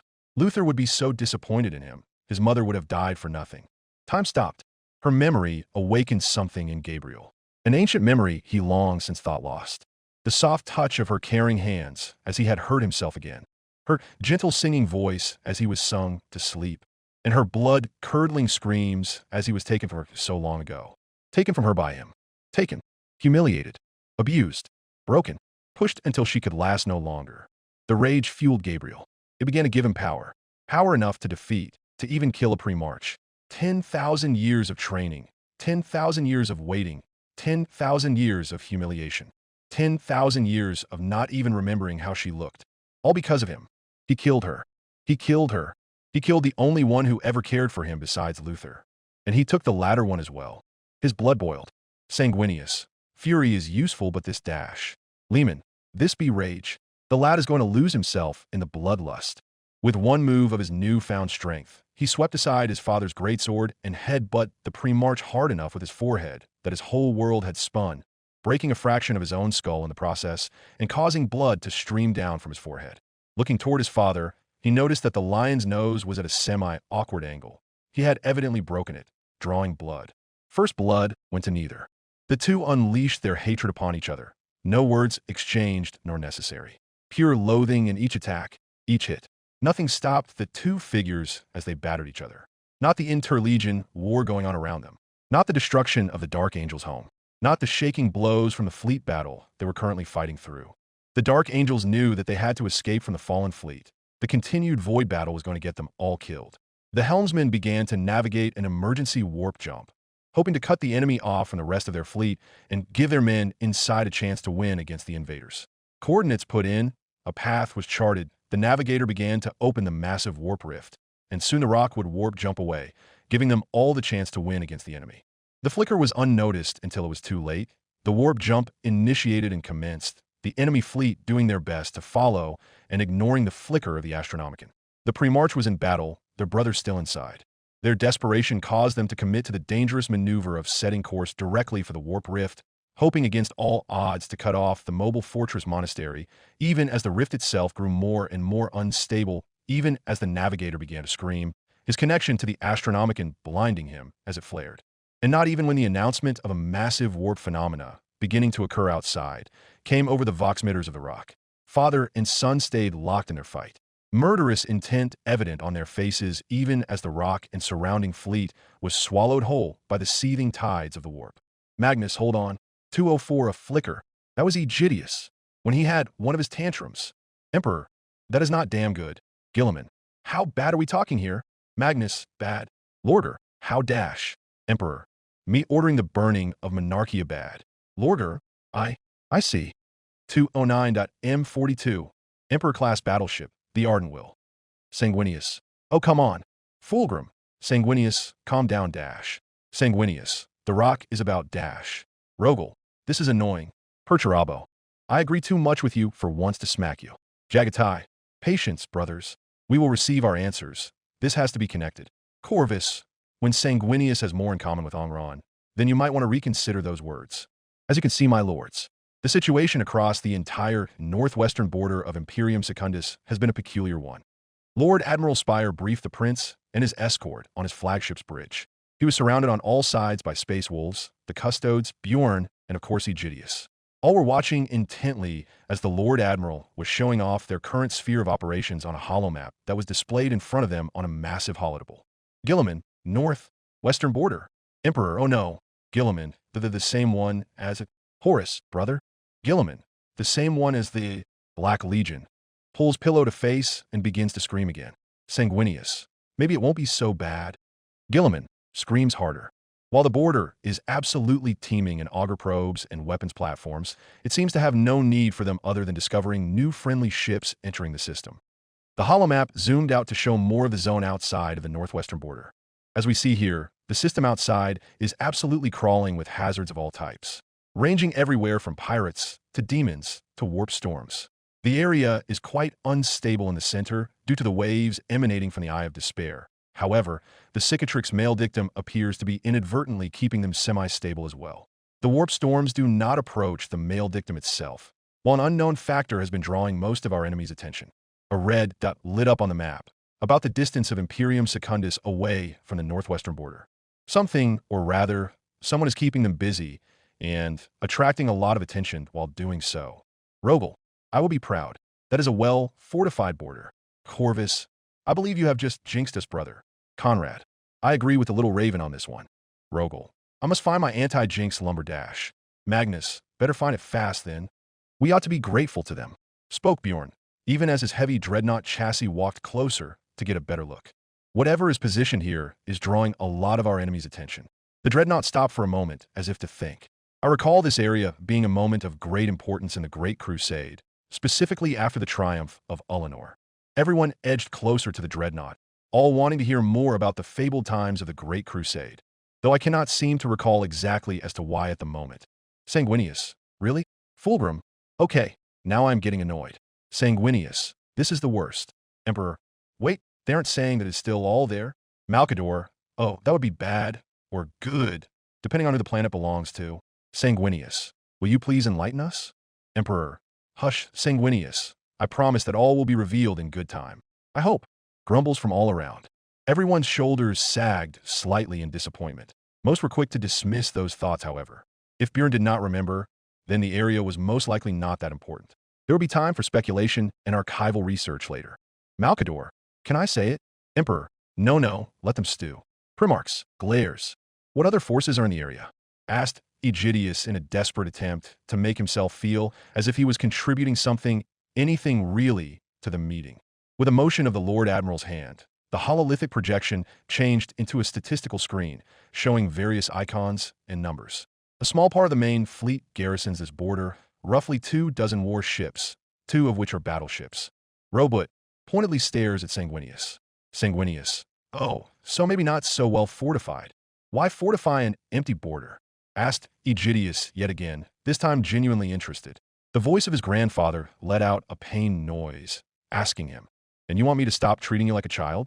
That was beyond painful to hear from you. Spire turned toward Aegidius, a stern look in his eye. If we were to lightly defend such a massive border, any attack would cut through us like an armed moon. In but a galactic moment, the entirety of the Imperium Secundus would have the possibility of shattering from even a lighter war fleet. Thus, we require a hefty force in the area. Perturabo, only one line of defense? Rogel, desperation and lack of resources. Perturabo, I agree with that. However, it leaves the entirety of the Imperium Secundus open to an attack if it breaks. Horus, more of a testament to the Imperium's state than anything. A chorus of half-hearted agreements. Aegidius merely nodded, both out of a mix of humiliation and understanding. But although the force here is sizable, we would only be able to hold off a small preliminary assault. To hold off a main one would require mass amounts of reinforcements. Suddenly, a massive force shook the battleship. What in Lehman's hairy balls was that? Yelled out one of the space wolves even as the ship stabilized again. Lehman, really? Magnus, would you have preferred they say wolf tits instead? Lehman, I would prefer they keep wolves out of this. And me too. Jagatai, says the man who named his new fortress monastery Wolf Home. Wolf grumbling. Horus. Anyway, ignoring connotations to Lehman's nether region, I am more interested in what caused the battleship to shake like that. Sensorium, what do you see? Shouted Spire toward the rest of his bridge crew, even as some of them scrambled to their controls. Just a moment, sir. An image is coming up now. Reported the master of the Sensorium, even as on one of the screens there appeared a heavily damaged and war-torn transport ship. The ship was drifting away from where it emerged from the warp. It looked as if most of its armor plating was forcibly shredded off at one side, with plenty of areas where there were hastily made patches to keep the punctures from opening and spilling out their personnel. Corvus, I have seen some beat-up functional ships in my time. Guilliman, yes, this one takes the cake for me too. Rogel, there's no such cake product. Perturabo, backhands. Emperor, only the first one of the session. Rogel is improving. Malkador, maybe speed up the learning process so I won't have to sit through another one of Rogel's quips. Sir, they're sending out a distress call. Let them through. Ordered Spire, even as one of the crew opened up a Vox link. Anyone out there? Please, we are in dire need of assistance. The newly opened Vox link between the two ships crackled, the voice of a distressed captain coming through. Captain, we were in dire need last week. We are in beyond death and slightly peeved that we're still alive, said another voice. Horus, what kind of dash? Emperor, been a while since that reference was made. Sanguinius, what reference? Malkador, old one. You had to be there. No, we're in dire need.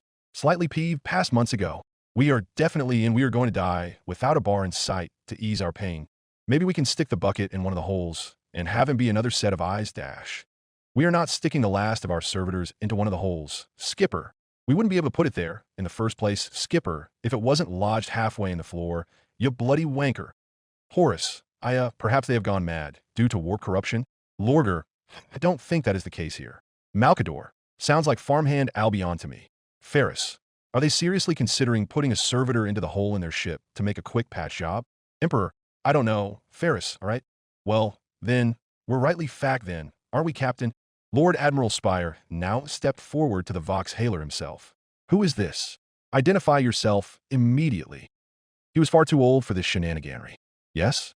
Hello, right? This is Captain Jaren of the... Actually, no. The name doesn't even matter anymore. The ship is kind of a pile of scraps. Bugger. We are in dire need of assistance, please.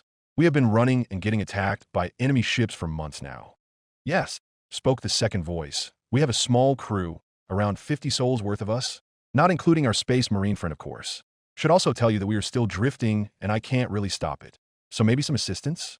We're on a bit of a collision course with you guys and Dash. Robot.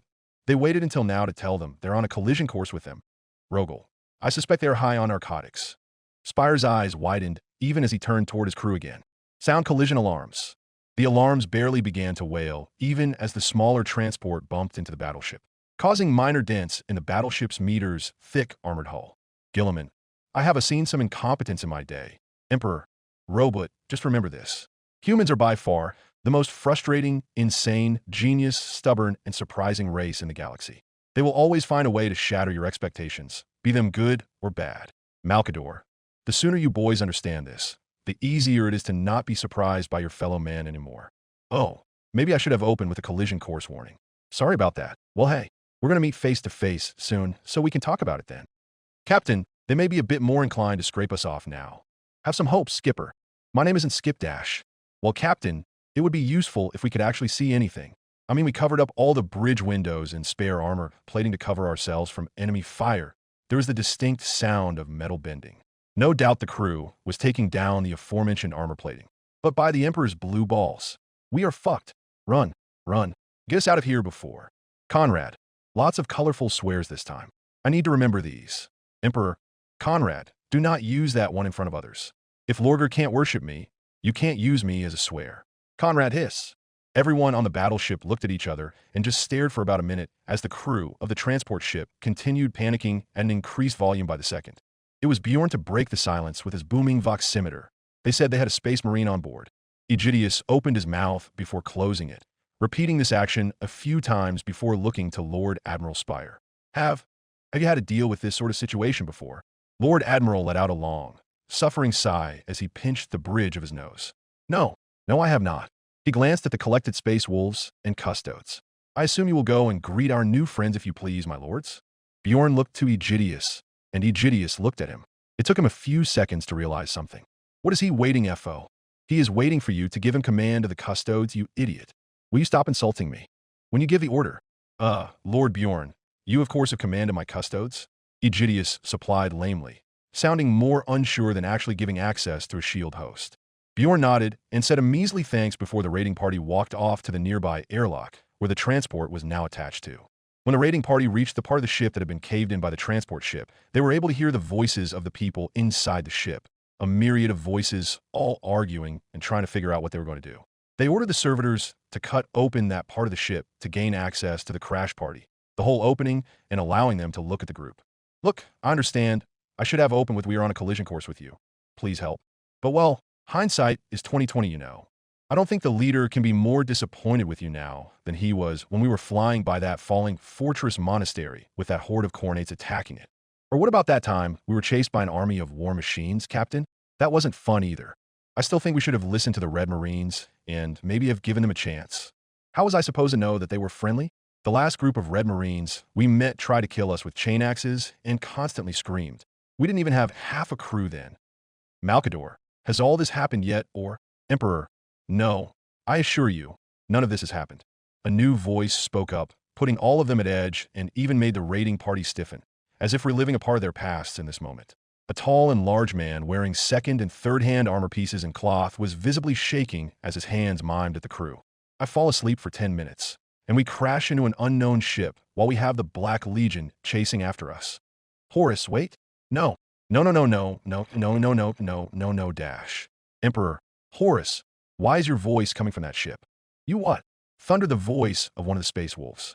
The crew that was in their vision turned their head extremely slowly toward the raiding party. Everyone could swear that they could hear the sound of stone grinding on stone. The crew shrunk slightly and started to crowd behind the tall man in the mismatched armor. Who is that? Hey, Rouse. Can you protect us from them? Emperor, really? Are you kidding me? I raised you better than this. Horus continues to vehemently deny the situation going on screen. Hey, we saw him cleave through a blackstone fortress with a spear and free fell onto our ship. He could do anything. I'm not sure I can kill an entire shield host of custodes. What? But we saw you murder an entire army of demons. We saw you lead us through the army of war machines. Oh, I don't like how they're looking at you. The one known as Rouse cleared his throat and slightly waved at the raiding party, apprehension and awkwardness coming off of him in waves. It was Bjorn, again, who was the one to speak up, all while the custodes had their guardian spears pointed straight at Rouse. Hello there, Bjorn spoke, leaning ever so slightly towards Rouse. Old friend. Horus, oh fuck. Rouse jolted, as if he knew that dreadnought, and nervously laughed. Oh, yes. Yes, it's nice to see you. You're still alive, haha. Yes, good to see you too. Horus. At that, the custodes as one all cocked their guardian spears in unison. Horus, I'm guessing Clomie is fucked. Emperor, as long as future me doesn't see you, you should be fine for the most part. Conrad, don't bet on it. 209.M42 on the bridge of the Arden Will. I can't believe this. Emperor, you're fucked. Horus, internally screaming. What now, grandfather? Aegidius was once more lured into talking with his grandfather soon after the raiding party had left for the transport ship, and the Lord Admiral went to do a damage assessment of his ship. It was a normal conversation until his grandfather suddenly fell quiet and spoke those words. Aegidius didn't like it. Not one bit. He could feel the Emperor becoming angry, well, and truly furious. There was no mistaking the swing in his mood. It was like a switch on the trigger of a flamer. And Aegidius could feel the fire beginning to rise. You need to let me take the reins for a bit. Well, what? No. If this is some ploy to get me to lower my guard again, so you can. I promise you, it is no such thing. You would be far better off to allow me to take the lead. There was none of the usual mocking tone present in his grandfather's voice. For the first time in a while, Aegidius actually believed that his grandfather wasn't attempting to trick him. Whatever was causing this bout of anger, it was serious. I don't trust you one bit. But, fine, but only for this. Yes, you'll get your body right back. I promise. Aegidius felt as his soul slipped back to a viewing seat, a chill going up his spine from the Emperor's voice becoming more menacing. Even as he took full control, Aegidius almost tasting the disgust as the black mass of fury and fire clawed its way to the forefront of his mind and took control, making Aegidius almost intoxicated upon the Emperor's emotions. But he held it back, just barely. His training was finally beginning to show results as he maintained some level of control and awareness. He saw as his grandfather began walking toward the transport. Some of the crew realized that there was something off about him and immediately looked away as the Emperor used his massive psychic powers to distract them. Slowly, they descended until they came up to the airlock which fused the battleship to the transport ship. As the Emperor stepped through an Aegidius body, they could both hear arguing going on. What's the rush? You shall see. Aegidius could feel the anger coming off of his grandfather. It was almost as if it were rolling off of him in tsunami-like waves, threatening to drown anyone who was in their way. It was like being bathed in liquid fire like Bastony. They came up to the group of custodes with their guardian spears pointed toward the transport ship's crew, and a massive marine in scrapped armor with a newly revealed head of short, brown cropped hair. As Aegidius' body approached them, the custodes shifted apart by instinct to allow him through. Bjorn, in active surprise, turned toward him. Little prince, this is no place dash. I can take care of myself, Bjorn. Stunned family. Malcador, that is, Sanguinius, not Aegidius. Magnus, not anymore, no. The voice Aegidius' body spoke with was his, and at the same time, someone else's. A strange amalgamation of human with a godlike baritone mixed in. The marine stared at him. For a minute, he merely looked at Aegidius' body like that of a child's. Then he looked into his eyes. Really, truly looked. Emperor. Blinks many times, a hand coming to his head as he watches. And Aegidius could pinpoint the nanosecond that the marine made the connection. Not that he needed to. The marine instantly took a step back. His shock and fear was apparent in his new stance, unable to voice the thoughts rushing through his mind. Greetings. Aegidius spoke again, the baritone in his voice even stronger as he felt his eyes begin to glow with a pale golden light, the malice and fire threatening to overtake him as he spoke with barely restrained fury. Traitor. Lorder. I can feel the power, even from here. Magnus. Father is literally making his own soul corporeal. No wonder you feel it. Emperor. Yes. Yes, you're correct. Malcador. Are you all right, Revelation? Emperor. No, not at this moment. This is my former throne-bound self. Malcador. Meaning. Emperor. Meaning that I am essentially facing down the man who put me there in the first place. Malcador. Revelation, stay calm. Emperor. I'm perfectly fine. Tell it to the future me. The marine fell to his hands and knees, unable to stand in the presence of his father, the Emperor, in all his horrific glory. The fear and sorrow beyond apparent. The marine fully cowed before the Emperor, head ducked down, the salt of tears in the air as he awaited for something, anything. For his part, Aegidius could feel the Emperor coming through in a bigger way than ever before. He could even begin to feel his face shift and form that of the ancient being's old physical form. Fulgrim, that is Dash. Sanguinius. Impossible. Unbeknownst to the rest of the family watching, the present Emperor, for only moments at a time, felt and saw what his own future self could as well. He would stay silent, unsure if he should be speaking up or not.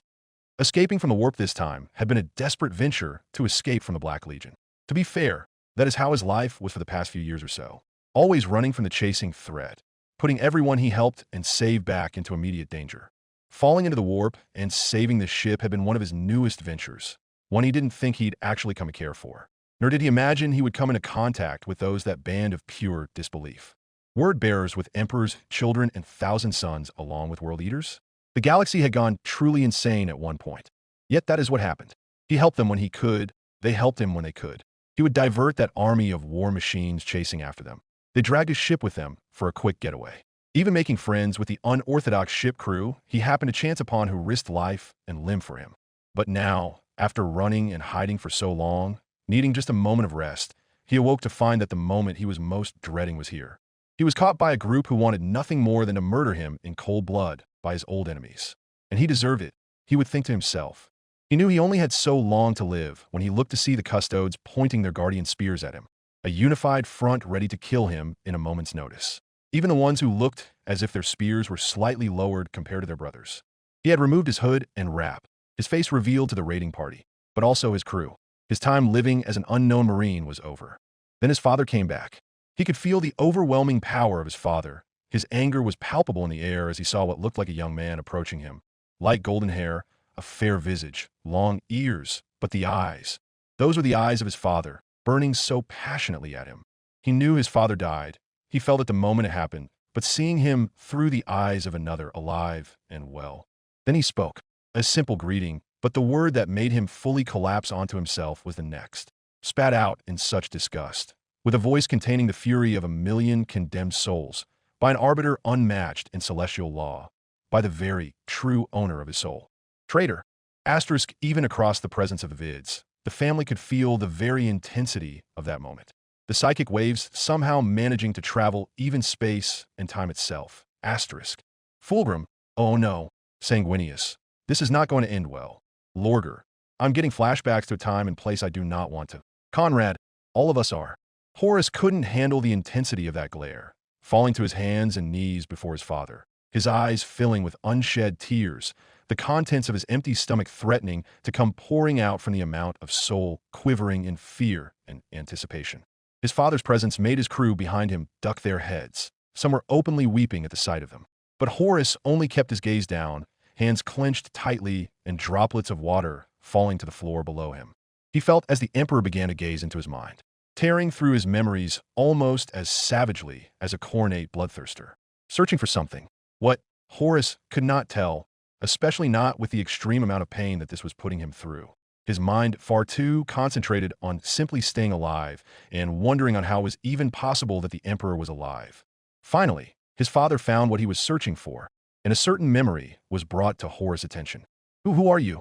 I am the Emperor of mankind, your father. You my Papa? A chuckle. Yes, little one, I am your father. Papa. He remembered running, and then a hug, embracing the massive man who came from the stars and called him his father. Let's go home, Horus. And then there was only darkness, such deep, unending darkness. It stared at him. It stared at him. It was alive. The fire that burst forth blinded him entirely as he stood, forced to stare at the face of a decomposing corpse, with eyes burning with such fire that the heat threatened to turn him to ash. Father, he whispered, with such fear and apprehension that he felt as if his very soul was being removed from his body, even as the fire in the eyes grew and grew until it consumed him entirely. The family sat there in silence, the moment shocking all of them. Magnus, I think Father might have just... Sanguinus, just what? Magnus, he might have... Emperor, deleted his soul. Malcador, revelation, you couldn't dash.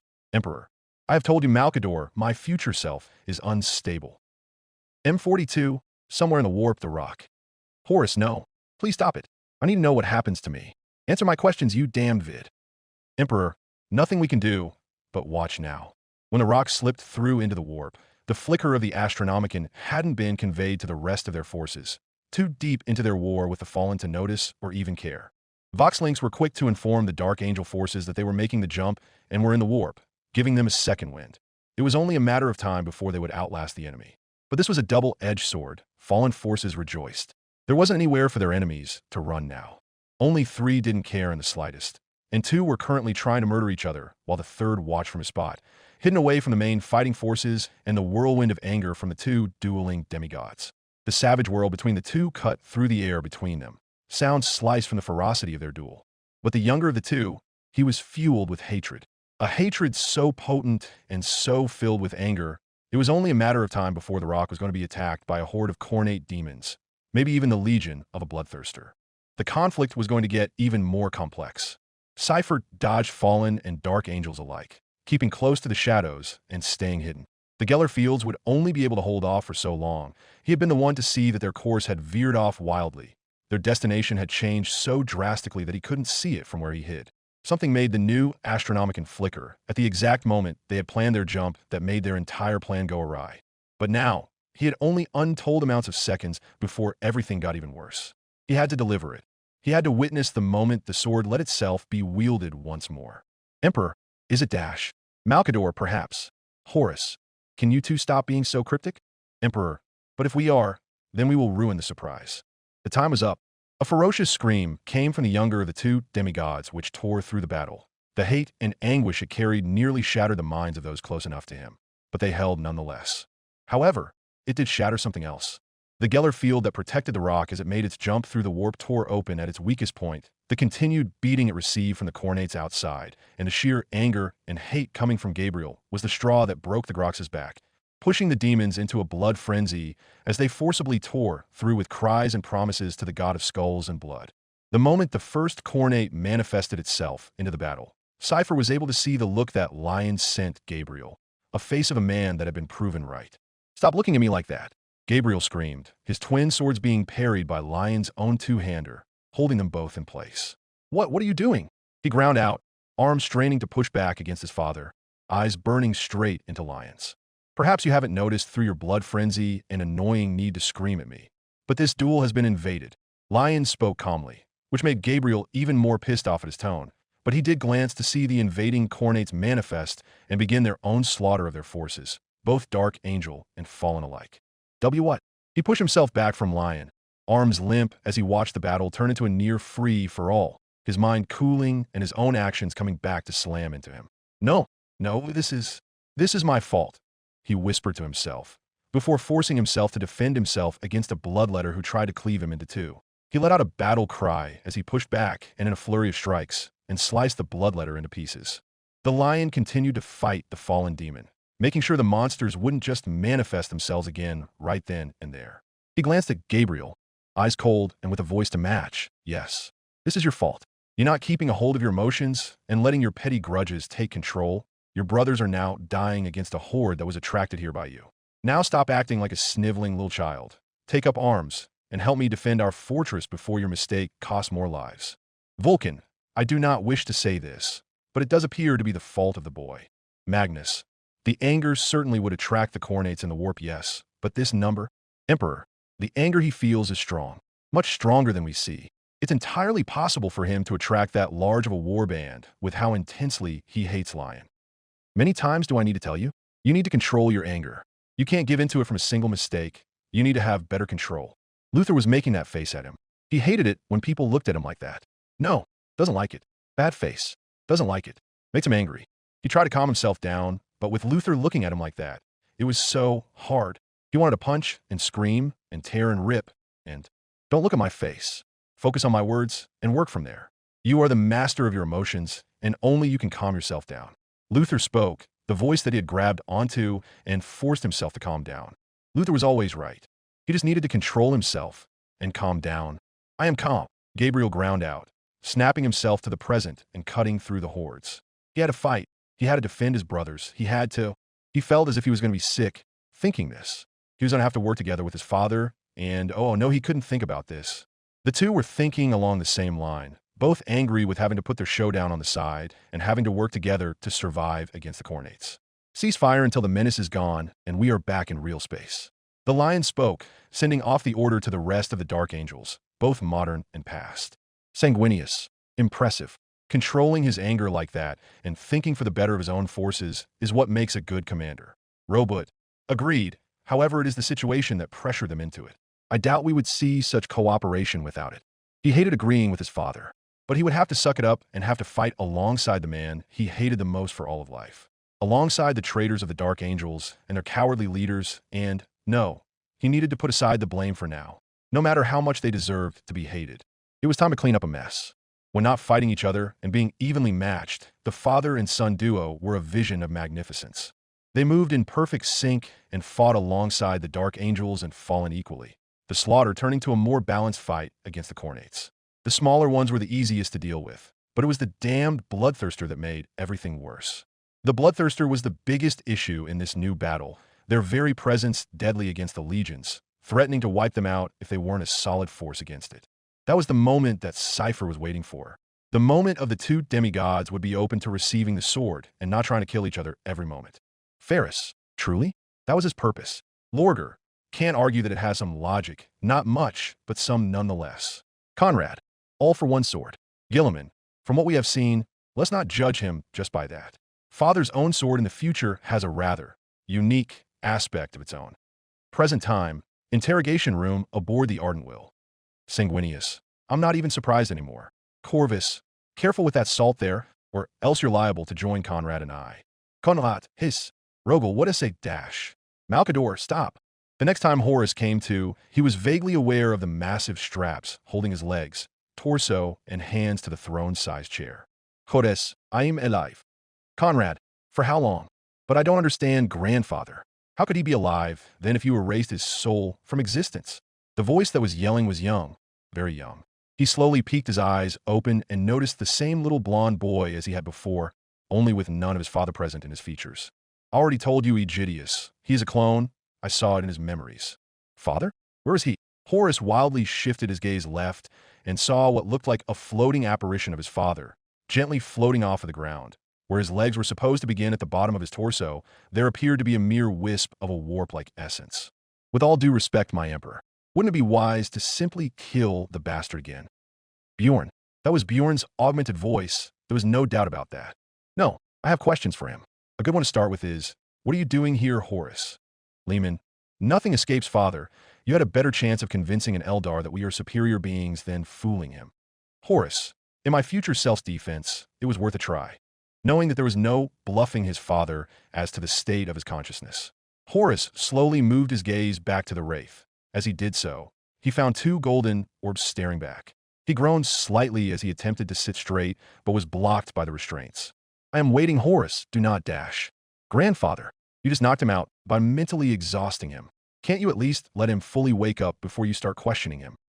His father's wraith whirled on the small boy. Aegidius, Horus remembered was his name. Lorgar, wait, other people can see you now. Emperor, it seems so.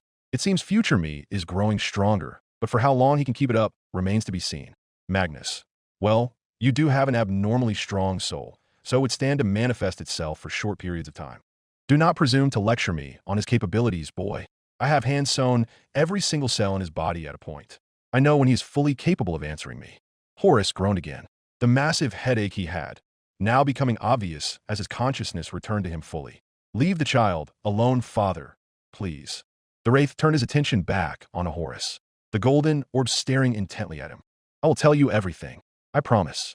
And so he spoke, telling his entire tale of how he came back to the world among a massive cabal of demons and sorcerers, and of how he escaped thanks to a certain gift from the Emperor. I have not interacted with you in this, nor my throne-bound life before this very moment. What lies are you weaving for me, Horus? Do you take me for a fool? No, father. I am telling the truth. I swear it. He felt as yet again his father probed his mind. Far more gently now. He felt as he dug deeper and deeper. And he watched in amusement as his father's wraith-like face slowly twisted in confusion. You speak the truth, yet I have never. The Emperor trailed off. Then he slowly turned back toward Horus as a revelation seemed to come about him. Of course, the Star Child. Who? Asked Aegidius from behind the Emperor. A massive collection of my souls. He accounts for roughly half of my collective psyche. Emperor, it seems that in this future he has only grown stronger in my absence. Interesting. Malcador. And why isn't that the case here? Emperor, because I pulled him back into my original soul. Sound of glass shattering and pointed staring. Emperor, we can talk about this later. Then where is the other half? Mostly I am that half. The minuscule parts are imbued in so-called living saints and other things that I'm keeping an eye on.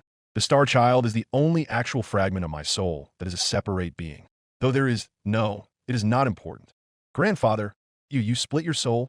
The wraith form of the Emperor turned away from everyone. It was the only way. Horus, pause. The vid went still. Horus turns to the Emperor, the rest of the Primarchs doing so as well. Care to explain this one? Malcador raises hands and sits back. I'm not getting into this one. Magnus, simply told, might not be such a bad idea. Horus, you of all people are defending him, Magnus? Magnus, yes, actually, Father's soul is supremely powerful. No matter how devastating soul-shattering is, it can be extremely useful, allowing Father to keep an unnaturally powerful connection to the warp while also keeping a strong corporeal one in the Imperium. Fulgrim, yes, but still splitting one's own soul? How painful must that feel? Emperor, as if every single fiber of your being is being torn in half. Asterisk, the family looked at the Emperor, the shock and surprise now being replaced with pity. Their father had done something he had thought the best for the Imperium, and he might have just been right. Asterisk. Emperor, it's the most excruciating event I have ever gone through, and even then sometimes I am unsure if it was the right thing to do. But at the same time, it has helped me put aside emotions I felt were unneeded. The unification wars had made it necessary. If I'd been too kind or too empathetic, anything could have gone wrong. Malcador has brought this up to me countless times since after the wars. I thought and truly believed that I could continue on in the Great Crusade without my kindness and empathy. And well, all you have all stood witness as to what happened there. With a slight motion of the Emperor's hand, the vid was unpaused. Silence took hold of the chamber as the Emperor appeared to sink deeper into thought. Horus, however, had questions of his own, and there was one he wanted answered above all else. You keep calling my father grandfather. What? The blond boy turned to him. Well, because he is. Horus' eyes almost bulged out at that. What? He abruptly exclaimed, his shock evident to all present in the room.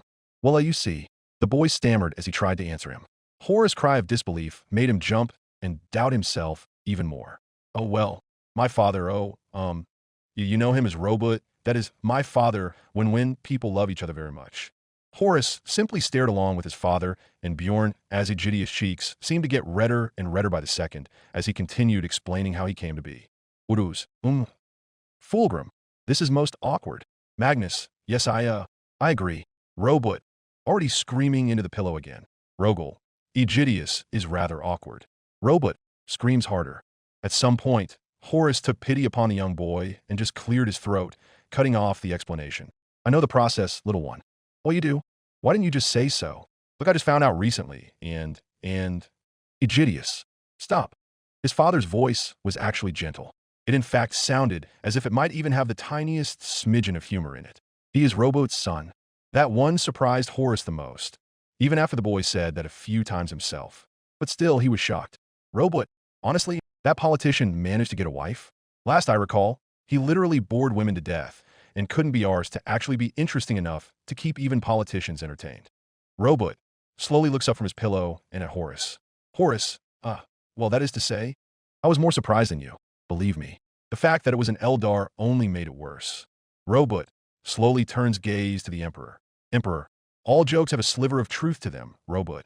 Robot, doesn't mean I don't take offense to that. Also, you're lying there. Conrad, I was more surprised than you, yeah, whatever. Horus' gaze whipped straight at where Aegidius was standing. When the boy noticed that he was under the Primarch's scrutiny, he blushed lightly before turning his head to the side and showing him one of his ears. Horus blinked many times as his mind processed this. Wow, that is possible. Surprisingly, yes. It's all due to something called the Treaty of Eden, where Eldari and humanity decided for the best of their own species, a non-aggression pact would be needed. One of the stipulations of the treaty was a marriage between two representatives of each race. An age-old tradition, really. I believe this happened a couple years before I died on the throne, and the Imperium we know now came to be. Any more questions? Malcador, exposition. Emperor, I can sing the song if you want. Malcador, no. No need to subject everyone to that. Emperor, I take offense to that. Aegidius looked at the Emperor, confusion evident on his face. Wait, grandfather, weren't you supposed to be asking the questions here? He thought this was an interrogation. The Emperor slowly reached up with a hand and rubbed the golden globes which served as his wraith's eyes. Horus, I only have one more question. Horus looked up slowly. The Emperor's tone sounded different, even sad. The wraith turned toward him again. What? It was the simplest of questions, whose answer could only be more difficult. I never wanted to. The Primarchs, well, what? Horus' mind went back to a greater, easier time, a time of happiness and unity, the times of the Great Crusade, the triumph of Ullanor. I now proclaim Horus Lupercal, Primarch of the XVth Legion, War Master of the Imperium. Follow his orders as if they would be my own, obey his commands as if they are fate, and look to him as an example. War Master, the title which caught the attention of them, those so-called gods, the tumors upon the whole of reality. The very thought of them disgusted him even now as he saw them for the only thing they were his eyes. A cancer to be cut out and thrown away. But that is not how he saw them then. 12,000 years ago, he saw them as helpers, guides that would help him bring unity to the stars. Lorder, oh no, Magnus Tikid, Mordorian, just like the rest of us. Malcador, I feel so hopeless. He followed them even as they began to whisper to him about his father's treachery. He followed them even as he manipulated the entire Great Crusade in order to prepare for a rebellion. He followed them even as he poisoned the minds of his brothers and turned them against the Emperor. He followed them even as he slaughtered his own kin and nephews. He followed them as he committed treachery upon treachery on the Imperium he so carefully helped to build. And he followed them even as he slew his father. And he lived just long enough to hear their laughter through his tears, even as he had truly realized what he had just done. He didn't have to speak. He knew then that the Emperor had heard every single thought. But he did so anyway. I was deceived. Horus, Vulcan. No need to speak, brother, we understand. Those 3 words held more weight than anyone could possibly imagine. Aegidius could feel the sadness and horror roll off of them. Emperor, you never betrayed me consciously. That is why future me spared you. Horus, Magnus, it was not your fault, Horus. The Emperor, for his part, appeared to be sad. His wraith was frowning even as inside of his shared souls. Aegidius felt his emotions roll off of him in waves. Suddenly, the restraints of the chair popped off one by one, flying in all directions as the Emperor's wraith floated by the chair. Horus. The Emperor's wraith outstretched a hand and offered it to the Primarch. For a moment, Horus hesitated. Was it a trap? A test of some kind? Then he decided that he did not care. As he took the wraith's hand, it changed color. From a wispy warp-like material, it actually solidified, and imagined skin and fabric became real. With surprising strength, Horus was pulled up from the chair, and before he knew it, he was standing before his father, the man looking equal to the same one which had met him upon Chthoniya. Magnus, what? Emperor, how? Malcador. Revelation dash. Emperor, I don't know how. Father. He spoke slowly, his voice cracking even as he reached up with his arms and gingerly attempted to feel more of the wraith than just a hand, but falling straight through the wraith's body. Welcome home, son. A tear then slid down one of Horus' cheeks as he realized something. His father had forgiven him. He had gotten a second chance. Horus, Fulgrim, hush, brother. We all understand. Conrad, stop trying. No need to blab pointlessly. Good manipulation there. It's almost as if you have a heart here. Emperor, father. Horus, Horus felt as a hand was put on his shoulder and looked left to see Sanguinius. Sanguinius, it was never your fault, brother. He spoke again, his voice full of emotion. I must rest now. I have much to ponder over. The wraith's voice sounded weaker, even as it slowly wisped away into nothingness. Magnus, that answered the earlier question on how long you could last. Emperor, I am surprised as you are. This shouldn't be possible in the first place. Father, Horus barked out in confusion, turning to Aegidius. Where did he go? He demanded, even as Aegidius lifted his hands in a defensive motion. He just went quiet. He is okay. I think. Horus blinked once. You think? I thought he never really went this quiet before. Their conversation was interrupted by the sound of the door opening, and they both looked to see Bjorn walking back in. Bjorn, when did you walk out? Asked Horus, even as the dreadnought stomped up to him. Your 3 were so deep in conversation that none of yours saw me walk out. I want to get this. Leman, fair enough, I suppose. Bjorn's thunder-clawed hand swung up to reveal a space wolf helmet on the tip of one of the claws. When I saw where the conversation was headed, I went to get one. Seeing, as the others won't be, so forgiven. Horus smiled and reached out for the helmet, only for him to be pulled much closer to Bjorn's viewport by the dreadnought's other arm.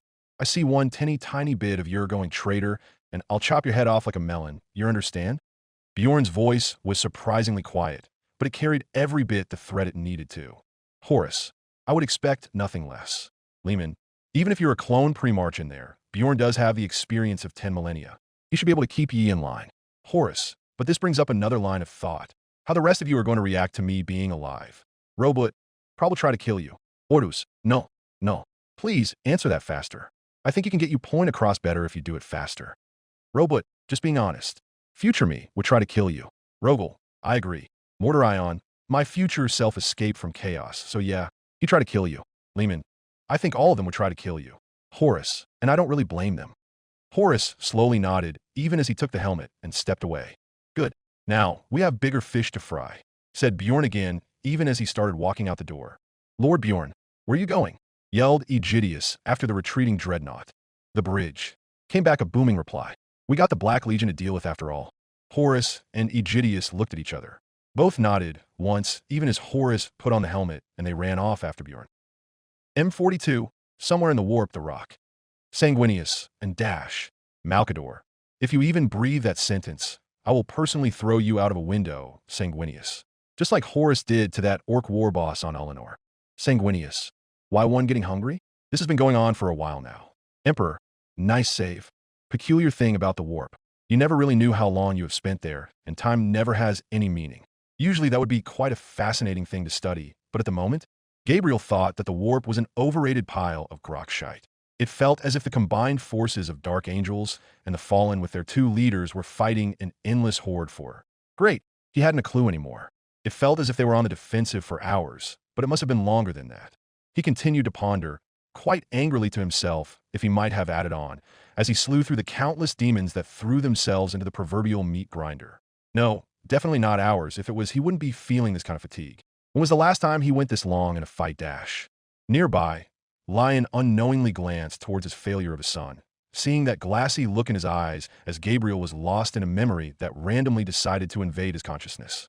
He frowned and smacked the young man behind the head with the flat part of his sword, shocking Gabriel from his reverie. What happened? Oh yes, demons. Gabriel grumbled as he chopped through yet another bloodletter. Have I mentioned how I cannot wait to get back to killing you?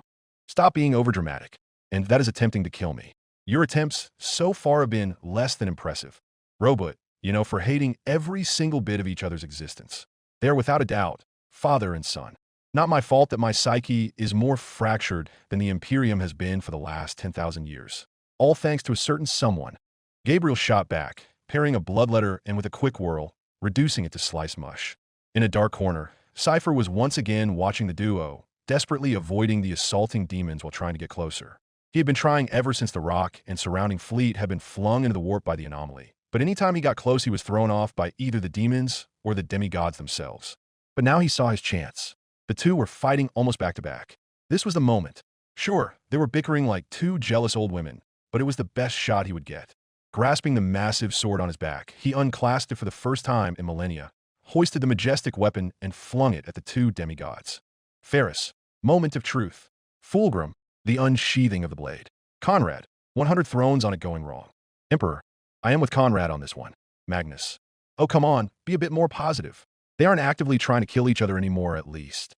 They are bonding. What can possibly dash? Only for the two to see it as a threat and bat it away harmlessly where it proceeded to fly at a nearby viewport. The weapon's massive weight and accumulated psychic energy shearing clear through and sending the lion's sword plunging into the warp. Ferris instantly began raging in an untranslatable binary, even as most of the Primarchs felt the shock of their lives. Horus, well, might as well. Sanguinius, might as well what? Horus, like fucking father, like fucking son. Robot, both at times dafter than a bag of rockcrete. Malkador, coming from you just makes that better. Cypher felt his entire body temperature drop in horror, even as he felt every single bit of hope he had left fly away. All of these millennia, all this time, all this planning, were for nothing. After having dealt with the collective seizure that was the history of the Dark Angels and their stupidity, the unabashedly backwards workings of the Legion, because that is what it was and not chapters, having to have dealt with the worst secret of a Legion in all this time, all of it had been for nothing. Cypher couldn't hold it back anymore. The Lion's Sword, a relic of such incredible power and might, batted away through a viewport of all things. Cypher had been about to fight his way to the two idiots and tell them what they just did, but was stopped. He felt as the entirety of a rock shuddered. What was happening now? The demons slowly started disappearing, even as an announcement came over the Vox. We have transitioned back to the Materium. My pre-march, we require your presence on the bridge. Both Lion and Gabriel stepped toward the grand stairway, leading to the bridge at the same time. When they realized this, they looked at each other, both realizing the absolutely horrible state of their armor and weapons as for a split second their eyes connected. "Truce until we secure the rock," spoke Lion. "Agreed," quickly said Gabe, even as the two ran toward the bridge. Jagatai, impeccable logic on display. Once they arrived, the bridge was a scene of pure chaos. Everywhere around them, the entire bridge appeared to have been heavily damaged in the battle. Control panels and cogitators smoked and sparked. There were cracks in the main viewports. Masonry was lying everywhere, and wires were poking out of every panel, all completed with a fine layer of demon blood and guts stuck to nearly everything. "My lord," greeted the lead captain of the Rock as he approached his pre-march. "What is it you need, Captain?" asked Lion in his normal commanding tone, even as the captain turned back toward the viewport. He had a duel to get back to, and this was getting in the way of that. "Not so much need anything, my lord, as to simply report to you." Both the Lion and Gabriel quirked an eyebrow. Neither knew just how perfectly clone-like they looked like at that moment. "And what is that, Captain?" The captain turned back toward Lion. Behind him, the bridge crew were running around erratically. Both Fallen and Dark Angel Tech Marines, alike desperately attempting to repair the damaged systems. "Malkador, you know a situation is bad if two former hate-bound enemies are working together to fix the situation. Jagatai, especially if they were trying to kill each other just hours ago. Lorger, isn't mutual impending doom such great bonding time? We have transitioned directly above Macridge." The captain's voice sounded incredibly full of anxiety at that moment. "Robot gets an extremely faraway look, possibly develops PTSD. No. And that is a bad thing because," slowly asked Gabriel, trying hard to force his mind to be in the present and not eternally flitting to the past. The captain turned toward him, not knowing what to make of him, but still answering. "The warp anomaly threw us completely off course. We came in far too close. We are locked in the planet's gravitational pull. To make matters worse, the Enginorium has been heavily damaged in the fight, and the control systems are almost completely destroyed." "Robote, no." The captain whirled around and looked toward one of the Tech Marines who was desperately soldering together some wires.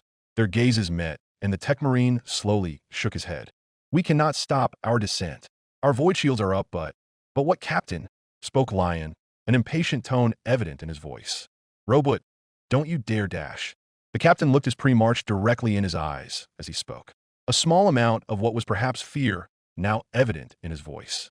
And suddenly, father and son alike were able to agree on something else for the first time ever that didn't have to do with the death of each other. The captain didn't need to say his next words. They both could tell what was about to happen, but they needed to hear it. "We are on a direct collision course with Macridge, my lord, and there is nothing that can stop us." Robot instantly rips apart his screaming pillow and gets up, sharply marching straight to the nearby wall. "Horus, Robot, are you O-dash?" Robot proceeds to walk cleanly through the wall. "Horus, I will take that as a no." "Magnus, is Macridge seriously going to be dash?" "Emperor, demolished by a massive chunk of a planet?" "Yes, the chances are very high."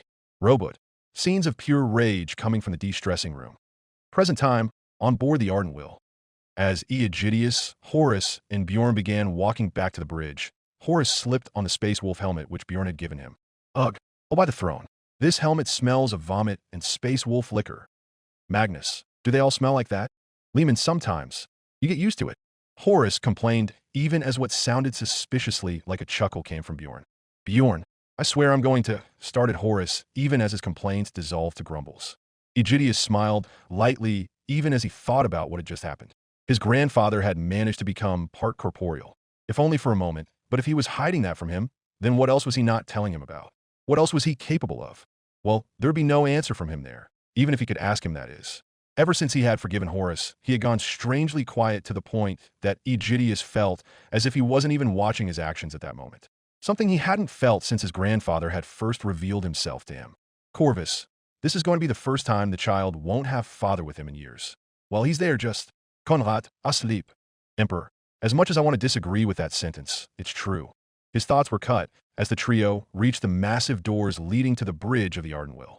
As they entered, they noticed Lord Admiral Spire sitting at the war table, which was projecting the current layout of their forces, even as he was surrounded on all sides by various captains and other admirals. They were all in such a heated debate that they did not notice the trio approach until Spire himself turned his head to face Aegidius. "My prince," he greeted politely, demonstrating to the others the meaning of the man standing before them, even as two custodes came up to stand by Aegidius' side. All of the present captains and admirals turned and slightly bowed their heads, even as they murmured various greetings. where are we with the battle plans? Aegidius had to stop himself from deferring to them, remembering the countless lessons that both Yerrick and his father had given him on how to actually be a commanding presence. Do not ask, command. One of the admirals stepped to the table and pressed a few runes which made the hollow projection of the fleet zoom out. As you can see, my prince, we have moved the fleet into a defensive position. We are currently holding all of the defensive monitors in the system along with the weapons platforms in reserve, should the enemy simply try to break through. Aegidius slowly nodded along, even as his eyes looked over the fleet's positioning, and then he noticed something, that the groups of Cobra-class squadrons, why are they positioned at the bottom of the fleet? He asked, genuine interest in his voice even as the admiral stepped forward again. My prince, we are presuming the traders will come in from the bottom of the navigational paths. This way, our squadrons are in position to engage them as quickly as possible. Aegidius nodded, his mind racing as he thought through the countless war scenarios he had read through and seen. No, he said. Sanguinius. Oh, Lehman. Ere we go again. Robot, wait. Walking back through the hole in the wall he had made, not caring for the glares that two certain brothers were giving him, he has a point. Every single other person in the room. What? Robot, just watch. He has a genuine, good point. No, my prince. Asked the admiral back in surprise. No. We cannot position them below the fleet. While your reasoning is a sound, admiral, it lacks a future thought. The admiral and collective captains blinked once. Jagatai, that point certainly isn't in his oratory skills. Robot, hush and wait, brother. Future thought, my liege? Asked one of the admirals. Well, look, we have them coming in on the front, yes, but we're thinking that they're going to be coming through the standard navigational pathways. But according to, Aegidius looked toward Horus in his scrap-like armor and space wolf helmet, begging with his eyes for the pre-march to help him. I, the Emperor, spoke Horus in his booming voice, even as most of the people present seemed to relax slightly. A retired custodes would explain many things about the mysterious individual that accompanied their liege. Who has been in the traitors' ranks? Said Aegidius, happy that he now had a reason for all of the knowledge that the Emperor pried directly from Horus' head. Horus, NK the panicking in dash. Magnus, -3 Conrad, -2 Robot, +1. Been in the traitors' ranks? Exclaimed one of the admirals. Are we sure we can trust him? Said another, even as the command staff began to argue. Spire appeared to be getting ready to quiet them down, but he was beaten to the point when one of the custodes besides Aegidius slammed the floor with the butt end of his guardian spear, causing all of the arguing personnel to stop and look at the transhuman. Do you dare doubt the words of my brother? The word of one of the Emperor's very own eyes. The tone and threat in the custodian's voice was audible to everyone present. To doubt an eye of the Emperor was almost equal to doubting the Emperor himself. As the admirals and captains quieted down, Aegidius continued. But, yeah, the space beyond our borders is bad. Warp storms, anomalies, pirates, and everything else. So how can we expect them to come from the normal navigational routes? The captains and admirals talked between each other in quiet murmurs of agreement, even as Gil looked toward Spire. The old Lord Admiral had the tiniest trace of smile on his face. Wait, was he testing me? Emperor, of course he would. Robot, and look, he was able to do this on his own without having you hovering over him. Emperor, try telling that to future me. I'm not done, he said as he managed to get the admirals and captains' attention again. So, with them being in a bad position, we should put them where they would be useful. On top of the fleet, the way they can engage any incoming ships with ease. The admirals and captains once again murmured to each other with agreement, even as Spire's smile appeared to grow ever so slightly. Robot, see? He came through, Rogel, after almost sowing chaos across an entire battle fleet. You are correct, my liege. We shall issue the movement orders immediately, answered one of the admirals, even as he bellowed a command toward the Vox officer nearby. Horus was glad his helmet was on, so no one could see the pure pain on his face from that entire exchange. It was clear that the kid inherited absolutely none of his brother's logistical mind or his natural skills in oration. His thoughts were stopped as he noticed the old Lord Admiral standing up with the help of his cane. My lords, we have planned well. Our ships are properly positioned to defend against any type of assault. However, we must accept the fact that we can only hold against them for so long. We can only hope to defend against a preliminary attack, and even then we can expect the casualties to be high. Spire's words brought a sobering note to Horus' mind, even as he continued speaking. Our hymnals will take too long to reach any friendly forces. Far too long for them to help us during the preliminary assault. Spire turned and looked up at all of the captains and admirals. Any more suggestions, my lords? Horus stepped forward slightly and was about to speak when suddenly, Lord Admiral, came a cry from the master of the sensorium. What is it? said Spire as he turned toward the man looking at them with obvious fear in his eyes. The Black Fleet has transitioned in the system. Malkador, time's up, Emperor. We can only hope this won't end too badly. The collection of captains and admirals followed Spire as he quickly limped his way to the main viewport of the bridge. What they saw outside caught the breath of every single one of them. Ships of all sizes were present in the enemy's ranks. Everything from escorts to even a despoiler-class battleship. Sir, sensors confirm the battleship at the lead to be the Damnation's Fury, followed by almost 24 cruisers and countless escorts. Spire turned toward the captains and admirals. My lords, it appears that we are out of time. Return to your ships. May the Emperor guide your guns, and may these heretics feel his wrath. Spire turned toward his own bridge crew, even as the captains and admirals rushed off. All hands, battle stations. The crew immediately sprung into life, even as all of the regular lights aboard the Ardent will turn off and were replaced with their red glowing counterparts. Armored panels began to slide into place, and the ship's gunners were being plugged into their various ports even as a call went out over the entire ship's vox. Battle stations, battle stations. All hands man your posts. The route of travel is forward and up to starboard, down and aft to port. Set material condition bellum throughout the ship. The Black Fleet has transitioned in the system. The announcement was followed by an ominous-sounding klaxon, even as Aegidius realized something. I'm going to be in a battle, one where the odds are against us, and we are fighting traitor Astartes. My own grandfather isn't responding, and I'm helpless inside of a ship. He took a deep breath, slowly inhaling and exhaling, even as he glanced at the approaching Black Fleet through the main viewport. Only one thought crossing his mind. Fuck. The vid finally ended, leaving the viewing family in shock that it would end at such a high-tension moment where anything could happen next. Well then, the Emperor chirped, leaning back in his throne. I assume everyone wants to watch the next one. Yes, I do. Robot called out, worry etched on his patrician features. I can't wait and imagine the trouble Aegidius is going to get into. I need to know what happens next, not to mention that the rock is falling towards Macridge. I believe my future self will have a plan to enact in just such a case. Rogel nodded. He knew he would do so in the future. It was, after all, himself, and he knew himself better than anyone else. But what about the Black Legion? Horus questioned. Why are they chasing a clone me? Apparently, I went on an adventure through the warp, and I am a clone with a soul and complete memory somehow. But more importantly, how many are there, and what is going to happen to the Imperium Secundus?